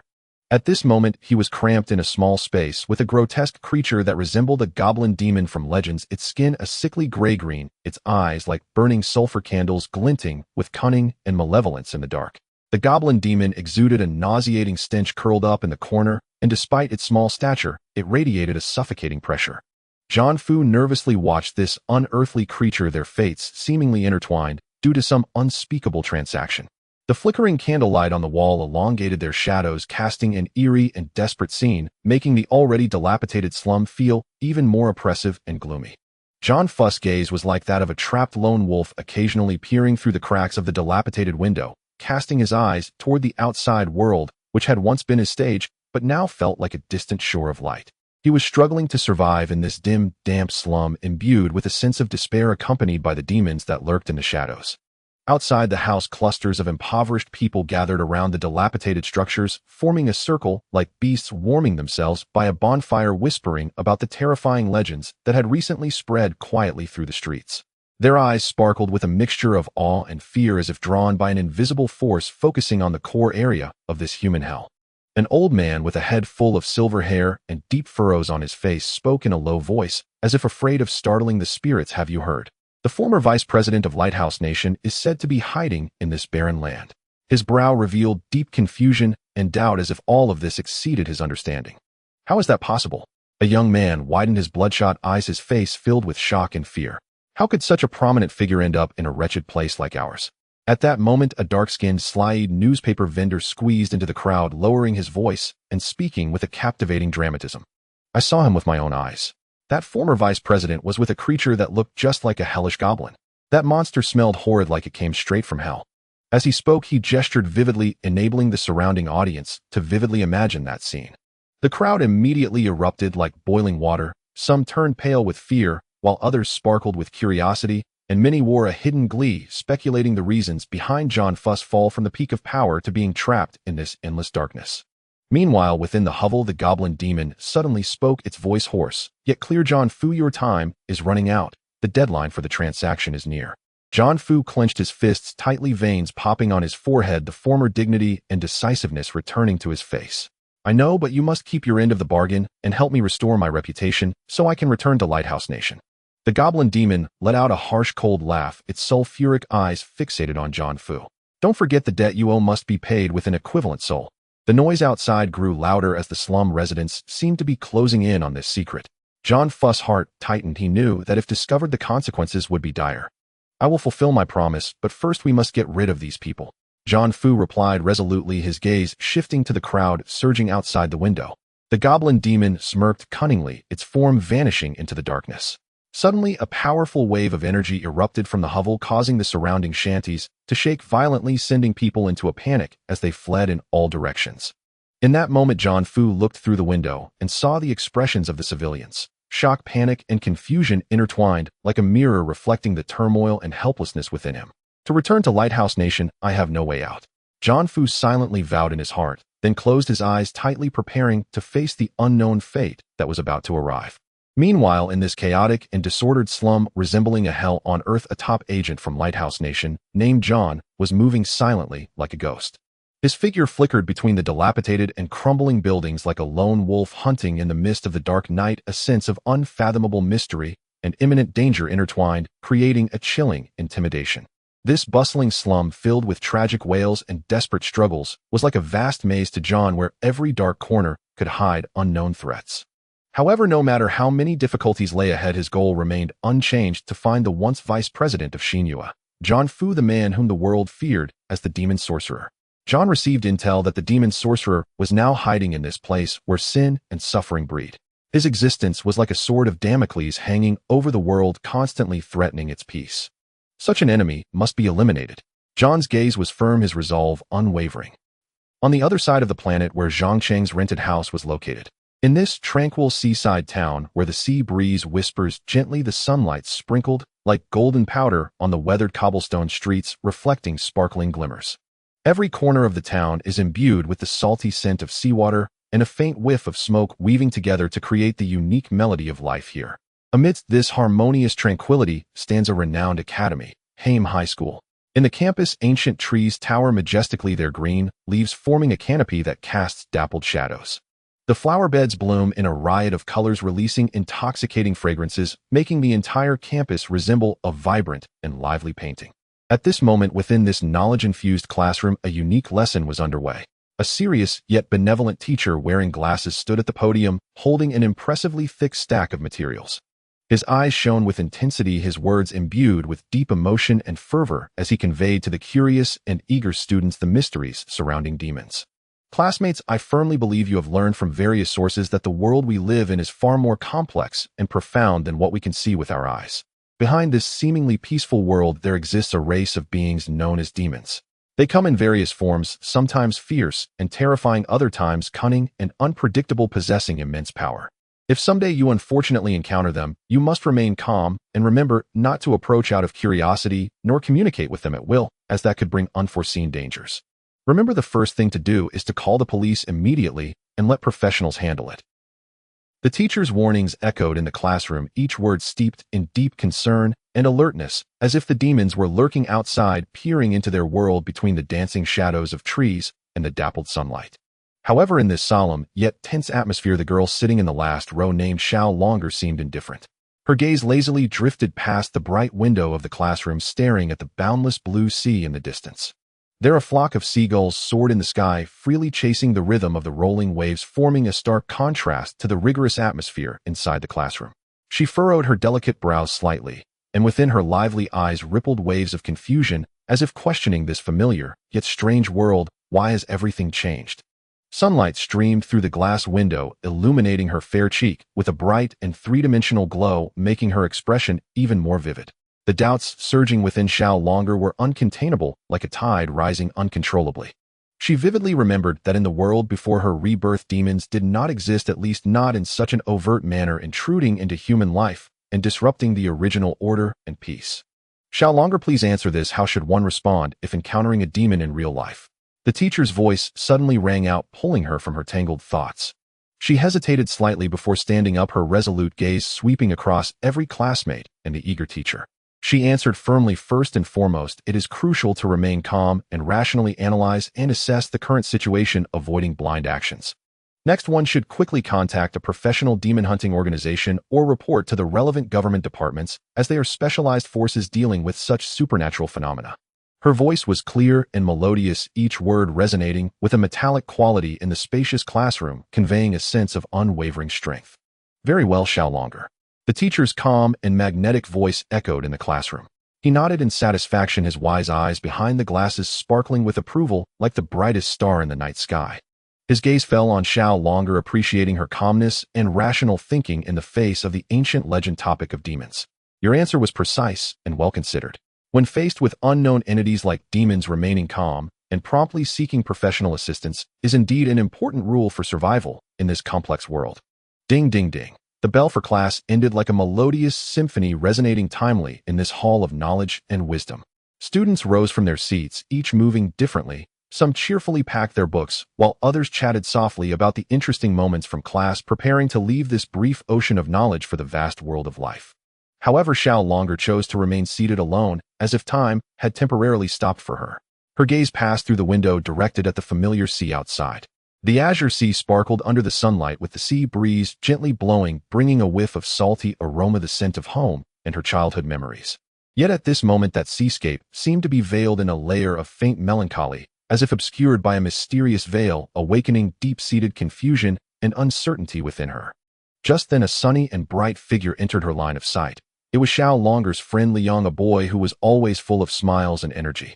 He walked briskly to Xiao Longer, looking at her with a thoughtful expression, his eyes revealing concern. What's wrong, Longer? Are you still troubled by what was discussed in class? His voice was warm like a spring breeze, carrying the power to dispel confusion. Xiao Longer turned to look at Liang, and in that moment a faint smile appeared on her face like cherry blossoms blooming in early spring, slightly bittersweet, yet full of resilience. She did not deny it, but took a deep breath as if wanting to transform the myriad thoughts in her heart into words. You know, Liang, I always feel that this world is different from what I remember. I remember before there was only a simple life and the beautiful sea view that was so refreshing, but now. Her words contained a deep nostalgia for the past and profound worries about the uncertainty of the future. Liang, after hearing this, patted Xiao Longer's shoulder, his eyes firm. This world has indeed changed, but no matter what, we must face it bravely. Besides, what is there to fear from demons? We humans have already defeated them. If we really encounter demons, I will protect you. Thank you, Liang. Xiao Longer gazed gratefully at her close friend, her bright eyes shining with determination. In her heart, she silently vowed that no matter what, she would unveil the hidden truths of this world, seek the secret of her rebirth, and find the true reason behind the cycle of fate. This journey may be fraught with difficulties, but she had decided to forge ahead, no longer fearing any unknown challenges. When the winds of the Hi-Pi star stirred, Zhang Cheng once again entered the dream world. Under the guidance of Gu Mingxiang, Zhang Cheng traversed between bustling streets and deep alleyways like a culinary adventurer sampling the various local delicacies. His passion and pursuit of food were just as steadfast as his dedication to cultivation, never falling behind anyone.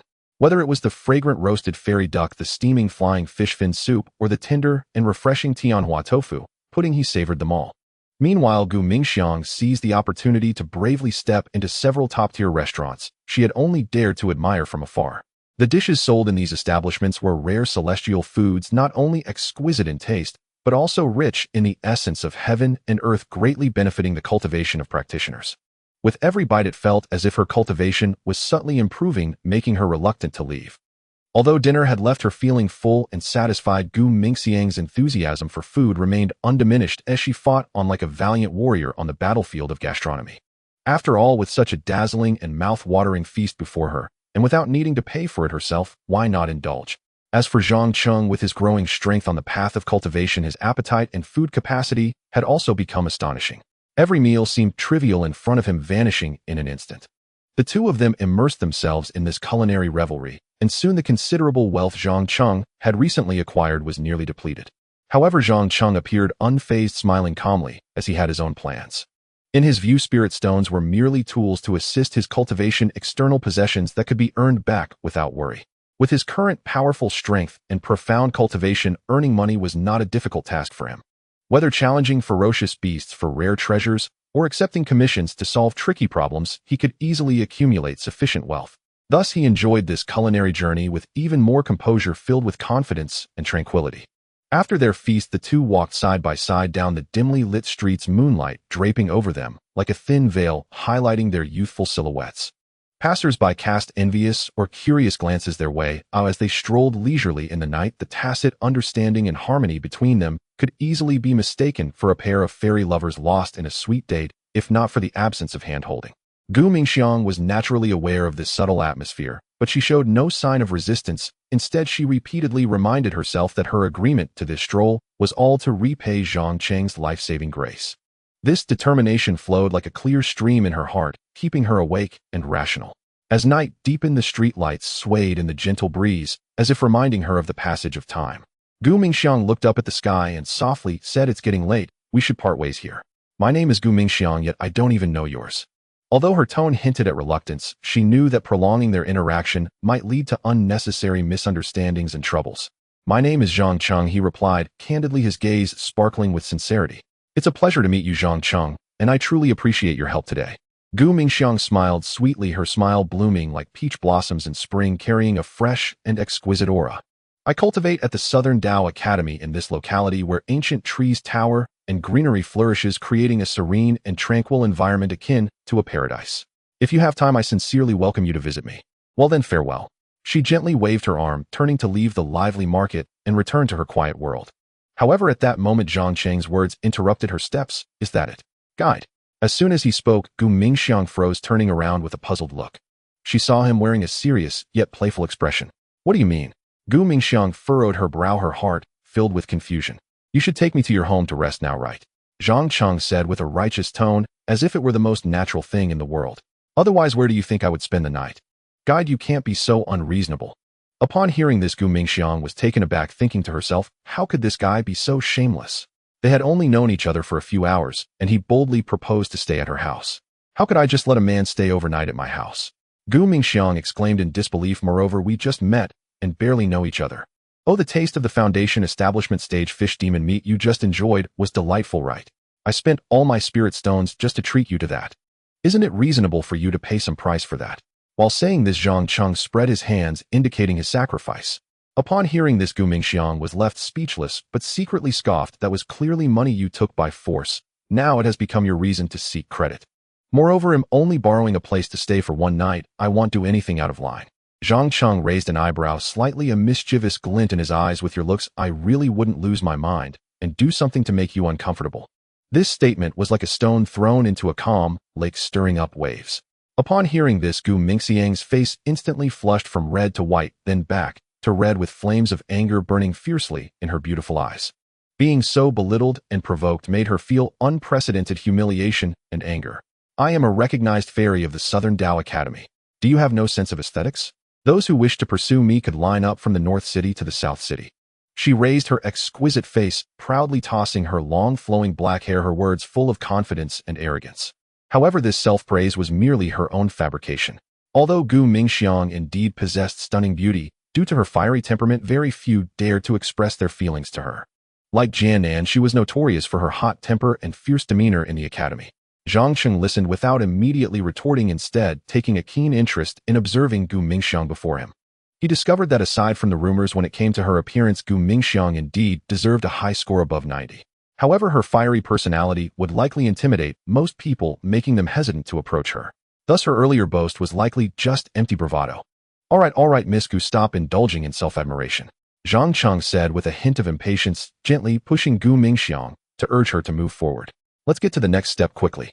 This gesture left Gu Mingxiang feeling indignant, but she suppressed her dissatisfaction, recalling how Zhang Cheng had generously treated her and helped her in critical moments, burying her resentment deep inside. This is to repay kindness. I can endure it all, she repeatedly told herself in her heart. Thus, she forcefully suppressed her anger, leading Zhang Cheng back to her residence with a sense of resignation and reluctance. Along the way, Gu Mingxiang's thoughts were tumultuous, filled with complex feelings towards Zhang Cheng and deep helplessness about her situation, all of which were hidden beneath her seemingly indifferent exterior. Tonight you can sleep here, Gu Mingxiang said with a hint of helplessness and goodwill, as she personally retrieved a clean set of bedding and meticulously laid it on the guest room bed. However, just as she turned to leave, she found that Zhang Cheng, who should have been in the room, had vanished without a trace. Through the half-open bathroom door, the sound of running water was clearly audible, and Gu Mingxiang instantly realized this guy truly had no sense of propriety, using her bathroom without permission. This action infuriated the usually meticulous and principled Gu Mingxiang.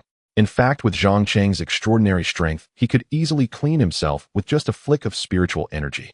Yet he was oddly insistent on adhering to certain rituals, even for mundane activities like bathing. As Gu Mingxiang simmered with resentment, Zhang Cheng's voice came from the bathroom guide. Could you hand me a towel? Thank you. This remark poured more fuel on the fire. Gu Mingxiang abruptly turned around, her eyes wide with anger, and shouted, I am not your guide. I have my own name. My name is Gu Mingxiang.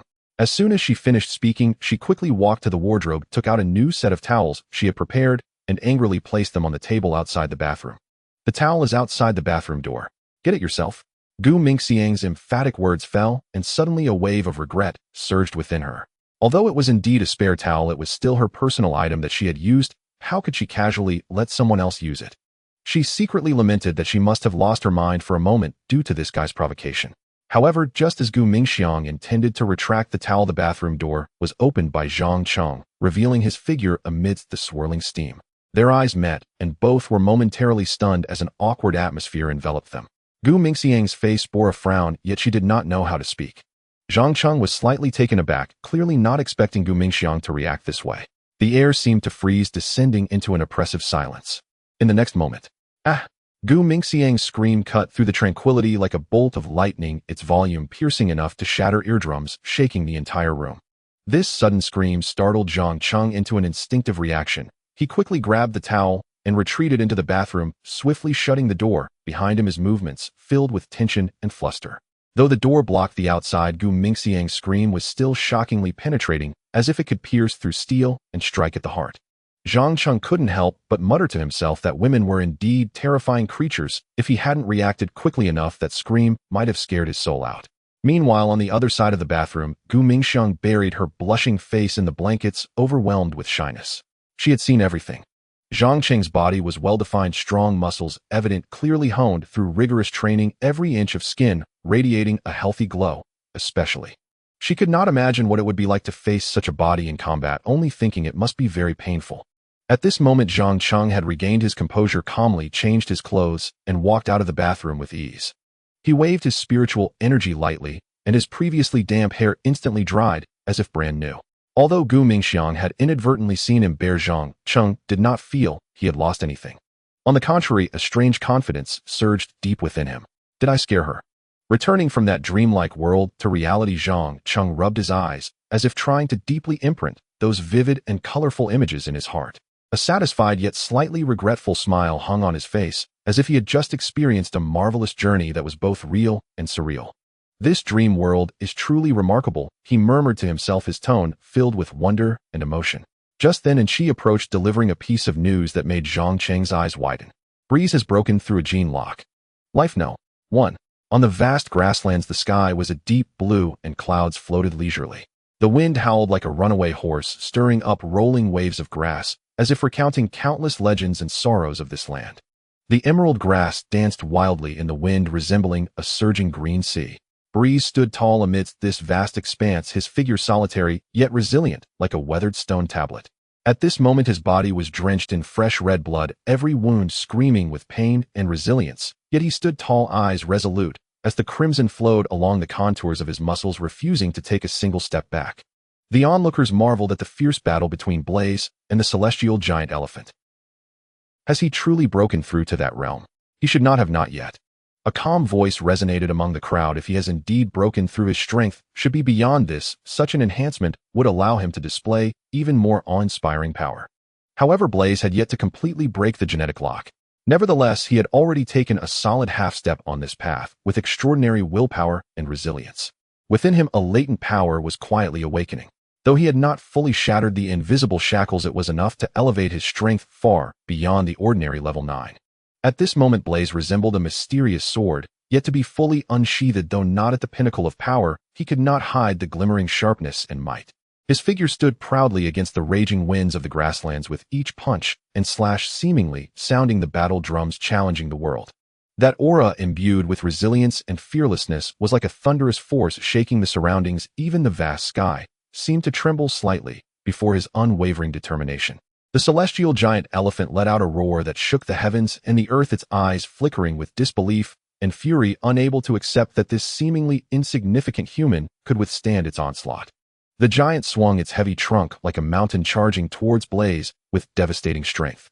Each impact stirred rolling waves of air, causing the surrounding vegetation to bow down, some even uprooted, flying through the air. Facing the charging giant, Blaze showed no signs of fear or hesitation in his eyes, only a deep-seated determination as steadfast as the stars and a resolve to fight to the death.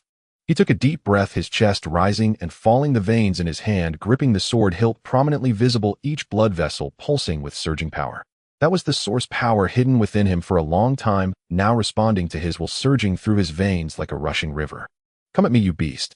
With a deafening roar, Blaze declared his challenge to the giant, stepping forward steadily and powerfully, each step resonating like a heartbeat of the earth. His giant sword, raised high above his head, shone with a cold, piercing light under the sun, like a bolt of lightning ready to strike instantly, cleaving through the air towards the giant's seemingly destructible trunk. In that instant, time seemed to freeze, leaving only the decisive strike between Blaze and the giant, propelling this clash of strength and courage to its climax. Bang! The sound of metal clashing shook the world. Blaze braced against the giant's charge with his own strength, using the momentum to leap, the sword light like a rainbow aimed directly at the giant's eyes. The distant onlookers were left dumbfounded, their hearts racing. The giant roared in pain, its eyes stinging, its assault suddenly thrown into chaos. Yet just as it faltered, Blaze rushed in once more, his giant sword stabbing fiercely into a wound on the giant's leg, blood splattering everywhere. Blaze, be careful! An anxious shout arose from the crowd, but Blaze seemed to hear nothing. He gritted his teeth, fully immersed in this battle, the power yet to awaken within him surging, making each strike filled with astonishing destructive force. The giant let out a pained roar, its colossal body crashing down, kicking up a cloud of dust. However, just as everyone thought the battle was nearing its end, the giant struggled to rise again, its eyes filled with a fiercer glare. Blaze panted, watching the giant rise once more, a determined smile curling at the corner of his mouth. "Come on, let's fight," he murmured, then stood up to battle again. With each clash, the genetic lock within Blaze began to loosen. Zhang Cheng, watching this moment, couldn't help but feel tense. If Blaze truly managed to break the genetic lock by himself, he would be witnessing history. In the depths of a forgotten slum, the residual dark energy left behind by the vanishing goblin demon enveloped the dilapidated streets like a shroud of gloom not yet fully dissipated. The evil and terror contained within this energy sent chills down the spine of Jianfu, making him increasingly aware of the unprecedented awe and fear inspired by this demon no larger than a child. Amidst the tense and oppressive atmosphere, a shadow silently glided into the darkness like a ghost in the night. He was John, the ace agent of the Lighthouse Nation, a human standing at the pinnacle of the world. Every step he took was as precise as clockwork, devoid of any superfluous motion, fueled only by an ironclad resolve and unwavering conviction. Bang! A faint sound emanated from the dilapidated hovel outside, instantly shattering the silence. Though weak, this noise was enough to heighten the goblin demon's alertness. Its eyes instantly flickered with the sharp brilliance of a hawk, unhesitatingly locking its gaze on the door that seemed ready to swing open at any moment. "Who?" The goblin demon growled, its voice reverberating through the empty slum, carrying a ferocity and vigilance that seemed to rise from the abyss. Outside the door, John's voice was calm and resolute, devoid of any emotional fluctuation like the cold northern wind. "John, for your tricks have been seen through by me. This game of cat and mouse is now at its end. You have nowhere to escape, no way to retreat." Inside the hovel, Jianfu pressed his back against the mottled wall, sweat trickling down his forehead, reflecting a face interwoven with panic and determination. He struggled to suppress the fear surging within him, that fear resembling an invisible giant hand attempting to crush his courage and resolve. Jianfu forced himself to straighten his back and stepped closer to the door, his questioning words pouring out like molten lava from his chest. "John, I bear no grudge against you. Why do you persistently cling to me?" The air was thick with tension, almost palpable, as if one could hear the intense breaths of the two men. John stood by the door, backlit, his figure appearing even more imposing and austere. He showed no signs of being moved by the other's inquiry, his steady voice echoing in the vast space. "At this point you still attempt to confuse the issue with such words, Jianfu. You are utterly ridiculous." As his words fell, John's demeanor grew increasingly fierce, the firearm in his hand gleaming with a chilling light in the dimness like an ice blade dancing alone in the night. "Your crimes, those sordid dealings, and everything you have done must bear the price they deserve." Each of his words struck heavily upon Jianfu's heart like a hammer. Hearing this, Jianfu's body involuntarily trembled, the fear rising from his depths, causing him to shudder uncontrollably. He knew that with John's strength and resolve, if he truly sought to deal with him, it would be as effortless as a lion hunting a gazelle. Yet his gaze subtly swept to the side, where a powerful goblin demon lay hidden, perhaps his last lifeline, on the brink of despair. Despite this, he was still unable to shake off the fear and struggle within, forced to face the impending storm with a stiff upper lip. Yuehan's deep gaze seemed to pierce the soul, locking unyieldingly onto Jianfu before him. In that look, there was not only detachment, but a steely adversarial resolve. His footsteps were steady and powerful, each one striking the dust-laden ground with a muted yet resolute sound, tightening the air's tension inch by inch until the surrounding atmosphere felt almost suffocating. Jianfu was driven back by this invisible pressure until his spine met an old wooden door that seemed poised to collapse. The boards protested with a creak under the strain, echoing in time with his pounding heart.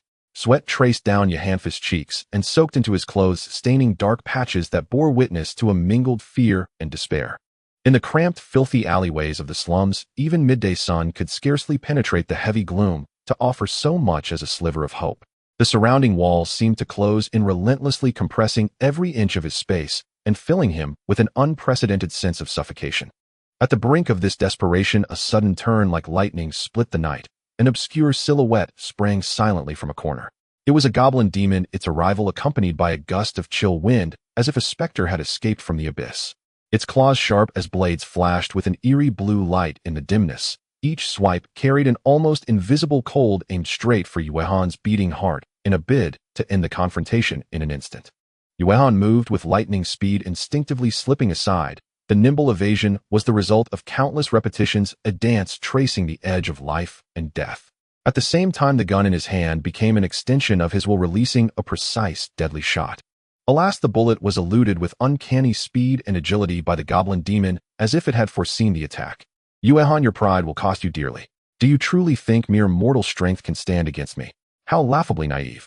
Yuhanfus' voice warped with rage, and fear, his eyes rimmed with crimson, as if stained by blood, revealing a near-mad resolve. He no longer hid behind the demon, but stepped forward, exuding a repellent demonic aura, a stench of corruption and decay that declared his irrevocable rupture with his former self. Confronted with Yuhanfus' transformation, a subtle worry flickered across Yuehan's brow, though he could plainly feel the other's surge in power, a darkness birthed from the abyss. You have chosen the blackest path, but remember, no matter what monster you become, the light of justice will pierce every corner, exposing and eradicating all evil. Yuehan spoke with unshakable conviction. Though facing a formidable foe, his faith remained as solid as bedrock. Ha ha, ignorant little ant. Let me show you the true meaning of despair. Yuhanfus' laughter swelled into mania as he lunged like a beast, uncaged, his body wreathed in a strange crimson light. Bolstered by demonic energy, his fist swelled to monstrous proportions, a meteor of destruction bearing down upon Yuehan. In that instant, even the air was torn by the force, shrieking, as if foretelling an inevitable storm of blood and ruin. Yuehan's heart hammered like a war drum as he braced for the coming tempest. He flashed like a darting dragon, agilely meeting the onslaught. They collided in a moment that compressed the air with cataclysmic force, then released it in thunderous roars. The sound of the atmosphere splitting echoed unceasingly, like heaven's thunder converging and clashing in a terrifying symphony. The time-worn mottled walls trembled under the ferocity of their blows, every heavy strike eliciting the pained groan of ancient buildings that had weathered countless storms. Piles of refuse and discarded fragments of life burst outward like startled flocks, disturbed by the combat, scattering chaos and disorder across the area. A dull yet potent impact rang out. Yuehan and Yuhanfu engaged in a pure dialogue of force. Their fists met like two meteors colliding, erupting into dazzling sparks. The tremendous power sent both men springing off the ground. Amid the rising dust, their silhouettes staggered slightly. Yuhanfu felt a force nearly tearing his arm bones apart, yet the demonic power lurking within him was like a bonfire in the dark, licking his wounds and restoring him swiftly to the fight. By contrast, Yuehan showed no trace of panic, only a deeper calm and resolute determination.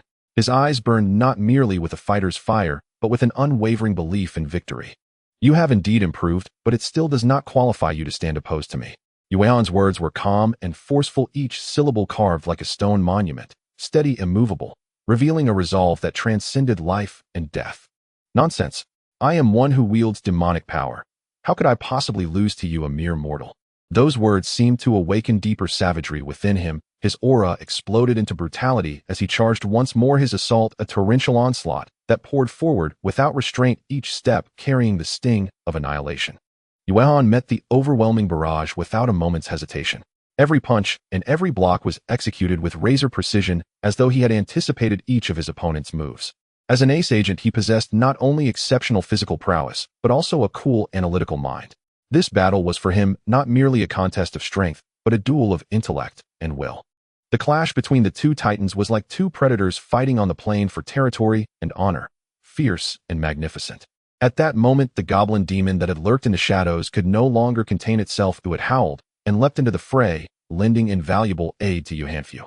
This unforeseen turn added layers of danger and uncertainty, yet Yuehan's gaze did not waver. One belief alone burned in his heart. No matter the adversary, he would fight to the end until the very last breath. Yuehan, you will ultimately fall by my hand. Yuhanfu seized an opening and hissed maliciously. The outcome is far from certain. Yuehan replied with a visage cold as ageless ice, his eyes deep and resolute. He moved like lightning, increasing the frequency of his strikes. Each blow carried the force of mountains, driving Yuhanfu and the twisted goblin demon backward as the earth beneath them trembled beneath the storm of his assault. In an instant, Yuhanfu's pupils gleamed with cunning cruelty. He completed some vile incantation almost at once. The shadowed corners of the air ripped open, and a tide of snarling greenish-skinned imps surged forth, their faces grotesque and teeth bared. They howled, claws raised, encircling Yuehan to form an impenetrable emerald wall. Let us see how long your so-called persistence will last. Yuhanfu curled a cruel smile, the arrogance of one who tastes imminent victory. Faced with the overwhelming demon horde, Yuehan only smiled faintly, a mocking curve at his mouth. You really think this will defeat me? You have severely underestimated me. With that, a torrent of energy surged from Yuehan, so vast and pure that the world seemed to change color. It was like the birth of dawn, instantly dispelling the surrounding gloom. The mighty aura did more than tremble the air. It instilled a paralyzing fear in the once brash imps. They quivered and lost even the courage to close in on Yuehan. Then Yuehan moved like a freed hare, his figure multiplying into afterimages that darted through the demon ranks. Each strike was precise and lethal. The imps were toppled one by one like straw effigies, collapsing to the ground with plaintive wails. Witnessing this, Yuehan's face contorted with fury and envy. He clenched his teeth as if to shatter them. Damn it! Why is he so powerful? Because you walked the wrong road from the start, straying from the light. Yuehan's voice was cold and crystalline, each word like a sharpened ice spike plunged into Yuehan's heart. A merciless verdict on choices and destiny. Just as Yuehan teetered on the edge of collapse, the goblin demon lunged bravely at Yuehan, attempting to sacrifice itself to buy its master a final chance. Yuehan's steps were firm and decisive, utterly devoid of hesitation. He resembled an enraged lion confronting the fated duel before him. With each exchange, their blows thundered like claps of doom, shaking the air and kicking up dust, as if heaven and earth themselves were altered by the clash. Under Yuehan's relentless barrage, the goblin demon tottered and swayed. Though a defiant flame still burned in its eyes, that strange abyssal power quivered within its shrinking form as it sought some opening to retaliate. Yuehan, do you truly believe you will be the one to laugh last? Yuehan's lip curled into a feral grin, his words sharp with contempt and provocation. I do not proclaim victory, but I will give everything I have. Yuehan's reply was calm and resolute. His pupils seemed to hold starlight, the burning of an indomitable will and unwavering conviction. A new round of savage combat unfolded. Their confrontation reached white-hot intensity, each clash threatening to rend the very space around them. The air trembled as every molecule vibrated under the weight of a tremendous force. You have no way out now, Zhang. John said in a deep voice. In response to John's warning, a frenzied glimmer flashed in Zhang's eyes as he curled his lips into a mad smile. He then launched a ferocious attack, forcing John to retreat slightly. Who says I don't? Seizing the brief opportunity, Zhang darted like a cunning rabbit, leaping from the crumbling walls caused by the battle, his figure flashing between the broken stones and debris as he fled toward the edge of the slums. Trying to escape. Zhang's voice was cold, laced with undeniable confidence as his figure darted after Zhang with the swiftness of a cheetah. In the narrow and filthy alley of the slums, Zhang stumbled forward, splashing through muck with every step, leaving a trail of dirty water that made him appear utterly disheveled. And Zhang was like a shadow hot on his heels, and no matter how Zhang twisted and turned, that oppressive aura remained entwined with him. Along the way, Zhang occasionally looked back, hastily grabbing some broken pots and scrap metal from the trash piles, trying to use these discarded items to delay his pursuer, but it was a futile struggle against Zhang's keen insight and agile physique. Zhang, give up, your end is near. Zhang's voice pierced through the night, steady and resolute, like an inescapable fate guiding the direction of the outcome in the darkness. Eventually, the two burst out of the chaotic and crowded slums, reaching the edge of the area. At this point, Zhang was panting heavily, sweat and dirt mingling on his exhausted face, tracing the lines of despair. He slowly turned around, looking at the advancing Zhang, realizing deep down that the frantic escape and struggle had ultimately led him to an inescapable dead end. Zhang, we can't talk. Zhang slowly raised his hands, palms outward, as if to show he posed no threat. His eyes resembled a deep abyss of despair, filled with unmistakable fear and a nearly humble plea, each slight tremor revealing his thirst for life. Talk about what? Zhang asked, coldly tightening his grip on his weapon. I can tell you some information, very, very important information. Zhang's words trembled with slight shakes, each syllable seemingly draining him of all courage, his voice carrying both urgency in seeking salvation and a faint hope of survival. Not interested, Zhang said, mercilessly stepping closer. Wait. Zhang's voice suddenly rose, tinged with an unmistakable hint of panic. His hands flailed unconsciously in the air, trying to grab onto something to block the approaching despair. I really know some very important things. You will definitely be interested. What things, eh? Zhang inquired, narrowing his eyes, revealing a hint of barely perceptible curiosity, though more was still suspicion and indifference. He halted his steps, the atmosphere around him seeming to solidify, creating an intensely tense environment. I can tell you, but you must guarantee not to kill me. Do you think you have the right to negotiate? Zhang's tone was icy, his gaze flickering with a resolute determination to end his enemy. Zhang's voice was nearly swallowed by fear as he looked at the approaching Zhang, the chill deep within him making it hard to stand firm. At this critical moment, a goblin demon's voice suddenly echoed from the shadows. What a formidable human! I really want to kill you. The goblin demon reappeared in view, its claws glinting with a cold light as it lunged towards Zhang's back. Zhang reacted swiftly, flipping to evade the deadly strike. However, with this attack, John's situation became even more perilous. John gripped his weapon tightly, calmly observing the movements around him. He knew that even the slightest negligence in such a situation could lead to fatal consequences. John, you can't escape. The goblin demon roared, its voice filled with malice and cunning. John scoffed. That's not necessarily true. Just at that moment, a wave of peaceful, yet potent energy surged through the air as if light was dispelling the darkness. A slender woman walked toward them from a distance, holding aloft an object radiating with a holy light, an artifact capable of dispelling demonic powers. Mary, John exclaimed in surprise. John, I'm here, Mary said, her expression resolute as she walked straight to John's side. The goblin demon clearly feared this power, its expression turning grotesque and terrified. You think a woman can change the situation? Of course I can, Mary replied with a calm smile, the artifact in her hand releasing a bright beam of light aimed directly at the goblin demon. The demon let out a terrible scream, its body gradually dissipating in the light before vanishing without a trace. John took a deep breath and said to Mary, "Thank you for your help, Mary." "No need for thanks, this is what I should do," Mary replied earnestly, her gaze shifting to Johnfu, not far away. As John raised his weapon preparing to end Johnfu's life, Mary suddenly stepped forward, blocking him. "What are you doing, Mary?" "John, there are things you don't know, this person. He cannot die," Mary said, her expression unusually grave. "He is a wicked person who not killing him will leave future troubles." John frowned, looking at Mary in confusion. "I understand your concerns, but things are not as simple as they seem," Mary insisted. "What reason do you have to stop me? He has already fallen to become a demon's accomplice." John's tone was filled with doubt. "Though Johnfu has fallen, he possesses certain key information that relates to a greater conspiracy. If we kill him, we may never uncover the truth behind it all," Mary explained. John fell silent for a moment, struggling internally. He shot a cold glance at Johnfu, his eyes still flickering with intense hatred and unwillingness. "John, you must trust me," Mary said, her voice firm yet gentle. "All right, I'll trust you this once." John finally lowered his weapon, though his gaze remained sharp as a blade. Johnfu gasped for breath on the ground, seeing he had temporarily escaped death. A hint of relief graced his smile. "Thank you." "Don't celebrate too soon," John interrupted coldly. "Johnfu, it's time to tell us everything you know." Mary's voice was icy and stern. All right, I'll speak," Johnfu stammered. "Actually, I know of a secret plan they call the ultimate conspiracy." "What is it about?" John pressed on. "This conspiracy involves the fate of the entire city. They plan to use an ancient forbidden technique to awaken a long-sleeping demon king. Once this demon king awakens, it will bring catastrophic disaster to this world." Johnfu said, his voice trembling with fear. "Demon king," Mary repeated thoughtfully. "We need more information, especially the details of their plan." John stared intently at Johnfu. "I only know this much," Johnfu said quietly, his eyes betraying unwillingness and helplessness. "Keep pretending you don't know. You know more than just this," John threatened coldly. "Wait a minute, John," Mary interjected, turning back to Johnfu. "You better tell us everything you know, otherwise even if I plead for you, you won't escape death." Johnfu lowered his head, sighing heavily. "All right, I do know a little more. The key to the Demon King's awakening lies in a sealing stone. If we find and destroy this stone, we can thwart their plan." "Where is the sealing stone?" John asked impatiently. "I'm not sure of the exact location, but I heard it's hidden in a forgotten underground temple, a place only a few know the entrance to," Johnfu replied. "Underground temple," Mary murmured. "It seems we need to find this place.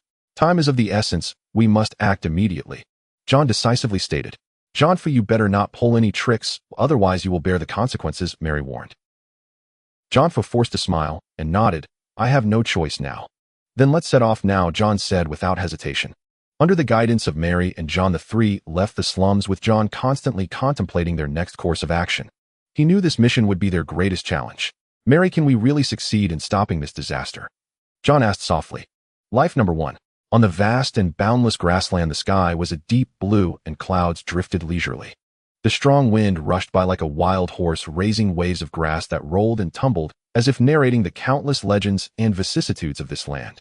The emerald grass danced wildly in the wind, resembling a surging green ocean. Boulaze stood tall on this desolate earth, his figure solitary and resilient, like a stone tablet weathered by storms. At this moment, his entire body was drenched in bright red blood, every wound screaming with pain and resilience, yet he stood tall, his gaze resolute, allowing the blood to flow along the muscle fibers without taking a single step back. The giant sword he gripped tightly gleamed with a cold and decisive light under the sun. It was a weapon honed by the passage of time and the heat of battle, its blade still stained with dry blood, signifying the countless difficulties it had sliced through. The sword was heavy and cold, yet it burned with a fiery fighting spirit and determination in his hands. His gaze pierced through the swirling dust, locking onto the equally battered giant creature ahead. It was a fearsome presence, enormous in size, with its skin marred by battle scars similar to those of Boulaye, revealing that they had just undergone a harrowing life-and-death struggle. Despite this, the giant remained standing, its eyes glinting with fierce and angry light, engaged in a silent confrontation with Boulaye, their fates intertwined, playing out a contest of strength and will in the vastness of the grassland. Onlookers marveled at the intensity of the battle between Boulaye and the massive celestial elephant. Is this really something a human can achieve? Has he truly broken through to that realm?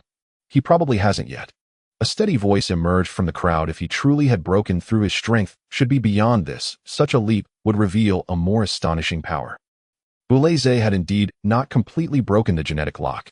However, he had already taken a solid half-step on this path, with extraordinary willpower and tenacity.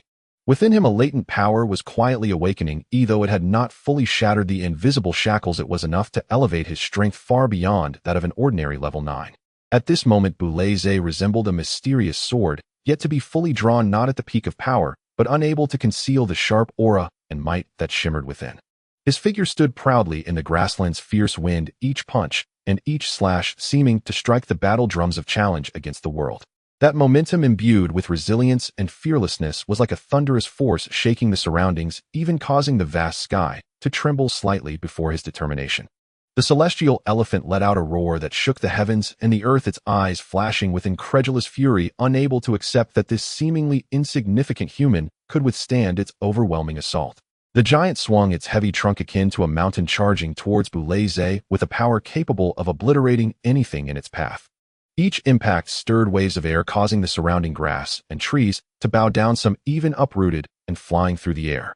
Facing the charging giant, Boulaye displayed no fear or hesitation in his gaze, only a steadfastness as deep as the stars and a determination to face death. He took a deep breath, his chest heaving, the veins in his hand gripping the sword bulging, each blood vessel pulsating with powerful energy. That was the source energy hidden within him for a long time, now responding to his will, surging like a rushing river through his blood. "Come at me, beast." Boulaye proclaimed his challenge with a deafening shout, his steps steady and powerful as he advanced, each step echoing as if he were treading upon the heart of the earth. His raised giant sword shone with a cold, fierce light under the sun, like a lightning bolt poised to strike, instantly tearing through the air, slashing towards the giant elephant's trunk, which seemed capable of destroying everything. In that instant, time seemed to freeze, leaving only the decisive blow between Boulaye and the giant elephant, pushing this contest of strength and courage to its climax. Bang! The sound of metal clashing shocked the heavens and the earth as Boulaye single-handedly endured the giant's charge and leaped up, sword light piercing through the air, aimed directly at the giant's eyes. The onlookers in the distance were left speechless, their hearts racing. The giant let out a painful roar, its eyes stinging, and its assault suddenly became chaotic. However, just as it faltered, Boulaye had already charged forward again, his giant sword stabbing fiercely into a wound on the giant's leg, blood splattering. "Boulaye, be careful." Urgent cries rang out from the crowd, but Boulaye seemed oblivious, gritting his teeth and throwing himself wholeheartedly into the battle. The power yet to fully awaken surged within him, making each of his strikes filled with astonishing destructive force. The giant bellowed in pain, its massive body crashing down, stirring up clouds of dust. However, just as everyone thought the battle was about to end, the giant struggled to stand again, its eyes filled with ferocity. Boulaye gasped, watching the giant rise once more, a determined smile curling at the corners of his mouth. "Come on, let's fight," he whispered, then stood tall to battle again. Each clash seemed to loosen the genetic lock within Boulaye. Zhang Cheng, who was watching this moment, couldn't help but feel anxious. If Boulaye truly broke the genetic lock by himself, then he could be said to witness history. The fierce battle between Boulaye and the colossal creature, the celestial elephant, was like two comets colliding violently in the vast sky above the grassland, making the very space tremble. The dew on the grass tips evaporated prematurely under the invisible waves of energy, filling the air with a sense of urgency and unrest. Sunlight filtered through the thick dust, casting mottled shadows on the two combatants, a man and a beast, adding a touch of tragic grandeur to this immortal scene.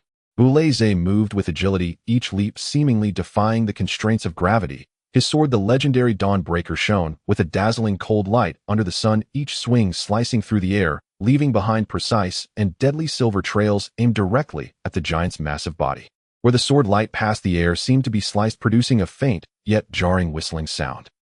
The celestial elephant, the ancient guardian of the grassland, was covered in rock-solid gray skin, each breath resembling an approaching storm, carrying the power to shake mountains and rivers. It raised its enormous trunk like a thunderous whip descending from the sky, sweeping towards Boulaze, a force so great that it could make 100 beasts tremble and the grass and trees bow down. As the trunk swept by the rolling grass, waves instantly turned to scorched earth, with shattered stones mingling in the dust, showcasing the terrifying destructive power of the attack.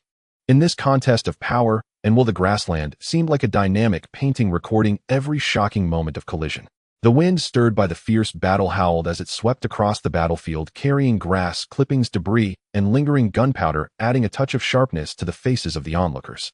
"It's terrifying. Is Boulaze really human?" An onlooker gasped, all filling their eyes. "This battle will be sung through generations." A young girl clenched her fists tightly, her voice brimming with excitement, her eyes reflecting the light of battle, seemingly captivated by this epic confrontation. As the battle progressed, every movement of Boulaze and the celestial elephant seemed to test the limits of this land's endurance. Each release of energy heralded a more intense storm approaching. The creatures of the grassland seemed to sense something, hastily retreating, leaving behind this land sanctified by battle, witnessing the clash of heroes and beasts, a struggle surpassing life and death.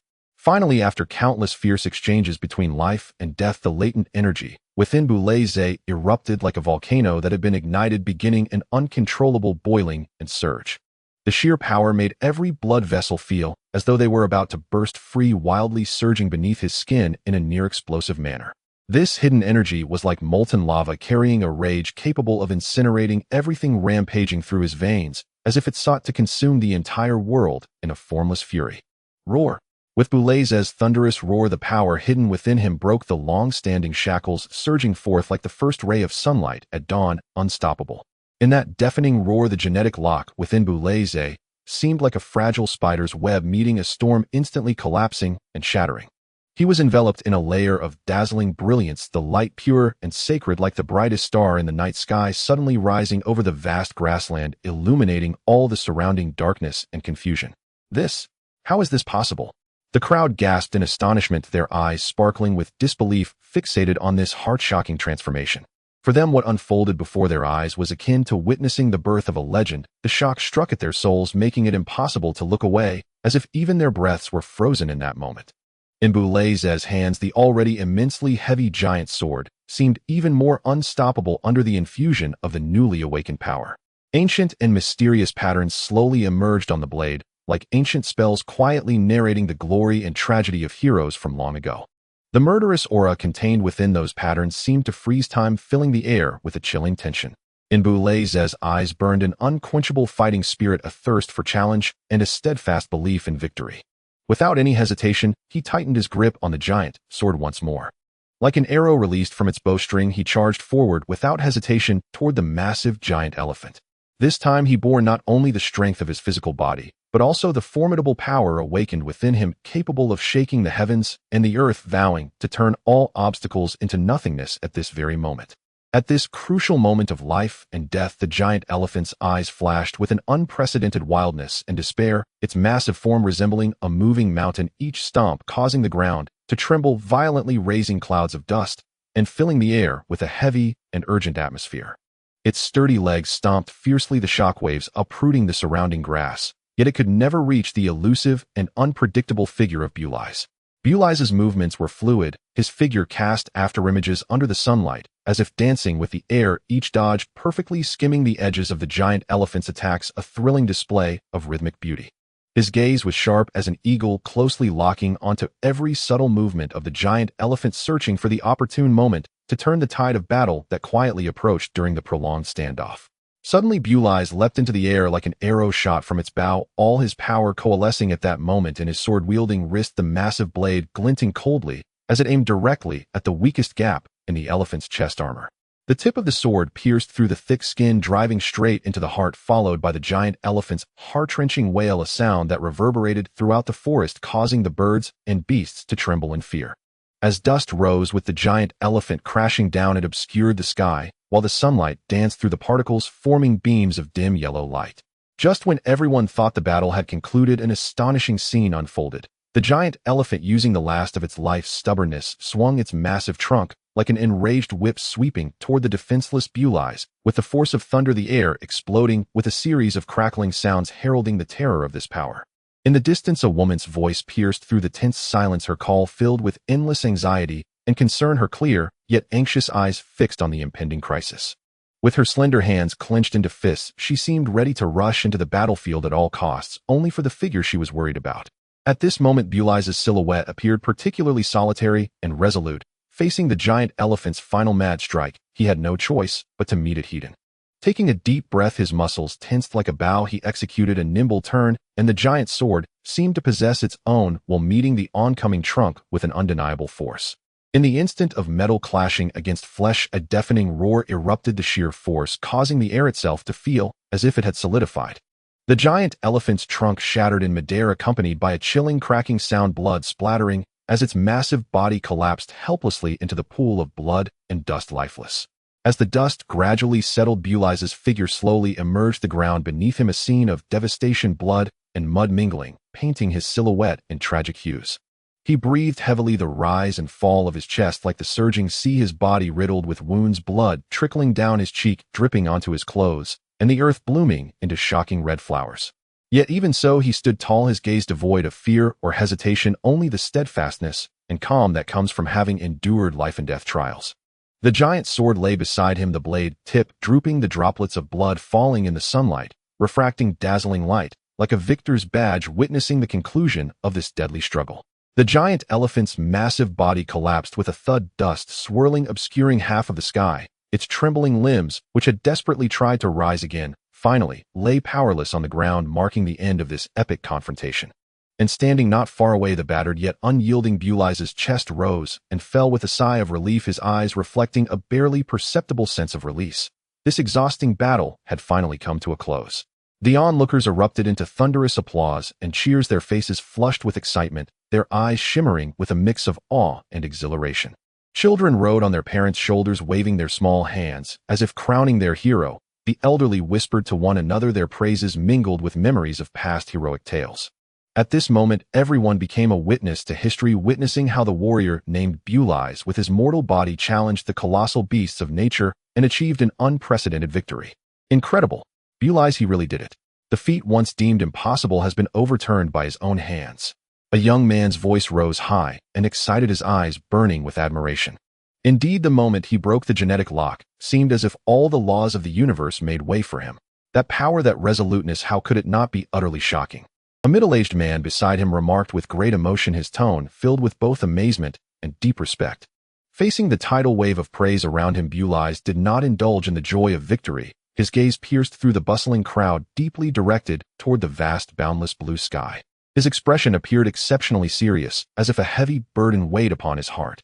This is just the first step. The true journey begins with conquering this land and exploring the mysterious sea of stars.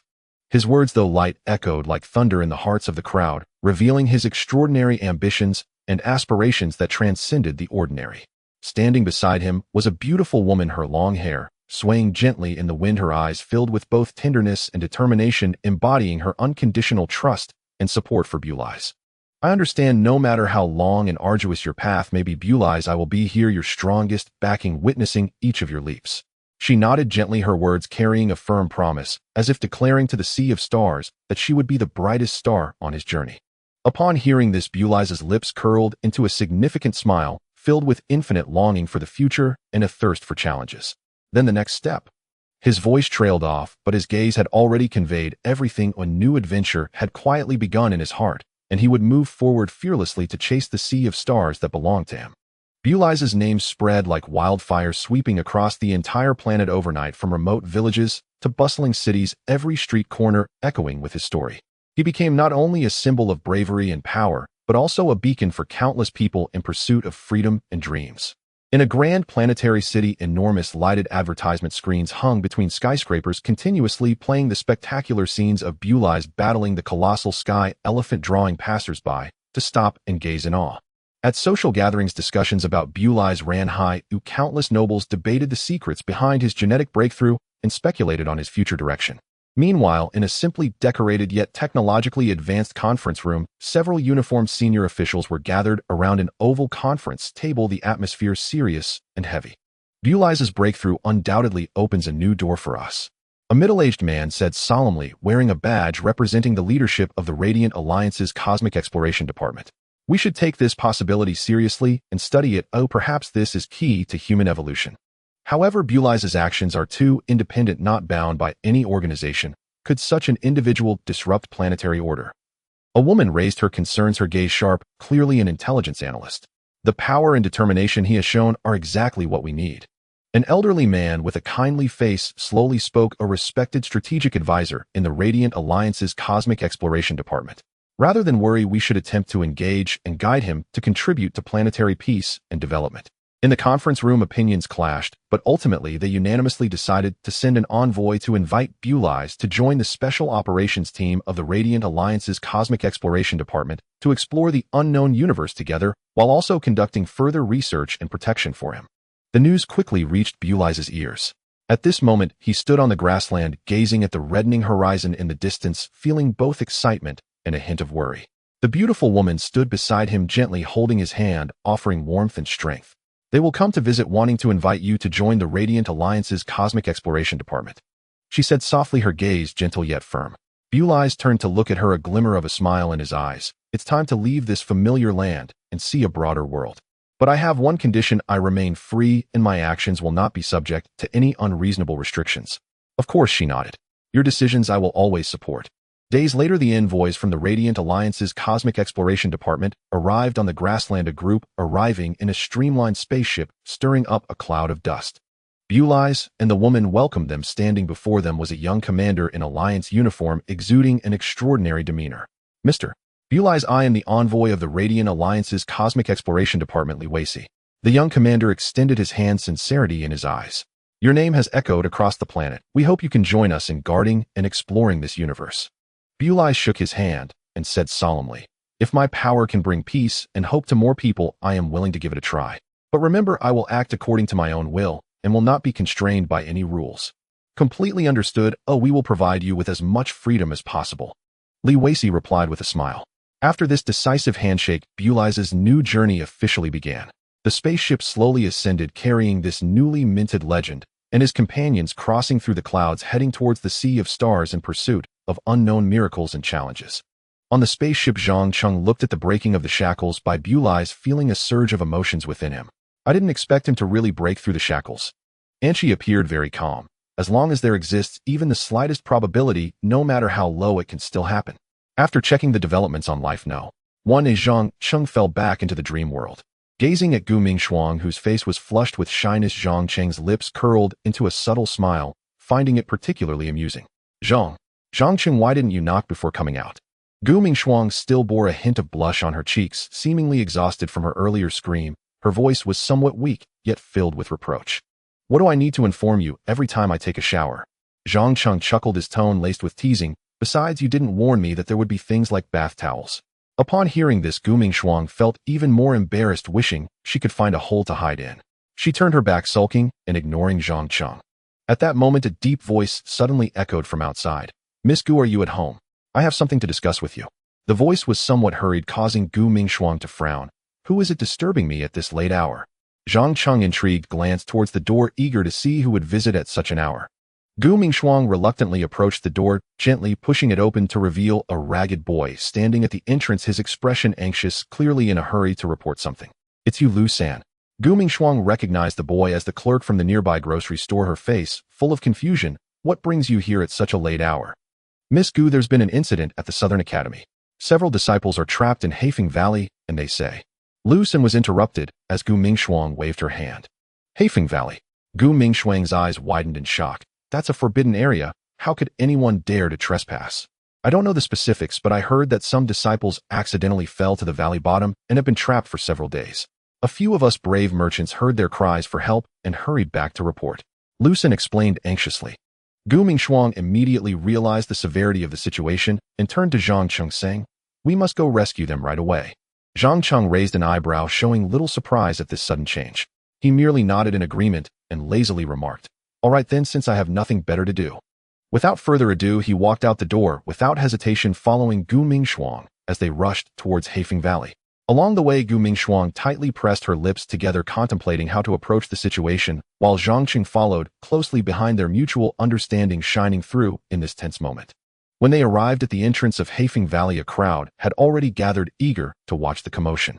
Zhang Cheng scanned the area and noticed that among the onlookers were many ordinary citizens with low levels of magical abilities, completely unaware of the dangers of Haifeng Valley, yet drawn in by their curiosity.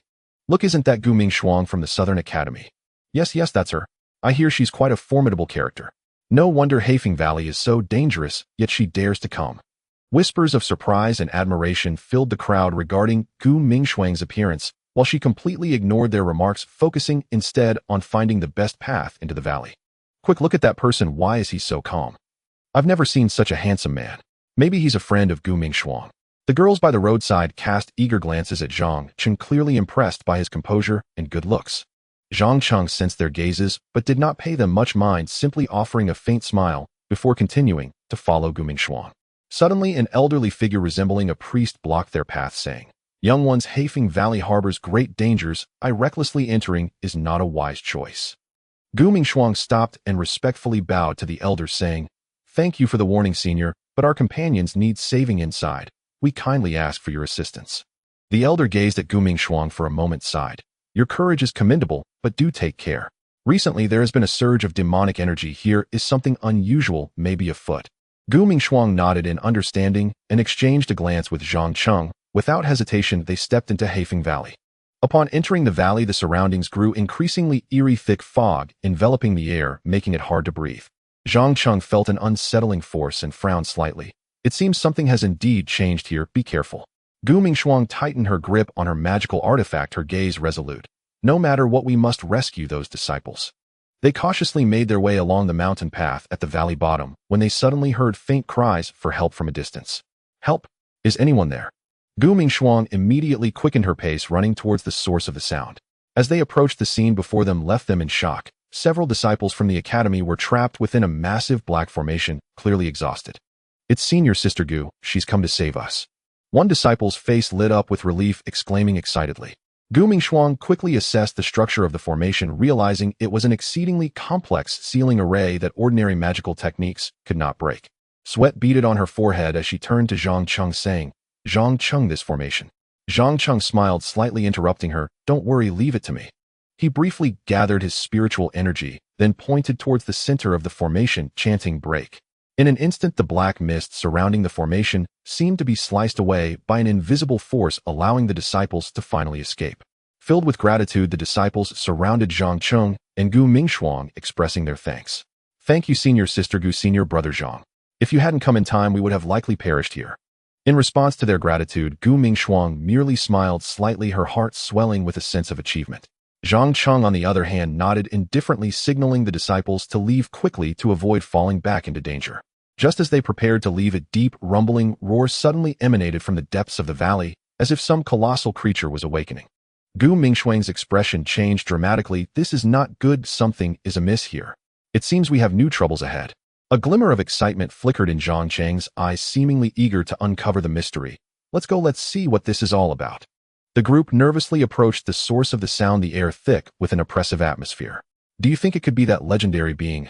One disciple whispered, fear evident in his voice. "What legendary being?"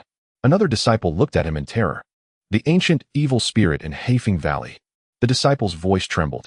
Gu Mingshuang frowned tighter. "Don't guess recklessly, or stay calm." However, before they could approach, a figure suddenly emerged from the fog, a stranger, cloaked in a black robe. "You should not be here." The hooded figure's deep voice seemed to carry a magical power, sending chills down their spines.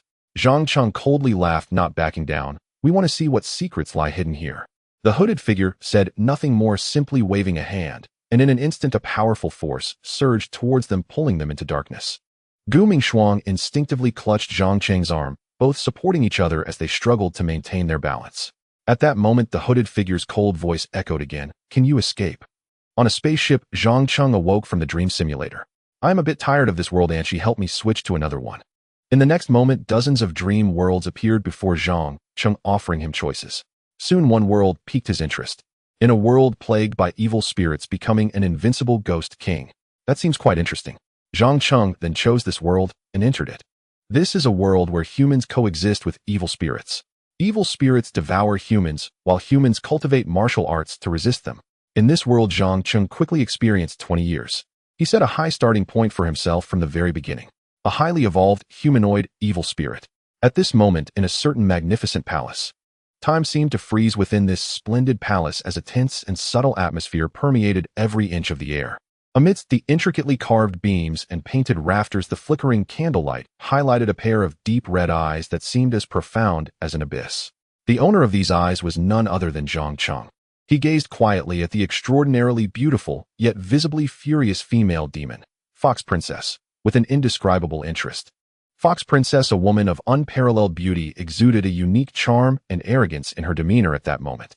She lightly pursed her petal-like lips, her slender fingers unconsciously caressing, her silky smooth fingertips elegantly kneeling on the ground, with crossed legs resembling a mesmerizing flower blooming silently in the night. Her gaze rippled like autumn waters, with sorrow and anger intertwining in the depths of her profound eyes, unabashedly staring at Zhang Cheng as if she could see through the secrets of his heart. Her silver-white teeth clenched slightly in her anger as the Fox Princess' heart roiled with resentment and fury. If not for her insufficient strength to confront him, how could she tolerate such humiliation? This anger burned like a fierce flame in her chest, secretly vowing that once she returned to her clan, she would expose this loathsome ghost's true nature to her powerful brother and make him pay the proper price. Faced with the Fox Princess' anger, Zhang Cheng remained unfazed, slightly tilting his head, his voice carrying an irresistible warmth and gentleness akin to the warmest ray of sunlight in spring, asking, "Does it hurt?" His tone held no trace of provocation or ridicule, but rather an unintentional concern that was hard to grasp. Upon hearing this, the Fox Princess' anger surged, her beautiful eyes widening as if she were about to spit fire. But soon her expression regained a semblance of calm, two unnatural blushes appearing on her cheeks. She let out a light huff, seemingly displeased with this sudden and untimely concern. In her long memory since transforming into this world's proud demon, no one, let alone another ghost, had ever dared to treat her in such a manner, which made her feel both furious and a subtle strange emotion sprouting in her heart. Zhang Cheng remained silent for a moment, his red eyes seeming to contemplate something. Then, with a gentle wave of his hand, as if casting a delicate illusion, he produced a vial of liquid exuding a faint spiritual energy from within his robe. This vial of spiritual liquid was something he had specially prepared during his expeditions in the secret realms, just in case. Although it held little use for him, it had saved many lives during perilous journeys. The Fox Princess stared blankly at the vial of spiritual liquid in Zhang Cheng's hand. The exquisite little bottle seemed to contain some mysterious power, causing her to momentarily lose her senses.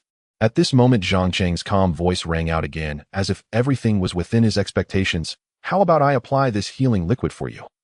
As soon as his words fell, the atmosphere in the air became even more subtle. The Fox Princess was momentarily taken aback, and then her repressed anger ignited like a field of grass set ablaze. This man first mercilessly punished her, then feigned concern for her feelings, and now it seemed like everything was in his control as he presented the healing liquid to treat her wounds. All of this made the Fox Princess feel an unprecedented rage and humiliation, along with a hint of inexplicable confusion. What on earth was this mysterious ghost planning? How could he be so thick-skinned as to openly display such shamelessness before her, as if nothing in the world could shake his indifference? No. The Fox Princess, known for her pride and aloofness, firmly rejected the sudden intimacy, her voice carrying an undeniable resolve. However, Zhang Cheng seemed to possess infinite patience and tenderness for her, leaving no room for her to decline. His eyes sparkled with unwavering determination, as if crossing the chasm of ranks solely to offer her the slightest concern. In that moment, the defense in the Fox Prince's heart, built over millennia of pride, unexpectedly cracked open a tiny gap. Zhang Cheng skillfully controlled the vial of glowing liquid, gently applying it to her many wounds, each touch seeming to convey that although the pain existed, it was not an unbearable burden. His technique was delicate and precise, as if he could perceive every inch of her skin's hidden endurance. The Fox Prince's face flushed with an unusual redness from this sudden intimacy. She bit her pearly white teeth, her eyes shimmering with defiance and reluctance, her small teeth gently biting Zhang Cheng's outstretched arm, trying to express her anger and resistance. Such both frivolous yet tender behavior had never been dared by anyone in her long life. Even though she harbored resentment, the Fox Princess had to admit that Zhang Cheng's figure had been deeply etched in her heart at that unguarded moment, making it hard to erase. When it all ended, Zhang Cheng slowly withdrew his hand, intending to leave. The Fox Princess was overwhelmed with mixed emotions. Embarrassment and anger intertwined as she scolded him, repeatedly vowing to seek an explanation for this transgression, wishing to distance herself from this person who made her feel both awkward and humiliated. Escape became her only thought, no longer willing to share the same space as Zhang Cheng, even to breathe the same air. The tender smile left by Zhang Cheng after the massage felt like a needle prick, intensifying her indignation. She thought to herself that this person had an ordinary appearance, not standing out in a crowd, and was merely average in beauty, vastly overshadowed by her own captivating looks. However, after everything that had transpired, despite her resentment, the Fox Princess found herself unable to face Zhang Cheng's gaze with composure. She felt an inexplicable panic, as if all her pride and confidence had crumbled in that moment, leaving only a self that wanted to escape, powerless to resist. Even her words of rebuttal felt weak and ineffective. What confused her even more was that, faced with such bullying, she should be filled with wrath and resentment, yet the emotions in Zhang Cheng's eyes, which she could not comprehend, resembled a tranquil yet profound abyss, leaving her anger with no outlet. Thus escape became her only choice. Just as the Fox Princess was filled with shame and anger, almost turning to flee this awkward place, he softly called out, his tone carrying an imperceptible tenderness, attempting to retain the vanishing figure. "Please wait, it was merely a small test." Hearing this, the Fox Princess' expression grew more serious as she quickly moved to the threshold outside the corridor, yet she did not immediately leave. Instead, she stood there leaning against the doorframe, glaring fiercely, her entire body tensed like a small beast ready to pounce. "What do you intend to do?" Her words were filled with vigilance and questioning, her eyes burning like flames, staring directly at Zhang Cheng. Zhang Cheng slowly approached, his tone sincere, as if he were asking an extremely important question. "I just want to know, is there a possibility for us to coexist peacefully in the future?" On the Fox Princess' stunning face, a pair of red clouds unexpectedly appeared, a complex emotion interwoven with surprise, shyness, and confusion. "You treat me this way, yet you speak of coexistence. How shameless." Her voice trembled with anger, clearly extremely displeased with Zhang Cheng's proposal.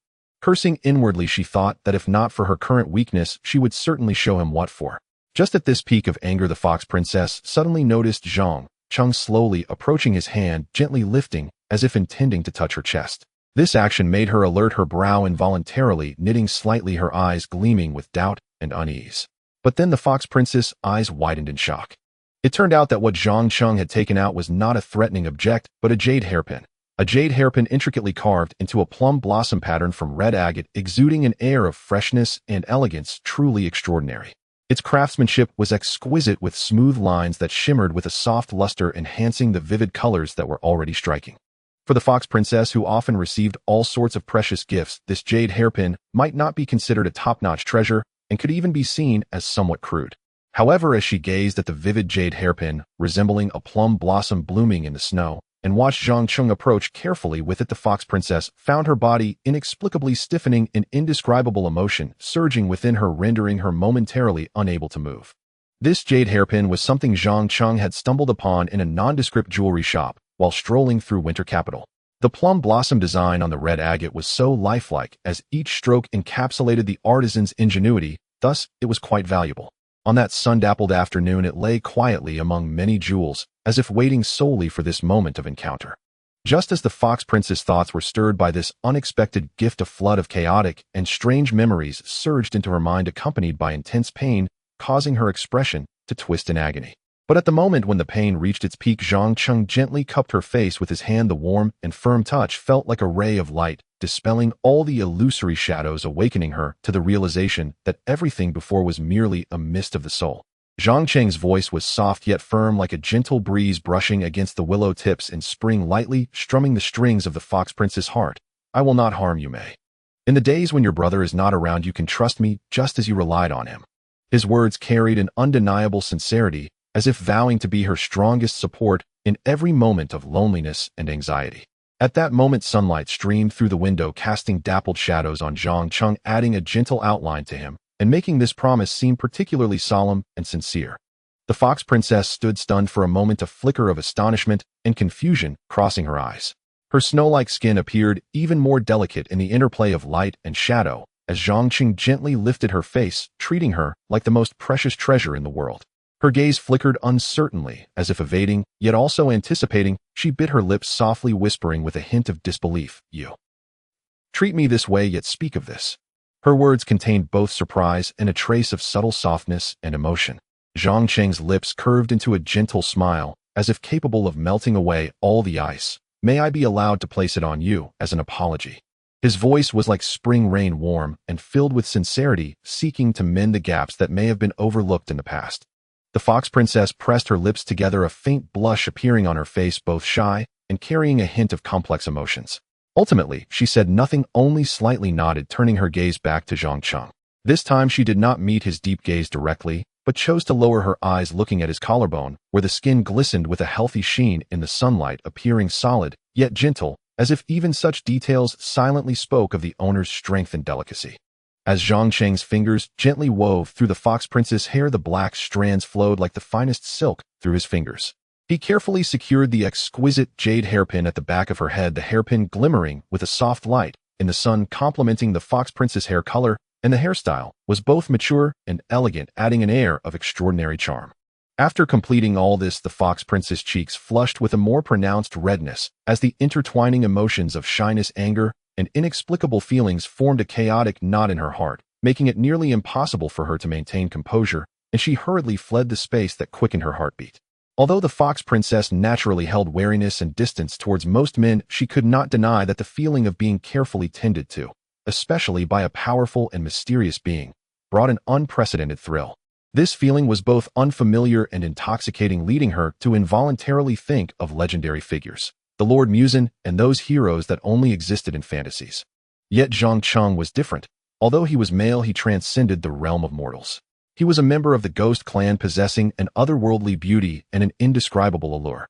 Most importantly, Zhang Cheng's initial appearance in the fox prince's heart was like a shooting star streaking across the night sky, leaving a brilliant and profound mark that made her unable to forget, paving a road filled with unknowns and possibilities for this extraordinary encounter. Gazing at the silhouette of the fox spirit gradually vanishing into the depths of the nether palace, Zhang Cheng whispered, his voice imbued with an indescribable complexity of emotions, "I will surely obtain you." Moments later, he turned his gaze towards a corner of the palace and softly called out, "Jinzi." As the words left his lips, a gentle breeze swept across the other shore flower platform, sending flower petals dancing. There sat a woman with hair like a flowing black waterfall, delicately plucking the strings of a ghostly zither with her ivory-like fingertips, the melodious notes drifting with the wind. Upon hearing the call, she seemed to awaken slowly from an ancient dream, her exquisite visage turning like the most delicate of paintings. Her eyes, as cold and sharp as the chill of the stars, pierced through the darkness and locked onto Zhang Cheng's position. Her face was mostly hidden beneath her thick hair, as dark as the night, revealing only the contour of a melon seed-shaped face akin to a finely crafted artwork, with every line exuding an ineffable charm. Her petite red lips resembled flower petals bathed in morning dew, tender and dripping. Her straight nose and delicate chin shaped a silhouette so enchanting it could outline a portrait of unparalleled beauty. In this realm of shadows, she was undoubtedly the most captivating presence. Indeed, the former Jinzi possessed a stunning beauty that could captivate all beings, a tale from before she transformed into a malevolent spirit. Sensing the sharpness concealed within her gaze, capable of piercing through all pretense and reaching deep into the soul, an indescribable emotion surged within Zhang Cheng's heart, a mixture of tension and anticipation. However, on the surface he maintained a calm demeanor, a perfectly measured smile gracing his lips as he casually inquired, "I wish to temporarily return to the human realm, may I?" At this point, Zhang Cheng's expression suddenly turned sly, akin to a fox eyeing its prey, as he continued, "Furthermore, could you tell me when His Majesty the Ghost Emperor intends to fulfill the promise made to me in the past?" "In half a month," Jinzi replied indifferently. She was genuinely curious as to why the imposing and profound Ghost Emperor remained indifferent to the subtle emotions between Zhang Cheng and the fox spirit. Although her heart stirred with turmoil, she wisely refrained from probing further. In this dark and enigmatic netherworld, every secret unknown to others resembled a double-edged sword. The more one knew, the closer one drew to the irreversible abyss of calamity. As the Ghost Emperor's closest attendant, Jinzi treaded carefully, aware that standing alongside the ruler was akin to being with a tiger that could awaken at any moment. The accumulated pressure day by day felt like invisible shackles, heavy enough to stifle one's breath, yet there was no one to whom she could confide. At this moment, Jinzi gently raised her hand, her fingertips softly gliding over the strings of the ghostly zither. Zhang. A series of clear yet mysterious notes seemed to transcend the boundaries of life and death, resonating through the silent nether space. Immediately Zhang Cheng, who had been standing still, transformed into a brilliant streak of light like dew in the morning sun, vanishing into the void, leaving only a faint afterglow. He was sent to the human realm. Just as Jinzi was about to retract her gesture and resume her usual dispassionate demeanor, her movements suddenly froze, for a woman clad in an elaborate black kimono had appeared before her, causing Jinzi's heart to flutter slightly. This was the Ghost Emperor, draped in magnificent garments exuding both majesty and allure. A mysterious smile curled at the corners of her lips, containing a myriad of profound meanings. Have you witnessed it firsthand? The connection between Zhang Cheng and the fox spirit. Zenzi's voice carried a hint of barely detectable hesitation as she continued, Your Excellency, do you truly not mind such matters occurring? After all, Zhang Cheng.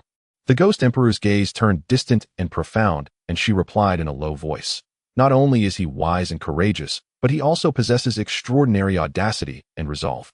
Therefore, I have tacitly allowed him to make such bold moves, even if he himself is yet to realize the significance of it all. This passionate yet innocent youth indeed harbors a side that is uniquely his. According to the laws of the netherworld, those who enter this realm should sever their worldly ties, and all love, hatred, and emotions should dissipate like smoke. I am no exception. But for him, the Ghost Emperor slowly closed her wide eyes, and within her deep gaze flickered complicated and indescribable emotions, as if she were savoring some distant, profound memory. Regardless, he is an exception beyond the rules, a special existence that even I cannot easily overlook. The Ghost Emperor's voice was as soft as a whisper, yet it was imbued with deep sentiment and helplessness, resonating through the eternal nether. In the human realm, a fantastical land merging ancient legends with modern turmoil, various cultivators were penning their own legendary tales. In this vast expanse there lay a sacred place, shrouded in mist and surrounded by towering ancient trees, Maoshan. It was not only a sanctuary for cultivators, but also a place that struck fear into the hearts of malevolent spirits. Zhang Cheng transformed into a Taoist, concealing his ghostly aura and adopting the guise of an ordinary Taoist priest. He stood before the ancient sect, watching as those who had endured life and death trials, bringing tranquility back from the brink of the nether, slowly returned. A trace of unnoticeable worry lingered in his gaze. As the last rays of the setting sun fell within the Maoshan sect, Zhang Cheng swiftly arranged an unprecedented treatment for Uncle Jiao, who was gravely wounded in battle, utilizing the rich resources accumulated by the sect over the years. Uncle Jiao, a venerable elder of great repute in Maoshan, had his life force nearly extinguished, yet through Zhang Cheng's efforts a glimmer of hope for survival was barely preserved. By Uncle Jiao's side was a constant presence, his female disciple Qi. This young female cultivator not only inherited her master's resilience and wisdom, but also possessed an extraordinary charm. After busily handling all post-battle matters, Qi's petite frame appeared particularly exhausted as she trudged back to her humble lodging. Though her body had reached its limits, her thoughts could not detach from those of her fellow disciples still out in the fray. Meanwhile, outside of Maoshan, other cultivators were diligently engaged in clearing the battlefield, as the lands ravaged by malevolent spirits desperately needed to be restored to their former tranquility. The traces left by the malevolent spirits were visible everywhere, their roars seeming to echo in the ears, while those innocent lives quietly taken by the spirits served as a grim reminder to all cultivators that the battle was far from over. In the capital city, as the bustling heart of the human realm, the Maoshan cultivators stood at the forefront, erecting defenses with their flesh and blood, engaging in a desperate struggle against the forces of the malevolent spirits. Each flash of a flying sword and each burning talisman was in the service of alleviating the suffering brought upon humanity by this calamity. Returning to her lodging, Qi, though regarded by many as the young disciple in need of protection, felt a surge of unease and indignation within her. After sorting through her chaotic thoughts, she learned of a heart-wrenching news. Though the recent campaign against the malevolent spirits had ultimately succeeded in curtailing the spread of evil, the cost was exceedingly heavy. Many of her fellow disciples who had fought alongside her, those faces that once shared laughter, could now only become stars in her memories, a painful reminder. As night fell and silence enveloped the world, Qi sat alone by the window, gazing at the hazy mountain shadows in the distance, silently making a wish: may the suffering of this world lessen, and may every parting no longer be a final farewell. Within her heart a strength began to coalesce, a firm resolve for the future and a promise to the departed. She knew that no matter how arduous the path ahead, as a disciple of Maoshan, she would surely forge ahead with courage. The night descended slowly like a velvet cloth, enveloping the entire Maoshan in a soft and profound shade of deep blue, with only a few scattered lights flickering in the mountains resembling stars that had fallen to the earth. At this moment of tranquility, almost audible with the sound of falling leaves, suddenly a series of urgent and continuous knocking echoed through the night sky, like a rushing torrent breaking the serenity of the lake. Senior Sister Aki. Senior Sister Aki. As the calls from outside the door wafted in a hint of anxiety and urgency, broke the rare peace and tranquility among the practitioners in the mountains. Aki was startled by the sudden call. She moved as if a streak of moonlight had swept by, nimbly pushing open the door. The slight friction between the door and the threshold sounded particularly clear at this moment. Outside, Li Xiaoshan, a young disciple with a youthful face but a determined gaze, was pacing anxiously. The moment he saw Aki, it was as if he had found support. He hurried a few steps forward, breathless, saying, "Junior uncle, something serious has happened." His voice trembled slightly, and fine beads of sweat had already formed on his forehead, clearly having experienced considerable shock. "Take your time, Xiaoshan. What has happened to make you so flustered?" Aki asked in a calm and soothing tone, her gaze revealing an undeniable resolve, as if she could remain composed no matter what difficulties lay ahead. Li Xiaoshan swallowed hard, striving to calm his emotions. Just now someone discovered a purple glow of ghostly energy in the sky towards the capital from the star observation platform, so intense that it was almost alarming, accompanied by a fierce gale, as if some powerful entity in the world was about to break free from its cocoon. As he spoke, a trace of unhidden fear flashed in his eyes, a primal reaction to confronting the unknown and the powerful. Is this really happening? Aki furrowed her brow upon hearing this, pondering deeply. Such an unusual phenomenon was certainly not a good omen, especially on such a calm and peaceful night. With the Demon King on the loose, the situation is urgent. I must immediately notify the senior brothers to discuss countermeasures together.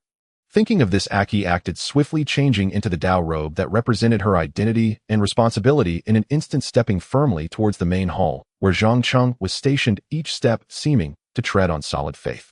Behind her, the previously silent Maoshan began to ripple with layers of waves. The disciples were awakened by this sudden news, their voices of discussion and exclamations intertwining, breaking the tranquility of the mountains towards the capital.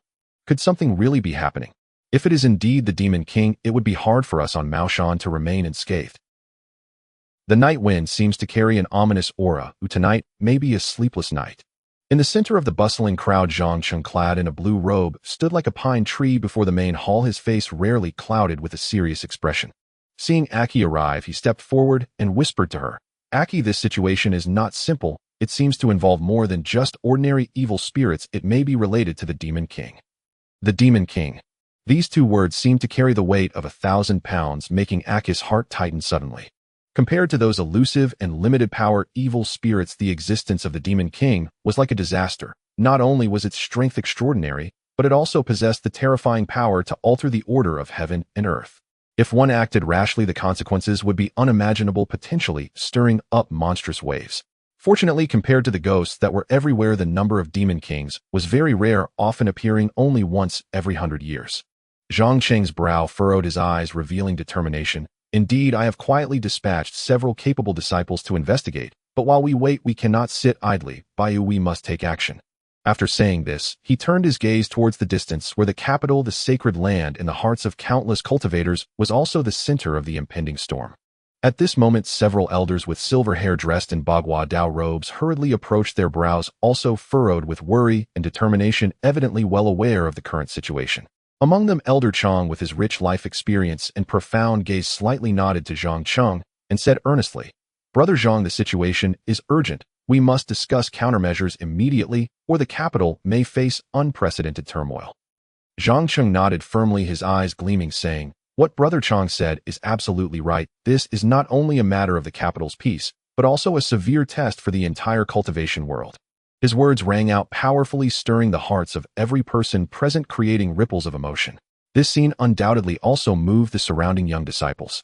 They stood and leaned, whispering to each other with various expressions, yet all revealed their worries and expectations for the future.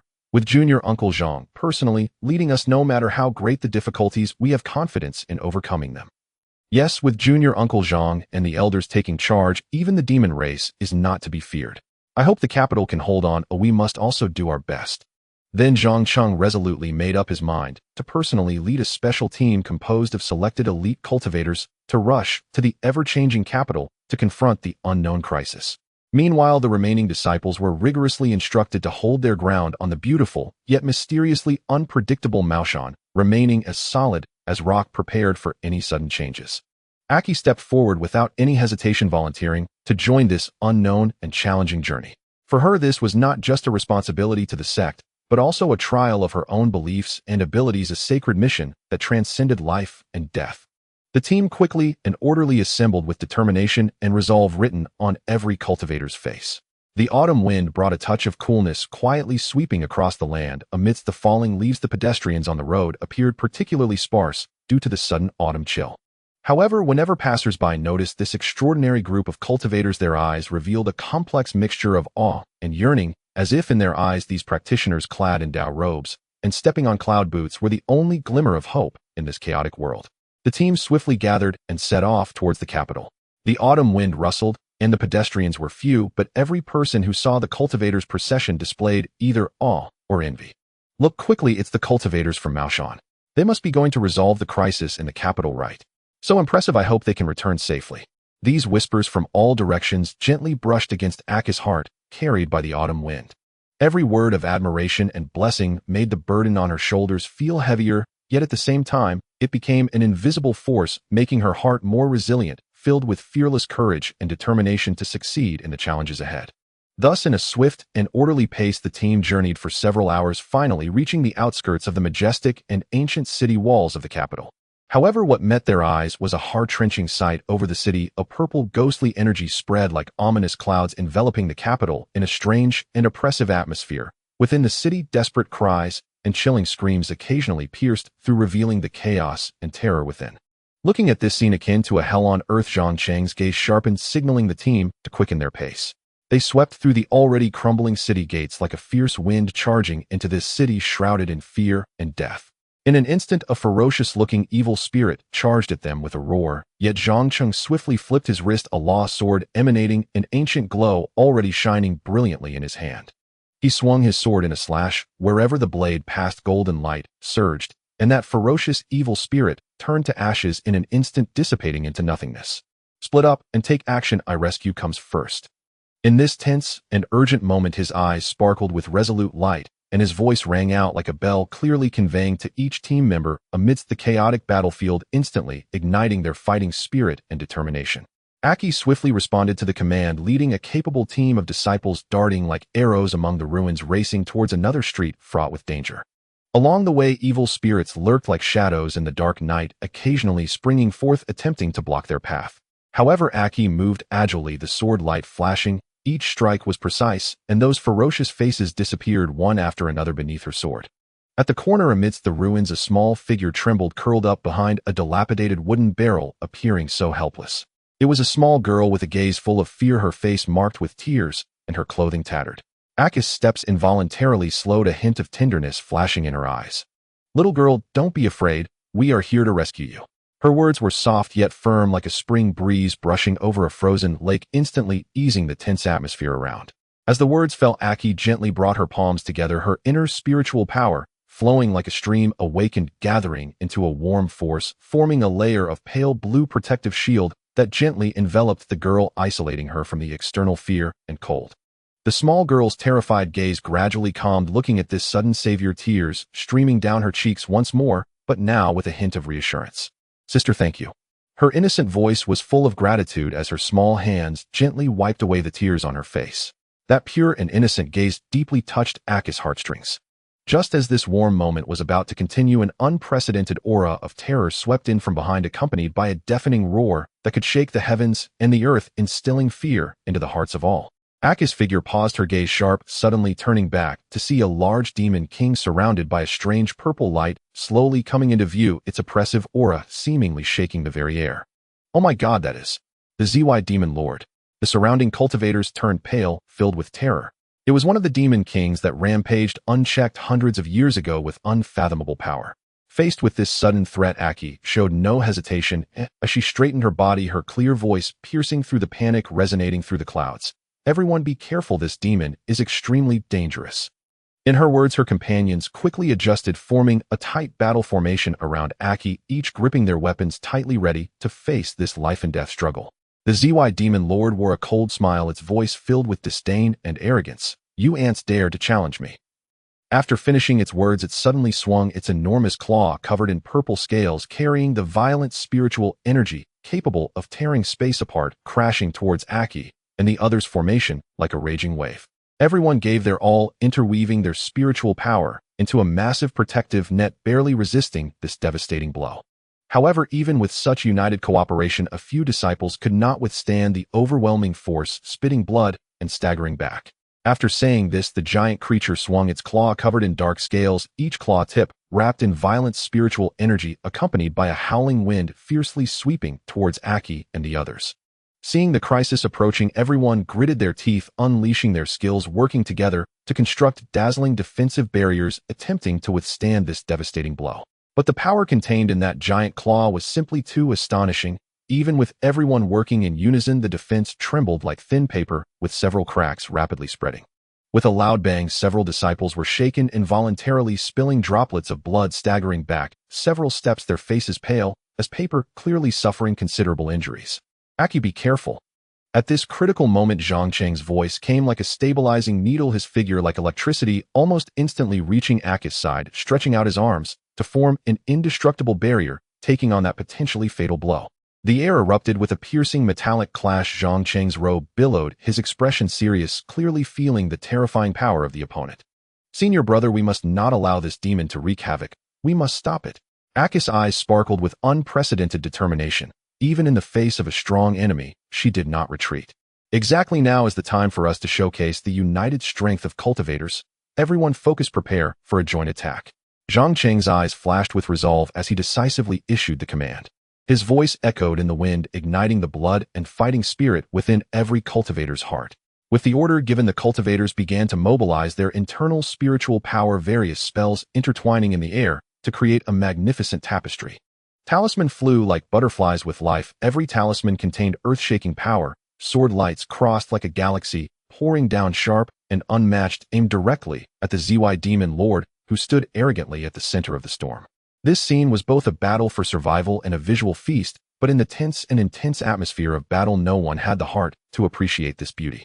The Zy Demon Lord sensed the overwhelming offensive surrounding it, and its anger flared up. Its body suddenly swelled, the ghostly energy swirling around it became tangible, rolling and surging, swallowing all the surrounding light, and its spiritual pressure skyrocketed, far surpassing its previous strength. Aki found herself amidst this feeling, an overwhelming aura rushing towards her, as if her chest had been struck by a heavy hammer, and she couldn't help but feel a sense of worry about this seemingly endless battle, secretly questioning, can we really find a chance to win in this fight? Senior brother Zhang, this is not sustainable. Aki gasped as she spoke. We must keep holding on, there will definitely be a turning point. Zhang Cheng's gaze was resolute. At this moment, as if responding to the subtlest call of heaven and earth, a swift figure suddenly leaped into view, carrying an unignorable sharp sword, aura like the first ray of dawn, piercing through the darkness, directly attacking the haughty Zy Demon Lord. This unexpected guest was clad in a deep black Dao robe, his garments fluttering, revealing silver cloud patterns embroidered on them, seemingly containing some ancient and mysterious power. The long sword in his hand was even more eye-catching, its blade edge flickering with a deep and brilliant blue thunder light, and every flash of the sword seemed to resonate with the sound of thunder, shaking the surrounding air, causing everyone present to involuntarily shiver. Faced with this sudden provocation, the Zy Demon Lord's eyes narrowed into dangerous slits, and the demon energy swirling around it grew more violent, surging forth like a mountain flood. Who dares to stop me? A deafening roar filled with endless pressure and disdain erupted from the Demon Lord. As the words fell, the Demon Lord's massive claw covered in sharp claws swung out violently, carrying the momentum to tear space apart, intent on turning this audacious intruder into dust. However, the black-robed man remained unfazed in the face of this terrifying assault, his expression unchanged, his star-like eyes revealing undeniable determination and calmness. I am your opponent. His words were concise and cold, as if the surrounding temperature dropped several degrees. He swiftly darted like a dragon through the void, the sword light flashing again, akin to a meteor slicing through the night sky, precisely and lethally targeting the heart of the Zy Demon Lord, moving so fast that its trajectory was almost invisible. The Zy Demon Lord suddenly encountered a heavy blow, and the pain forced it to let out an earth-shattering roar, its massive body faltering as it was pushed back repeatedly, disbelief etched in its eyes for the first time. Who are you? This was not merely a question, but a roar of unwillingness. Bai West Sect Yin Tiancheng. The black-robed man's voice was cold and proud, as if these three words were his most powerful weapon, proclaiming his identity and determination, moving all present. Aki and the others around her witnessing this scene felt a blend of shock and excitement. This mysterious reinforcement, named Yun Tianqing, seemed like a heavenly soldier, not only resolving their dire predicament, but also bringing them new life and hope. Baiwa sect. The face of the Jiwei demon lord instantly froze, his pupils narrowing sharply. The voice carried disbelief and profound fear, as if these 3 words were a summons from the depths of the underworld, awakening the deepest fears within him. His figure trembled slightly, and before the surrounding disciples could react, he vanished like a shadow in the night wind, fleeing into the distance, without looking back, leaving only a blurred purple afterimage. Zhang Cheng's gaze was as deep as an ancient well, his ink-black eyes narrowed slightly at that moment, as if a sharp glimmer of cold light flashed within them, revealing a hidden intent of killing that surged beneath a calm surface. He murmured softly to himself, his voice laced with coldness, "The heir of Baiwa sect has finally appeared in the world, has he?" Baiwa sect, an ancient sect bearing countless legends and secrets, has a history even older than the renowned Maoshan, like a valley forgotten by time, hidden from the eyes of the world. It is said that the exorcism techniques mastered by Baiwa sect are the ultimate restraint against evil forces, their power far surpassing that of ordinary Taoist arts. Even the most ferocious evil spirits tremble and flee before the disciples of Baiwa sect. Yun Tianqing looked at the fleeing demon king, his expression turning stern. His tall figure stood like a mountain, his gaze fierce as he bellowed, "Monster, where do you think you're going?" Before his words could settle, he waved his hand, and a brilliantly glowing flying sword shot out, like a meteor streaking across the night sky, carrying him with the might of thunder towards the direction the Jiwei demon lord had vanished, vowing to bring this disturbance to justice. "Senior brother Zhang." Aki softly called out, her steps hesitating as she approached Zhang Cheng, her eyes filled with confusion and bewilderment about what had just happened. Zhang Cheng turned to look at her, his face regaining the calm and composure he usually exhibited. His tone was gentle, yet carried an undeniable authority. "The demon king has escaped. The most important thing now is to handle matters here properly. Many junior brothers are seriously injured. We must provide them with assistance as soon as possible." Aki's dazed expression gradually collected itself, and her eyes reignited with determination and a sense of responsibility. She quickly organized her thoughts and began to orderly command everyone to commence rescue operations, each directive exuding decisiveness and calm, ensuring that every effort was applied where it was most needed. Several hours later, Aki gently supported a weak girl, Linglong. She was a graceful figure with a beautiful countenance, a songstress. Though Linglong tried to appear strong, constantly murmuring, "It's okay, I'm fine," to reassure Aki, her complexion was as pale as paper, and her frail body trembled slightly, appearing extraordinarily helpless. Aki simply shook her head gently, her tender yet resolute gaze seeming to say, "Don't force yourself, I'm here for you." She completely disregarded Linglong's verbal protests, carefully placing her on the bed, and then busied herself to ensure Linglong received the best care. This was the first time Linglong profoundly and intuitively experienced the warmth and genuine goodwill stemming from humanity. This feeling was like a ray of sunlight in spring penetrating the cold shell she had long isolated herself within, causing ripples to rise in the lake of her heart. Amidst her emotions, a thread of unease quietly climbed to her heart, and Linglong couldn't help but feel somewhat guilty. She knew that as an evil spirit there lay an insurmountable chasm between her and the human world, and such warmth should not belong to her. This sudden concern made her emotions even more complex, as if she were a spirit tasting the mundane world for the first time, both joyful and bewildered. The girl before her, dressed in traditional Maoshan robes, had clear eyes and an innocent smile. That untainted heart, unblemished by the world, stirred within Linglong a powerful urge to protect. She realized that she must quickly rescue this innocent child from the impending storm. She sensed that Zhang Cheng was nearby. This name in Linglong's mind was like a cold wind in the dark night, carrying ominousness and threat. He was a despicable, scheming ghost filled with evil thoughts. For such a pure girl, he was undoubtedly a lethal danger. Linglong could not imagine the unimaginable consequences if such a ghost got near Aki. Nonetheless, the prolonged isolation from humanity had instilled in Linglong a strange sense of intimacy when facing Aki. During their parting, they naturally exchanged thoughts, sharing their interests and names with a faint warmth suffusing the air. Yet Linglong's vigilance never waned. She knew time was of the essence. The shadow of Zhang Cheng could return at any moment, forcing her to painfully interrupt this brief exchange. "Aki, listen to me quickly. Take all the Maoshan disciples away from here." Linglong's words held an undeniable firmness, trying to warn the girl before her in the most direct manner. Aki looked confused, questioning the reason in bewilderment. Linglong's heart was mixed with emotions as she gently shook her head, explaining, "This place is very unsafe. Though you Maoshan cultivators exist to hunt ghosts, the capital may well be hiding the progenitor of all ghosts and many powerful phantoms. Once you encounter. Before she could finish, Linglong's eyes suddenly sharpened like an eagle, as if she had caught a whiff of an ominous presence.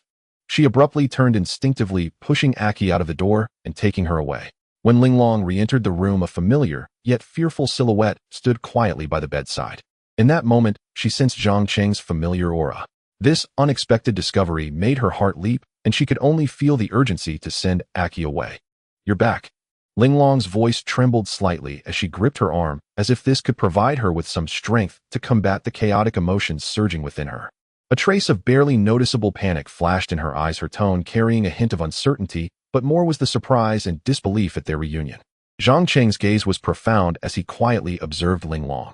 His eyes seemed capable of seeing through the human heart, yet he did not immediately respond to her obvious question, instead asking, "Did you just encounter a cultivator from Maoshan?"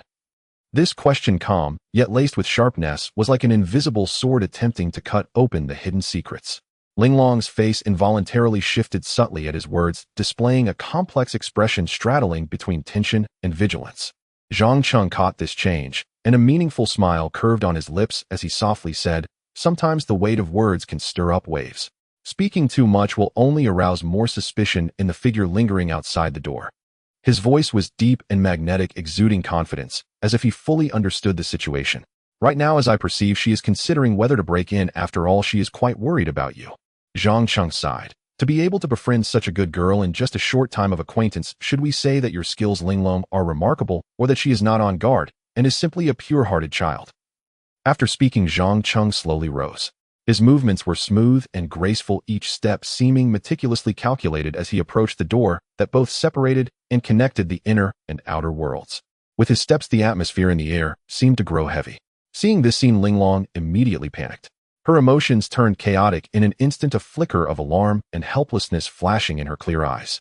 She seemed to foresee a series of tragedies that might occur next. The girl who had just been smiling brightly and laughing cheerfully was about to fall into the clutches of this despicable villain due to her inadvertent actions, step by step towards downfall, until one day, she could only lie on a cold bed, hands protecting her belly swollen from misfortune, staring vacantly at Linglong, murmuring the heartbreaking words, "I hate it so much." Zhang Cheng had no idea that his image had completely collapsed in Linglong's heart. His ghostly eyes detected an unusual energy fluctuation surrounding the woman outside the door, vastly different from that of ordinary Maoshan cultivators. It was a sensation that felt inexplicably comfortable and novel to him, an experience he had never encountered before. Perhaps she is a very interesting girl. Suddenly, a sense of anticipation arose within him. Watching her hesitate whether to push the door open to see the root cause of Linglong's earlier tension and fear.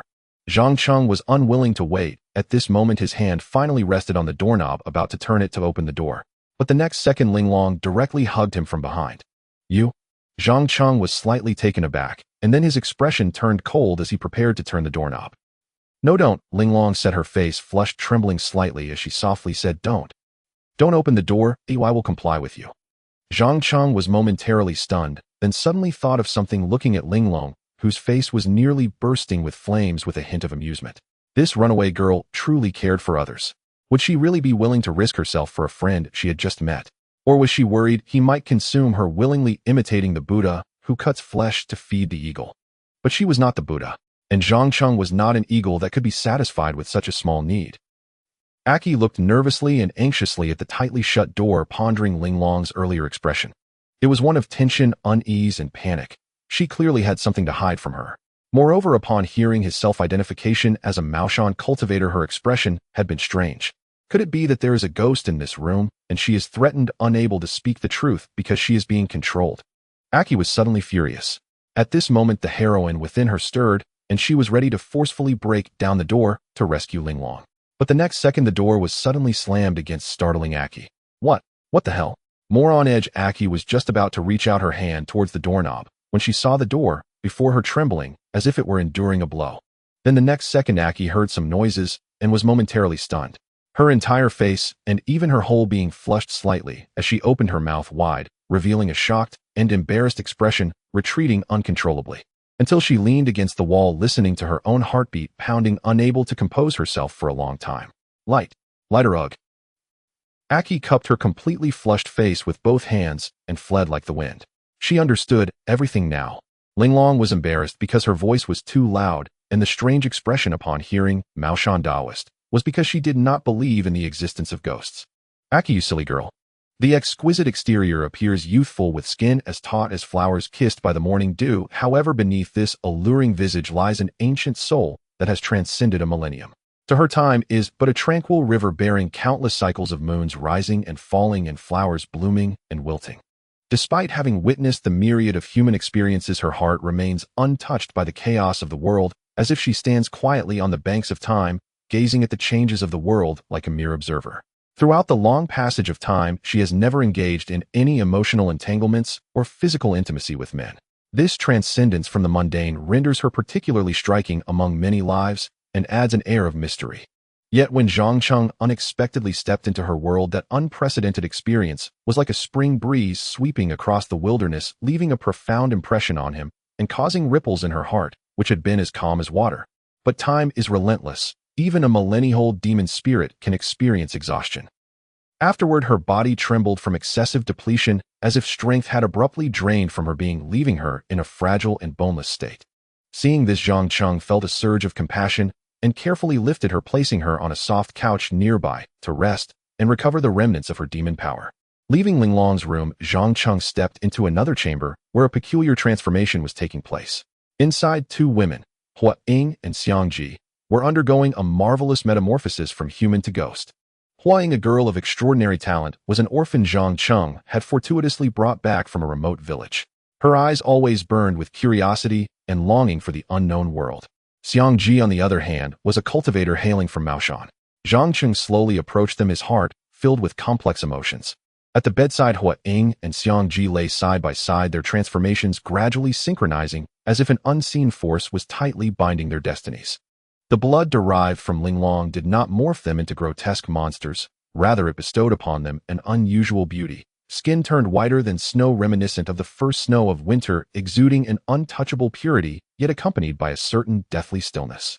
Zhang Cheng gently extended his finger and cautiously lifted Hua Ying's tightly shut eyelids. At that moment, he seemed to glimpse the portal to another world. Hua Ying's pupils had lost their original deep black luster, replaced by a blood-red depth that was hollow and enchanting, revealing an extraordinary charm detached from the mortal realm. The same transformation was mirrored in Xiang Ji. Zhang Cheng repeated his previous action, confirming before his eyes that this was no mere illusion. Next, his gaze shifted to their slightly parted lips. From those soft mouths, four sharp fangs silently emerged, adding an air of danger and allure. These changes represented not only a mysterious ritual, but also a rewriting of their fates. Retracting his gaze, Zhang Cheng's attention returned to Linglong. She lay alone on the bed, breathing lightly, attempting to quell the turmoil and chaos within her heart. A stubborn expression lingered on her face, unwilling to let Zhang Cheng witness her vulnerability. Between her tightly pressed lips and slightly furrowed brows lay a profound sorrow, mourning her inability to suppress the tumult of emotions. In that moment, time seemed to freeze as Linglong's thoughts surged like a tide, carrying her back to the past of hundreds of years ago. Before her appeared the gentle yet despairing face of her husband, abandoned by her out of helplessness. A man who had once provided her with endless warmth and support, now reduced to a cold memory. Then the scene shifted, and the innocent smile of her beloved adopted son Wang Hengtian invaded her mind. He was a fleeting warmth she had found in this indifferent world, brave and resilient, a source of solace in her prolonged existence. Yet these precious images flickered like candle flames in the wind, vanishing in an instant. In their place, the unforgettable face of Zhang Cheng emerged, laughing wildly and wickedly, with traces of sweat glistening among his white hair, adding an untamed charm to his rebellion. His gaze burned like a blazing flame, filled with an irresistible aggression that struck deep into Linglong's soul, leaving an indelible mark. This impression felt like invisible chains tightly binding Linglong's spirit, causing her to feel unprecedented turmoil and pain, as if her body and soul were bearing an indescribable weight. "I'm sorry," Linglong silently murmured within, this feeling of remorse cutting through her heart like a blade. She felt heart-wrenching sorrow for her own betrayal. Even though it was a sentiment long vanished at the end of time and space, she still could not forgive herself for her emotional deviation from her deceased husband. "I'm sorry." The remorse towards her adopted son surged like a tide, leaving Linglong feeling powerless and guilty. Wang Hengtian's innocent and harmless smile reappeared, Yet she could only watch helplessly as he struggled in pain under Zhang Cheng's bullying, unable to help, and ultimately finding herself unable to escape his control. This double guilt weighed heavily on her heart, like a stone. When Zhang Cheng's aggressive gaze once again locked onto her, Linglong's body involuntarily trembled, fear and unease spreading through her heart, making her increasingly tense. Yet amidst this tension, an indescribable emotion quietly took root, complex and subtle, as if it were some subconscious struggle or a faint anticipation of an unknown fate. Are their fangs growing a bit too fast? They seem no different from those who have undergone their first ghost transformation. Zhang Cheng suddenly spoke. Linglong's breath quickened slightly as she propped herself up, a glint of determination and resolve flashing in her eyes. Facing Zhang Cheng's inquiry, she parted her lips, her voice hoarse, yet imbued with an irresistible charm. All things in the world have their own path. The reason Hua Ying and Xiang Ji were able to adapt so quickly to this newfound power was due to the deep-seated desires within their hearts merging with my bloodline, igniting an unprecedented potential. She fixed her gaze upon Zhang Cheng as though attempting to see through him. Your appearance has changed my world. And have I not also begun to change them? Our meeting was not a coincidence, but the weaving of fate. This power is both a gift I bestow upon them and a reflection of their own will. Saying this, Linglong tilted her head slightly, staring out at the bright moonlight, as if seeking answers in that silver glow. Though the speed of demonization is swift, it is not without cost. From this point onward, their hearts would no longer be as pure as before. The struggle between desire and reason would be the challenge they must face in the future. Hearing this, Zhang Cheng frowned slightly, a complex expression flickering across his face before finally manifesting as a low sigh. So this is the future you foresee? Linglong offered a faint smile, a mixture of bitterness and relief in her expression. Foreseeing the future. I am but a grain of sand in the river of history. Oh, how could I know everything? All I can do is guide you with what I know, helping you navigate the road ahead with less confusion. She paused for a moment before continuing. Hua Ying desires power to protect those she cares for, as Xiang Ji seeks transcendence, unwilling to accept a mundane life. This desire drives them to transcend conventional boundaries. As for the consequences, it all depends on their own choices and efforts. Zhang Cheng stepped closer, gently brushing Linglong's hair, an uncommon tenderness revealed in his actions. Your wisdom commands my respect. But remember, you need not bear everything alone. At least I am here now. His voice was low and firm, as if making the most sincere of promises. Linglong's heart stirred once more as she turned to meet Zhang Cheng's gaze, a hint of gratitude flashing in her eyes. I understand. Thank you, Zhang Cheng. May all that we do guide them towards the light. At this moment, faint footsteps were heard outside, as if someone was quietly approaching. Zhang Cheng attentively listened, then nodded to Linglong, signaling her to remain quiet. Someone is coming. You perhaps they have awakened.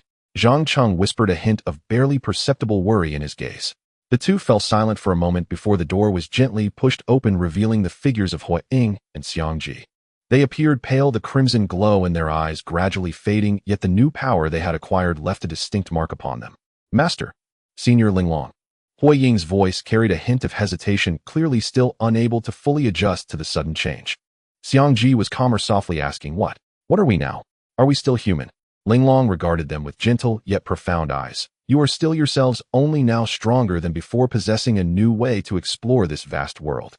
Remember, no matter what you become, maintaining your true selves is of utmost importance. Zhang Cheng interjected, his voice laced with encouragement. From now on we will fight side by side, facing all unknowns together. As his words fell, the four stood facing each other, a profound, unspoken understanding and trust forming among them on this extraordinary night.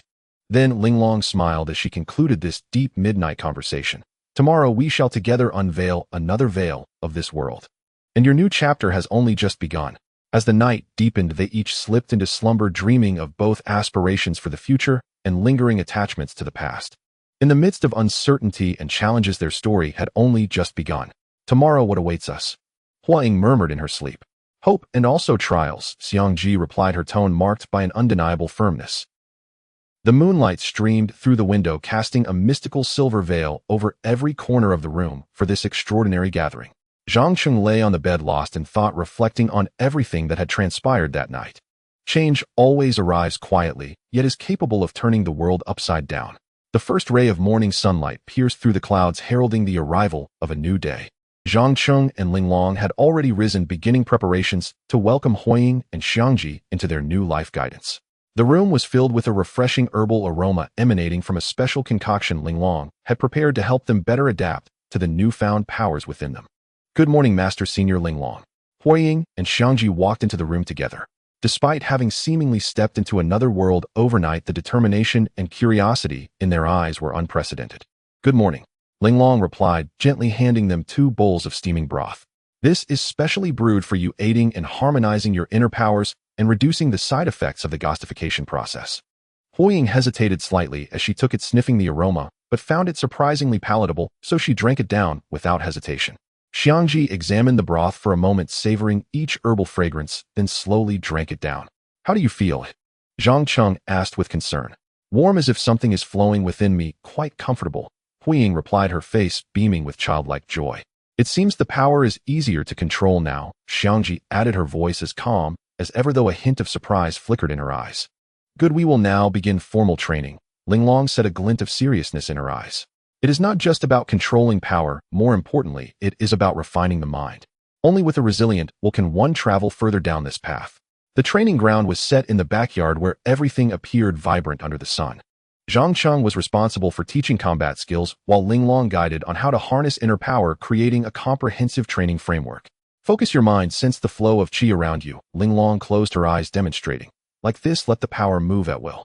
Huiying and Xiangji followed her instructions. At first they appeared clumsy, but through continuous attempts and failures, they gradually grasped the technique. Huiying threw a punch that stirred a wave of heat, filling the air with a scorched essence. Xiangji's movements became increasingly graceful, as if she could blend into the wind and vanish from sight. In the afternoon, training came to a pause. The group sat under the shade of a tree, enjoying the rare tranquility. Zhang Cheng broke the silence. "What do you think having such power means for you?" Huiying spoke first. "For me, it means I can protect those I want to guard more forcefully, no longer allowing anyone to be harmed." Xiangji pondered for a moment. "For me, it is both a liberation and a bondage. It frees me from the shackles of the past, but leads me into a deeper exploration." Linglong nodded in approval. "Very well, understanding one's heart is the first step to growth. Remember, power itself is neither good nor evil, it is the intent and choices of the user that matter." As they conversed, the sun began to set, painting the sky with brilliant colors. In this warm yet slightly heavy atmosphere, Zhang Cheng suddenly stood up, gazing into the distance. "Tonight, there is a place I want to take you to see." The three exchanged puzzled glances before following Zhang Cheng's lead, unaware of the scenery that awaited them ahead. Night fell, and the group arrived at the edge of the town before an abandoned ancient tower. The tower loomed high, exuding an inexplicable solemnity and mystery. "This place was once a sanctuary for many powerful practitioners, and also my secret base in my youth," Zhang Cheng said softly, his eyes shimmering with the light of memories. Huiying and Xiangji exchanged glances filled with curiosity and excitement for the unknown. Under the moonlight, the ancient tower seemed to come alive, quietly recounting the stories of the past.